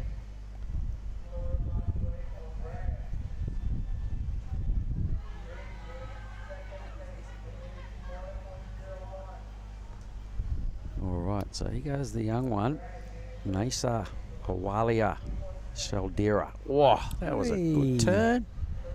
So she's got her confidence up after that other ride, where she went all the way down the point, put together a couple of mini schwacks, really stepped it up right there and did, for me, her best manoeuvre. May not equate to her best number, but it might. Here we go, watch it again. That's great turn. Big fan of spray as well. I think it's still going to be her best number. Hopefully Tim Hayne got the action caught the moment. shot. So still waiting on that score for Elise Cooper. Last score for Nasa comes in at a 2.1. Oh, sorry, a 2.87. So that has momentarily put Elise down into fourth. She's still got that important number to come that we feel might put her into second. 1 minute 15 to go. How would Nasa feel if she takes down the past champion? Hey, with that one big backhand swack, the 287. Plus a backup wave went all the way down the point. Green now in qualifying into second, has to handball this over to Blue, who is in the lead. Oh, this is a good looking wave. Just Maybe. the one turn. Oh, got a little bit. Well, that's that Caught wind. the white water to the back of the legs.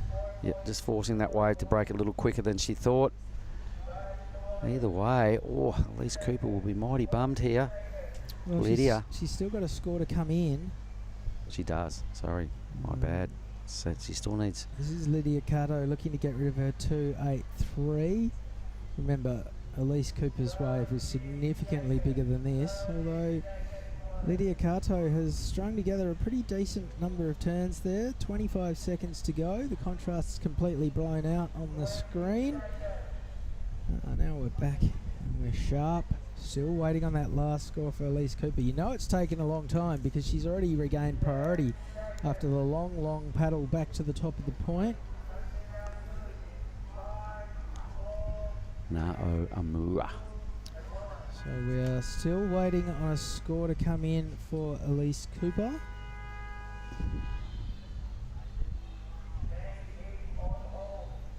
So the next heat is on hold while they try and do the maths and figure out just what Lydia Cato gets for this wave. Wasn't and too bad. what Elise Cooper gets for her previous wave, more importantly.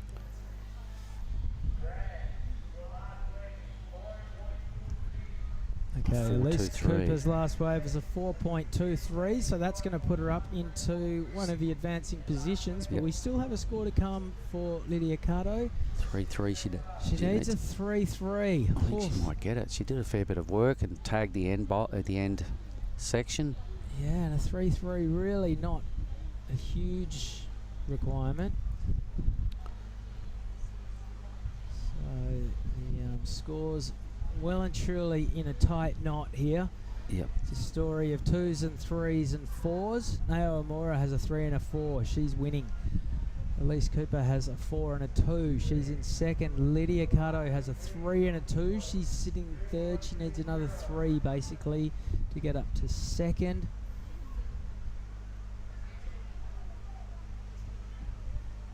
Elise Cooper biting her nails. She Yep. would hate to have come all this way to go out in her first heat. Still waiting on a number to drop for Lydia Cato. We're going to be looking, the judges are going to she be looking gets at it. replays, and she's got it. A 3.77. And I'm sorry, it was a 3.93. So she's won by 0.64 of a point. We have one more wave to come in. Okay. Well, either way, it's going to be Blue for the win. Yeah, we can see Elise Cooper with her head in her hands. Lydia will be chuffed. What a big result for her. Elise out. Nasa will have can hold her head high when she comes out of the water, the young local surfer. Yep, so heat 3 taken to the water right now. It's going to be Rena Matsunaga, Suri Jabrick, Angela Ball, and Janir Gonzalez. We're going to throw to a quick ad break. More action from Krui Pro coming our way right after this.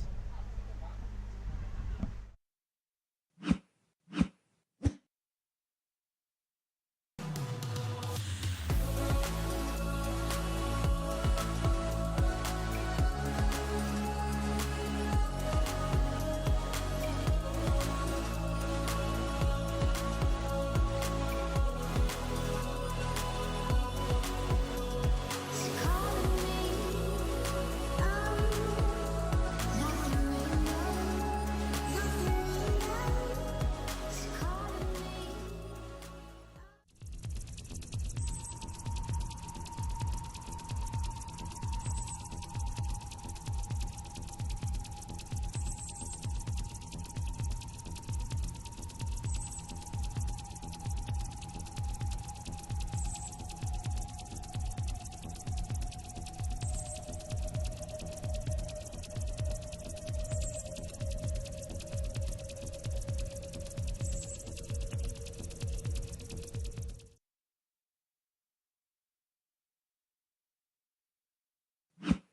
Krui Pro. This is Heat 3, women's round of 64.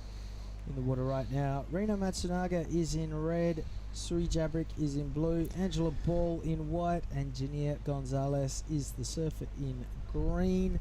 Chris Binns in the booth, joined by Billy Hangen, and we just saw a very, very slow heat. And the bad news for former winner Elise Cooper is that she ended up in third place at the end of it, so the popular Aussie bows out. On the other hand, Nasa Awalia Shaldira, who's a local Indonesian surfer, she came fourth, but she will be absolutely ecstatic that she put together a couple of pretty strong waves in her 2-wave total. Nayo Amora and Lydia Cato progressing out of that one. And we've just seen Angela Ball open proceedings in this heat with a .93, so only a minus score.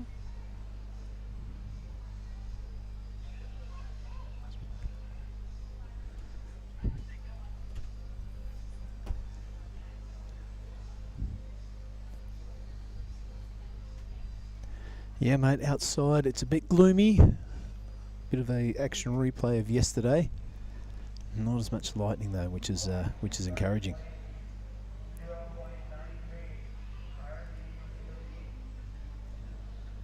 When I say not as much lightning, there's no lightning.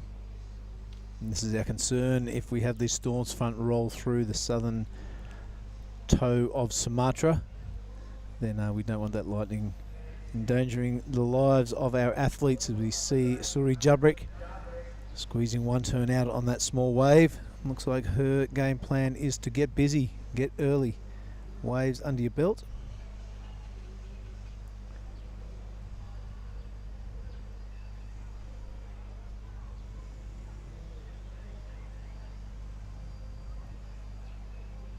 So it's Angela Ball just with a very minor 0.93.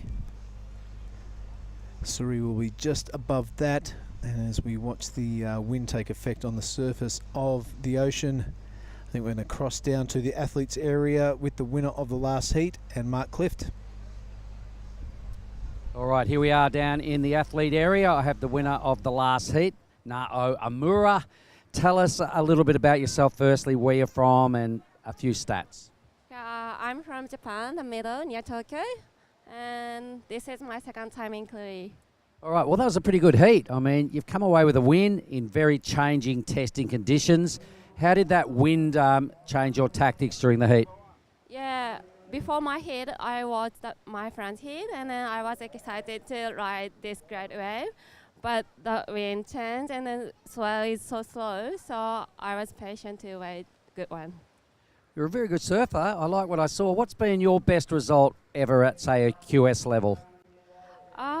I don't remember, but I've been doing long time. Okay, so is your goal to potentially get onto the Challenger Series? Would that be it? Yes, and first I want to have fun. That's why we all started surfing in the first place. It's all about fun. If it stops being fun, we've got to stop doing it. But that was really cool. Do you have a coach? No. Are you traveling with some friends here this week? Yes, I'm taking care of all of Luxy Japan girls.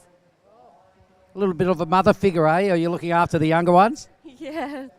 What's the best part of Krui for you so far? This left-hander. You like lefts, yeah? Yeah. How good's Indonesia? The water's warm and everything's cheap. Yes. It's all yes. It's all thumbs up. No, I'm going to shake your hand and say well done. Would you like to quickly sign off by saying hi to some friends at home, maybe, in Japanese? 応援してくれてありがとうございます。この後も日本の子続くので、まだライブで応援お願いします。See you. Thank you. You beauty. Thanks a lot, Mark Clift. On the screen right now, this is Suri Jabrick looking to back up her opening 1.93. And she may just have sat on the head of her competitor there, Jania Gonzalez. I asked her how to pronounce her name yesterday, and she gave it the Gonzalez. Oh, Gonzalez, nice. From the Bath country, she comes from Zarut, which is not too far from Mandaka. I like that first turn, kind of. Bit of funky hand jive along the way. She was looking a lot more comfortable yesterday when there's a lot more size behind it. Suri Jabrick navigating her way out to the open face. Just the one half turn there. That's not going to be a wave that we'll replay again. And here goes Jania. I think this is live action. She's already found another wave. Looked a bit more self-assured with the board underfoot there. Angela Paul in the lead with a 3-4-3.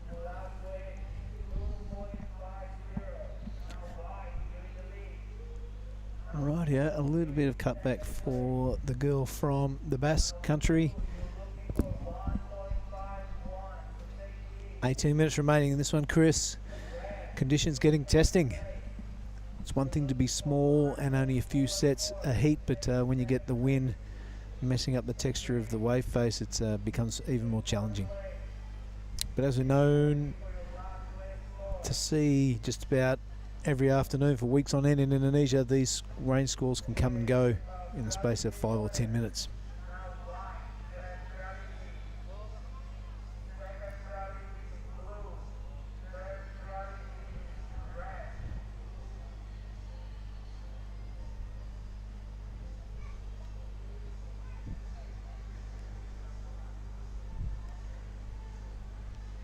Marina Matsunaga, I remember seeing her last year, pretty sure. That name is very familiar. And I saw that first heat, it was Charlie Haley continuing on her winning ways. Yep, she's turned up and she's kicking ass and taking aim so far. 2 heats, 2 heat wins. The Burley board rider. Obviously leaping out of her skin to be on her forehand for once. And despite the fact that there's 150 of the best QS surfers in the world here, she's probably still getting more waves than she would back home at Burley, because that is one ruthless crowd. Yeah, you have to really be on your guard to get a wave at Burley or Kira or anywhere around those places. I don't even get the surfboard out of the car. Mate, I lived at Burley for 7 years. 7 waves? Guys I'd be great friends with would walk in, there's a beautiful little gate, and then as soon as you hit the national park, you become Mr. Invisible. Oh, wow. Yeah. Good thing is I was generally taking off too deep anyway, so it didn't matter. Yeah, perfect. Their drop-ins weren't what was costing me tubes, that's for sure. Well, it makes for wily and tenacious competitors, those lineups, for sure. Wow, look at this wind coming across the lineup now, Chris. That's really making things hard to see. Liam O'Brien, of course, is in the semi-finals, one of 8 surfers still going in El Salvador at the moment. And one of the nicest guys you'll meet, Liam O'Brien. Good fella. Hard to believe he's a Burley boy, really. Hard to believe he's not related to Mark Richards. Yeah, that is... those two are separated at birth. And it is absolutely... teaming down. Piddling down at the moment.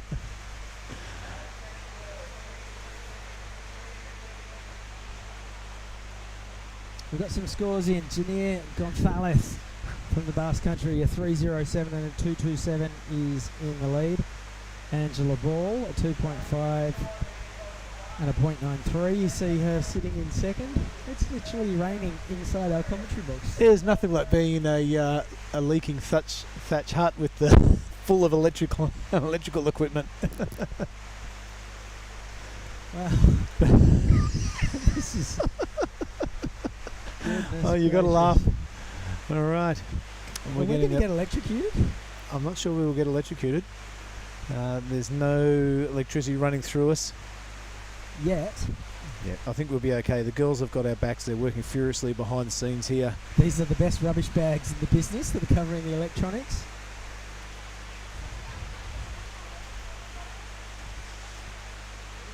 Look, Billy, if it all goes awry...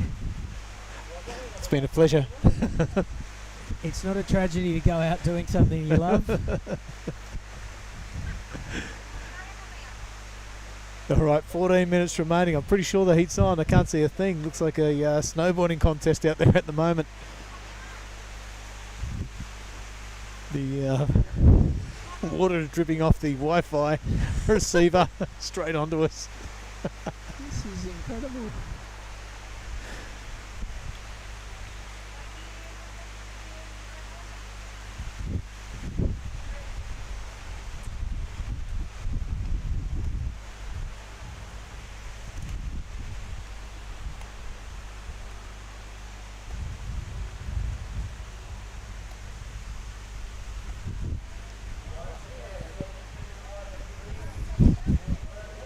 well. Soaked. Let's have a look at the scoreline, Chris. A 3.07 and a 2.27 on Gonzalez. Angela Ball's far behind. She only needs a 2.85 to take that first position. Suri extremely well. They're up in a little bamboo hut. It does have some sun protection, but they'll be getting soaked, let's face it. So doing a bang-up job, the cameraman. Good on you, Ropic, if you're out there. And this is Angela Ball, Chris. That's not a bad-looking wave, all things considered. There's lots of ribs from the wind. It's hard to see, but she's making the best of it. Good on you, Angela. That's awesome. Yep, stands tall out of that one. That will consolidate second. A 2.85 the requirement for first, possibly. It's really not much. 10 minutes, 30 seconds to go. Okay, here's the replay. First turn wasn't bad, nothing hurried or forced about it, through plenty of water. Second turn, just an in-betweener, and then got a reasonable finish and a bit of drama as well. She's out of there, and I think maybe that will give her the lead. Can't see what's going on the screen. Well, we didn't see the first half Suri of... Jabrick has priority. That's the blue jersey. This is Suri, late takeoff. She'll be looking for a big turn. Little mid-facer, and eventually finishes that one down the bottom. Still waiting on a score to come in for Angela Ball. Rena Matsuaga possibly has a score to come. And here goes Jania Gonzalez, current heat leader. She had priority. This wave's working nicely for a big fan, big finish. And, well, even if Angela Ball does get the 2.85 she needs at the moment to move into first, it's not going to last for long because Jania Gonzalez is going to retain first easily off the back of that wave. Really stomping that last turn. I liked it. It's our Japanese surfer. Yeah, Rena Matsunaga. Bit shouldery, that one. Only a couple of half turns, really. I'm pretty sure this is the money wave. Yeah, this is Jania. Oh, yeah, that was a great turn. Very cool. All the conditions considered. She did well to get that surfboard all the way around. And I love that tail flare and the big Tom Curran arms. That was some really good surfing there by our Basque Country surfer. And this was Angela Ball. I tell you what, we were just talking about Charlie Haitley and how hard it is to get waves at Burleigh Heads. Jania Gonzalez from Zorroz in the Basque Country. That is a beautiful, beautiful town. Spent a bit of time there. They've got the outdoor ping pong tables that are fantastic when you're living out of a van.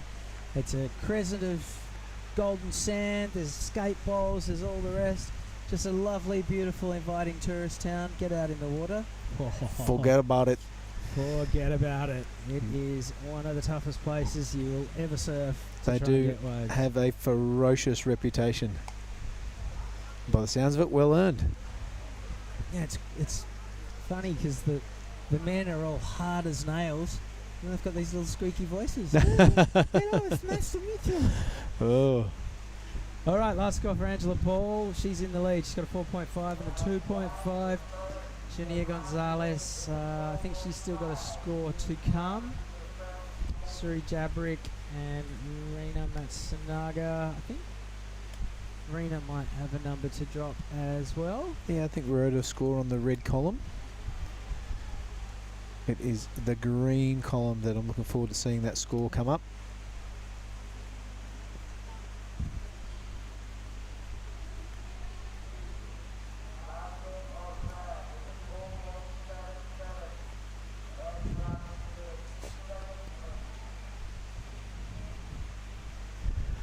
All right, 7 minutes and 10 seconds in the rain-affected play in the afternoon. We push on through this heat and then a decision will be made, I dare speculate. There we go, a 7 at 6-7 for that last wave of green. Much deserved. I really love the way she stomped that last turn. Tail high, beautiful form. Gonzalez going from strength to strength as the rain comes down. It's getting harder to see again. Looks like red and blue out the back. Both needing a, blue needing a mid-range score. Rena just looking for that 2.23 to advance. Angela Ball will be doing the fending off in the last 6 minutes and 20 seconds. In a white rashie, it's kind of like seeing a polar bear in the snow. It's hard to see. But here goes Green scratching. Nope. Just lost priority on Angela because she's riding a wave. There she is. Our surfer in white wiggling away down the snowfields. Hoping this thing is going to stand up and break at some stage. That's a bit of hop. Should be getting a full face full of rain in behind the camera angle. Oh, that's a horrible place to go face first. Let's hope she is okay. Oh, that did not look pretty. She's well and truly dry docked right down the end of the wave. Oh, is she okay? Let's have a look at what happened before Angela Ball got to this end section. As you said, she's in the ski fields. I think Perisher just opened for the season in New South Wales. And then right here, we lost her as she turned behind, the camera went behind the ball, and then she slammed really hard in not much water. Oh, she looks good. Looks like she's rebounded out of that one and is making her way back to the lineup. She's still in no water. You can see there, she didn't want to duck dive because we just slammed her craft straight into the seafloor. Yeah, she's doing the out wide paddle, Chris. The arm's not going too far underwater at all. Here's Rena now. Go for it. Matsunaga, she only needs a 2.23. She's just about there already. This is a bigger wave. She's got some foliage to deal with, but she manages to shoot the pier beautifully there and didn't stick with that one.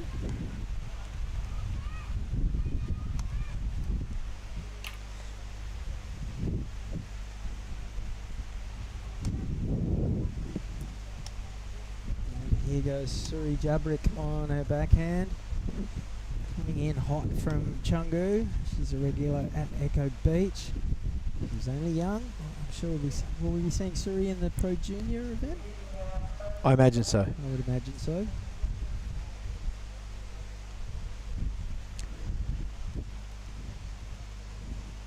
Alright, this is the replay of Red Arena. Doing a good job, all things considered. Past the piece of seaweed hanging down off the camera tower. Yeah, not much on offer, and this Suri doing the best with the conditions on offer.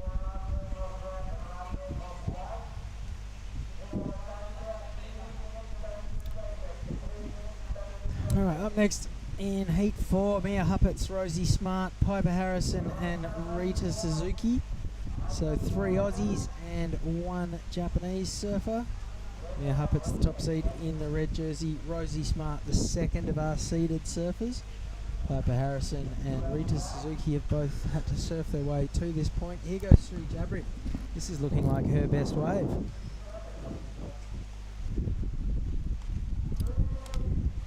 Three minutes remaining. I've got a feeling I'm going to be going and chatting to Janir Gonzalez Estabari. You have to make it from here to the athletes area first. Here she is now using that priority. Love the way she flares the arms on those top turns. Really aesthetically pleasing through the seaweed hanging off the camera tower. She's not liking that section at all, so off she goes. Yeah, impressive surfing. Check this out. It's the replay. Gets up top and fully rotates around whoever is in her corner. They're definitely going in the right direction.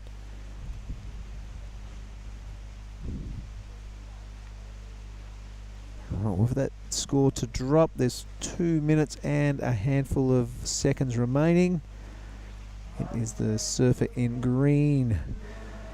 Over Rena now. She has just moved into second place as I get absolutely saturated.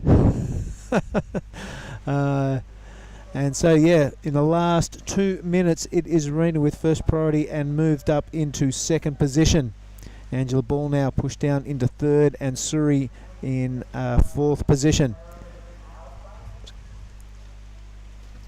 1 minute 40 to go. Still waiting on that last score to come in for Janir.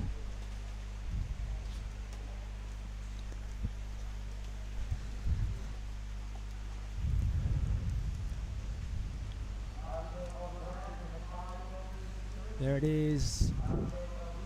A 6.9. So a 7.67 and a 6.9. Despite the conditions, that's incredible surfing from Janir Gonzalez. And the Basque lady is sailing clear in this one. 1 minute remaining. Rena Matsunaga and Angela Ball are locked in a bit of a shootout for second. Rena would love to get rid of her 4.77. Couple of smart turns to start things off. That was a big fan of spray, but can't stay with her surfboard. Goes down. 50 seconds. Angela Ball is looking for a 5.5. That would be the best wave that either she or Rena have ridden. Here's the replay of Rena's last wave. Yeah, you're right. All things considered, these girls have done well for this weather not to break their concentration. Especially our surfer in Gonzalez. She's kind of gone from strength to strength the harder that it's rained. So, yeah, nice competitive composure. 20 seconds remaining. I see a couple of other colours out there, so it looks like we're going to push on, Chris. Yeah, until we get some thunder and lightning, I think we're just going to keep going. Angela Ball just before the siren. She's going in down into that dangerous country again. I wonder if she will bash the lip and ride out. She does. Well Don't done. anywhere near that lip. Here comes the pole. We don't go anywhere near that shallow reef again. She's handling it beautifully this time. All right, well, Angela Ball has asked a question of the judges. Janir Gonzalez has, she's safely through to the next round. I'm going to go and have a chat with her as she's on a victory lap right now. Don't go anywhere. More action from the Krui Pro coming our way after this quick break.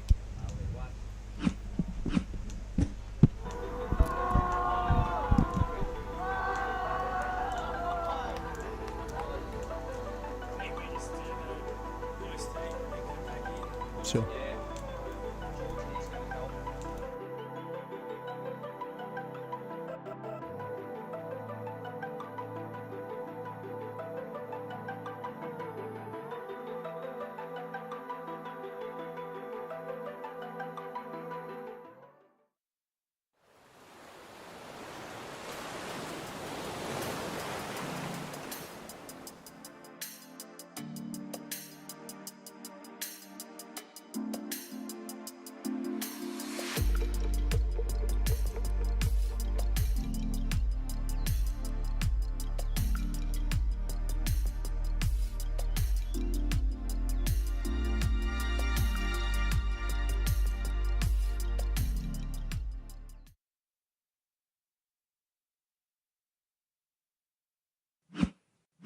All right, welcome back to the Krui Pro 2023.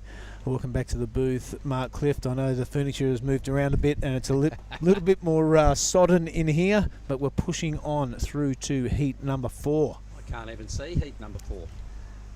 Seriously, they're just lost out there in the mist. Okay, that's them, and let me tell you who they are. It's Mia Huppert's the Australian in the red, just to the left of screen there. Rosie Smart, another Australian in blue, right dead centre of the screen. Piper Harrison is there in the white, and somewhere out there is, in the green I can see it. This is Rita Suzuki. So I'm not sure where Piper is. I can't see her in the white, but that's the makeup of our 4th heat.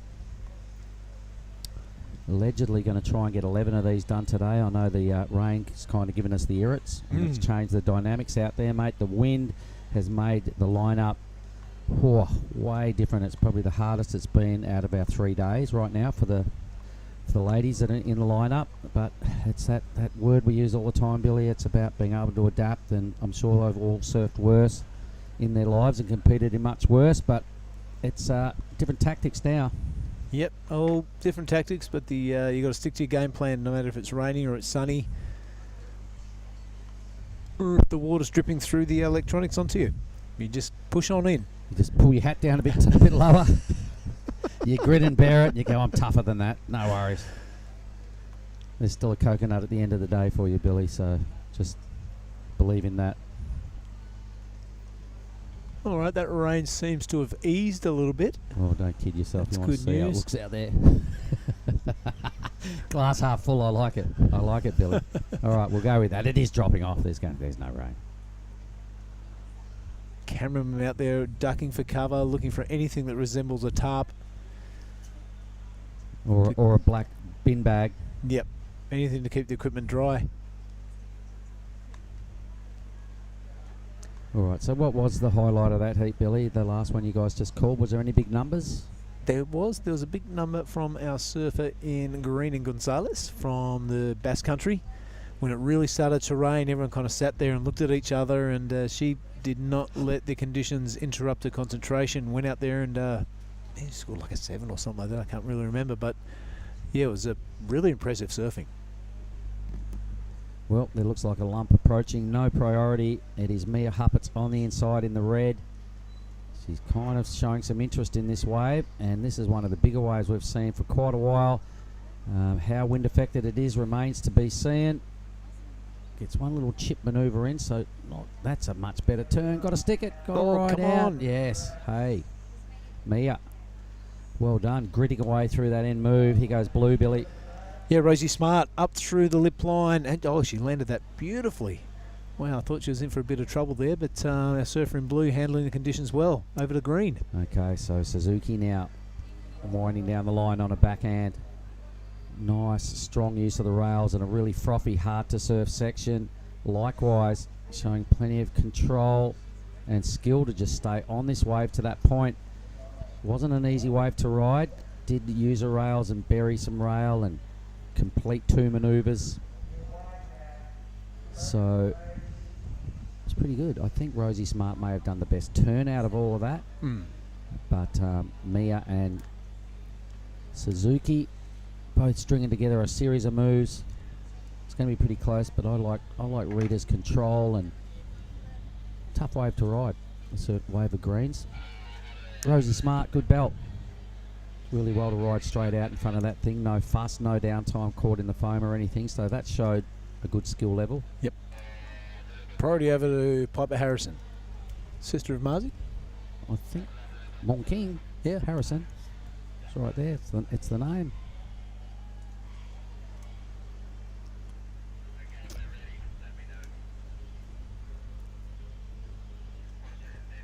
All right, waiting for opening scores. Things starting to clean up here. And while we're waiting for the weather to sort itself out, let's head down to the athletes area. That'll be Chris Binns with the winner of the last heat. Genere Gonzalez, hola, ¿cómo estás? Bien, ¿y tú? Yeah, muy bien. How you doing out there? The weather came in pretty tough. There was a lot of wind. It started to rain. Didn't seem to affect you one little bit. You put together a great heat. Yeah, but like in the first part of the heat, it was like so slow. Like we even didn't catch any waves. The rain comes, and it looks like with the rain, the waves come back. So yeah. Tell us about some of your waves, because you got that 7 that was easily the best wave of the heat. Yeah, I got I think that the last wave of the heat of the sail, like they all paddle and take a wave, and I was like with no priority, so I was lucky to have that last one. So yeah, happy. When you can hear the scores and you know that you're a long way out in front, are you happy just to hang back and let the other 3 fight and scratch around and battle each other? No, of course, it's a constant fight. Like the surfing, you never know when the other one can make a 7, so you have to be all time fighting for the spot. And you had a great heat yesterday. Any feedback from your friends at home? Were people tuning in? Bueno, eskerrik asko dana animatzen oteatik da, urrengoa, and thanks Nala for bidekari. Beautiful. All right, 2 great performances so far. Good luck keeping going. Thank you. All right, back up to you guys in the box. Yeah, right on. Chris Benz, very good interview there.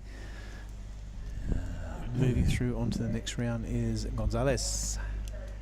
Yep, didn't phase it one bit. Business as usual. That's what it takes to maintain that sort of focus and put some runs between you and the girls and just do what you got to do. Well, there's Rosie Smart, a 5.17 mark. Scores are dropping. Rina Suzuki, a 3.50. Waiting for Mia Huppet's score to come through. Yep, so that was that one belt, 5.17. Yeah, nice one. It's pretty tough, and like we said, we were both suggesting it was the best move. So the judges sticking with the theory of it's about quality, not quantity. A 3.50 for Suzuki's 2 moves. Pretty hard to ride wave, but did a good job. Mia's probably going to be in around about that neighbourhood. there it is, a little better right in between. So 4.33 splits the difference. And on we roll now over to Piper Harrison.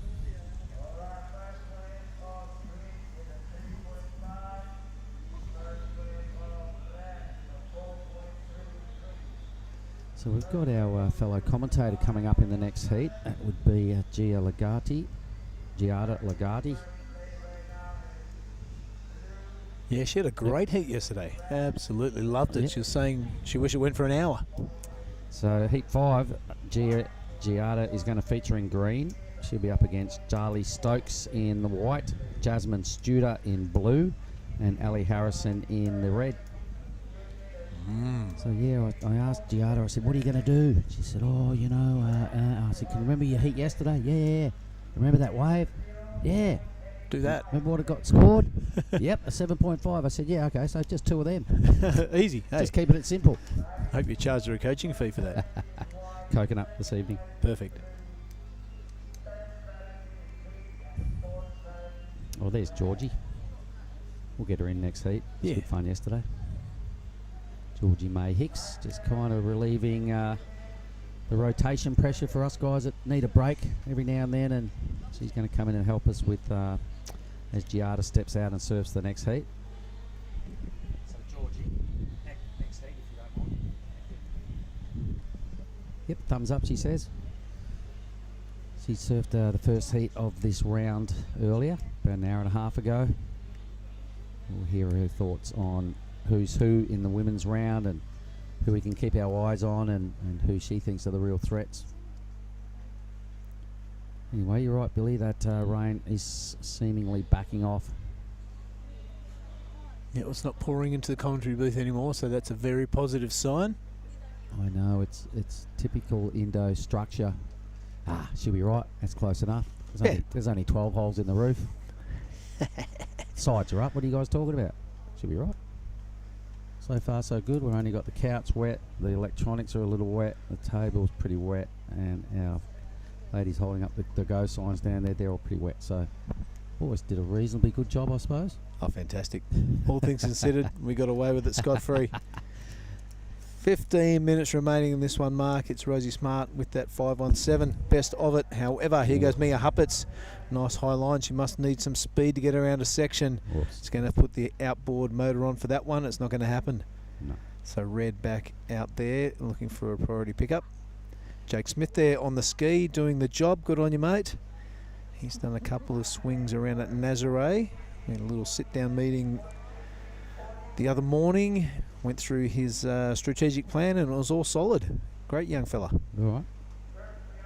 It's nice to see that this year, and I think that's a direct result of last year's event when it was just banging away here day after day, and we had to send heats out, and at times it got a bit gnarly, and we're like, boys, we probably need a ski next year just in case. And not only that, we need someone that can use it, and not only that, they need to be able to get into the impact zone and survive. In and out, that's right. Let's get someone that can do that. Yeah, it's actually a requirement for the WSL. They're holding a QS 5000. We've got to have some water safety. And here we go. So good on you, Jake. Appreciate your efforts. It's always good to keep upgrading what we're doing, and another inclusion which I really like, that athlete area. I'm sure all those crew really appreciate it. Instead of just having to hang under a tree and lean against a wall or something, they've got somewhere to sit with a bunch of chairs, board rack, shade. Nice atmosphere up there too. They can all heckle us while we're doing our post-heat interviews that they do. I did get a bit rattled with Mega Artana. There was lots of screaming and clapping going on in the background. I totally forgot what I was going to say, but it was fantastic. And then the big judging tower, our 2-story judging tower, that's Bardu as well. Massive. Thanks to Bobo Box, they're the ones that paid for that. Thank you, guys. While we're on that one, Pesisia Barat, thanks very much to the local government here for keeping the dream alive down here at Krui Town, because a lot of surfers come here and they know how important it is to attend these 5,000 events, because you can't just enter 10,000s. These events you can if you're rated high enough, but Challenger Series is off limits to most of these competitors, so this is their next big billing. Got to put up a good show here, and everybody's seemingly brought their A game, a lot of people anyway.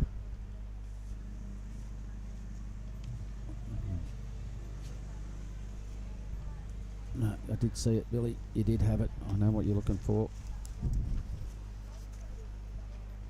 There we go, the sponsors rundown sheet. Go through it, mate. It all went a bit pear-shaped once it started raining. There was stuff flying left, right and centre. There's the athletes area right there. We're just talking about it, Mark. Yeah. Super good inclusion. Look at the Groms. Looks like Harry there, keeping the lid on the Groms. Teo, there he is, Teo Radcliffe. All the other little gangsters.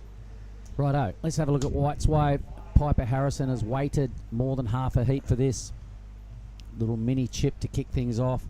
A little better there. Oops, touch of the nerves kicking in. Trying to hang in there, trying to make this wave count. 13 nervous minutes sitting on a surfboard. That wave looked a little edgy. Kind of at least finished it. No big moves. Won't be a big number. But it's better than nothing. Here we go. Yeah, Piper. The wave kind of looked like it lacked a little bit of power, although that was a very handy turn. Now it really gets full of water. There's not much steepness to the face of that wave. Pushing on through though, she almost squeezes out that last one. That second move will have all the points, whatever they amount to. Probably somewhere, maybe 3-ish, maybe high 2-ish. Yeah, Pertamina, our thanks go out to those people. Thanks for keeping us in the juice. PLN, thanks for keeping the power on. Telcom and Telkomsel, well, we all know what they do. They keep us talking, they keep the information flowing. And here goes Rosie Smart, the current heat leader. Wave number 2, she's going to hit this. Oh, yeah. And complete it. It's like a bit of replay of her first wave, so works once, why won't it work again? Probably as good a hit as her first wave, maybe even better. That time she had a lot of clean face, it was a little bigger.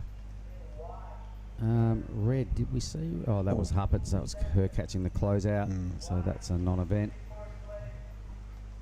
Here goes Rosie Smarts. This is quite a big hit, really, in the context of this afternoon and what's going on out there. So I reckon for sure she's going to get another, probably bigger score than that one. But she'll have the, I'm predicting the 2 best scores of the heat. 10 minutes on the clock. Rosie Smart about to totally push her 2-wave total north. So maybe Toto, can we get our individual wave scores and requirements on the side? Would be great.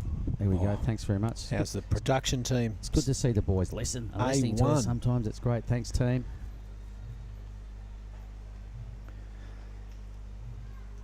As I really want to see what this next number is for Rosie's. Yeah, the anticipation. Come on. It's got to be in the same ballpark. I reckon for sure. I reckon potentially even better. Bigger wave, nice clean hit. The last wave, a little under. All right, well, close, but bordering on a 10-point total is pretty handy. I liked it. I thought biggest wave ridden for quite a while. Yep, Mia is going to need the wave of the heat to climb up in the first position. But her immediate thoughts will be fending off Suzuki and Harrison. They don't need much to take that second position off her. No, she's got to hope Suzuki is not anywhere near her when a good wave comes through, because she does have the top billing, top priority. Harrow's wave, just over 3 points. Piper Harrison. Harrow, I like it. It was great. Oz as. Anyway, I'm pretty sure that was her up at Nias last year, Marlon's sister. / caddy. Remember when he won? They were out there together? Yeah, and then they came in on the same wave. They didn't even know that they were, and Marzi's just coming in the foam, just arms up, and then his sister was out wide and she jumped on the same wave and stood up, and they almost collided and then just grabbed hands and were both doing the arms up in the air thing, holding hands. Remember? It was an epic riding in. It was epic like time. I was a little bit emotional. It was such a good win from the Harrisons. Imagine their folks sitting there watching that moment and just the way it unfolded. And it was totally unscripted, but it was meant to be. And good things went on last year at Nias. There's a little bit of rumour we may be back there in September, Billy. Rumour. It's a whisper at the moment. Rumours are good. Let's keep everything crossed. All right, 7 minutes and 45 less. First priority sits with green. She lets it go. So Mia goes, I'll have a bit of that action. Thank you very much. Mia did, well, turn into another closeout, so a wise move by Suzuki. But here goes Rosie. Not going to, unless she did something before that. Yep. Can't see it chipping into a top 2, but you never know. Maybe something happened off screen. The caddies out there, the next heat getting ready. Let's have a look. So Giada will be out there. Giada's in green, I think, in the next heat.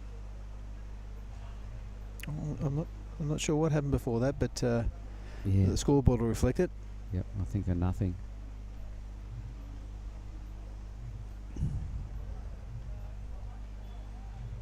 Tourism Indonesia, Mark. Let's continue. Let's get it done. Wonderful Indonesia. Persona Indonesia. Thank you. Right on cue, it's Mia Huppets.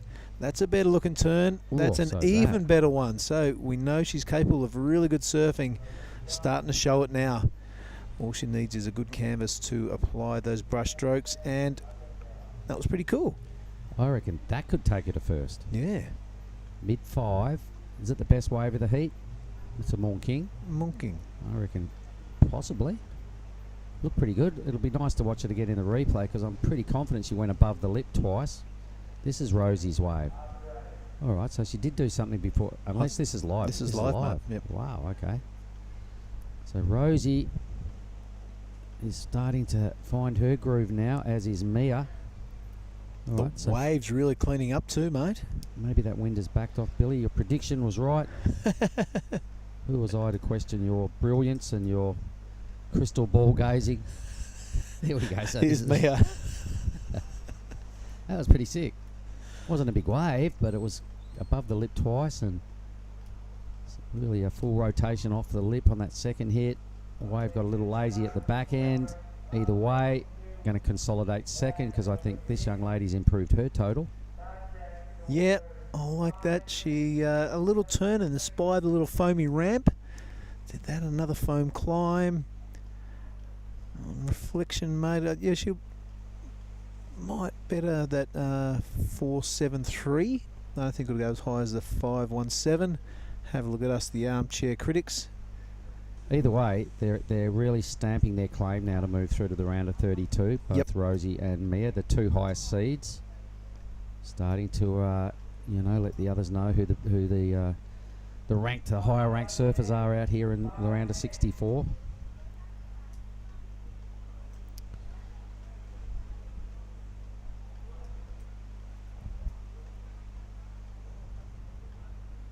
Right, sub 5 minutes. Really good work by everyone on the site today when it started raining. Big ups to the ASC crew. Big up to the PSOI, the Federation of Indonesian Surfing. Thanks very much, everyone. So Rita Suzuki, Piper Harrison both need to answer back. This stage they've both got to bust into the mid to high 5s. Good news for them. They have priority and second priority, Yep. respectively. Yep, they need the biggest waves of the heat. They're the best scores of the heat to get through. Not sure whether all those other numbers are in yet.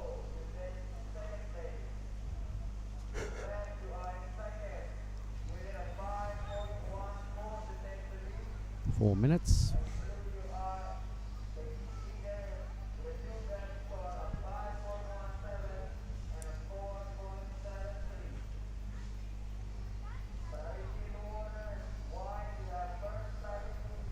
Oh, looking further through the draw, Billy. You'll like this. Heat 8, Willow Hardy. Oh, right on. All right, Margaret River will be Glued to the screen. And Izzy Campbell. Well, hey, Same heat. everyone in WA, drop what you're doing in a few heats Tools time. down. Yep, tools down, beers out. Kailani Johnson and Safi Vet featuring in heat 11. That should be our last heat of the day. Yep. Barring some lightning rods.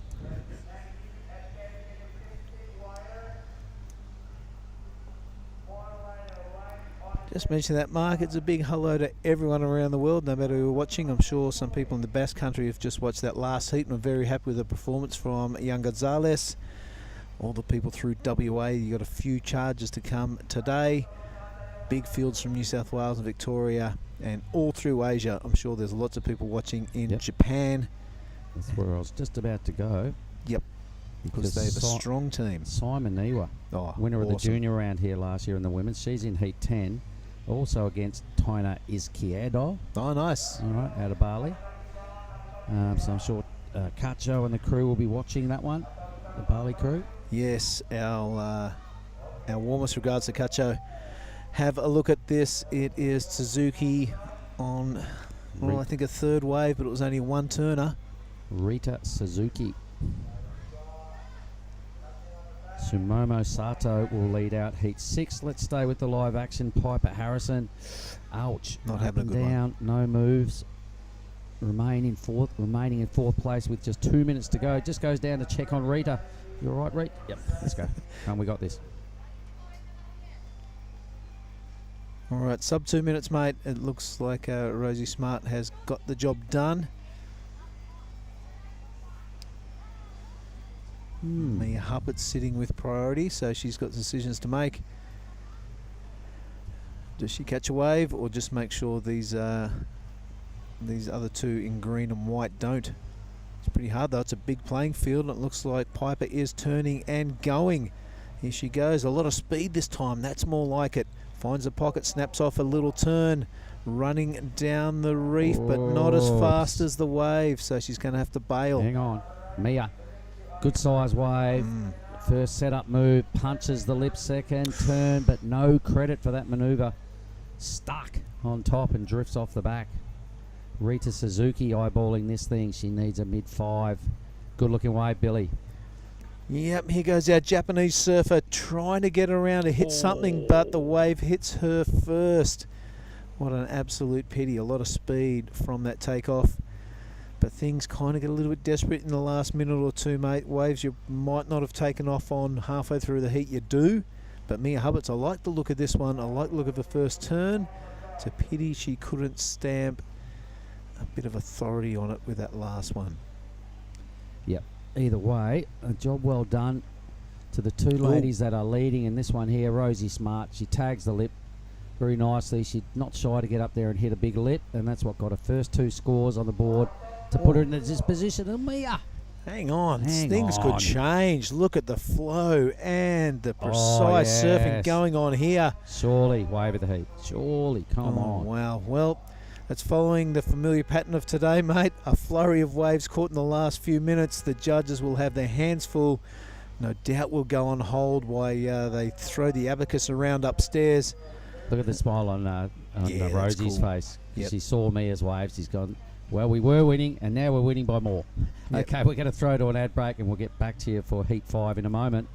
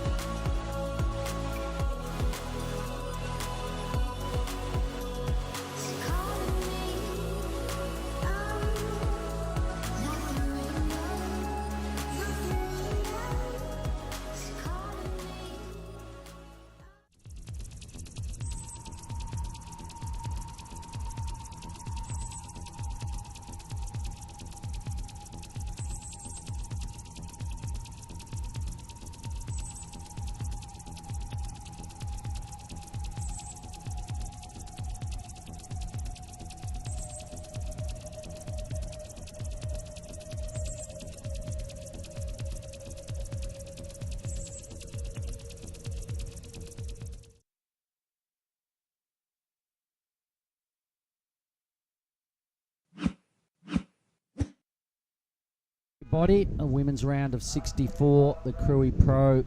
There they are. This is effectively Heat 5. I'll let you in on who they are again, but I'm sure the names will drop on the screen in a moment.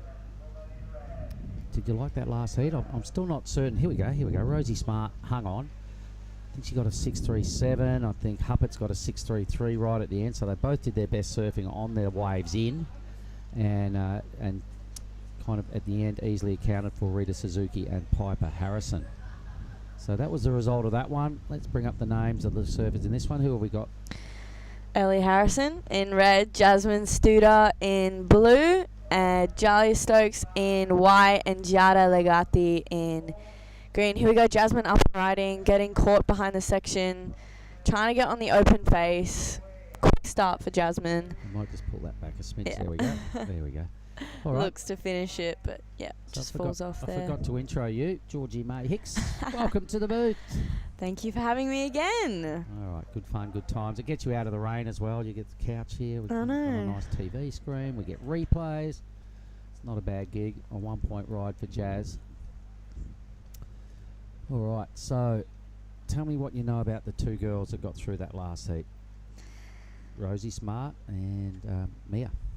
I know Mia from a few events of the Australasia events, but never surfed a heat with either of them before, but absolutely ripping in that heat. There's a bit of wind on the conditions right now, but still super rippable. Things got really weird last heat when that wind was sort of at its max, and even the heat before it changed mid-heat, got pretty ugly, ripping across the bay, chop up the face. Geez, it must have been hard to surf a heat in those moments. Yeah, definitely, but at the end of the day, you got to surf your heat. And it's the same for everyone, right? It's the same for everyone, exactly. Yep. All right, so let's, if you don't mind, have a little chat about your heat. You were in the very first heat of round one. What happened? Yeah, just had a bit of a shocker. Didn't really have much rhythm on my side, unfortunately. I kind of came into this event really happy and just came from a big win in England. So I was coming into the event feeling good, but yeah, just couldn't piece the heat together. But it's really fired me up for the juniors, and yeah. And Charlie Hatley did the full come from behind in that heat to actually take it out ahead of Nanaho, who was leading the whole heat until about the last minute. So talk us through Jazz's wave. Oh, bummer. That was Jazz Studer. Yeah, I've had many heats with Jazz. We're in the same board rider club back home, and yeah, she loves lots of waves in a heat. All right, well, it's really only about two good ones. Sometimes you can be the lazy person and catch two and still beat somebody that froths around and catches 10. But what sort of boards do you ride? I know you'd be on a dad's boards, but what do you ride? I ride for Chili Surfboards, and shout out to you guys. There you go. And yeah, really good boards. And yeah, Jazz is on her dad's boards. Yep. Luke Studer. There you go, Luke. Shout out Props to Luke. To you, bro. Yep, maker of fine boards, has done for a long time, and been living in the islands for quite a while. Loves mowing down a bit of foam and putting out them Studer models. Loving them. Studi is the label that goes under now, isn't it? Studi. Yep. That's it. All right, well, his daughter's caught two waves, and they've both been just a little racy, so no real advantage to any surfer in this heat. 21 on the clock. Looking at the draw, all I've got you here, Georgie. There's a lot of names. I've seen a lot of them before, but are there any little phantom rippers in there that you think may just come up and ambush everybody at this event? Who do you think are some of the real threats? I think some of the real threats are all the Japanese ladies. Good call. Good call. And I would say Kira Pinkerton has been looking super strong. Sky Brown has been looking very strong. I believe it's her first QS. So yeah, those would be my picks. All right, cool. Well, let's see if that rings through come Sunday. So remember that. We'll probably try and get you in and around a few more times. We'll remember those calls. You go, remember back that day, clicked here on Wednesday when I said that, girl. There you go. I'm right. So let's just see if your predictions ring true. It's kind of good to have a bit of fun like that and just go out on a limb and go, I reckon that one and that one. And if it comes true, you're like, how smart am I? Exactly. But you're right, the Japanese ladies are here, and there's a lot of them. They really have a red-hot crack at it. They're improving every year, I see them. And I notice those improvements because I don't see a lot of surfers for sometimes up to a year or half a year, and that's when you notice who's done the work and who's starting to really hit their strides. Yeah, exactly. So much progression in their surfing, and it's super inspiring, and just it's really good to have heats with people who surf really well. All right, well, we are going to throw down to the athlete area with Billy Hangen and the winner of the last heat. So over to you, Billy. All right, I am down here with Rosie Smart, heat winner. Conditions cleaning up out there? Yeah, the rain came in and I thought it was going to be cooled off because there might be a storm, but no, it cleaned up and I managed to get a couple turns at the end.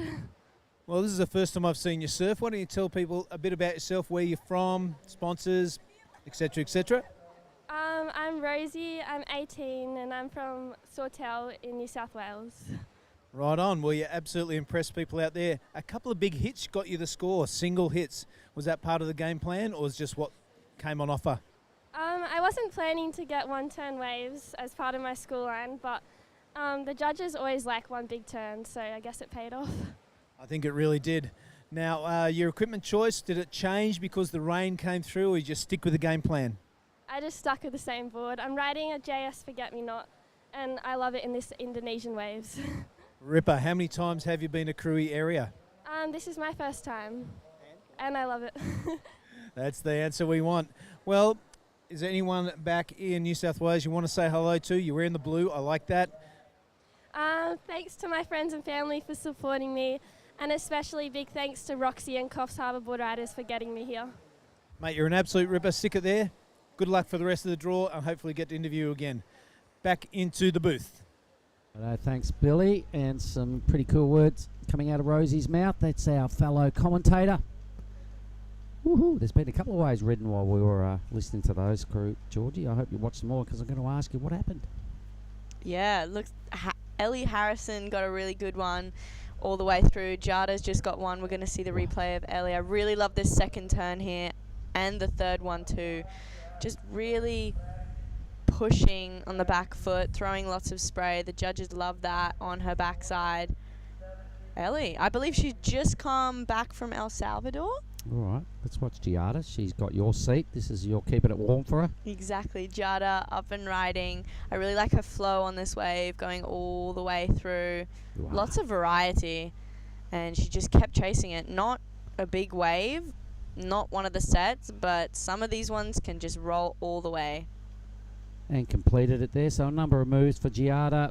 A pretty tidy wave for Ali as well. So here comes now Jazz Judah.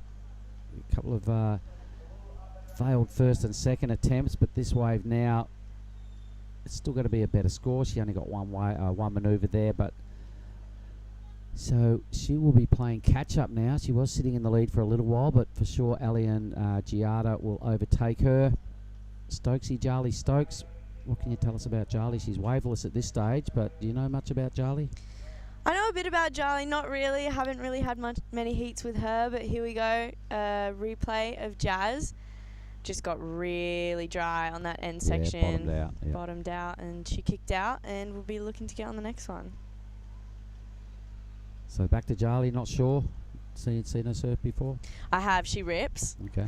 I don't think we've had a heat before together, but yeah, no, really nice girl. All right. Well, there she is in the white, right in the centre of picture with priority. No score in her column. The judges are still debating Ali Harrison and Giada. I think they're both pretty good rides. Both got a lot of manoeuvres going on, so the judges are probably just having another look and seeing whose moves were the strongest. They both had a similar number of moves. Ali's wave potentially was bigger. Good use of the rails. Giada got some tidy little direction changes going on in the pocket, so both going to be pretty reasonable scores in the scheme of things. It's gotten pretty hard out there and limited opportunities, so I think they'll both be happy with their first effort at impressing the judges.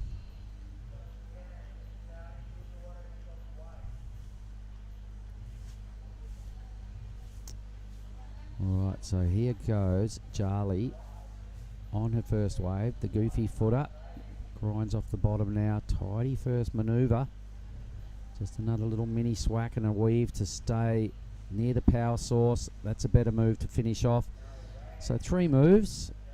She will feature in the top 3 somewhere once all these numbers pile in.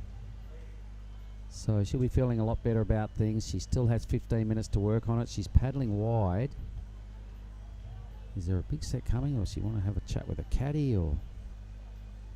Yeah, she might be in 4th priority, looking to sit wide, cop one of the wider ones. Ooh. Maybe just trying to get away from the girls a little bit. Let's see whether she parks up there or Maybe just taking the wide road back to the peak. So the boys upstairs still having a good think about these three numbers. There's Charlie, so that came in quick smart, a 3.50. I think both Ali and Giada was better. The judges probably having a good look at both their waves again and comparing to try and come out with whose was better than the other person and where does it fit in the scale. A 6 for Giada. Okay, I reckon Ali's has got to be around that number. There it is, 6.27. So the judges were having a good think about it and going, okay, Ali's turn's a little better, bigger wave. Still really good, both good. Let's give them a bunch of 6s. Yeah, no, I would say good scores for both of them. Giada got those, like you said, quick, nice spray quick turns, and Ellie's was a lot more drawn out, bit bigger of a wave. I think that's why she got a few little bits more points on that. Here we go, some waves coming through. Ellie Harrison with first priority. Yep, and in the lead, so that's a good place to be. So here she is. Takes the wave off the youngster being Jazz Studer.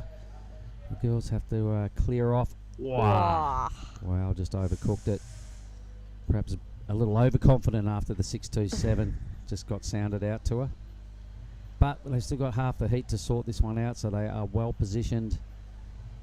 Stokesy will be happy that she's at least finished the wave, but she's going to have to step it up a little bit. Same with Jazz Studer.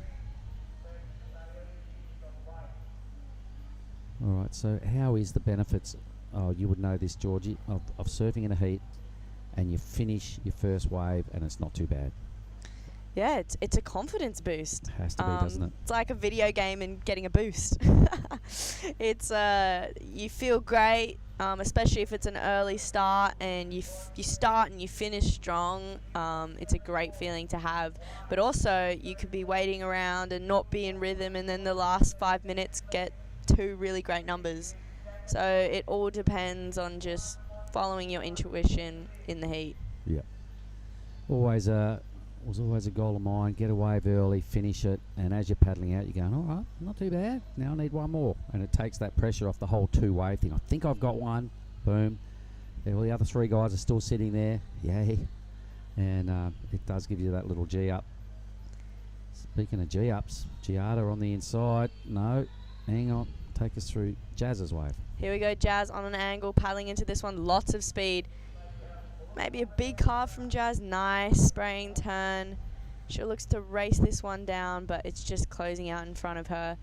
Yeah, this is the thing with this wave. It's kind of hard to tell. Sometimes you look at waves and you go, oh, that's going to run, and it doesn't. It stays open the whole time and doesn't close out. And then others you think, oh, no, this is definitely going to section. And yeah, so here it is again. You never know, but I love this first turn and how she just kind of high line, dropped down and got speed, which is kind of what you got to do on this wave. And she was definitely looking to go further, but yeah, just kind of clamped in front of her. So another thing I noticed about her board, so Luke Studer, I picked up on this and I'm going to say it now. Did you notice the Pink Floyd Dark Side of the Moon spray on the deck of her board? I did. Very cool, very cool. Lukey boy. Gonna make her go faster, I think. All right, so good on you, Dad. Staying very cool. Nice. So where we go, having a little look. There we go. Jazz's numbers in a 3.1, paired with a 2.2. That's enough to be ahead of Charlie at this stage. So a little bit of confidence starting to creep into Jazz's surfing.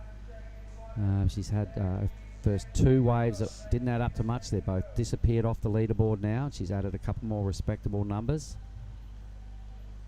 So needing a 2.91 at this stage. Giada will be keen for another wave as well. He goes red. Ellie up and riding. Nice first turn of the pocket there. Hopefully she gets something else just closing out there. I think she kind of sat a bit on the inside to try and get one under priority. Here we go, Giada, first priority. Trying to get around the section. Highlining. Oh, big section.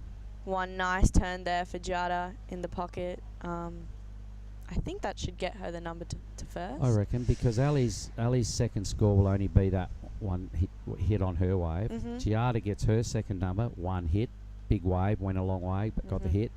So yeah, I think Giada, they might just swap places here. They won't be big totals, but it's a matter of who goes to the top of the leaderboard. I think it's going to be Giada. Here we go, replay of Giada's wave. This one was a set and highlining, just trying to work this wave to its potential. Nice hit in the pocket, just looks like she wanted a bit more from that wave, but yeah. Kind of had to go. She sat there for a long time, just wanted to back up that 6 and not let all that good work evaporate. Exactly. So adding a second score, pretty smart. Out wide now, this could be Charlie Stokes. Is this a good looking wave or what? Bomb. Take us through, Georgie. Very good looking wave. She's going to highline this wave. Tons of speed. Try and hit it. Oh, just, I don't think that was really what she was looking for. The section just didn't really open up for her. But she'll continue to cut back in this wave and keep going, but had to go because it was a good looking wave off the takeoff. The first section, as you predicted, didn't pan out bowling. It was just a little mini move up top there, and then the wave started to flatten off. Here it is again. You've got to go when something like that stands up in front of you, though, and it was this section here that might have let it down. Might have been a little late to the party on that section. And then the rest of the wave got a bit sleepy. Yeah, she had that speed, and if the section would have opened up, I reckon she would have done a really nice carve in the pocket there. But all good, still plenty of time to go. 7:40 remaining. First priority with Jasmine Studer, and she's looking at this one. All right, let me have a look here for Jazz on the dark side of the moon. Studer board, jamming a little pocket turn there.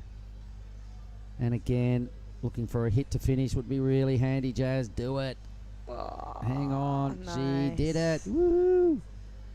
All right, so completes the ride. A little stuck on the end move, but 2 good turns before it. I'm still thinking her better score. I think Charlie's going to improve her 2-wave. Well, she does because it was only a second wave. Does Jazz get back into that 3rd position? Oh, how's the speed for Giada? She's looking at this one for a really nice clean Giada carve. She'll just be looking for this one to bowl up. Sometimes these one really do on the inside. This one, I don't think so. So she'll just kick out there. But Giada sitting in first place. She'll be looking to better a 4-1-0. Ellie, first priority, needing a 3.83. Here we go. All right, so Charlie, that'll be a bit of a non-event right there. But there were the 2-wave scores for Giada and Ali. 1 turn waves apiece, a 4.10 for Giada and Ali, a mid-range 3. So Giada did get the chocolates by a smidge there and is about 0.16 ahead of Ali on the 2-wave comparisons. Here's the replay, but before the replay, seeing a bit of a paddle battle go down. Okay.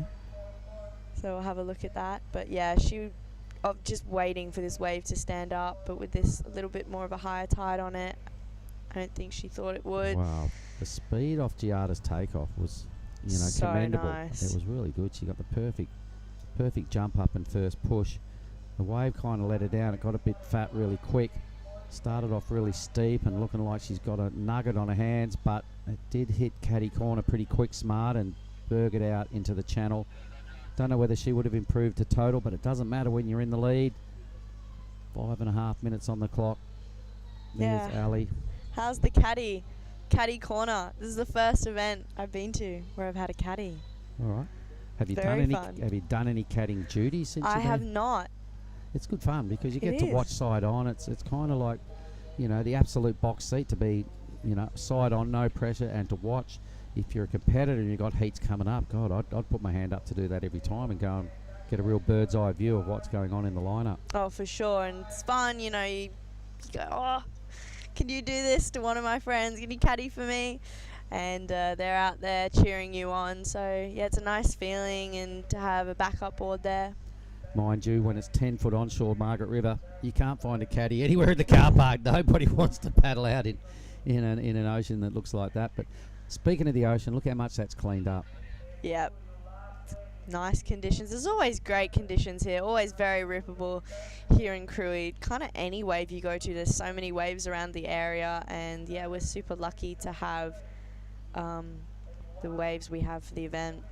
I mean, a couple of heats ago, it was junk. It was the wind ripping across the bay, that sort of northerly blowing up the face, and it got pretty horrible for a couple of heats, and now she's back to normal.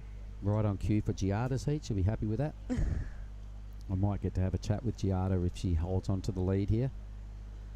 Mind you, Ali with top priority and needing just a high 3 is threatening.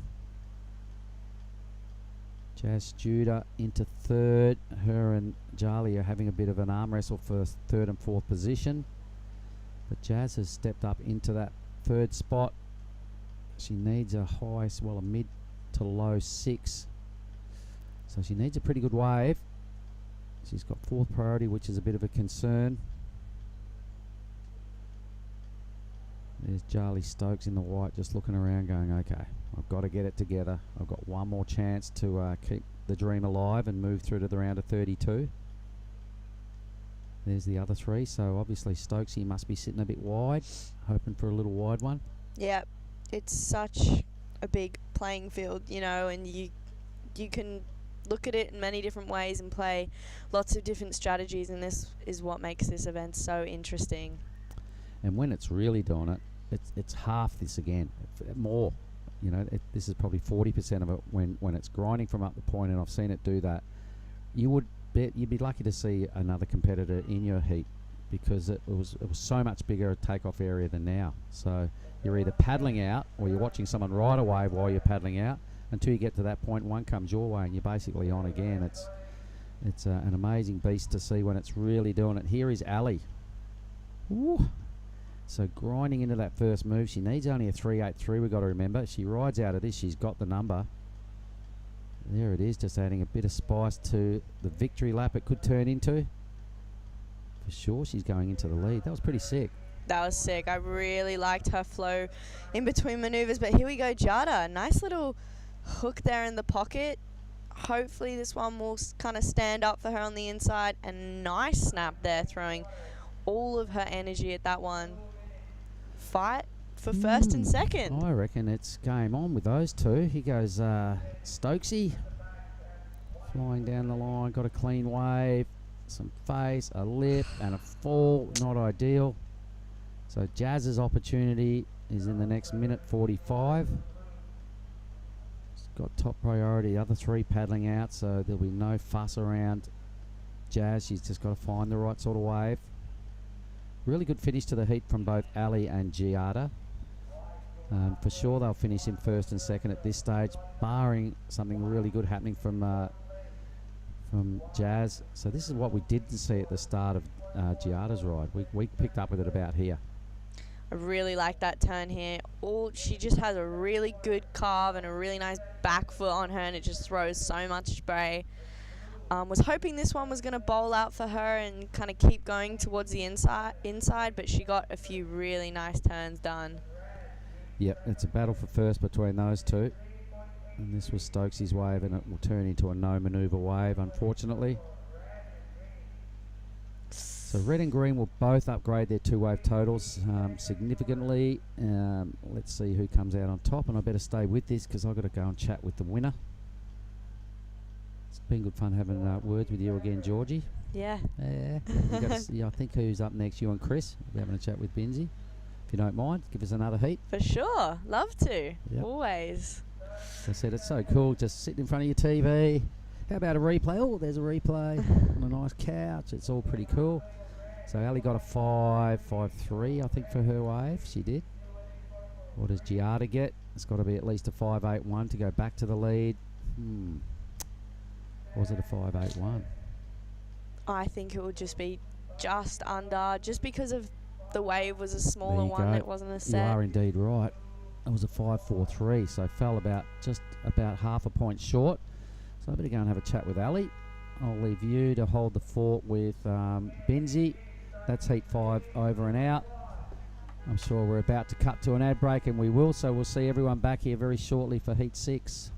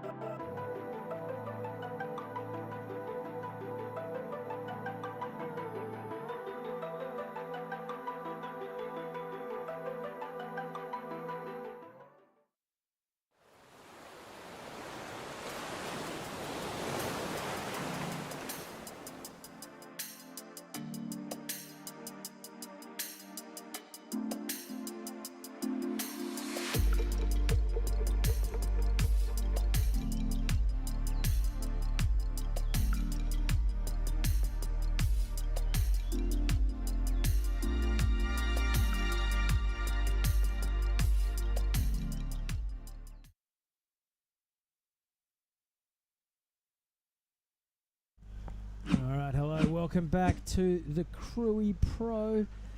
This is heat 6 of the women's round of 64 in the water right now. Momo Sato is in red, Charlie Hurst is in blue, Jasmine Sampson is in white, and Malia Ward is in the green jersey. So 2 Aussies, a Japanese and an American surfer all in action. That's exactly what I've just said on screen as the graphic. Crispin's in the booth alongside me, Georgie May Hicks. And Georgie May, what exactly happened in the last heat? Oh, the last heat, pretty action-packed. We had Jada and Ellie Harrison first and second going through to the next round. But yeah, it just looks like the waves have gotten a bit smaller from the past few days, but still very rippable, and the girls have been putting on a show today. And it stopped raining in the commentary box since last time I was in here, which is pretty nice. Yeah, been a few storms. Yesterday afternoon the event was called off for a bit, but today it kind of held back, which is nice. So here we go, white. Yeah, this is the one and only Jasmine Sampson on her backhand. Couple of turns, she goes down. That was a replay of her wave. 2.5 the result.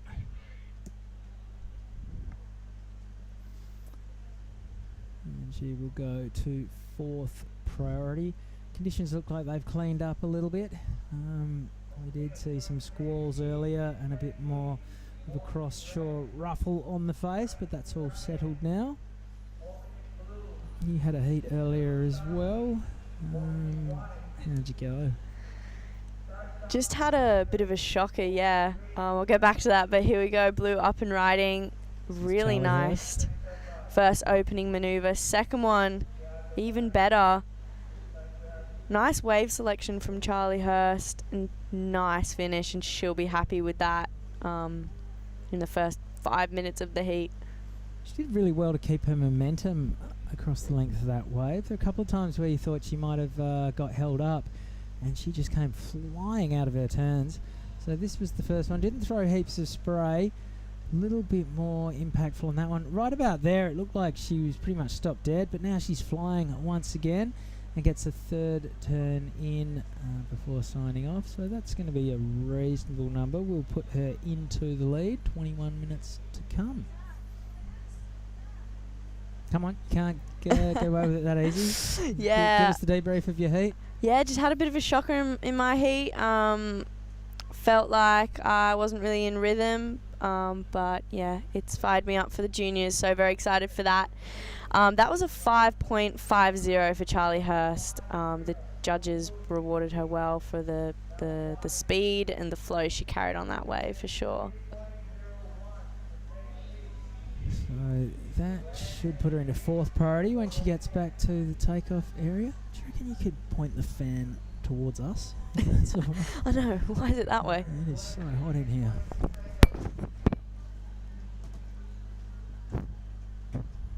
That's better. Okay, so this is Sumomo Sato and Malia Ward yet to open their accounts. Have you surfed against any of these girls in the past? Yeah, I've had a heat with Sumomo before, and just met Malia at this event, and I've met Charlie in Taiwan. She had a great result there, so stacked heat, but yeah, really fun to watch. So excited with 19 minutes and 40 seconds on the clock. Malia Ward's from San Clemente, I think.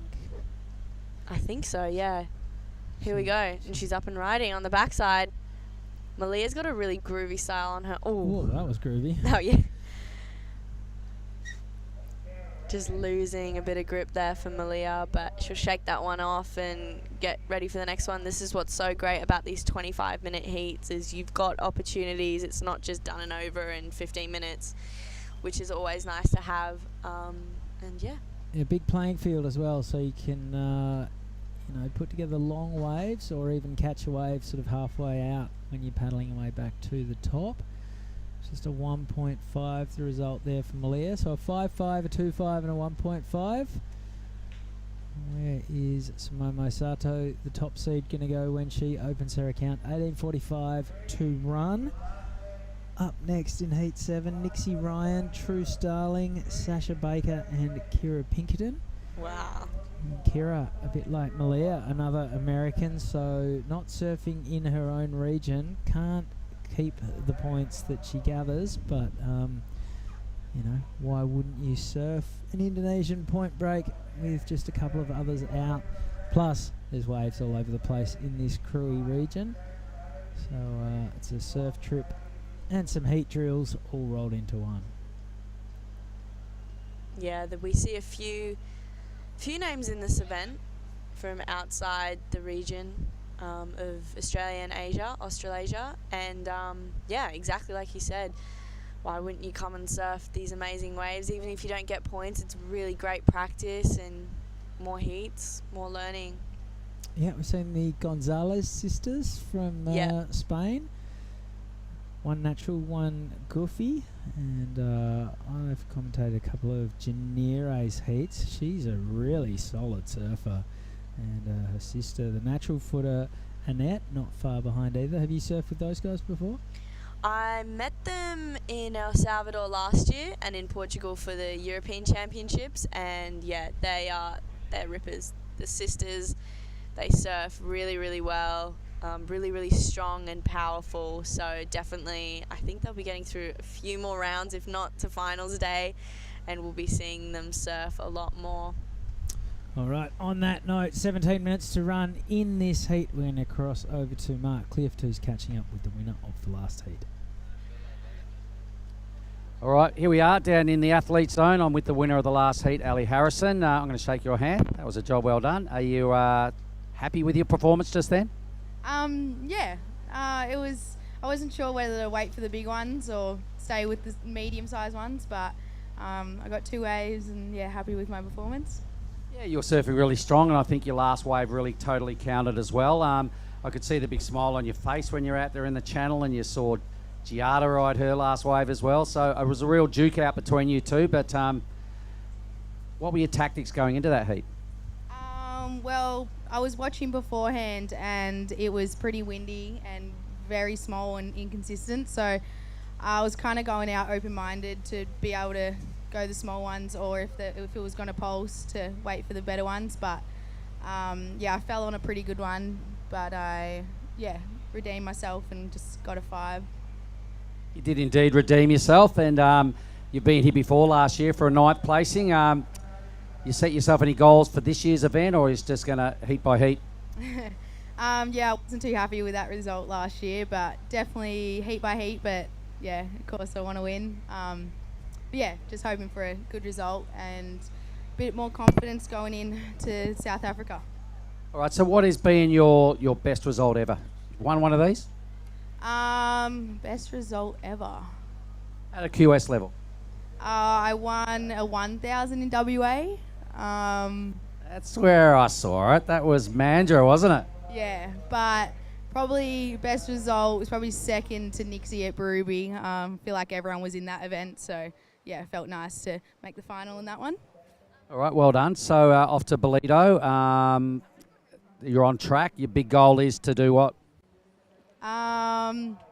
Just build confidence for next year. Hopefully re-qualify through the Challenger. If not, re-qualify through QEs. But yeah, just keep having fun, keep surfing. All right, well, that's why we all started, because we love surfing. So keep surfing, sister. That was a mighty fine effort. Well done. Cheers, that gang. Up to you lot. Thanks a lot, Mark Clift. Catching up with Ellie Harrison, winner of the last heat. And meanwhile, in this heat, we're still waiting on a first number to drop in for Sumomo Sato in the red jersey. We need to catch up on a replay to see exactly what she did. Jasmine Sampson dropped in a second score as well. Malia Ward now up to priority.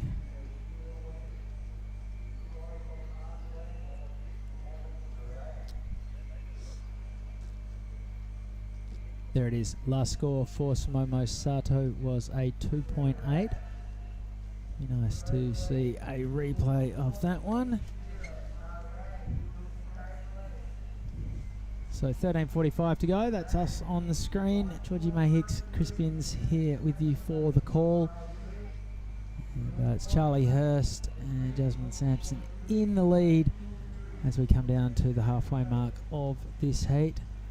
Leah Ward in the green, sitting deepest with priority. That is one of the camera towers, and then just to the left is the judging tower, and the pink boards, I think, is that Kira Pinkerton making her way out? Yep, she's in the next heat with Nixie Ryan, True Starling and Sasha Baker. Yeah, what a stacked heat. That'll definitely be a fun one. Here we go, Charlie. Looking to back up that last 5.50. Really nice first and the second turn there.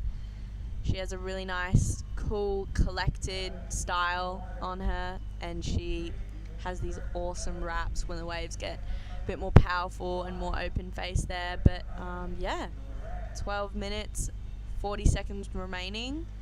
Nice score there for Charlie. Yeah, that will do. She's just, I love the way she keeps her speed. Just flies down the line. That turn was a little bit ungainly, but it didn't slow her momentum one little bit.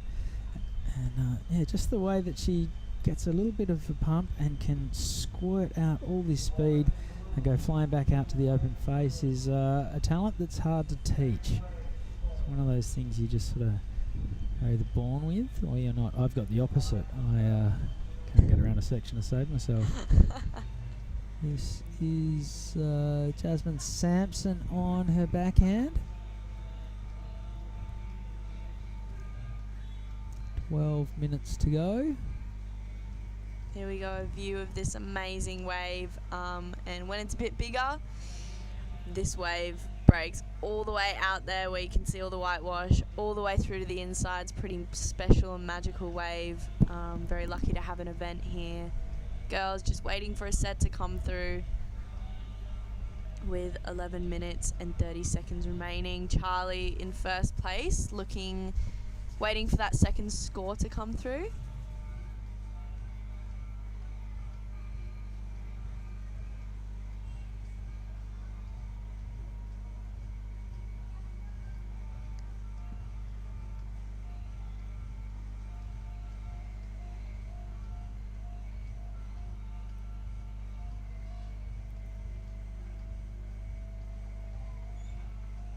Yep, still waiting on a second score to drop in for Jasmine. For Charlie.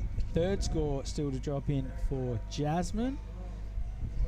11 minutes remaining. The two Aussies in the ascendancy. Samomo Sato and Leah Ward yet to really fire a shot. Jasmine Sampson just a pair of twos as well.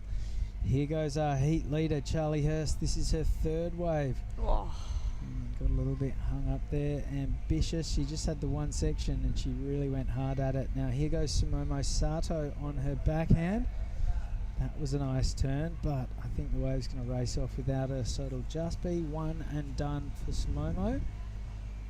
Leah Ward looking to get her campaign rolling. Let's get a wriggle on. 10 minutes 15 to go. Here's the replay of Samomo's last wave. Yeah, Samomo just speeding down the line. Love this turn here, but was hoping this wave was going to open up for her more because she has a really nice backside attack. She's a ripper of a surfer. But unfortunately, it didn't really open up for Samomo with 9 minutes and 50 seconds remaining.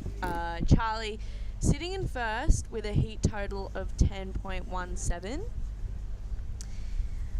And yep, so that would suggest her last wave was in the 4.5 region. Here goes Jasmine Sampson on her backhand. And she is out of there. There it is, a 4.67, the last wave for Charlie Hurst.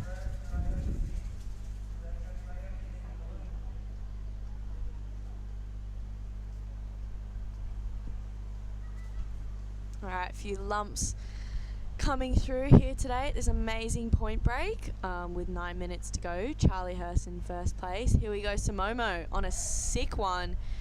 Really nice first steering top turn there. Just another one to back it up, and looks like this wave might fade out for her needing a 4.04 to advance. Not too sure if that'll be the score to get her, maybe just under. It's going to be in the neighbourhood. Need to have another look at the replay. Where's Malia Ward? She hasn't done a whole lot of surfing in this heat. So it was a big wave. First turn that was really strong, beautifully placed. Nothing too critical about the second or the third turns. And right about now, Simomo would have been hoping to get a section coming at her that she could really belt. So all of the points will be for the first turn, but there you go. It's a 4.13, and it is enough to put her up into second. 8 minutes remaining. And I think one more score to... No, all scores are in. This is a replay of Charlie Hurst's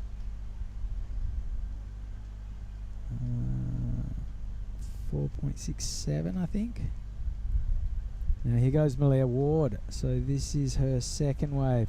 Needs to get a bit more urgency about her. Both of those turns were a little bit mid-face, and nothing is going to come from that. So Malia, she's caught. That's her second wave in the first 17 minutes of this heat, and that last one, nothing critical about the two turns. Not sure where the judges will put that one. Not going to be huge though. Nah, she needs a 5.147 to advance. Wave didn't really... Looks like a really nice wave to start with, but towards the end just kind of clamped there. So I don't think it will be the score, but here we go. We'll have another look at the replay here. Off the bottom, didn't really hit the section. Coming around again... yeah, she was looking to really kind of race down the line there and hope for some more. Here we go, Charlie Hurst. Nice first turn there. Again, I think this wave just kind of fizzled out for her. Here goes Malia again. That's the best turn she's done so far.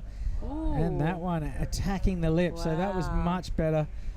We'll need to see the angle from in front though, because the drone is always a little bit deceiving. But first impressions in that one were that she actually attacked it with a little bit of aggression. The wave in front before that one was very lackadaisical in its approach. Malia didn't threaten the lip whatsoever. They were kind of off the middles more than anything. And I don't think the judges will be impressed by this. But let's get a look at that last wave from in front, where it seemed like there was a bit more urgency and aggression in her turns. 6 minutes remaining. Yep, 6 minutes remaining. First still Charlie Hurst, second Simomo, and white and green. So a 2.47 the result for, I think, Malia's previous wave, her second wave. I think we've still got her third wave to come in. Or possibly that was her third wave. Really having much luck keeping up with scores on the app. No, the 2.47 was her second last wave, so Malia does have one more score to come in. Charlie Hurst's last wave was a 3.03, does not factor into her top two. 5 minutes and change remaining, and the ice cream van next door has mercifully stopped playing its tunes, but instead I think we've got some kind of local drumming and dance troupe have decided it's time to get into action. That ice cream song has been playing all day and all night apparently. Some of the contestants and commentators and judges have been saying. Great alarm for the morning, for the early morning surfs, but throughout the night and the day, bit much, but that's okay. Alright, here goes Jasmine Sampson. She's in third at the moment, needs a 3.4. Last wave for Malia Ward was a 4.03.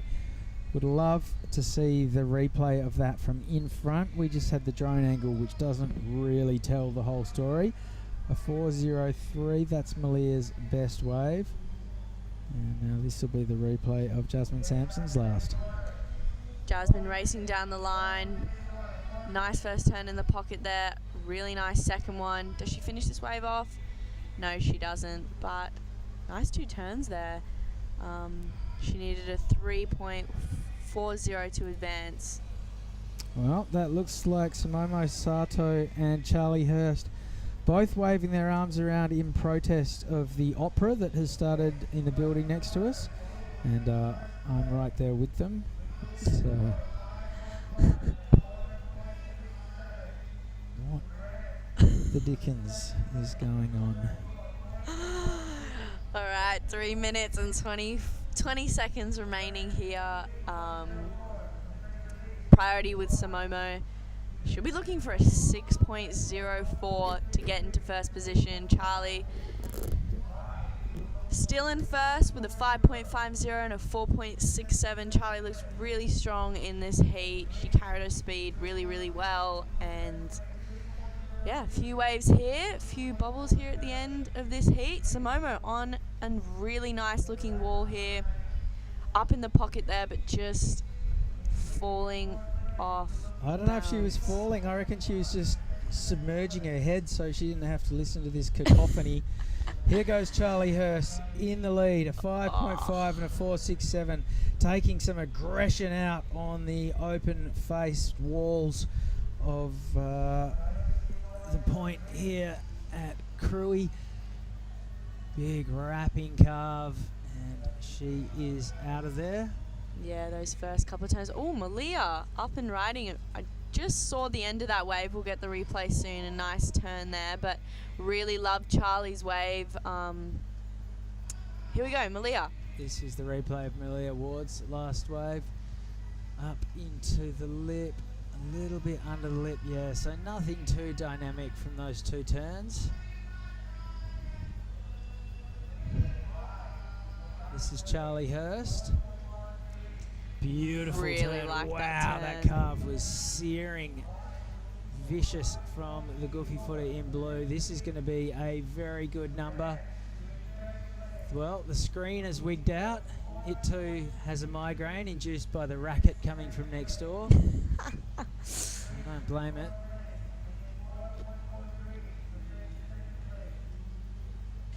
All right, with 1 minute, 20 seconds remaining. I think that last wave of Charlie's will improve her two best wave scores and improve her campaign here in Heat 6 of around a 64 of the women's QS 5000 here in Krui. And with 1 minute remaining, priority is with white second, with red, and they'll be just looking to get one more, maybe one more in. Looks like the ocean may be hitting a bit of a lull. Oh man, what is going on? Deep breaths. 40 seconds to go.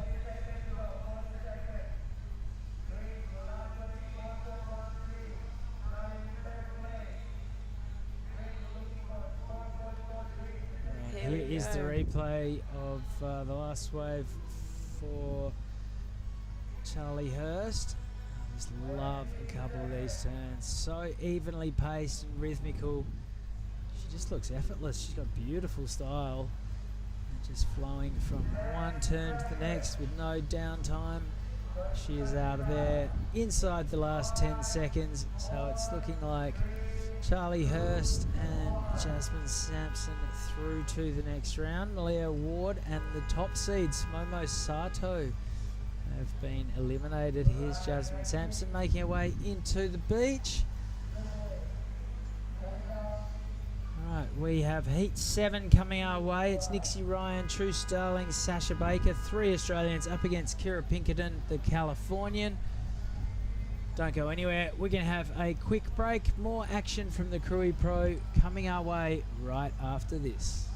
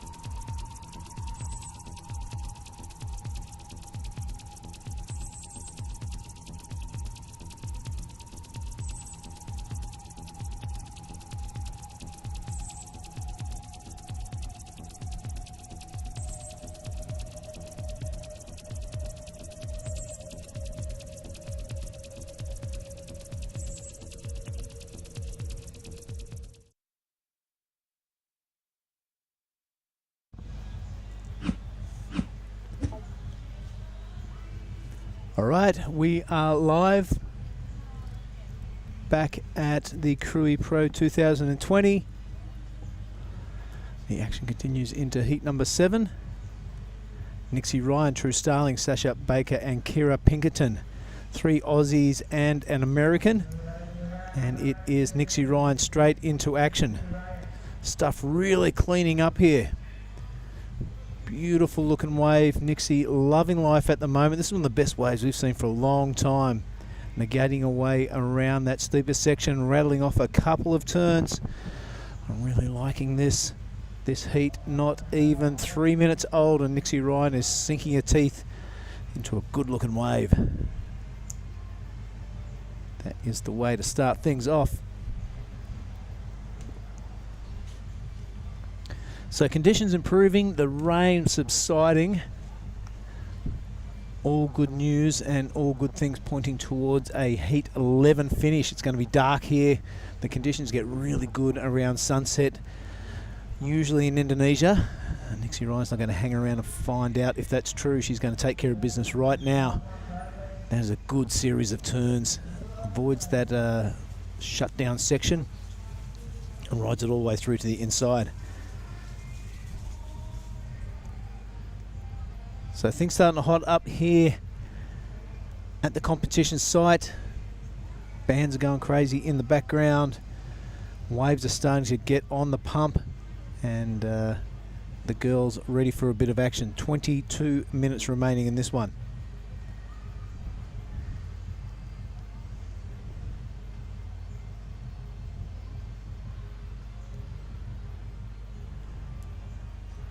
I hope you're enjoying the broadcast wherever you're watching around the world. We are at Ujung Bocur. That is the name of the reef that runs underneath the surfers at the moment. We are in the region of Pesisir Barat in the province of Lampung. That's the airport you land at when you come on down here to Krui. Tanjung Setia, that's the village that is hosting us. They're doing a fantastic job. Each year this competition gets larger and larger, more involvement from the local populace. They really dig it. It's hard to walk 10 metres without getting a hello mister and a photo. If you're young and you have blonde hair and you look like you have a few stickers on your board, it's going to take you a long time to get from the competition site back to your accommodation. The locals are absolutely loving it. A big crowd down there on the beach, and they love seeing the international surfers come in and out of the water. Probably the biggest cheers and the biggest adulations saved for the Indonesians.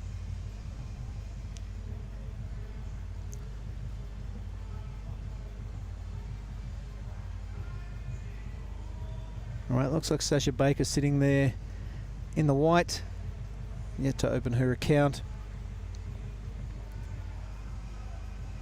Conditions were pretty primo this morning. Some nice size sets rolling through. It has subsided substantially, and then we had that big rain squall rip on through the competition site. Work crew rushing everywhere to stop the electronic equipment from getting absolutely taxed.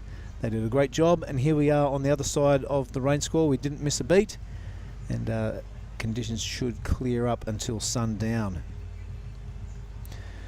All right, while there is a little bit of a break in the action, I think we're going to set our sights on the athletes area, and Chris Binns with the winner of the last heat. Thanks, Billy. Down here with Wollongong's finest, Charlie Hurst. Congratulations on the heat win. Thank you so much. It was so much fun out there. It was good to get a heat with just 3 other girls.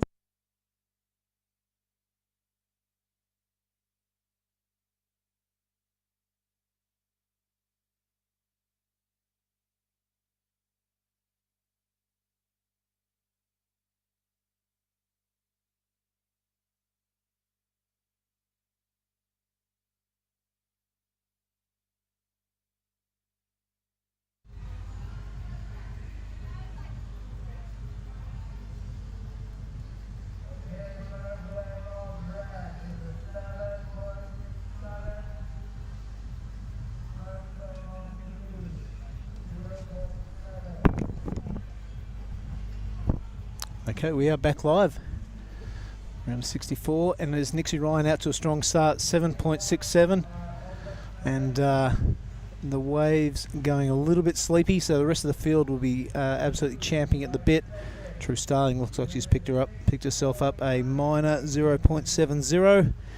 Apologies for that post-heat interview. I think we're having a bit of audio problems. It's all good. We'll get our heads around that and push on through the program.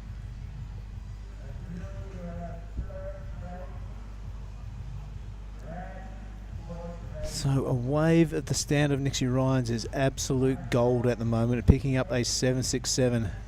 That is priceless in these conditions. She'll be heading out the back. She's fourth priority, but there is a little bit of wiggle room out there if you want to go hunting for those inside shelving waves. So if you're chasing like a 3 or a 4 or something, there are opportunities in there, probably a 2-turn or a 1-turn wave.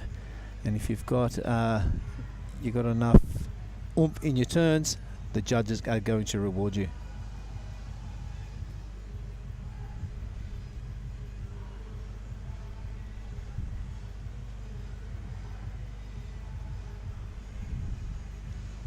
All right, bit of motion in the ocean now. It's just Nixie and True with a wave under their belt.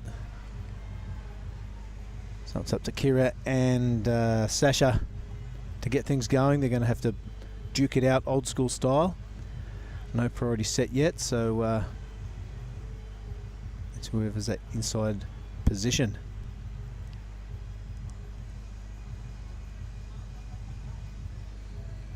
And right now it looks like Sasha having a crack on the inside, our surfer in white. She's on the hoof. She is making a go of this one, kind of just pushing herself over the edge and caught behind that first section. She'll be absolute dark on herself. She will go down to the bottom of the priority ranking there. There we go. First priority handed over to our surfer in green in Kira Pinkerton, the surfer from the US. I have seen her in action before. Quite an impressive run.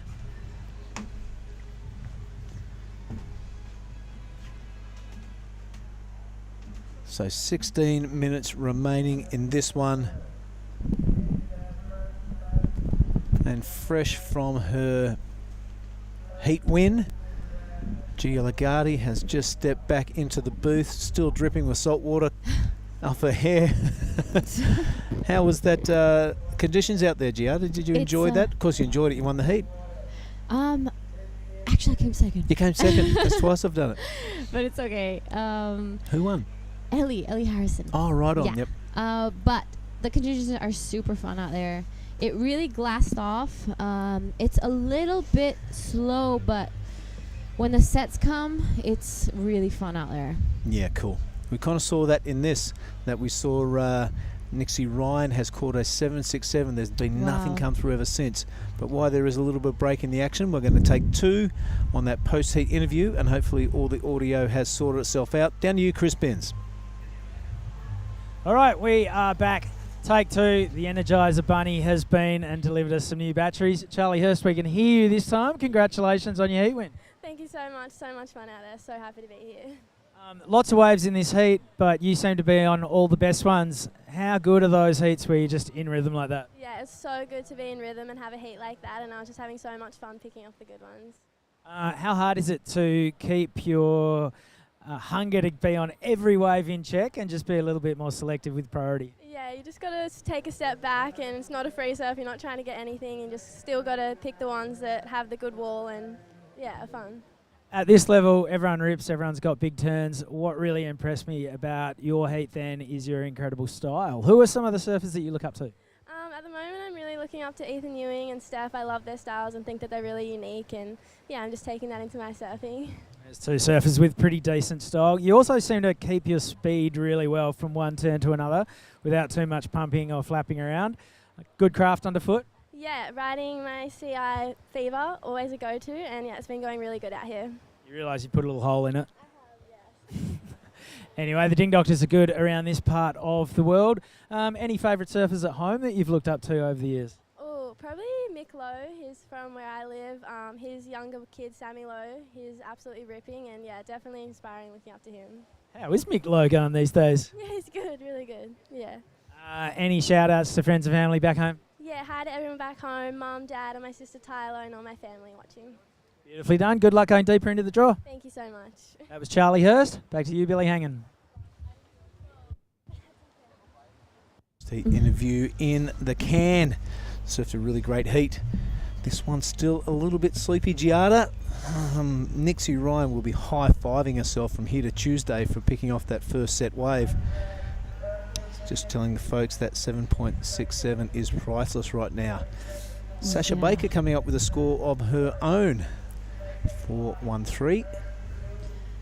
Yeah, when the conditions are like that, you have to be really, really fast, I guess, to be on the right ones when they come, because otherwise it can go flat, and you don't want to be in a situation where you're looking for scores and there's nothing coming out in the horizon. Yep, that's for sure. You really don't want to be thinking, oh, this is a decent looking wave. Maybe there's a better one behind it, because that's not going to happen today. But let's have a look at Nixie. Really had to deliver on this too. She did. A couple of really strong turns, nice and tight to the pocket for the first couple, and then negates that really tricky section and comes around the corner and rattles off a few more points. So, you know, bravo, well played. Yeah, it was a really nice wave from Nixie. One of the bigger ones I've seen come through since, you know, in a while actually. I remember being out there. I was a little bit out positioned for the only set that came, but it was okay. You had a young Jazzy Studer in your heat. Yes. She's in the juniors. I think she executed a really good game plan. She did have a couple of exceptional surfers, one in yourself, one in Ellie in a heat. But it's good to see the young'uns getting out there and giving it a crack, isn't it? Yeah, she surfed really well. I saw her keeping busy on the inside. Unfortunately, you know, she surfed amazing, but just didn't work out. You know, we were a little bit more patient, and I guess I think it was just the size of wave. That was the only difference. Well, I think it's your surfing. You surfed really well that heat. I was watching it all the while, and Ellie, of course, was absolutely ripping. You got a really long one, Giada, and had to finish it off at the end. Really small wave with not much power. So you did really well to finish those waves off. So well done, young lady. Thank you. Let's have a look at the drone shot here. It's heading up towards the area where Surfing New South Wales are holding their development camp. They kind of hang out on that boardwalk there. I saw Team Japan up there too. It's a beautiful part of the world down here. Yeah, I actually I like to stay in front of this hotel when I'm out there. Yep. I think that's probably some of the best positioning and the best way to. Don't give it away. Oh, I'm sorry. You still got heaps to come. Oh yeah, you're right. I'm sorry. But yeah, unfortunately, this heat going a little flat. It must be that high tide, you know, just making it a little harder for those sets to come in, making it a little bit slow. There's some really big names in this heat, so. Yeah, True Starling, we know she can deliver, and Kira Pinkerton, you've seen her go around before. Yeah.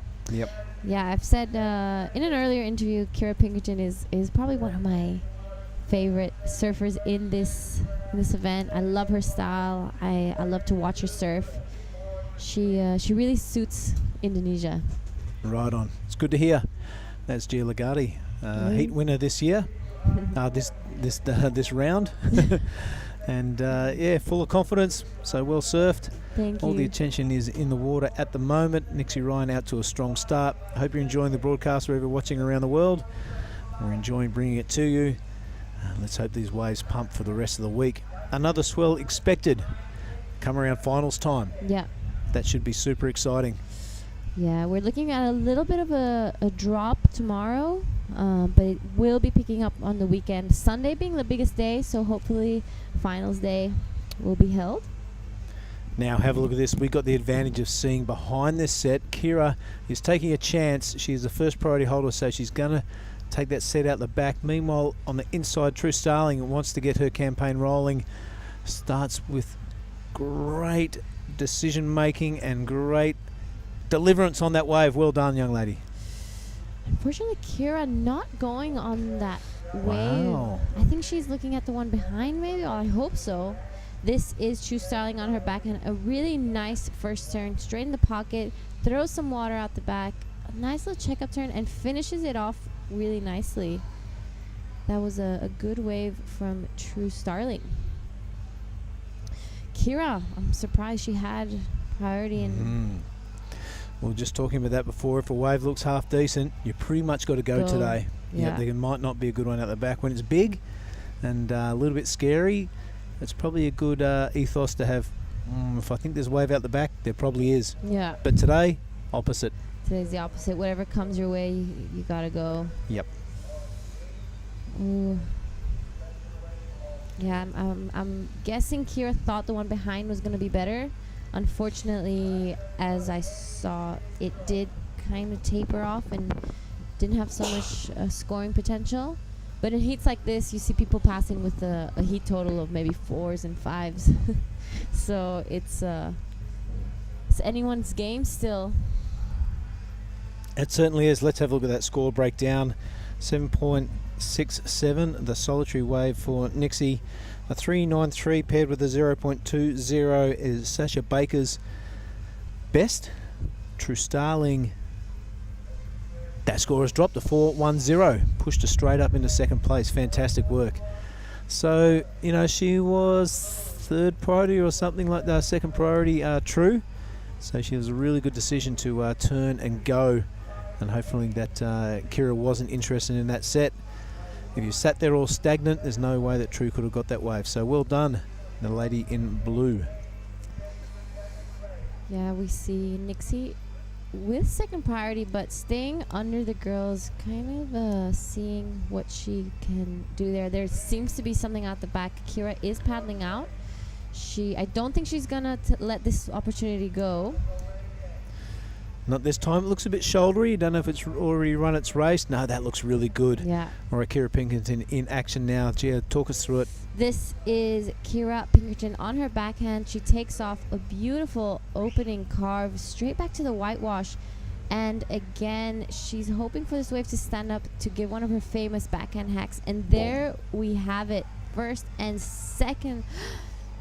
Unfortunately, comes unstuck on that wave. It'll be good to see that wave from the beach point of view, to be able to see how it went. Here it is. Well, here it is. And as you mentioned, that's a nice wrapping cut back to start off this first wave of the heat for young Kira. That's a really good turn. Nice and crisp and vertical. That's a even better one. Just picks the nose though. And at the 5-minute mark, she's going to have to get out there and get another one of those. The requirement is only a 4.80. We saw a 4.10 rewarded to True. If that's in the same ballpark, this could be very interesting. Yeah, I would say maybe the only point of difference is that Kira wasn't able to complete that one. And yeah, I did like her vertical attack though. Yeah. There, that turn before was very impressive. Yeah. Yeah, so this is going to shake things up in the last 5 minutes. Geez, we've said that every time. I'm just seeing what there's a turtle popping up just behind the I was like, oh. Hang on, that could be a turtle. Yeah, we saw dolphins this morning, a big pod of them, about 15. Yep. And I missed it.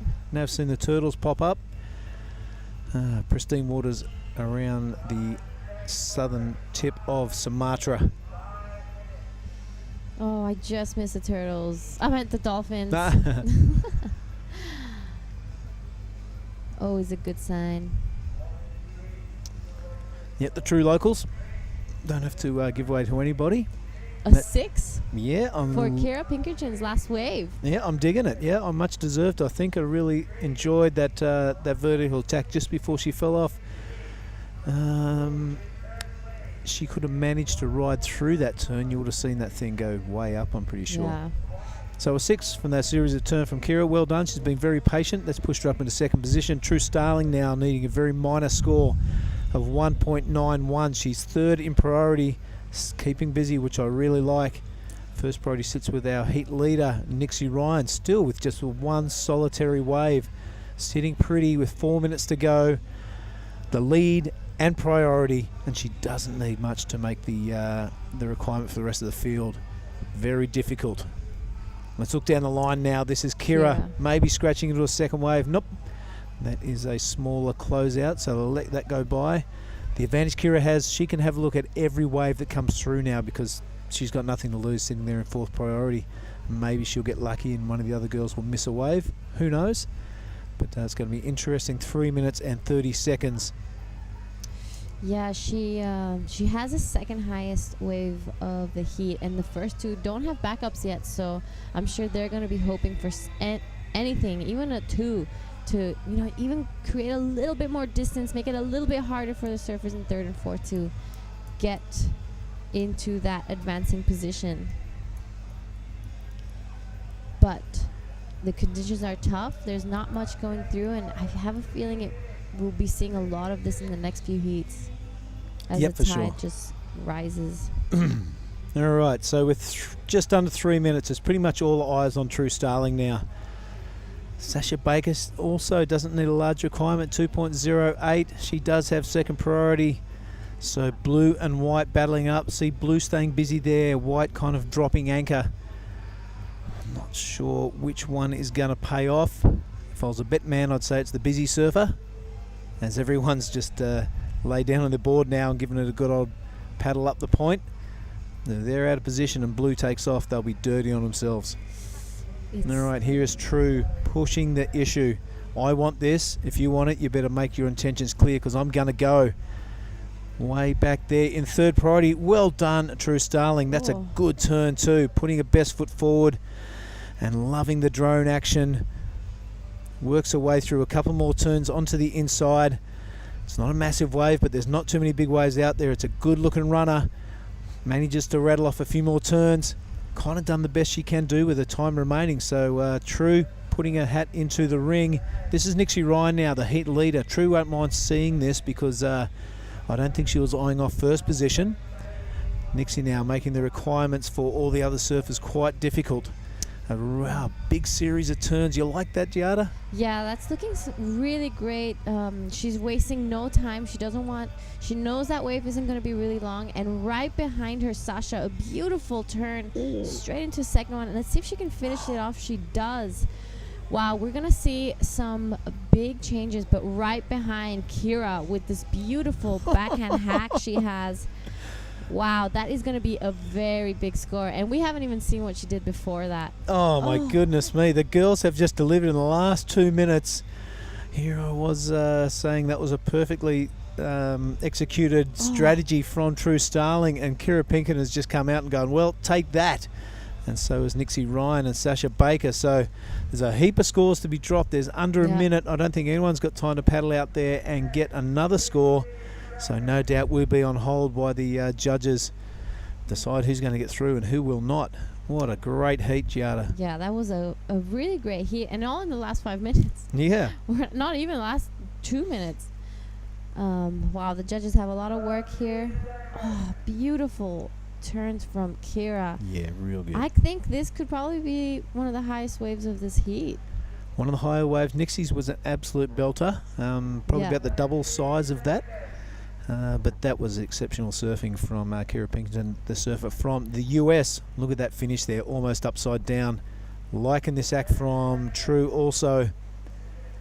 This was about the 2 minute mark. You think, oh, she's got it iced. She's absolutely going to take second place. And then all the other girls go, what? I want to go too. So no doubt we will be on hold while the judging panel make up their mind. You prepared to have a stab at who's going to win? I think Nixie will win because that's 7.67. Let's not forget Sasha's wave as well. Yeah, it's any one of these three girls in the Kira and in True and is Sasha. I like that style. That was cool. Yeah. All right, 7.67. As we mentioned at the beginning of the heat, that is priceless. There's True just wiggling away into the shore break. We'll see where the scores drop. High drama here in heat number 7. We'll definitely kick into heat number 8 after the judges have made up their mind, all the way through to heat 11 this afternoon, folks. So stick with us. Grab yourself a coffee, a nice comfy chair, because we're going to cut to an ad break and we'll be back with more action from the Krui Pro 2023 after this break.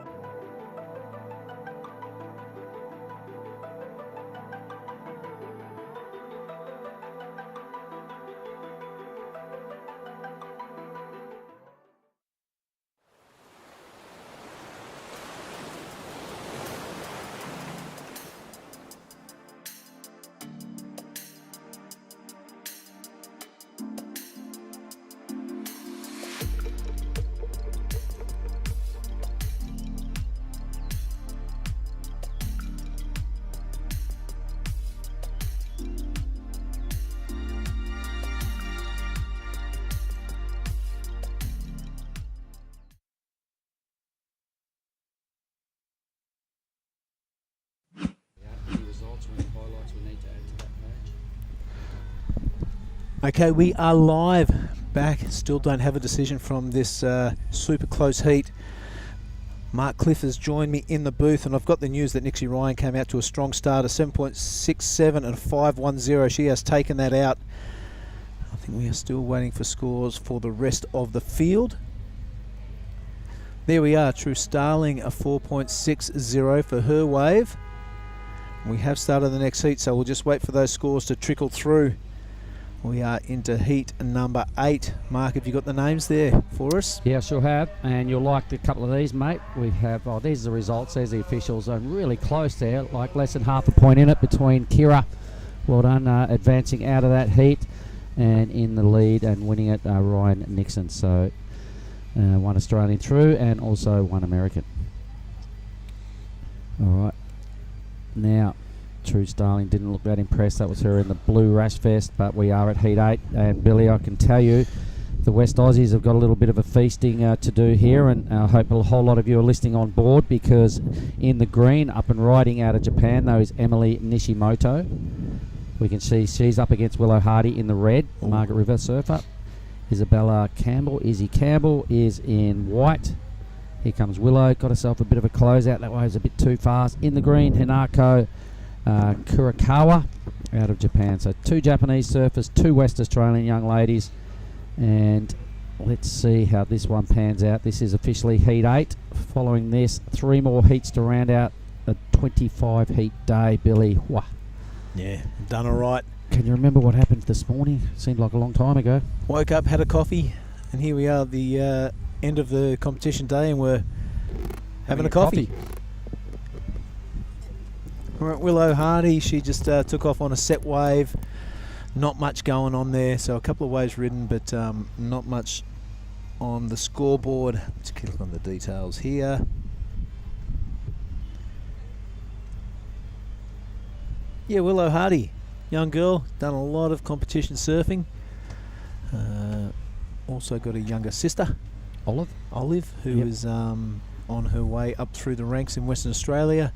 Izzy Campbell is the youngest sister of Emmy Campbell.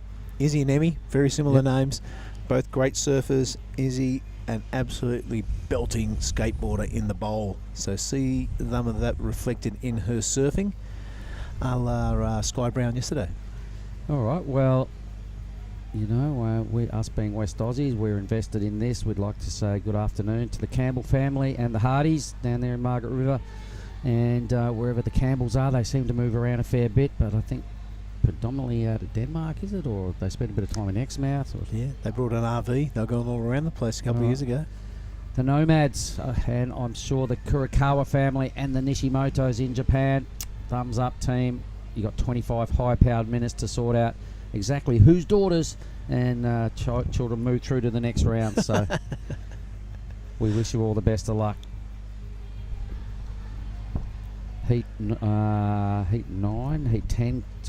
coming up. Let's just enlighten everybody as to who's in the near future.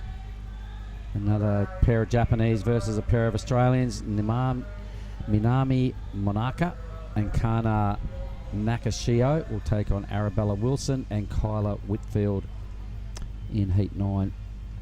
Meanwhile, a lot of business to sort out in this one. 2 rides, both kind of throwaway numbers at this stage. But how's that little funkiness that happened about an hour and a half ago with the ocean and the wind and the Ujung? Absolutely crazy. Things just got a little funky for about an hour, so you'd be kind of a bit devoed if you were in one of those heats and didn't progress. It kind of got a little bit way more difficult. Even halfway through that heat, it just changed so radically. I remember the heat it changed, and Elise Cooper was in that heat. She didn't get through. The other 2 surfers surfed really good, so hats off to them. Elise kind of messed up a couple of her chances and then ran into a whole lot of chop and some weirdness at the end of the heat and got overhauled for a qualification position. Well, it's really hard to read when it is going to hit, because it was hanging around the horizon of the hills to the south for about an hour. Looks really threatening, and then no, maybe it's not going to hit, and all of a sudden in 5 minutes, bang, it rips through the lineup. So I think a good idea is to have a game plan of get busy, get early, because you don't know what's going to happen when that is threatening to rip through.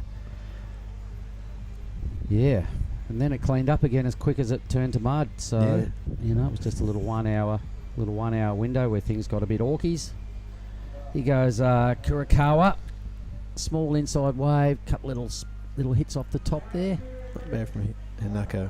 Yep, just about dry, docks herself there. Things getting pretty shallow. So Hinako Kurikawa. Of course, Willow Hardy, coached by her old man Gene. Gino, gee, those clocked up some kilometres over some air miles. And hours on the beach. Flyers. Oh, my God. But look at that. Look at the strategy. She's down in priority number 3. Straight past everyone. No worries. Geez, I've seen that girl do some amazing surfing and gutsy and at Margaret River and during a real super junior days. She was surfing out of her skin when she was a pup, and you always could see that she had a future. Yep. And in surfing, and Dad, to their credit, the whole Willow Hardy family have pushed and helped and mentored and done all the things they need to do by following the Surfing WA pathway firstly, and then the Surfing Australia pathway, and they've done all the junior stuff you can do, and and all that, and ticked all those boxes of how to potentially become a top pro surfer. And now are the crunch years where you get to that age where it's time to really put some runs on the board. You've got to get to the Challenger at some point, and that's what they're doing here. So to Jean and the Hardys that back home, you know, your daughter is a ripper. Same as young Izzy Campbell. She's shown a lot in the last few years, and it's just been blown away. Right, events at home. Izzy would go on this one, wouldn't you? Because Willow sets up with third priority. Straight on the attack is Izzy Campbell. Beautiful looking backhand style, really aggressive, but the timing is precise. This young lady, if that's the first time you have seen her go around, expect more of this. If the waves get bigger, expect her to go harder. Yep, we know what she can do, mate. We've seen her at a lot of events and rarely messes up. She's a super consistent performer. She's got better year after year as events have gone by. You can see the belief has crept into her act. She's sturdy on her feet. She's got all the moves pretty much coming from that skateboarding background you're alluding to, Billy. Yep. And, you know, and she's still really young and got a lot to like. She's well and truly heading in the same direction as Willow Hardy for mine. We are going to throw down to the post-heat interview. I think Giada has the winner of the last heat. Giada? All right. I'm here with the winner of the last heat, Nixie Ryan. Congratulations. You know, you got that 767 really early in that heat. I'm sure when you heard that score, you're feeling pretty comfortable, but it did go flat. So what was your backup plan after that? Yeah, I was lucky enough to get the 7 like at the start of the heat. I was hoping to get a second wave quicker than what I did, but the heat went flat for a bit. So yeah, I was lucky to get another wave with about 3 minutes to go, but yeah, a bit nerve-wracking. You've been here before, so what were some of the things that you learned last time that you wanted to change for coming this time? Maybe some equipment or some food you brought from home? Yeah, I've definitely worked on my equipment a lot, like started riding round tails and just a bit bigger of a board. But yeah, Luca, our Merrick's been helping me get my boards good, and yeah, just sussing the lineup out more and yeah, having more free surfs and just having fun. How long ago did you get here? Have you had a chance to go surf other spots, or have you just been hanging around here? We got here about a week ago. We surfed Mandiri and Waijambu the other day, but yeah, just mainly out here. It's been a bit tricky to get waves, but yeah, it is what it is, I guess. Tell me a little bit about your crew and who you came down here with. I know you have your traveling partner that you guys mostly travel together. What do you guys do on your downtime? Yeah, I'm traveling with Amelie and Sai, Maniwa and Mon. We've just been cruising, playing pool back at Lavina, and yeah, just having a fun time, searching for waves and riding the moped around, but yeah. All right, congratulations. Is there anything you'd like to say to your friends and family back at home? I'd like to thank my family for watching and all my sponsors and just the whole crew at Lennox for watching and being so supportive. Thanks. All right, congratulations. See you next heat. Back to you guys at the booth. Yeah, right on. Well done, Giada. We are into heat number 8, and it is Kurokawa out to an early lead, amassing a 5.33 from a couple of waves, a 3.00 and a 2.33. Willow Hardy out there asking for some information, it looks like, towards the end of the beach. Well, I'm sure everyone's a bit nervous here, mate, because the ocean is just really throwing totally limited opportunities at these 4 surfers. In fact, 2 of them do not have score. Oh, well, Izzy's got a score to come. Yep. Izzy has a score to come, and I reckon it's the wave of the heat for sure. I reckon she goes to the lead straight off the bat. But you could see Willow throwing her arms up in the air. There we go, the 6. Willow had her arms up in the air. You know, sometimes not great body language when you do that. It's like, hang on, relax. You're totally in this. You only have a couple of low numbers, and the 6 is the highlight, obviously. So Willow just has to maintain, deal with a bit of flatness. It's the same for everyone. She's got second priority. So, all right, plenty of time on the clock in reality. All these surfers hopefully will get a good crack at it to show their stuff. But that wave of Izzy's was a lot to like, Billy. She showed 0 signs of nerves. I don't know how many times she's come around to kind of bigger QS events, but she looked solid and like she meant business. And we know she's still got more. She can still surf better than what she showed just then. And once she just relaxes and loosens up a bit, I think we're going to really see her unleash. Yeah, I agree. We had a little chat after she caddied for Emmy the other day. Talking about board choice and talking about decision making and travelling with her older sister. All that experience is starting to rub off, and they look like they get along like a house on fire. I think this is their first overseas trip without Pete, without the old man, and kind of chaperoning each other. Of course, Mark and I are keeping one eye on them, make sure everything's going well. But yeah, it's good to see these girls develop. You've seen them since they were super micro groms. And you get to feel for them when they lose. You get to feel happy for them when they win. And I'm sure the same thing is happening over in Japan for Kurokawa and Nishimoto. All the families tuning in. If you are watching, a big hello from Krui to Japan. I hope you're enjoying the show. And a big hello to Western Australia too. This is Mark Clift. I'm Billy Hangan. We hope you're enjoying the Krui Pro 2023. Yeah, I'm having a ball, mate. It's been, what have been here since, what day did we get here? Saturday? It's only Wednesday. It feels like it could have been a whole week. We've had some pretty big days. We had a couple of surfs. At an unnamed location.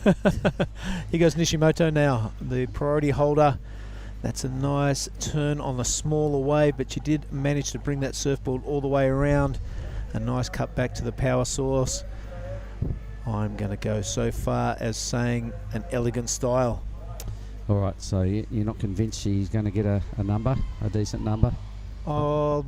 Probably somewhere between 3 and 5.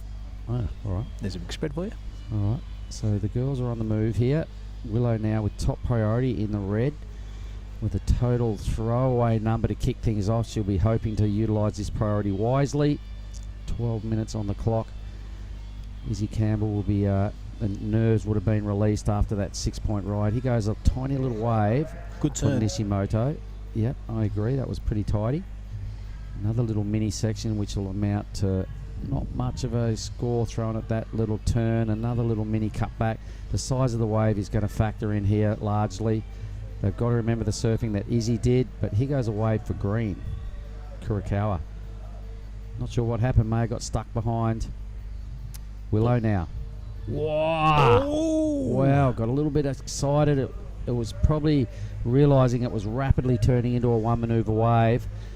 Kind of got a little bit stuck in what to do there. The big... All right, maybe there was a manoeuvre before this section. Yeah, there was. Okay. Yeah, that's a nice one. Yeah, here's that speed line. And the lip comes at you really quickly here. Wow. Just a little bit late to that turn, one would suggest. There's our surfer in green rattling off on this smaller inside wave. Nice bowl to it, however. And it's continued to wrap down the reef. Yep, that's better. Yep. All right, so you would be thinking Nishimoto is going to consolidate or move into second. Kurokawa, surfer in green. Yep. It was a pretty decent ride. It's definitely her best. Not a blockbuster score, but enough to throw some heat on Nishimoto and Hardy.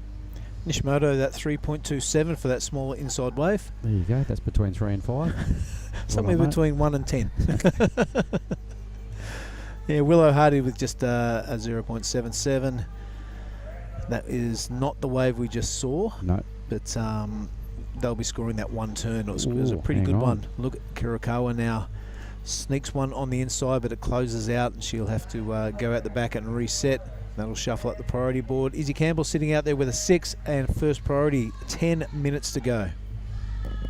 Bit of drone footage of the point. There's the caddies out wide. There's the ski. We're heading down towards the real burger world when the big sets come through. They still break down here about where the camera is. That's about right in front of Lani's.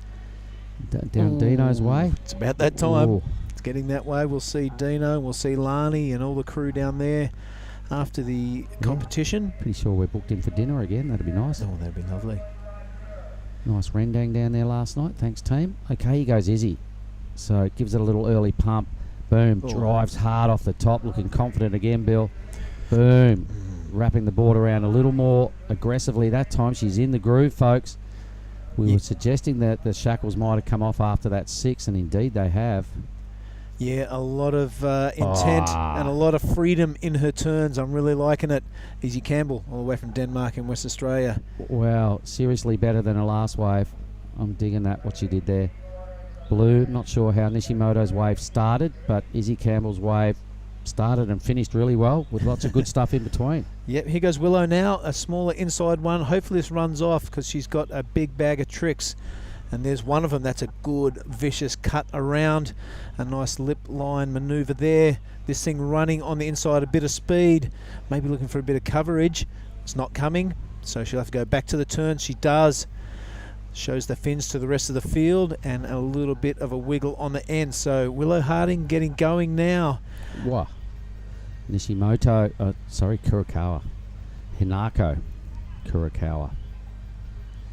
Patting the dog all the way in, yes, definitely ridden out of it. Gets back in front of the whitewash. Okay, so everybody kind of got something going on in that set. So we're owed a bunch of numbers. It'd be nice to bring up all the scores of those individual rides when they drop. Here's Willows again. This will probably relieve a bit of nerves for Gino, who'll be on the beach watching. Couple of good moves to kick things off. Did well to handle that takeoff and then to get around this section. And then adds a little bit more scoring down here at the back end. Caddy Corner liked it. Did you see that in the Yep, background? the hands were up. Yep. Might have been Gino. Yeah, could have He's been. calling for 10s. Meanwhile, this is our surfer in blue. Emily. And Emily Nishimoto. Yeah, this is a second wave. It's a bit bigger than the first one. In fact, maybe a third wave. We'll have a look at that scoreboard when it's up in the top left-hand corner. These replays are fantastic. Great job to our production crew in the room just over the way. That's a decent hit mark. Hinako, yep. Good stuff. And this is the one she padded away out of, I think. Yep. Yep, so 2-turn wave. Yep. 2 pretty good moves. So this heat's really starting to, heat up because everybody is finding much better groove now than the first half of this heat. The 6 is still going to stack up as a really good number here. Izzy Campbell's going to really have a strong lead once her second score drops in. I reckon she did her best work on that next number. Willow's playing catch up. I'm not sure whether her score is in yet. Got to be more than the 3-3. There it is, the right 5-5. Yep. But it's going to be the 2 West Aussies in the 1-2 once this wave locks in now. I'm loving this. When she goes up, there's no strange feeling about it. It can feel quite weird when you do a really good bottom turn and you're projected all the way up the face, but if you're a big time bowl skater, that's what you do. You go drop off, drop down, and then straight up the edge of the bowl. So that's a very familiar feeling for a full hardcore bowl skater like Izzy Campbell. Can stand by for an excellent score. Yeah, those feelings when you're the G-forces when you're getting thrown around, very similar to when you're I don't use the word aggressive too much, but a very dynamic surfer. That was really good. There was a lot of confidence in that act. The commitment and degree of difficulty of those moves, the combination of major moves. I reckon this goes well and truly north of anything we've seen for a while. Surely in the excellent range. So Kurokawa and Nishimoto giving you a good nudge. 3.80 the best for Kurokawa, and Nishimoto a 3.50. The cat will be amongst the pigeons once this second score drops for Izzy Campbell. Yep, so Willow's 5.5 would have relieved a bit of pressure. She'll know she still can do better, but there she is coming into play. Oh, look at that. Third in priority, straight through the pack. Yep. Great competition strategy. Well, I dig it. Coming from a true surfing family. It's all about getting back to the inside. There she goes. Dragging the others up out of position, maybe into position. There we go, an 8.5. Thank you very much. That was so good to watch the second time around on the replay. Those 3 first turns done at ultra high speed. They were all really pockety, legit sections, and then finished just by spiking that thing as well. There was a real lot to like about that whole ride. So thanks for bringing up all the numbers, team. Willow Hardy in second now, needs a whopping 9 to win, or let's get rid of the 3-3, Willow. Yep. And fend off our Japanese campaigners here. Good looking wave approaching, Bill. It is. I'm just pointing to the things. Put that on the highlight page, Oh, yes. please. 100%. All right, Willow Hardy now, third priority. Will Izzy pull the trigger? She lets her go. So maybe a little bit of a thanks, mate, for you. So Willow Hardy taking full advantage. A couple of good looking turns. Wraps it around again. The West Aussie really going to town on this one. Aims high and delivers. Really smashing this thing to bits, Mark, on the inside. Look at the body language now. Stands tall. Yep, that's better, she says. Got my 2. Now I've got me 2. Yep. All right, well, the pressure valve has been released from the families at home in WA watching this for their little young chargers. Willow's got this wave. She's been around long enough to know that this is a huge opportunity to capitalise and really shut the gate on the Japanese, so she's doing just that.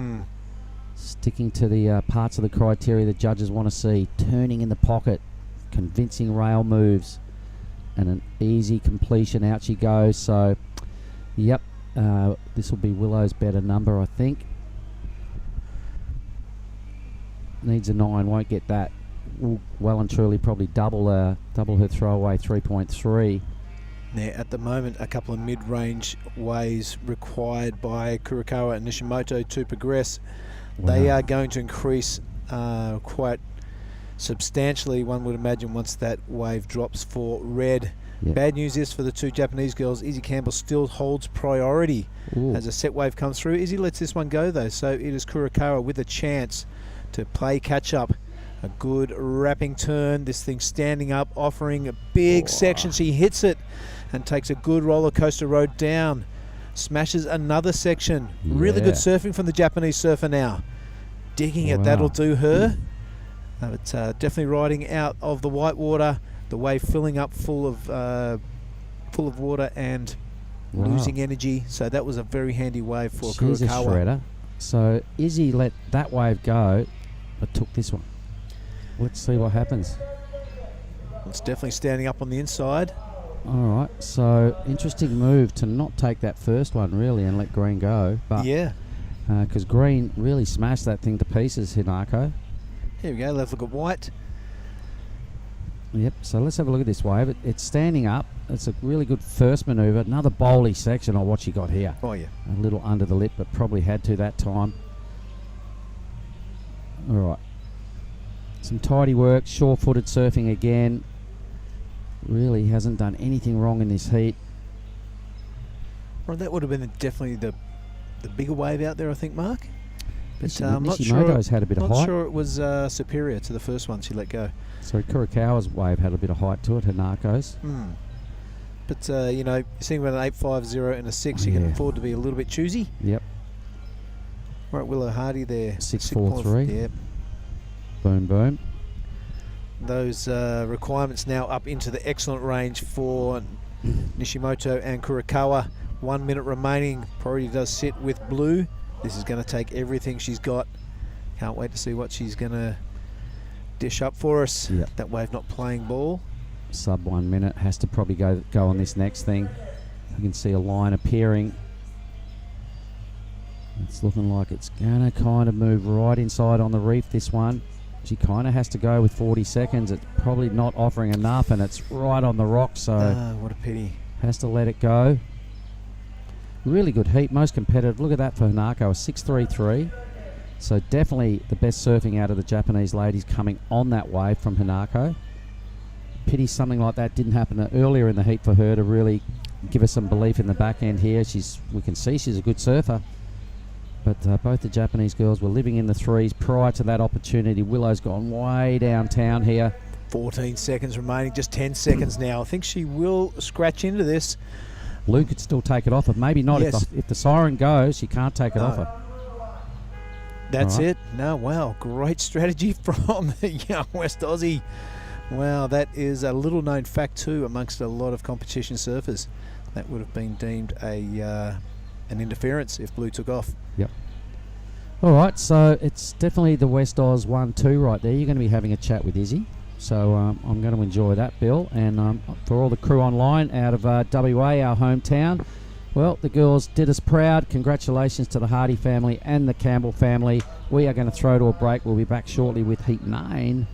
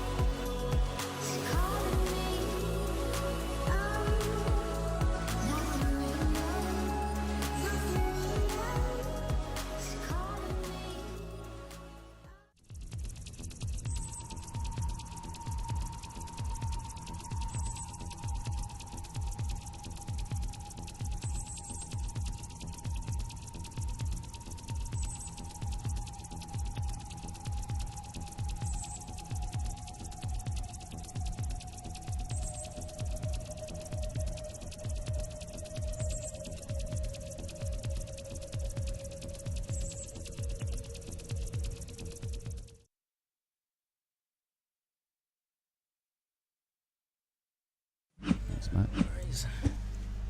There's one here. Would that be yours? Yeah, thanks.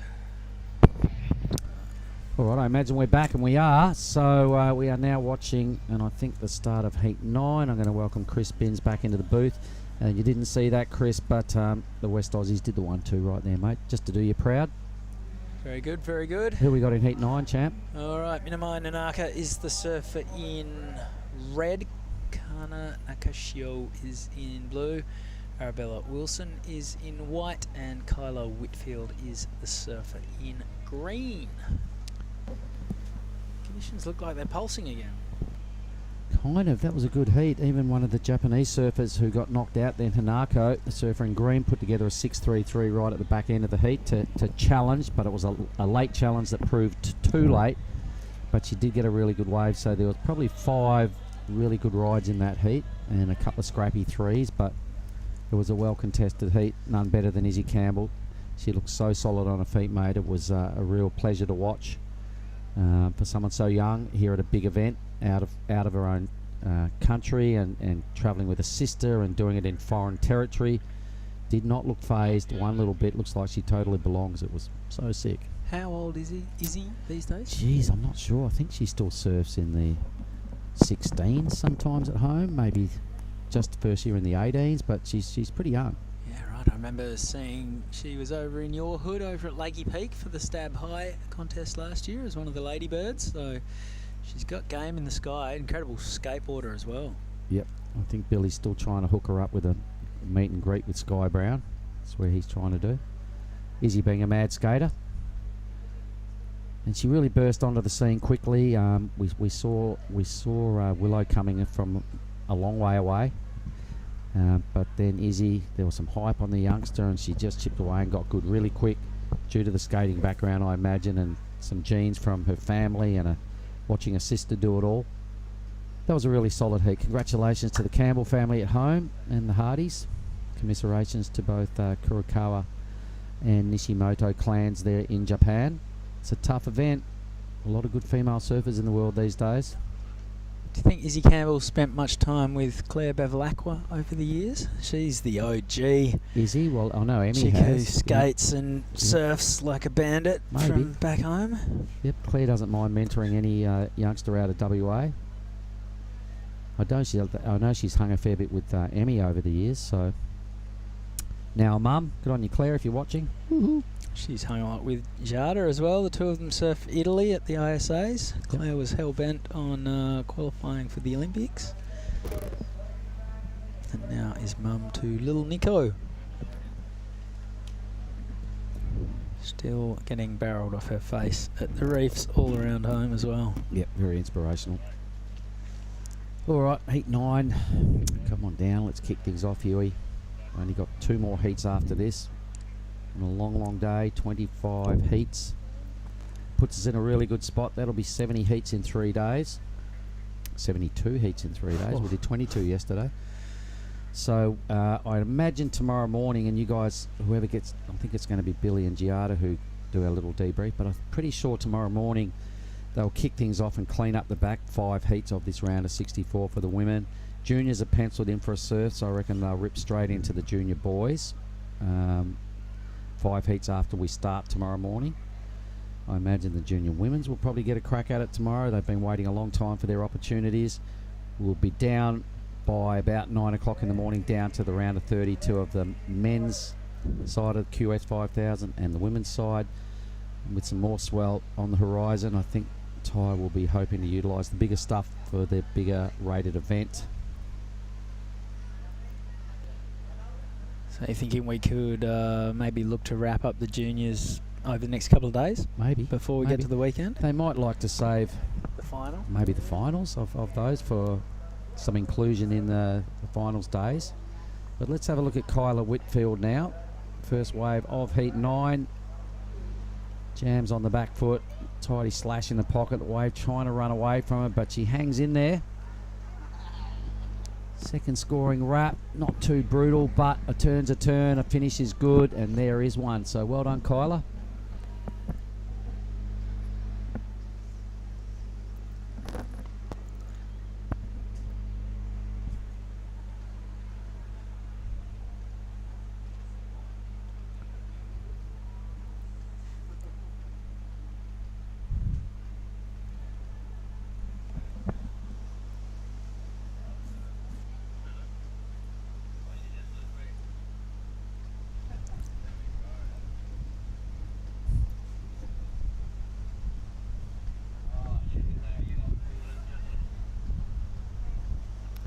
All right, little break in the action, so I'm sure Billy Hangen has the winner of the last heat, and that'd be Izzy Campbell. Billy, turn around, you're on. Footballer's looking at himself. All right, we are live. I'll stop talking and introduce Izzy Campbell, the winner of that last heat. Absolutely smashed it to bits. A lot of the people in the athlete area are stoked to see how well you surf. Your first time in Indonesia, first time in Krui anyhow. Are you enjoying yourself? Yeah, I'm loving it here. I love the waves, love the people. It's just a great place. Now, talk us through that first wave, because you got off to a flyer and then followed it up midway through the heat. Talk us through those waves. Oh, I was a little bit nervous for the first one. I was sitting there for I think the first 5 minutes, and I was getting a bit worried, but it came through and I was like, okay, I've got one. And then it ran off better than I thought it would, so that was good. And then I just got back out the back and just wanted to kind of reset and wait for a better one. And it happened, so yeah, I'm stoked. It certainly did. Listen, I've seen you kicking around contest sites that you're a little girl getting little souvenirs off the commentary crew. You've developed into a great surfer and a great young lady. I mean, you're travelling with your sister for the first time without the parents? Yeah, first international trip with my big sister. It's been lots of fun and I'm happy to have her here, so yeah, it's been great. Now you're also hanging with Willow Hardy, who just got through that heat also. Are you getting the West Australian Sisterhood thing happening? It must be a good support group for you. Yeah, it's great being here with my best friend and surfing comps with her, maybe not in the same heats, but it's great to be here with her. All right, well, let's get Willow in here. Let's look down the barrel here and say hello to the old man. I'm sure he's watching. Go for it. Hey Dad, hey Mom. Hope you guys are well at home. I'm having a great time, so yeah. Right, that is Izzy Campbell. Expect to hear more of that because she is on a tear. Back to you in the booth. Thank you very much, Billy Hangen. Yeah, a fair bit of West Oz homage right there. Billy, of course, out of that neck of the woods, and Willow getting her face in on the camera there at the end, so Billy including both those first and second places. Geez, Izzy spoke well. She's got a real future, I think, if she can continue improving at the rate she is. That was a really outstanding performance. An 8.50, Chris, probably one of the bigger numbers of the day.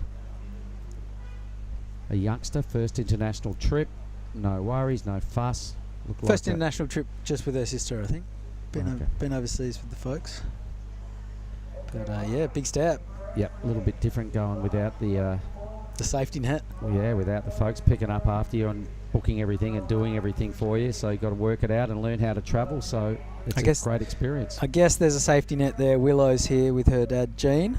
So if things go a little bit haywire, they've got one parent in the hood who can maybe quarterback the situation. But no, we're staying at the same place as that whole clan, and they're having a lot of fun. And there's been plenty of great chat around the dinner table every night at the Sumatra Surf Resort. All right. I think a paddle up for Wilson there is indeed. So let's stay with Annabelle here. Oh, wow. Was always looking like a one manoeuvre wave, so she decided to go big, and it drew the error. In the lead with, I think, a 5.43, then a throwaway one just came out of that wave. So 5.43 is a pretty good number. Not sure I saw it. I think that happened while we were on the interview with Bill. Kyla Whitfield, a 4.83. The Japanese surfer's yet to get off the mark. Well, here goes Nakashio in the blue jersey. Great looking wall. This will be stretching out a long way in front of her, so she's got to put the foot down. Gets the first turn in, free falls out, so she pushed that right to the brink. And she's done it really well with the second turn. Here comes the closeout bang. Cuts it a little bit short, hooks under the lip. I think she was trying to keep her momentum in case the wave was going to let her back out under the open face. Here goes Minamine Naka on her backhand. Free falling out of the first turn that we caught up with, so we'll need to see the rest on replay. And now she's flying down the line. Will this one sort of start to stand up and run across the inside? It's looking that way right now. So this is turning into a gem for the Japanese surfer, the top seed in the red jersey. She almost could have stuck with it a little bit more, but obviously saw that it was starting to get dry and decided to get out. It was a great effort by both the Japanese surfers, really. Nice comeback. They were both sitting there waveless, but look at this thing bowl out. Yeah, this is what we missed. Yep, that was a really good bottom turn, top turn combo. The wave is clean as you like. It's as good a wave as we've seen come through for quite a while. Now the judges will be remembering what Izzy did for the 8.50, and Izzy was really spiking the lip. So they'll be looking at this effort here from Red. It's pretty good. There's a lot of quality surfing there. But you didn't see the work that Izzy did on her 8.5. This wave here for me, most of her turns were pulled a little under the lip. So let's have a little look. And we've got to be critical. That was close up to the top. The board never really went above the lip line, but it was a pretty convincing move, as was that. And then this one here, you can see just once again, not spiking above the lip. If you're her coach, look, she had to finish a wave to get the confidence up, and I think that was her theory. They're back in the ball game. That's what counts. Well, I even think Kanan Nakashio there was hoping that wasn't the end of the wave. She could have gone really hard at it if she decided that was curtains for the wave, but the way that she cut down slightly underneath the lip, cut her turn a little bit short, and then came out of it with the big pump, she was hoping to maybe get around at the section. So maybe not quite a perfect read, but nevertheless, either way, turns up the top will be the bulk of the points for Kana Nakashio. Great exchange from the two Japanese surfers, Minamine Nanaka. She sat and waited, and she got what I think is the best wave of the heat. We're exactly halfway through, just over 12 minutes to run. Some scores to come in for our two Japanese surfers as they make their way back up the point to join Wilson and Whitfield, who have first and second priority. It'd be nice to see the individual scores, so we'll ask Toto again if he can just bring that up in a moment so we can see everybody's better numbers, see where they sit.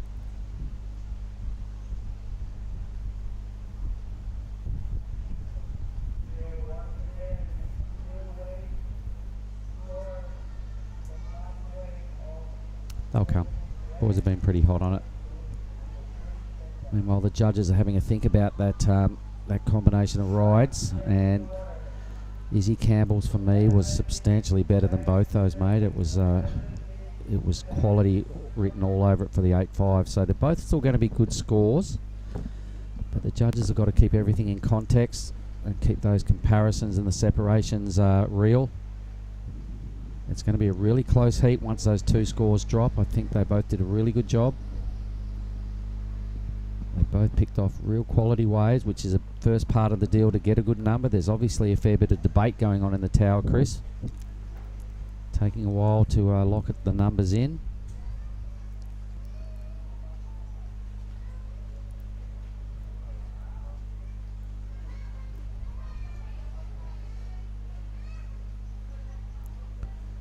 Well, they must be watching them a few times, because it's rare that they take this long with numbers, especially if they're not right at the back end of the heat. We're coming... Okay, the scores are dropping. Kana Nakashio a 6.5. Minamai Nanaka a 5.93.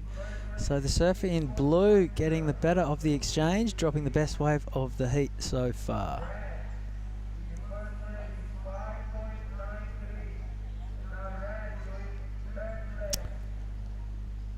All right, well, those three manoeuvres, the judges liked them, and that's 2 points under Izzy's wave. So Izzy seriously teed off. I keep going on about that, but that's the comparisons you got to sort of stick with.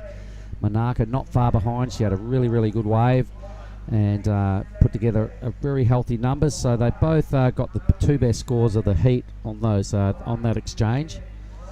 Good afternoon, everyone. And Mark Clift, Chris Binns. And we're having a good time. This is the back end of Heat 9. So this is effectively event or Heat 23 for the day. Yeah, we're here at Ujung Bocur, which means the leaking edge. I think it might have been talking about our roof earlier. Well, it is a little bit leaky when it rains. There's a fair bit of rainfall going on right here in the booth. All right, so this heat is really, really well poised. Everybody's got a good number. It's super close. There's all the numbers again. But everybody's best score, the 6.50. Nakashio will be quietly chuffed that she's in the lead with that number and no second score, so anything will help. The requirements to move by everybody are next to nothing. So the use of these priorities coming down in the last 8 and a bit minutes is going to have a huge bearing on this heat. Everybody's next ride will be crucial. Everybody will be feeling okay about their heat, but still nervous. No one has 2 scores. So here goes blue Kyla Whitfield, utilising that priority. The goofy footer leans on her toes, tags the lip, rides down, didn't get a lot of projection out of that manoeuvre, so cannot get around the foam. It was one okay turn, a little bit stuck. It's unfortunate. If she'd managed to connect with that turn perfectly, you think she would have projected That's with what she needed to do, lots yeah. of speed coming out of that, and would have been able to sail around that section and continue on her merry way. You see here, she launches into the lip, gets a little bit stuck right there, and it just costs her that little sort of half a section that saw the wave rattle off down the line without her. Either way, she'll probably move. She'll still move up to the lead with that being only the second ride. Yep, there you go. Yep. Just need both scores on screen so we can sort of break that down a little bit more definitively. Well, what did she have before? A high 4, so that must have been a 3.5-ish.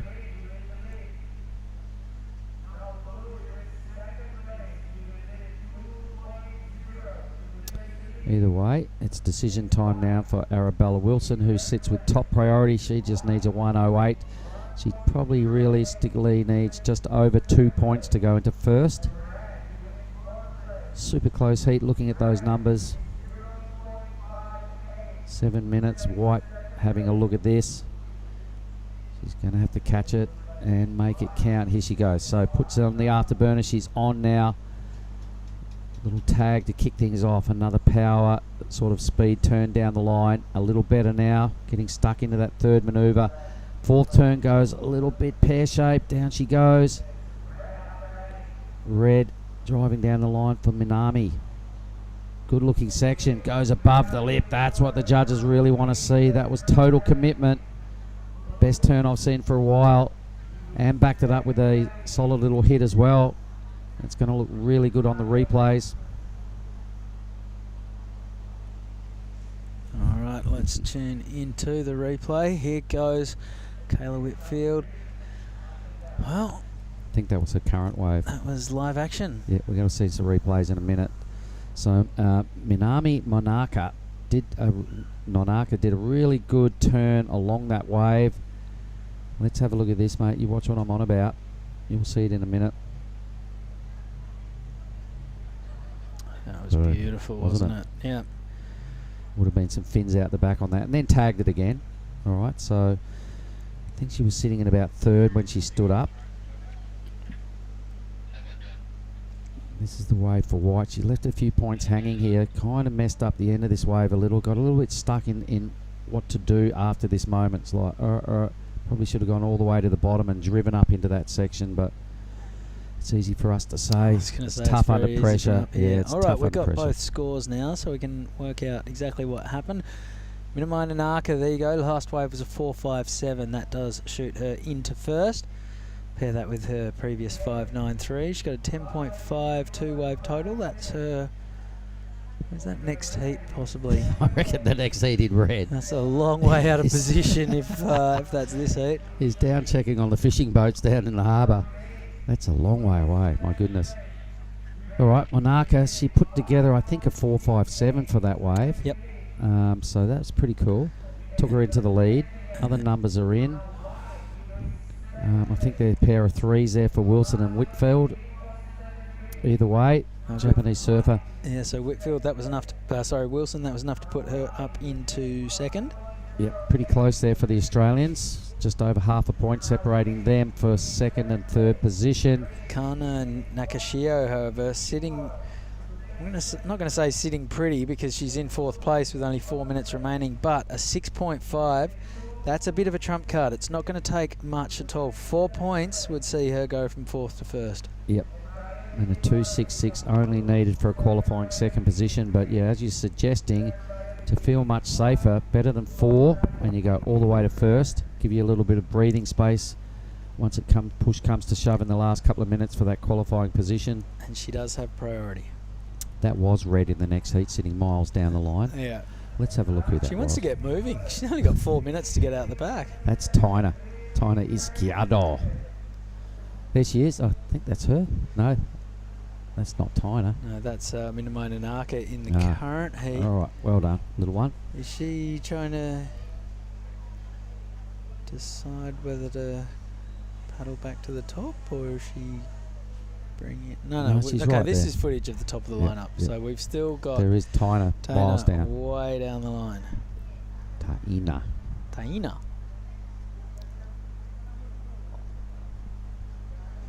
Taina Esquerdo. Well, she told me it's Izquierdo. Izquierdo. Yeah, so I'm sure that name's been butchered many times out of many beach announcers, but she did put me down one time and go, Izquierdo. Izquierdo. 2 minutes 45 remaining. Minami Nanaka, a 5.93 and a 4.57 is sitting in the lead. Behind her, Arabella Wilson is sitting in second, needing a 5.08 for the lead. Kyla Whitfield is in third, chasing a 4.34 for second.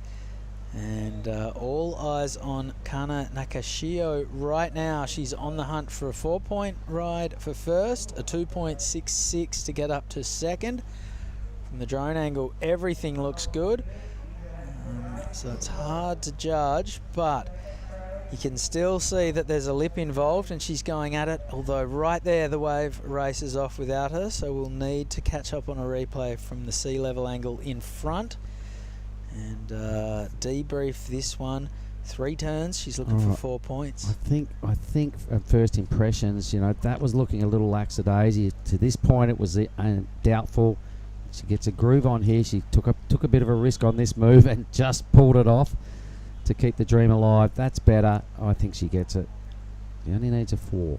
Well, 2.66 to get up to second, for the 4 win. for the lead. 4 so for the win, yeah. You'd think the 2.66 is a given. Yep. But it's deceiving, isn't it? You see it from the drone, Yep. and then you look at it from in front, and that halved in size. Dropped significantly. Those first couple of turns were pretty flat. They were. And then she got busy down the bottom. And you could sense on that third move when she almost bogged that rail, that could have been game over if she didn't recover from that manoeuvre. So, Here job well goes done. Kayla Whitfield, she's chasing a 4.34 to get up to second. Strong turn, big fan of spray. I think it might just be the one turn. Oh, she was sticking with it, but no, hit a little speed bump. Oh, white. Here we go. Let's stay with Arabella Wilson in second. Only had one bowley section and had to kick off. There is 40 seconds remaining, and the surfer leading the heat presently is on a bit of a nugget. Yeah, Minamai Nanaka. And she, Oh. well, not much of a victory lap. She stalled on the grid, but doesn't really matter. 30 seconds to go. There's no priority for any surfer at this stage. That works out pretty well for Arabella Wilson at the moment, but Kayla Whitfield and Kana Nakashio are out of the picture, and it is Minamai Nanaka who regains priority, but only 10 seconds to go. Kana Nakashio, her last wave was a 3.97, so Just that's under. just under the requirement for first, but she doesn't care. It was enough for second, so the two Japanese surfers progress to the next round. It was a slow heat, but it got very entertaining towards the death. We're going to throw to a quick ad break. Don't go anywhere. More action from the Krui Pro right after this.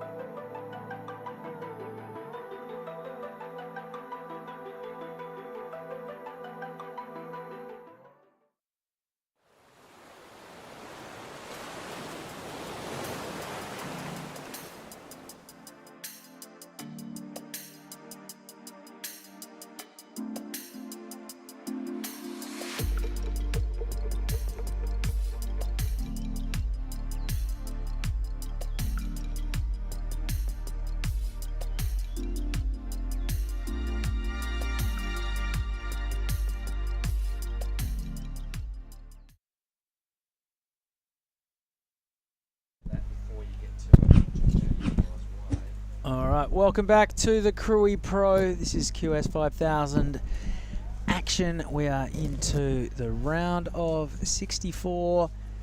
Heat 10 is now in the water. Taina Izquierdo, Sai Manuel, Safira Denholdi and Kayla Martin are in the water. Two Indonesians, a Japanese and an American in the booth. Crispins from Australia and Giada Legati from Italy via Echo Beach, Canggu. Representing Sandbar.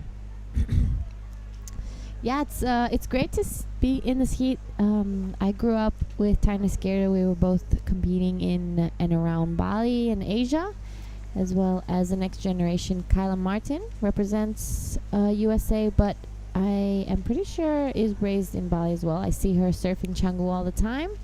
She's on the onboard team with me, so I'm sure the guys back home are watching. And Simon Niwa was a standout in the other years. Here's your mate. Talk us through the replay. This is the first wave of Taina, our surfer in red. A beautiful first opening carve and hits that finish. That was a nice wave for our surfer in red. Taina Izquierdo gets a 4 for it. Only a 2 turn, but really nicely surfed. So her boards have turned up by the looks of things. Yes, they turned up, I think, 2 days after they did. But it was all in good timing. Unfortunately, coming from El Salvador, the Indonesian team flew all the way here. And when they arrived to Jakarta, it seemed as though their boards haven't arrived. No one's boards. So they drove all the way from Jakarta in a big bus, got here, and their boards arrived maybe a couple days after them. They drove from Jakarta. Yeah. Oh, the whole team. Yeah. So what? That's a ferry from Java to Sumatra. Yeah, they did. It was like a 16-hour journey or something. Oh. Very, very long. Oh. Luckily, it was overnight, so luckily it was so overnight. they were able to sleep for 4 of the 16 hours. Yeah, no thanks. There's some kind of horrific miscarriage of justice that it's the locals who don't have their surfboards. Yeah. First wave in for Taina is a 4. And she's got a 4 next to her name as well because she's picked up 4th priority with the other 3 yet to open their accounts. Yeah, there's been some really slow heats today, especially when we were on that high tide. But now, as it's starting to go low, we've definitely seen some more sets come by. But, you know, we still have those big lulls. Okay, all 4 girls are in action right now. On the move, there's no priority. Will we see a little bit of shoulder-to-shoulder action? No one into that one. Just over 20 minutes remaining. There we are. Hello. It's been a long day. It's been a very long day. One more heat after this. So this is the 24th heat. We kicked off at about 7:15 this morning. It's now 5 o'clock. So by the time we wrap up, it's going to be, 5:45. So, yeah, 11-hour day. That is solid. Tai Sarati, contest director from the WSL, is cracking the whip on the boys and girls who are making up the crew. Here goes Kayla Martin on her backhand. 2 turns, not bad. Got a bit of speed. Things get a little bit shallow, and that causes her to lose the race with the white water, and it's just going to be the 2 turns and go down. Big thanks to the WSL and the ASC. The coffee runs today, I think, have come as a result of how long of days we've been pulling through the first few rounds, and those couple of coffees from the local shop just up the road, Leafy's, are fantastic. I can't believe they have oat milk in this part of the world. Never thought I'd be getting an oat latte, but there you go. Keeping the spirits high. Yeah, I'm pretty sure I'm on my... I just finished my 3rd coffee because I was definitely needing it after this heat, and you know, this gloomy weather kind of has that chill vibe to it, and on this comfortable couch. But that Leafy's has been powering us through this day. Not only us, the judges, the athletes. A great hookup over there. I'm happy they opened up close by. Well, it's a great business idea too, because it is full all day long. Took me about 25 minutes to get a coffee yesterday. There was that many people in there. We tried to have dinner, and unfortunately, every time I try to go there, it seems to close just before I manage to get my order in. But it's all good. We have many options here in Krui, in Ujung Bocur, just as we have many wave options as well. I have heard a few of the athletes heading down to the beach break, saying that it's absolutely firing right now.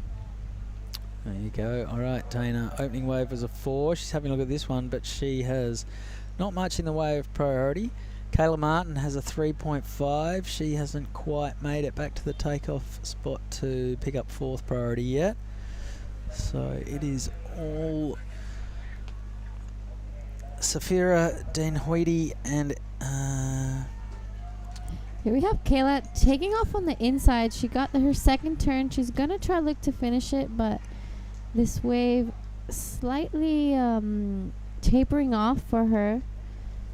She got a 3.5 on her first one. That's going to give her the lead. Yep.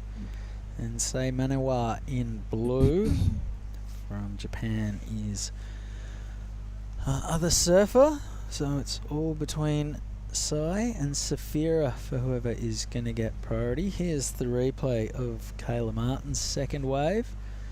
Couple of turns finds her way out to the open space. Face, not a ton of points to be garnished around there.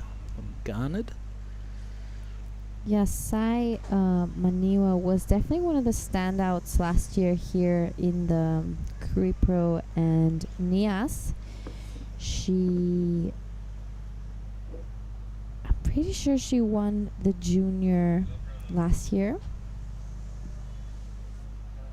Yeah, she won the Krui Pro Junior last year and came second in the Nias Pro Junior. So back-to-back finals as we see her right now on her backhand. A nice little check turn to get her on the section. Just gets stuck under the lip. This is looking like it might just run out on her, but not what she was maybe looking for to open up her heat, but there's still plenty of time left.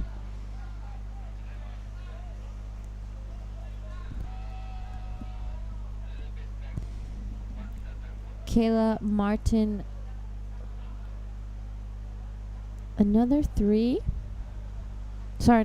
I think, into her, 2.50. Puts her straight in the lead, yet not many waves written just yet. This is our surfer in white. Yep, this is Sai Den Holdy, or Safira Den Hoidi. Not having much luck down the bottom of that wave. Kayla Martin is in the lead with a 6. We need the 2 scores to get the breakdown of that one. Taina Izquierdo is sitting on a 4-point wave, has a second score to come, but right now, well, hang on, we're just going to have a look at this wave of Kayla Martin's first. She's found herself a decent sized backhand wall to go to work on, but it's a white watery one, so that's out of there. We're going to cross over to Mark Clift, who's catching up with the winner of the last heat, Minamai Nanaka. All right, here we are down in the athlete area. I have the winner of the last heat, Minami Nonaka. Tell me a little bit about yourself, please, Minami. 21 years old, and I'm from Japan.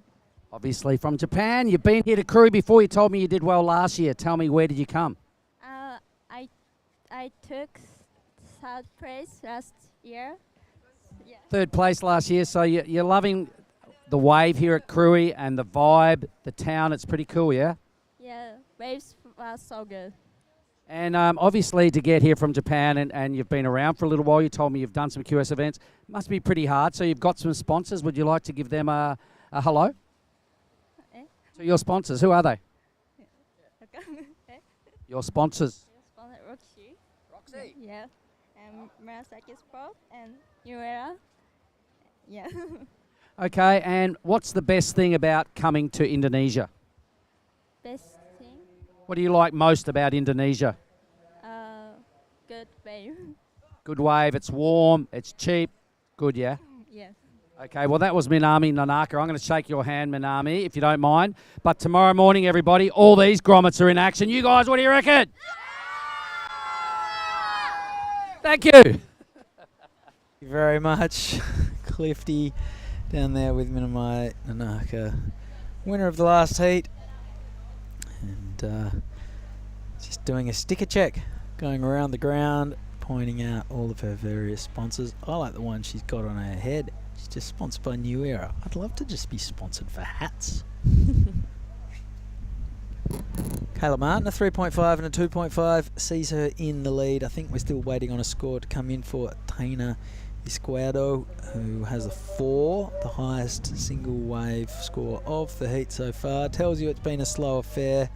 Safira Den Hoidi and Sai Manawa not offering us much so far. Here goes Kayla Martin, current heat leader. She'd be looking to get rid of her 2.5. That's not going to happen. She gets hung up on the first turn. God, that was a gutless wave. It's conditions, it's a bit sleepy right now. Yeah, we've had a bit of a lull after seeing the last few heats. Get some really good sets out there, but yeah, there's some big lulls in between those. So it's really important that when the opportunity does come your way, that you take it and you squeeze everything you can out of those waves that you do catch. Here is our surfer in red, Taina Izquierdo, on a beautiful looking wave. She hits that, unfortunately comes unstuck. Sai Maniwa's first wave comes in at a 293, and she is currently out there with third priority. So what do you think happened for Taina there? Perhaps a little bit too much time to think about the section that was in front of her. She had speed to burn. She just needed to harness it a little better. I think she took too long maybe to get to the top and just arrived a little bit late to that section, and the lip just came down and took her with her. See Sai Maniwa taking a look. We had a bit of rain, but it did glass off. See Taina take off down the line. A beautiful first opening carve, straight top to bottom, and straight to that second one. That's going to be improving on her one. I think that's going to take her straight to the lead. Yeah, that's up there with the best waves of the heat. These two turns were both really strong, really crisp, big bucket of water, a second solid sheet of spray, and I like that one from Taina. She's one of your mates. You're from Canggu, but does she do most of her surfing around the Bukit? Yeah, Taina spends most of her days up in the Bukit. I'm pretty sure she lives in the Jimbaran area, yet she competes and represents, I'm pretty sure, Legian board riders, if I'm not wrong. She surfs the beaches a lot around Padma and Legian, and I know she goes there to train for these events, and she's lucky enough to call Ulu's her home break. I see her most of the time over there. That's a pretty good place to train for the waves here at Ujung Bocur. Yep, it's probably the most similar wave we have here is Uluwatu. Alright, here goes Safira Denhoidi. Oops. Up to the lip and stays up there. 9 minutes remaining. There it is. Last score for Taina was a 4.83. Best wave of the heat gives her the lead, an 8.83. Two wave total is where she's at. Kayla Martin has a 3.5 and a 2.5. Let's see if this set allows our competitors to really unleash and get us up into the 6s or 7s. Well, Kayla Martin decided against that one. And looks like she made the right choice, as Taina was down below her and also didn't go. That did cost Kayla Martin priority, however. Yep. So before that wave, Kayla Martin had priority and Sai Manawa had second. And clearly that has flipped off the back of that little paddle and decision not to go. So the priority judge has to determine whether he thinks the surfer made a concerted effort to get into the wave. You're allowed to have a look, but as soon as you sort of put your head down, or sometimes kicking can be an indication that you're giving it a bit of a crack. And it was deemed that that's what Kayla Martin did on that occasion.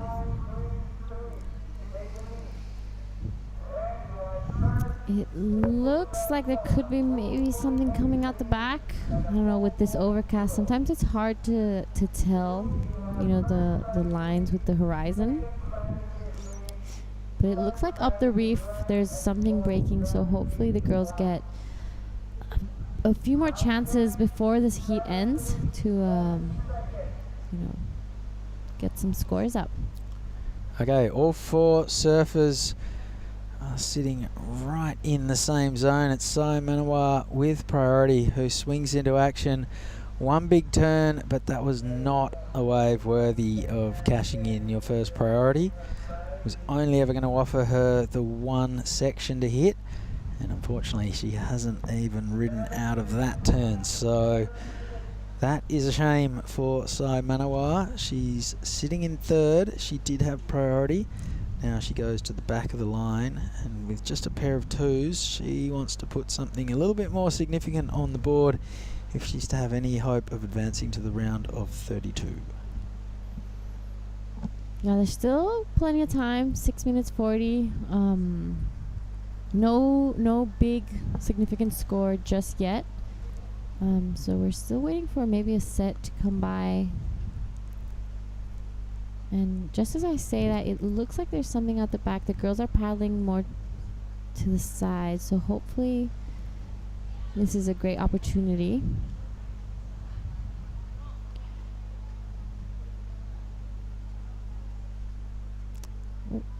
Kyla, with priority, decides not to go on this. Taina on a beautiful looking wave, a nice first snap. She pushes that tail out into a second one, staying close to the whitewash as we see this wave offering her some more.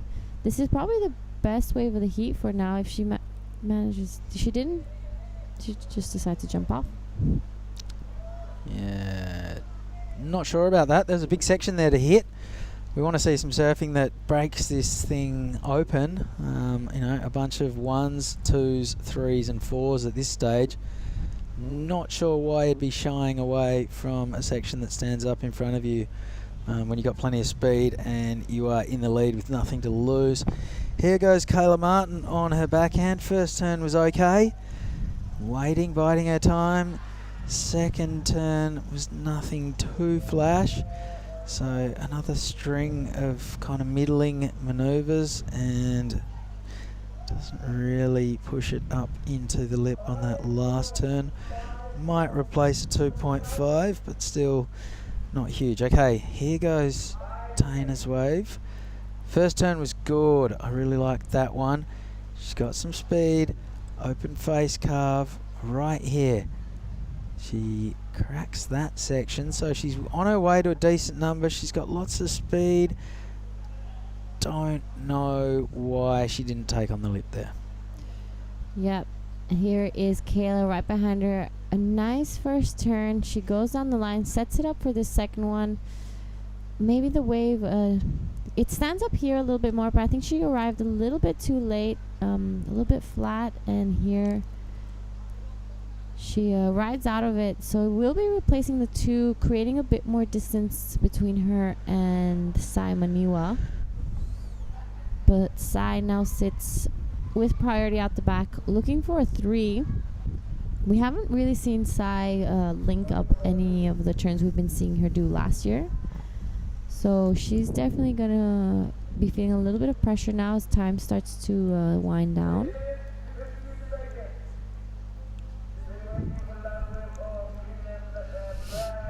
This is the second last heat of the day, heat 10, a round of 64. All right, here goes Sai Manawa. She's got priority. She needs to really have a swing now with 3.5 minutes to go, and nothing has gone right for the Japanese surfer in this heat, and that's not going to help. 3 minutes 15 to run. Taina, okay, she got a 5.83 for that wave. Imagine if she'd hit the end section. Yeah, that would definitely would have gone into the 6s if she hit that last section and finished it off. 3 minutes remaining, and it is Safira Denhoidi who has priority. She needs the best wave of the heat to move up to second. Last wave for Kayla Martin was her best, a 4.03, so that does upgrade the 2.5 she already had. She now needs the best wave of the heat to go from second to first. Here goes Sai Manawa. Let's hope she can string something together here, because it hasn't been her heat so far, and that's not going to change with 2 minutes 20 to go. Unfortunately, Sai Manawa is having a good old-fashioned shocker right now. Yep, it really does look like it. She hasn't been able to really connect to any turns or complete one of those bigger turns she's been doing. Maybe the nerves. I'm not sure. She's in the blue jersey. She was a seeded surfer, so Yeah. she's obviously got plenty of runs on the board. This is not the kind of performance you'd expect from someone who's seeded into the round of 64 at a QS 5000.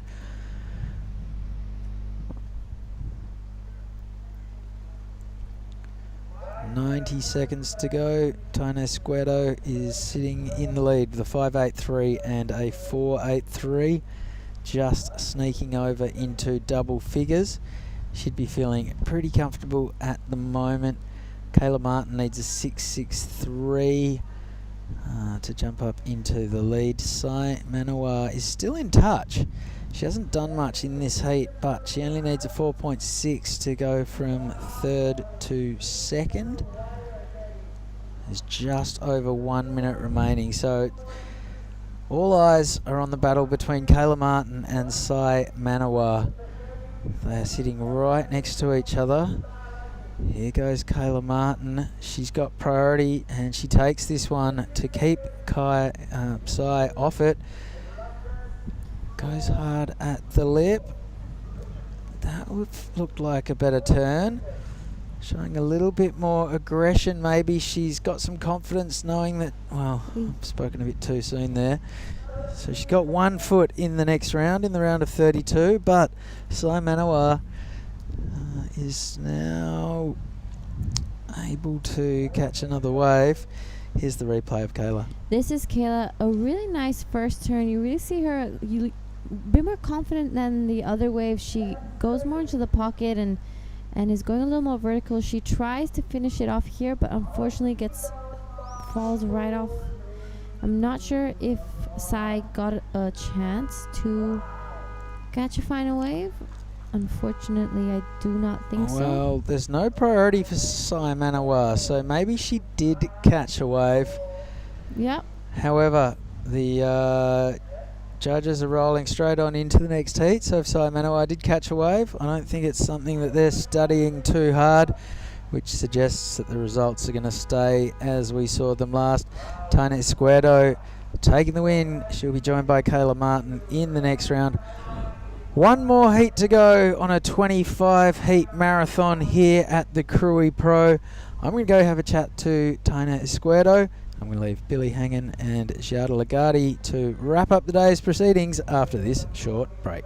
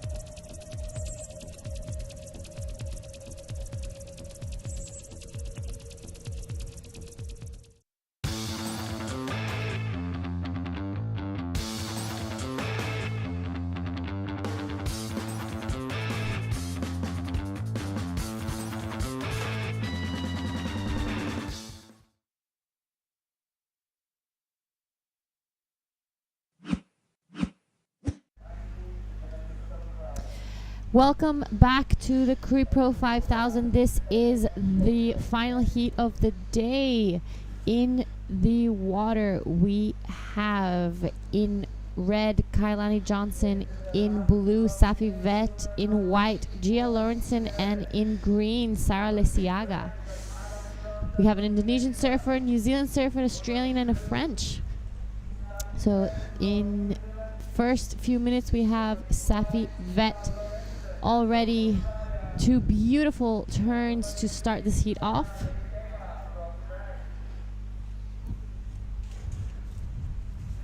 And right behind her, Kailani Johnson. A quick up and out.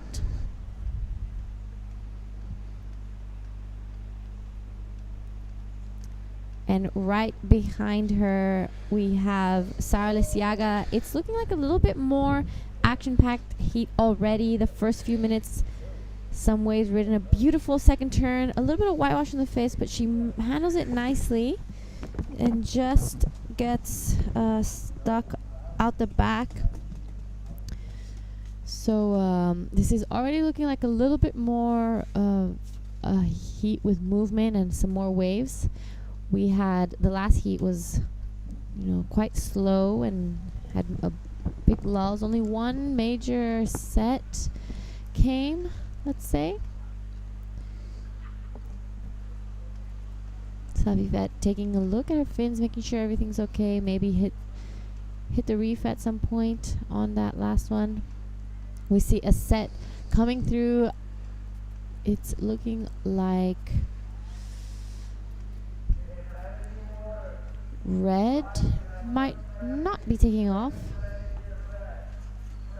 And our surfer in green, under priority, takes off.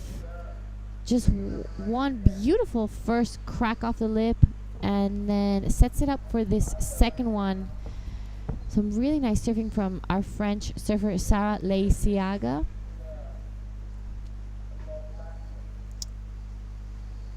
It'll be nice to see that replay from the beach view. Yeah, the drone angle is good, Giada. It's good to be here with you for the last heat of the day as we look, and that is Safi Vetti for her replay of her first wave. That's a good way to go about it. Up high above the lip. Show the fins to your opponents. That's pretty cool. And this is Sarah. I think her first wave, her second one looked pretty good. Dreamy conditions out there, not too many sets, but there's not a breath of wind. It's a beautiful Indonesian afternoon. You look down the coast, there's a lot of people on the beach enjoying the sunset time. And here's that second wave from our surfer from France. That was a really nice first turn. She hit it really into the pocket and setting up nicely for that second one. Gets around the section, carves it up, and I think that was a pretty smart move out of Sarah. She got that wave under priority. She knows that there's not many waves coming through, so you gotta have those scores, you gotta have those backups. And we see Safi Vet's first wave comes in at a 617. So she's another one that's going to be feeling pretty comfortable in this heat already. Yep, Gia Lorenzen's from Northern New South Wales region. We saw her brother out here yesterday, Ben, absolutely shredding. Yep. We did. We saw Ben. He did get one of the highest wave scores from this event, and that is us on camera. This is Gia Lagarde. I'm Billy Hangan. It's been great bringing you the broadcast today. Yeah. It's been great watching you surf and fantastic having you in the booth. Hope you've enjoyed it. This is the last heat of the day, a massive 25 heat marathon if you don't mind. We've loved every minute of it, and we hope you've caught some of the action during the day. We'll be wrapping things up at the end of this heat with a little post show. Look forward to that. Yep. And I'm excited. In the meantime, we have 19 minutes of action in front of us. A little bit of a sleepy start, and it is the French woman out to an early lead. Yep, I thought that was very smart surfing from our surfer in green, Sara Lisiaga, getting those scores up early, a 5.23 and a 4.5. We saw the last heat. Tiny Skater did pass with similar scores, so she's just making sure she has that one step into the next round. Safi, though, that's a handy wave. Yep. 6.17, highest score of the heat so far. It is only 7 minutes long. It's Kalana Johnson and Gia with the work to do.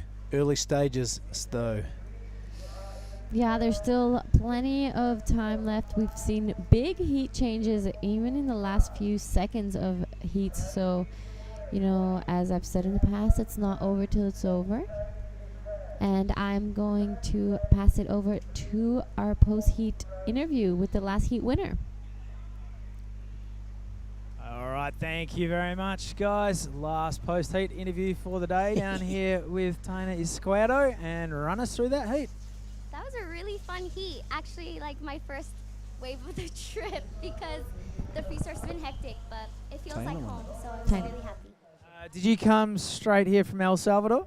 Yes, I did. Have you got back on Indonesian time yet, or are you still lost somewhere over in Central America? I'm here, I'm present, and it feels good. I was kind of worried about the jet lag, but I'm here, and it feels good, yeah. You're present. Your boards weren't for a long time. You finally got them, and then you smashed one straight off the bat. The one you were looking on just surfing then just looked pretty good.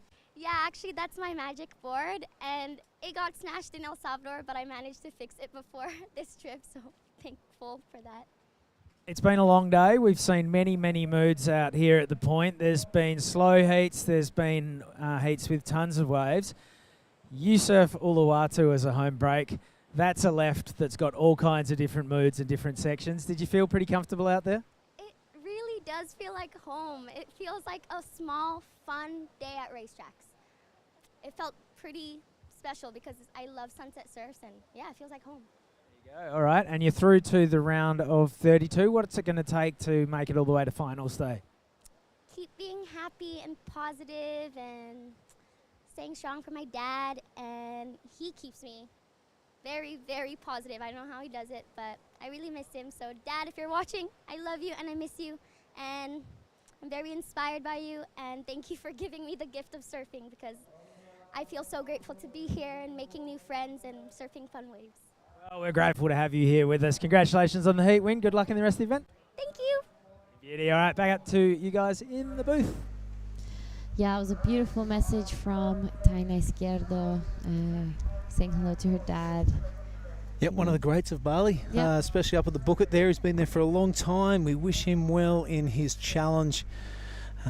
He's got a bit of tough times in front of him, but looking pretty healthy in the last couple of months. Yeah, everyone's sending him really good vibes and sending him really strong energy. So, yep, if you haven't got around it, check out Taina's socials. There'll be a link there somewhere to a GoFundMe page. I think most people who have anything to do with the Balinese community have already dipped into their pockets, but he's given a lot to Indonesian surfing. So get behind him. Yep. And feel the love. Also, they recently opened their Cachos Mexican up in Bingen. So if you're ever down there in the Phuket area, close to Ulus, go head down, have some lunch, have some dinner. That's it's always great. Great energy, great food. Don't want to miss out. Big wave charger too. Yeah. Yep. One of when an Ulus gets to that scary size, Cachos always out there. Yeah. Unfortunately, Taina did ding her magic board on an afternoon out here. As we see Gia Lawrenson using her priority, taking off on this wave. She's hoping that she can get around the section. A nice first carve to set up this wave. It looks like it's going to stand up for her. That was the first maybe proper turn. Unfortunately, this wave, I think maybe she arrived a little bit too late for it, but I think it was smart to use that priority because there was big scoring potential, so she didn't let anyone else on it. For sure, KJ was licking the lips, wanting to get amongst it, but Gia Lawrenson, good use of priority.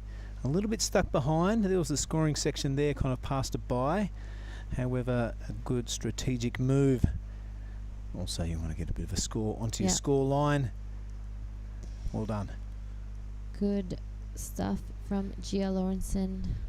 As we see Safi taking a look at this wave on the inside, Kailani, with with priority, taking a look, didn't want it. Safi has a 617, so she's trying to back up a 0.8, and there is that beautiful backhand hack that she has that we could watch over and over again.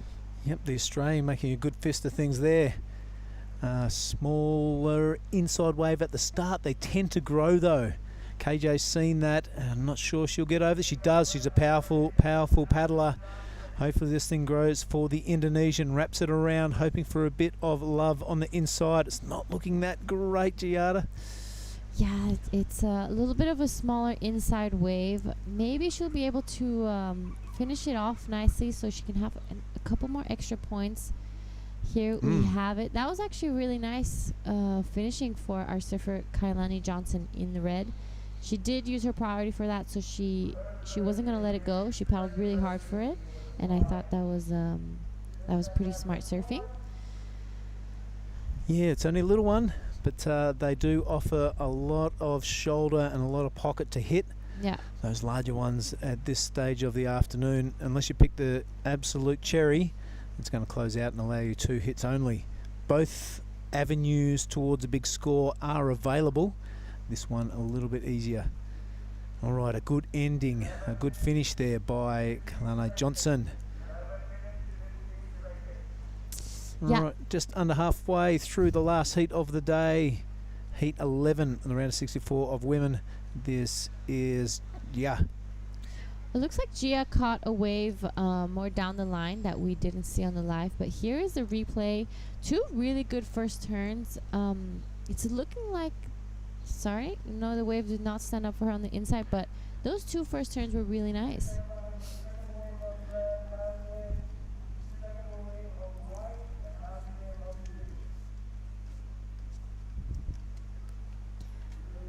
A big day of competition here in the Krui Pro 5000. Yeah, it has been a big 25 heat slog. Big ups to all the ASC crew, the judges, the cameraman, the production crew, Sam and Ryan. And there's some other guy in the control booth there. What's his name? Toto and Dick are the best. Just joking, brother. Yeah, big thanks to the production crew. They've absolutely killed it. Brought you some great footage from a good, what's the time now? What are we looking at? Almost a 11-hour day. Yep, it's been a long day. Lots of surfing.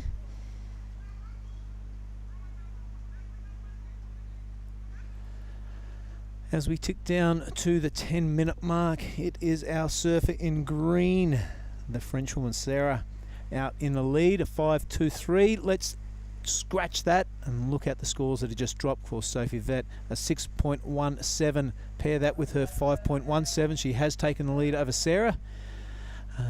Gia and Kalani only with small scores. You would think one score is to drop in the red column for everything to be accurate.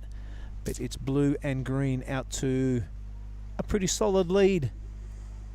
I think there's a score for Gia Lawrenson still to drop as well. She caught that second one. And it's going to be a pretty decent score. So going to shake things up. This heat clearly more active than the last one. A bit more... There we go, 3.60 for Johnson. The Indonesian moves her up into 3rd place, if not only temporarily. At the 9-minute mark, close to it, the priority scoreboard is super important. And it's the heat leader. Oh, it's the 2nd place getter with first priority. Heat leader, 2nd priority. So this could have a telling toll on the outcome of this heat. Looks like Red making a move to the inside. She has 4th priority, so nothing to lose by having a look at these little inside ones. Kalani Johnson keeping busy under priority. She is going to scratch into this one. Yes, she will. Fantastic drone shot. Wave not so fantastic. So kicking off, no harm, no foul. Get back out there, give it another crack. I'd love to see KJ staying busy under priority. Yeah, that's I think one of the best ways to go at it, you know, just sniff around the inside, see if you can catch anything under priority that could potentially just chip away at some scores maybe, and just create less distance with that 2nd place. As we see Gia's last wave came in at a 3.6. Yeah, 3.6. Pair that with a 3, and there she goes into 3rd place. Here is the priority holder, Sarah. This is Sarah Lesiaga, our French surfer from Biarritz. A nice first turn, and straight into the 2nd one. Gets a little more vertical, but unfortunately falls off. Doesn't manage to ride out of that one. She got hung up there, didn't she? Yeah.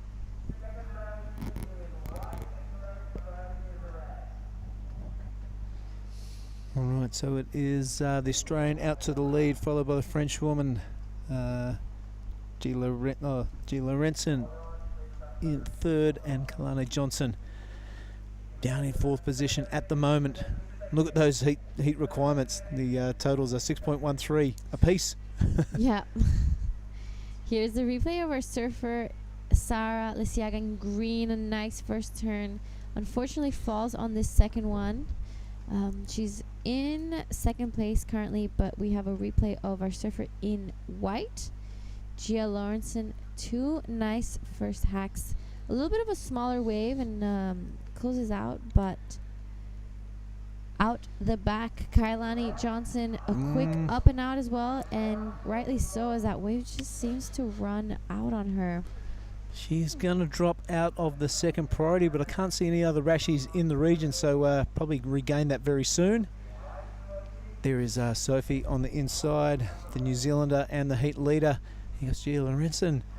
This is a better looking wave, a lot of speed, a lot of flow, and that isn't allowing her to those tail high turns like that one. Super impressive from the New South Welshman. That was a really nice wave, actually, and just behind her we see Safi Vet on her backhand as well. Beautiful first turn. She's going down the line to finish this one off nicely. That's an amazing second turn from our surfer Safi Vet from New Zealand. Yeah, Safi really throwing it to it there. Last heat of the day, the last 6 minutes. It's getting good. It's getting exciting. It's getting exciting. Yeah, Safi, another amazing human from New Zealand, lives on the Gold Coast. This is a replay of Gia Lawrenson's. That second turn was great, and that one too. She really cracks the lip on those 2 turns. Throws a lot of water out the back. So it's going to be interesting where this goes. Yeah, I'm really liking it. I'm really liking that one from Gia. This one, that's a cracking snap. Went a long way for 1 turn. And there's a lot of surfing for 2 turns, but that last one from Safi was an absolute beauty. 5 minutes remaining. Let's see where those scores land, and let's have a look at the priority. It sits with red right now. She's going to need a whopping score, as you've still got some totals to be decided by the judging panel. First priority sits with red. She's showing interest. She's got to go now. Already committed down the line. Let's hope this one stays open for the Indonesian. Pulls up into the pocket, wraps it around. The drone angle doing us lots of favours. It looks absolutely dreamy. Can't really find a lip on that one. You can see by the body language she's disappointed. The wave has filled up and run out of energy. So back out there. Kai Johnson, 4 minutes and 25 remaining. Have a look at this thing. It looks good from the get-go. Then it really fills up full of water, and you can see not much on offer there, just a series of little cutbacks. I know she was pumped up for this heat, so she'll feel disappointed, but get on out there. Give it another crack. You never know what'll happen. Yeah. Anything could happen. Oh, look at the pack. Everyone's desperate to get out there. Safi's last wave came in at a 6.87. That was a beautifully surfed wave by our New Zealander. As we see everyone getting ready to get out there. Only 3 minutes 30 remaining in this heat. We see a set coming out the back. Gia Lawrence's last wave comes in at a 7.33, pushes her straight into second. She is out there with second priority. I'm sure Sarah Lisiaga is hearing that right now, knowing she needs only a 5.71. That's not a big score. Nope. And you see her letting this one go. Oh, she's got the beat between teeth now, getting a lot of flow, catching a heap of waves in the back end of this heat. Gives herself a little bit of a round of applause, and why not? 7.33 is a great score. As we see Kai Johnson paddling out the back, want to have a crack herself. Oh, it's a smaller, medium-sized wave, but a lot of damage done. She really liked that last turn. Yeah, only looking to replace a 3.60, so I think maybe it could be there. Mungkin. Any point counts. Right, Red staying busy on the inside now. She is down in third priority. 2 minutes and 25. Yep, there's a lot of foot kicking going on there. That's a big sign for the priority judge that that surfer is interested. Talk us through it, G. That was a really nice first turn from Sarah Lisiaga. Because of Gia's last wave, her requirement has increased, but that was a really nice finishing turn from our surfer in green, Sarah Lisiaga from Biarritz. Yeah, she's feeling it and showing it. Why not with surfing like this? A really nice first turn, really extends her body. A wrapping second turn, and I think this is going to be where most of the points come from. She really leaned into it. She's feeling it. Punches the air. And we're in a little bit of suspense. A little bit of suspense. Where's it going? There we are. Right on. It's been a long day. Yep. It's been a really long day. Here we see all the free surfers getting ready to get out there. You know, they're hearing that there's only 1 minute left. Yeah, a whopping 8.13 required now from Red. That seems not impossible, but very hard, not even on the priority board. A 6.51 required from our surfer in green. We haven't seen the fist pumping claim score come through yet, but Safi Vet from New Zealand out in the lead with a really healthy scoreline. A pair of sixes, a 6.87 and a 6.17. There she goes, in and out. And Gia Lorenzen with that 7.33.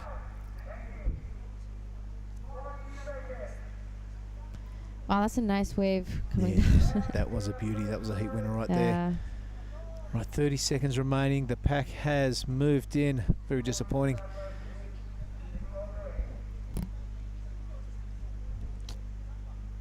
All right, this last 25 seconds of the day, it looks like Safi Vet. She has the lead, and she has that wave. A bit of keepings off. Yep. Right on top of Red there.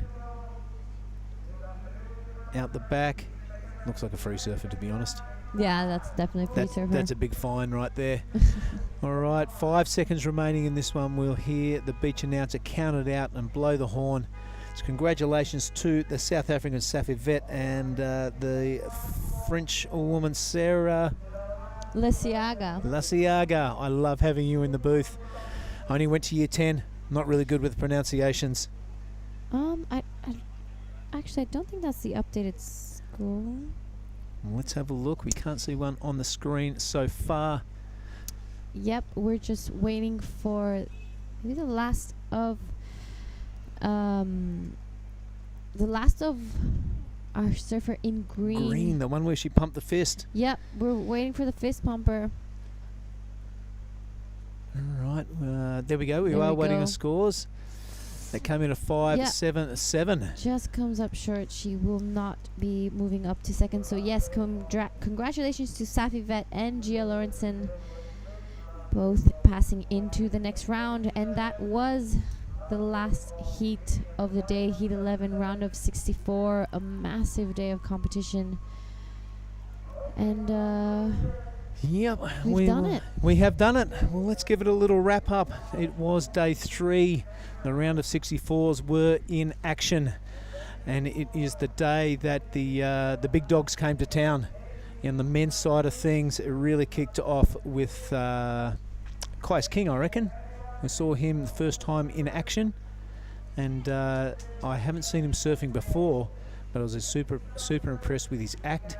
And then he came out with that lethal backhand attack, which totally stopped the athletes area, all the conversation, and everyone was glued to that wave. Yeah. So, yeah, for me, Kais King kicked off the action, and then we saw Dylan in action, and also Mega Samadhi coming from under priority and squeezing out another win. Dylan Moffat, 2 8-point rides in one heat. Super happy with that.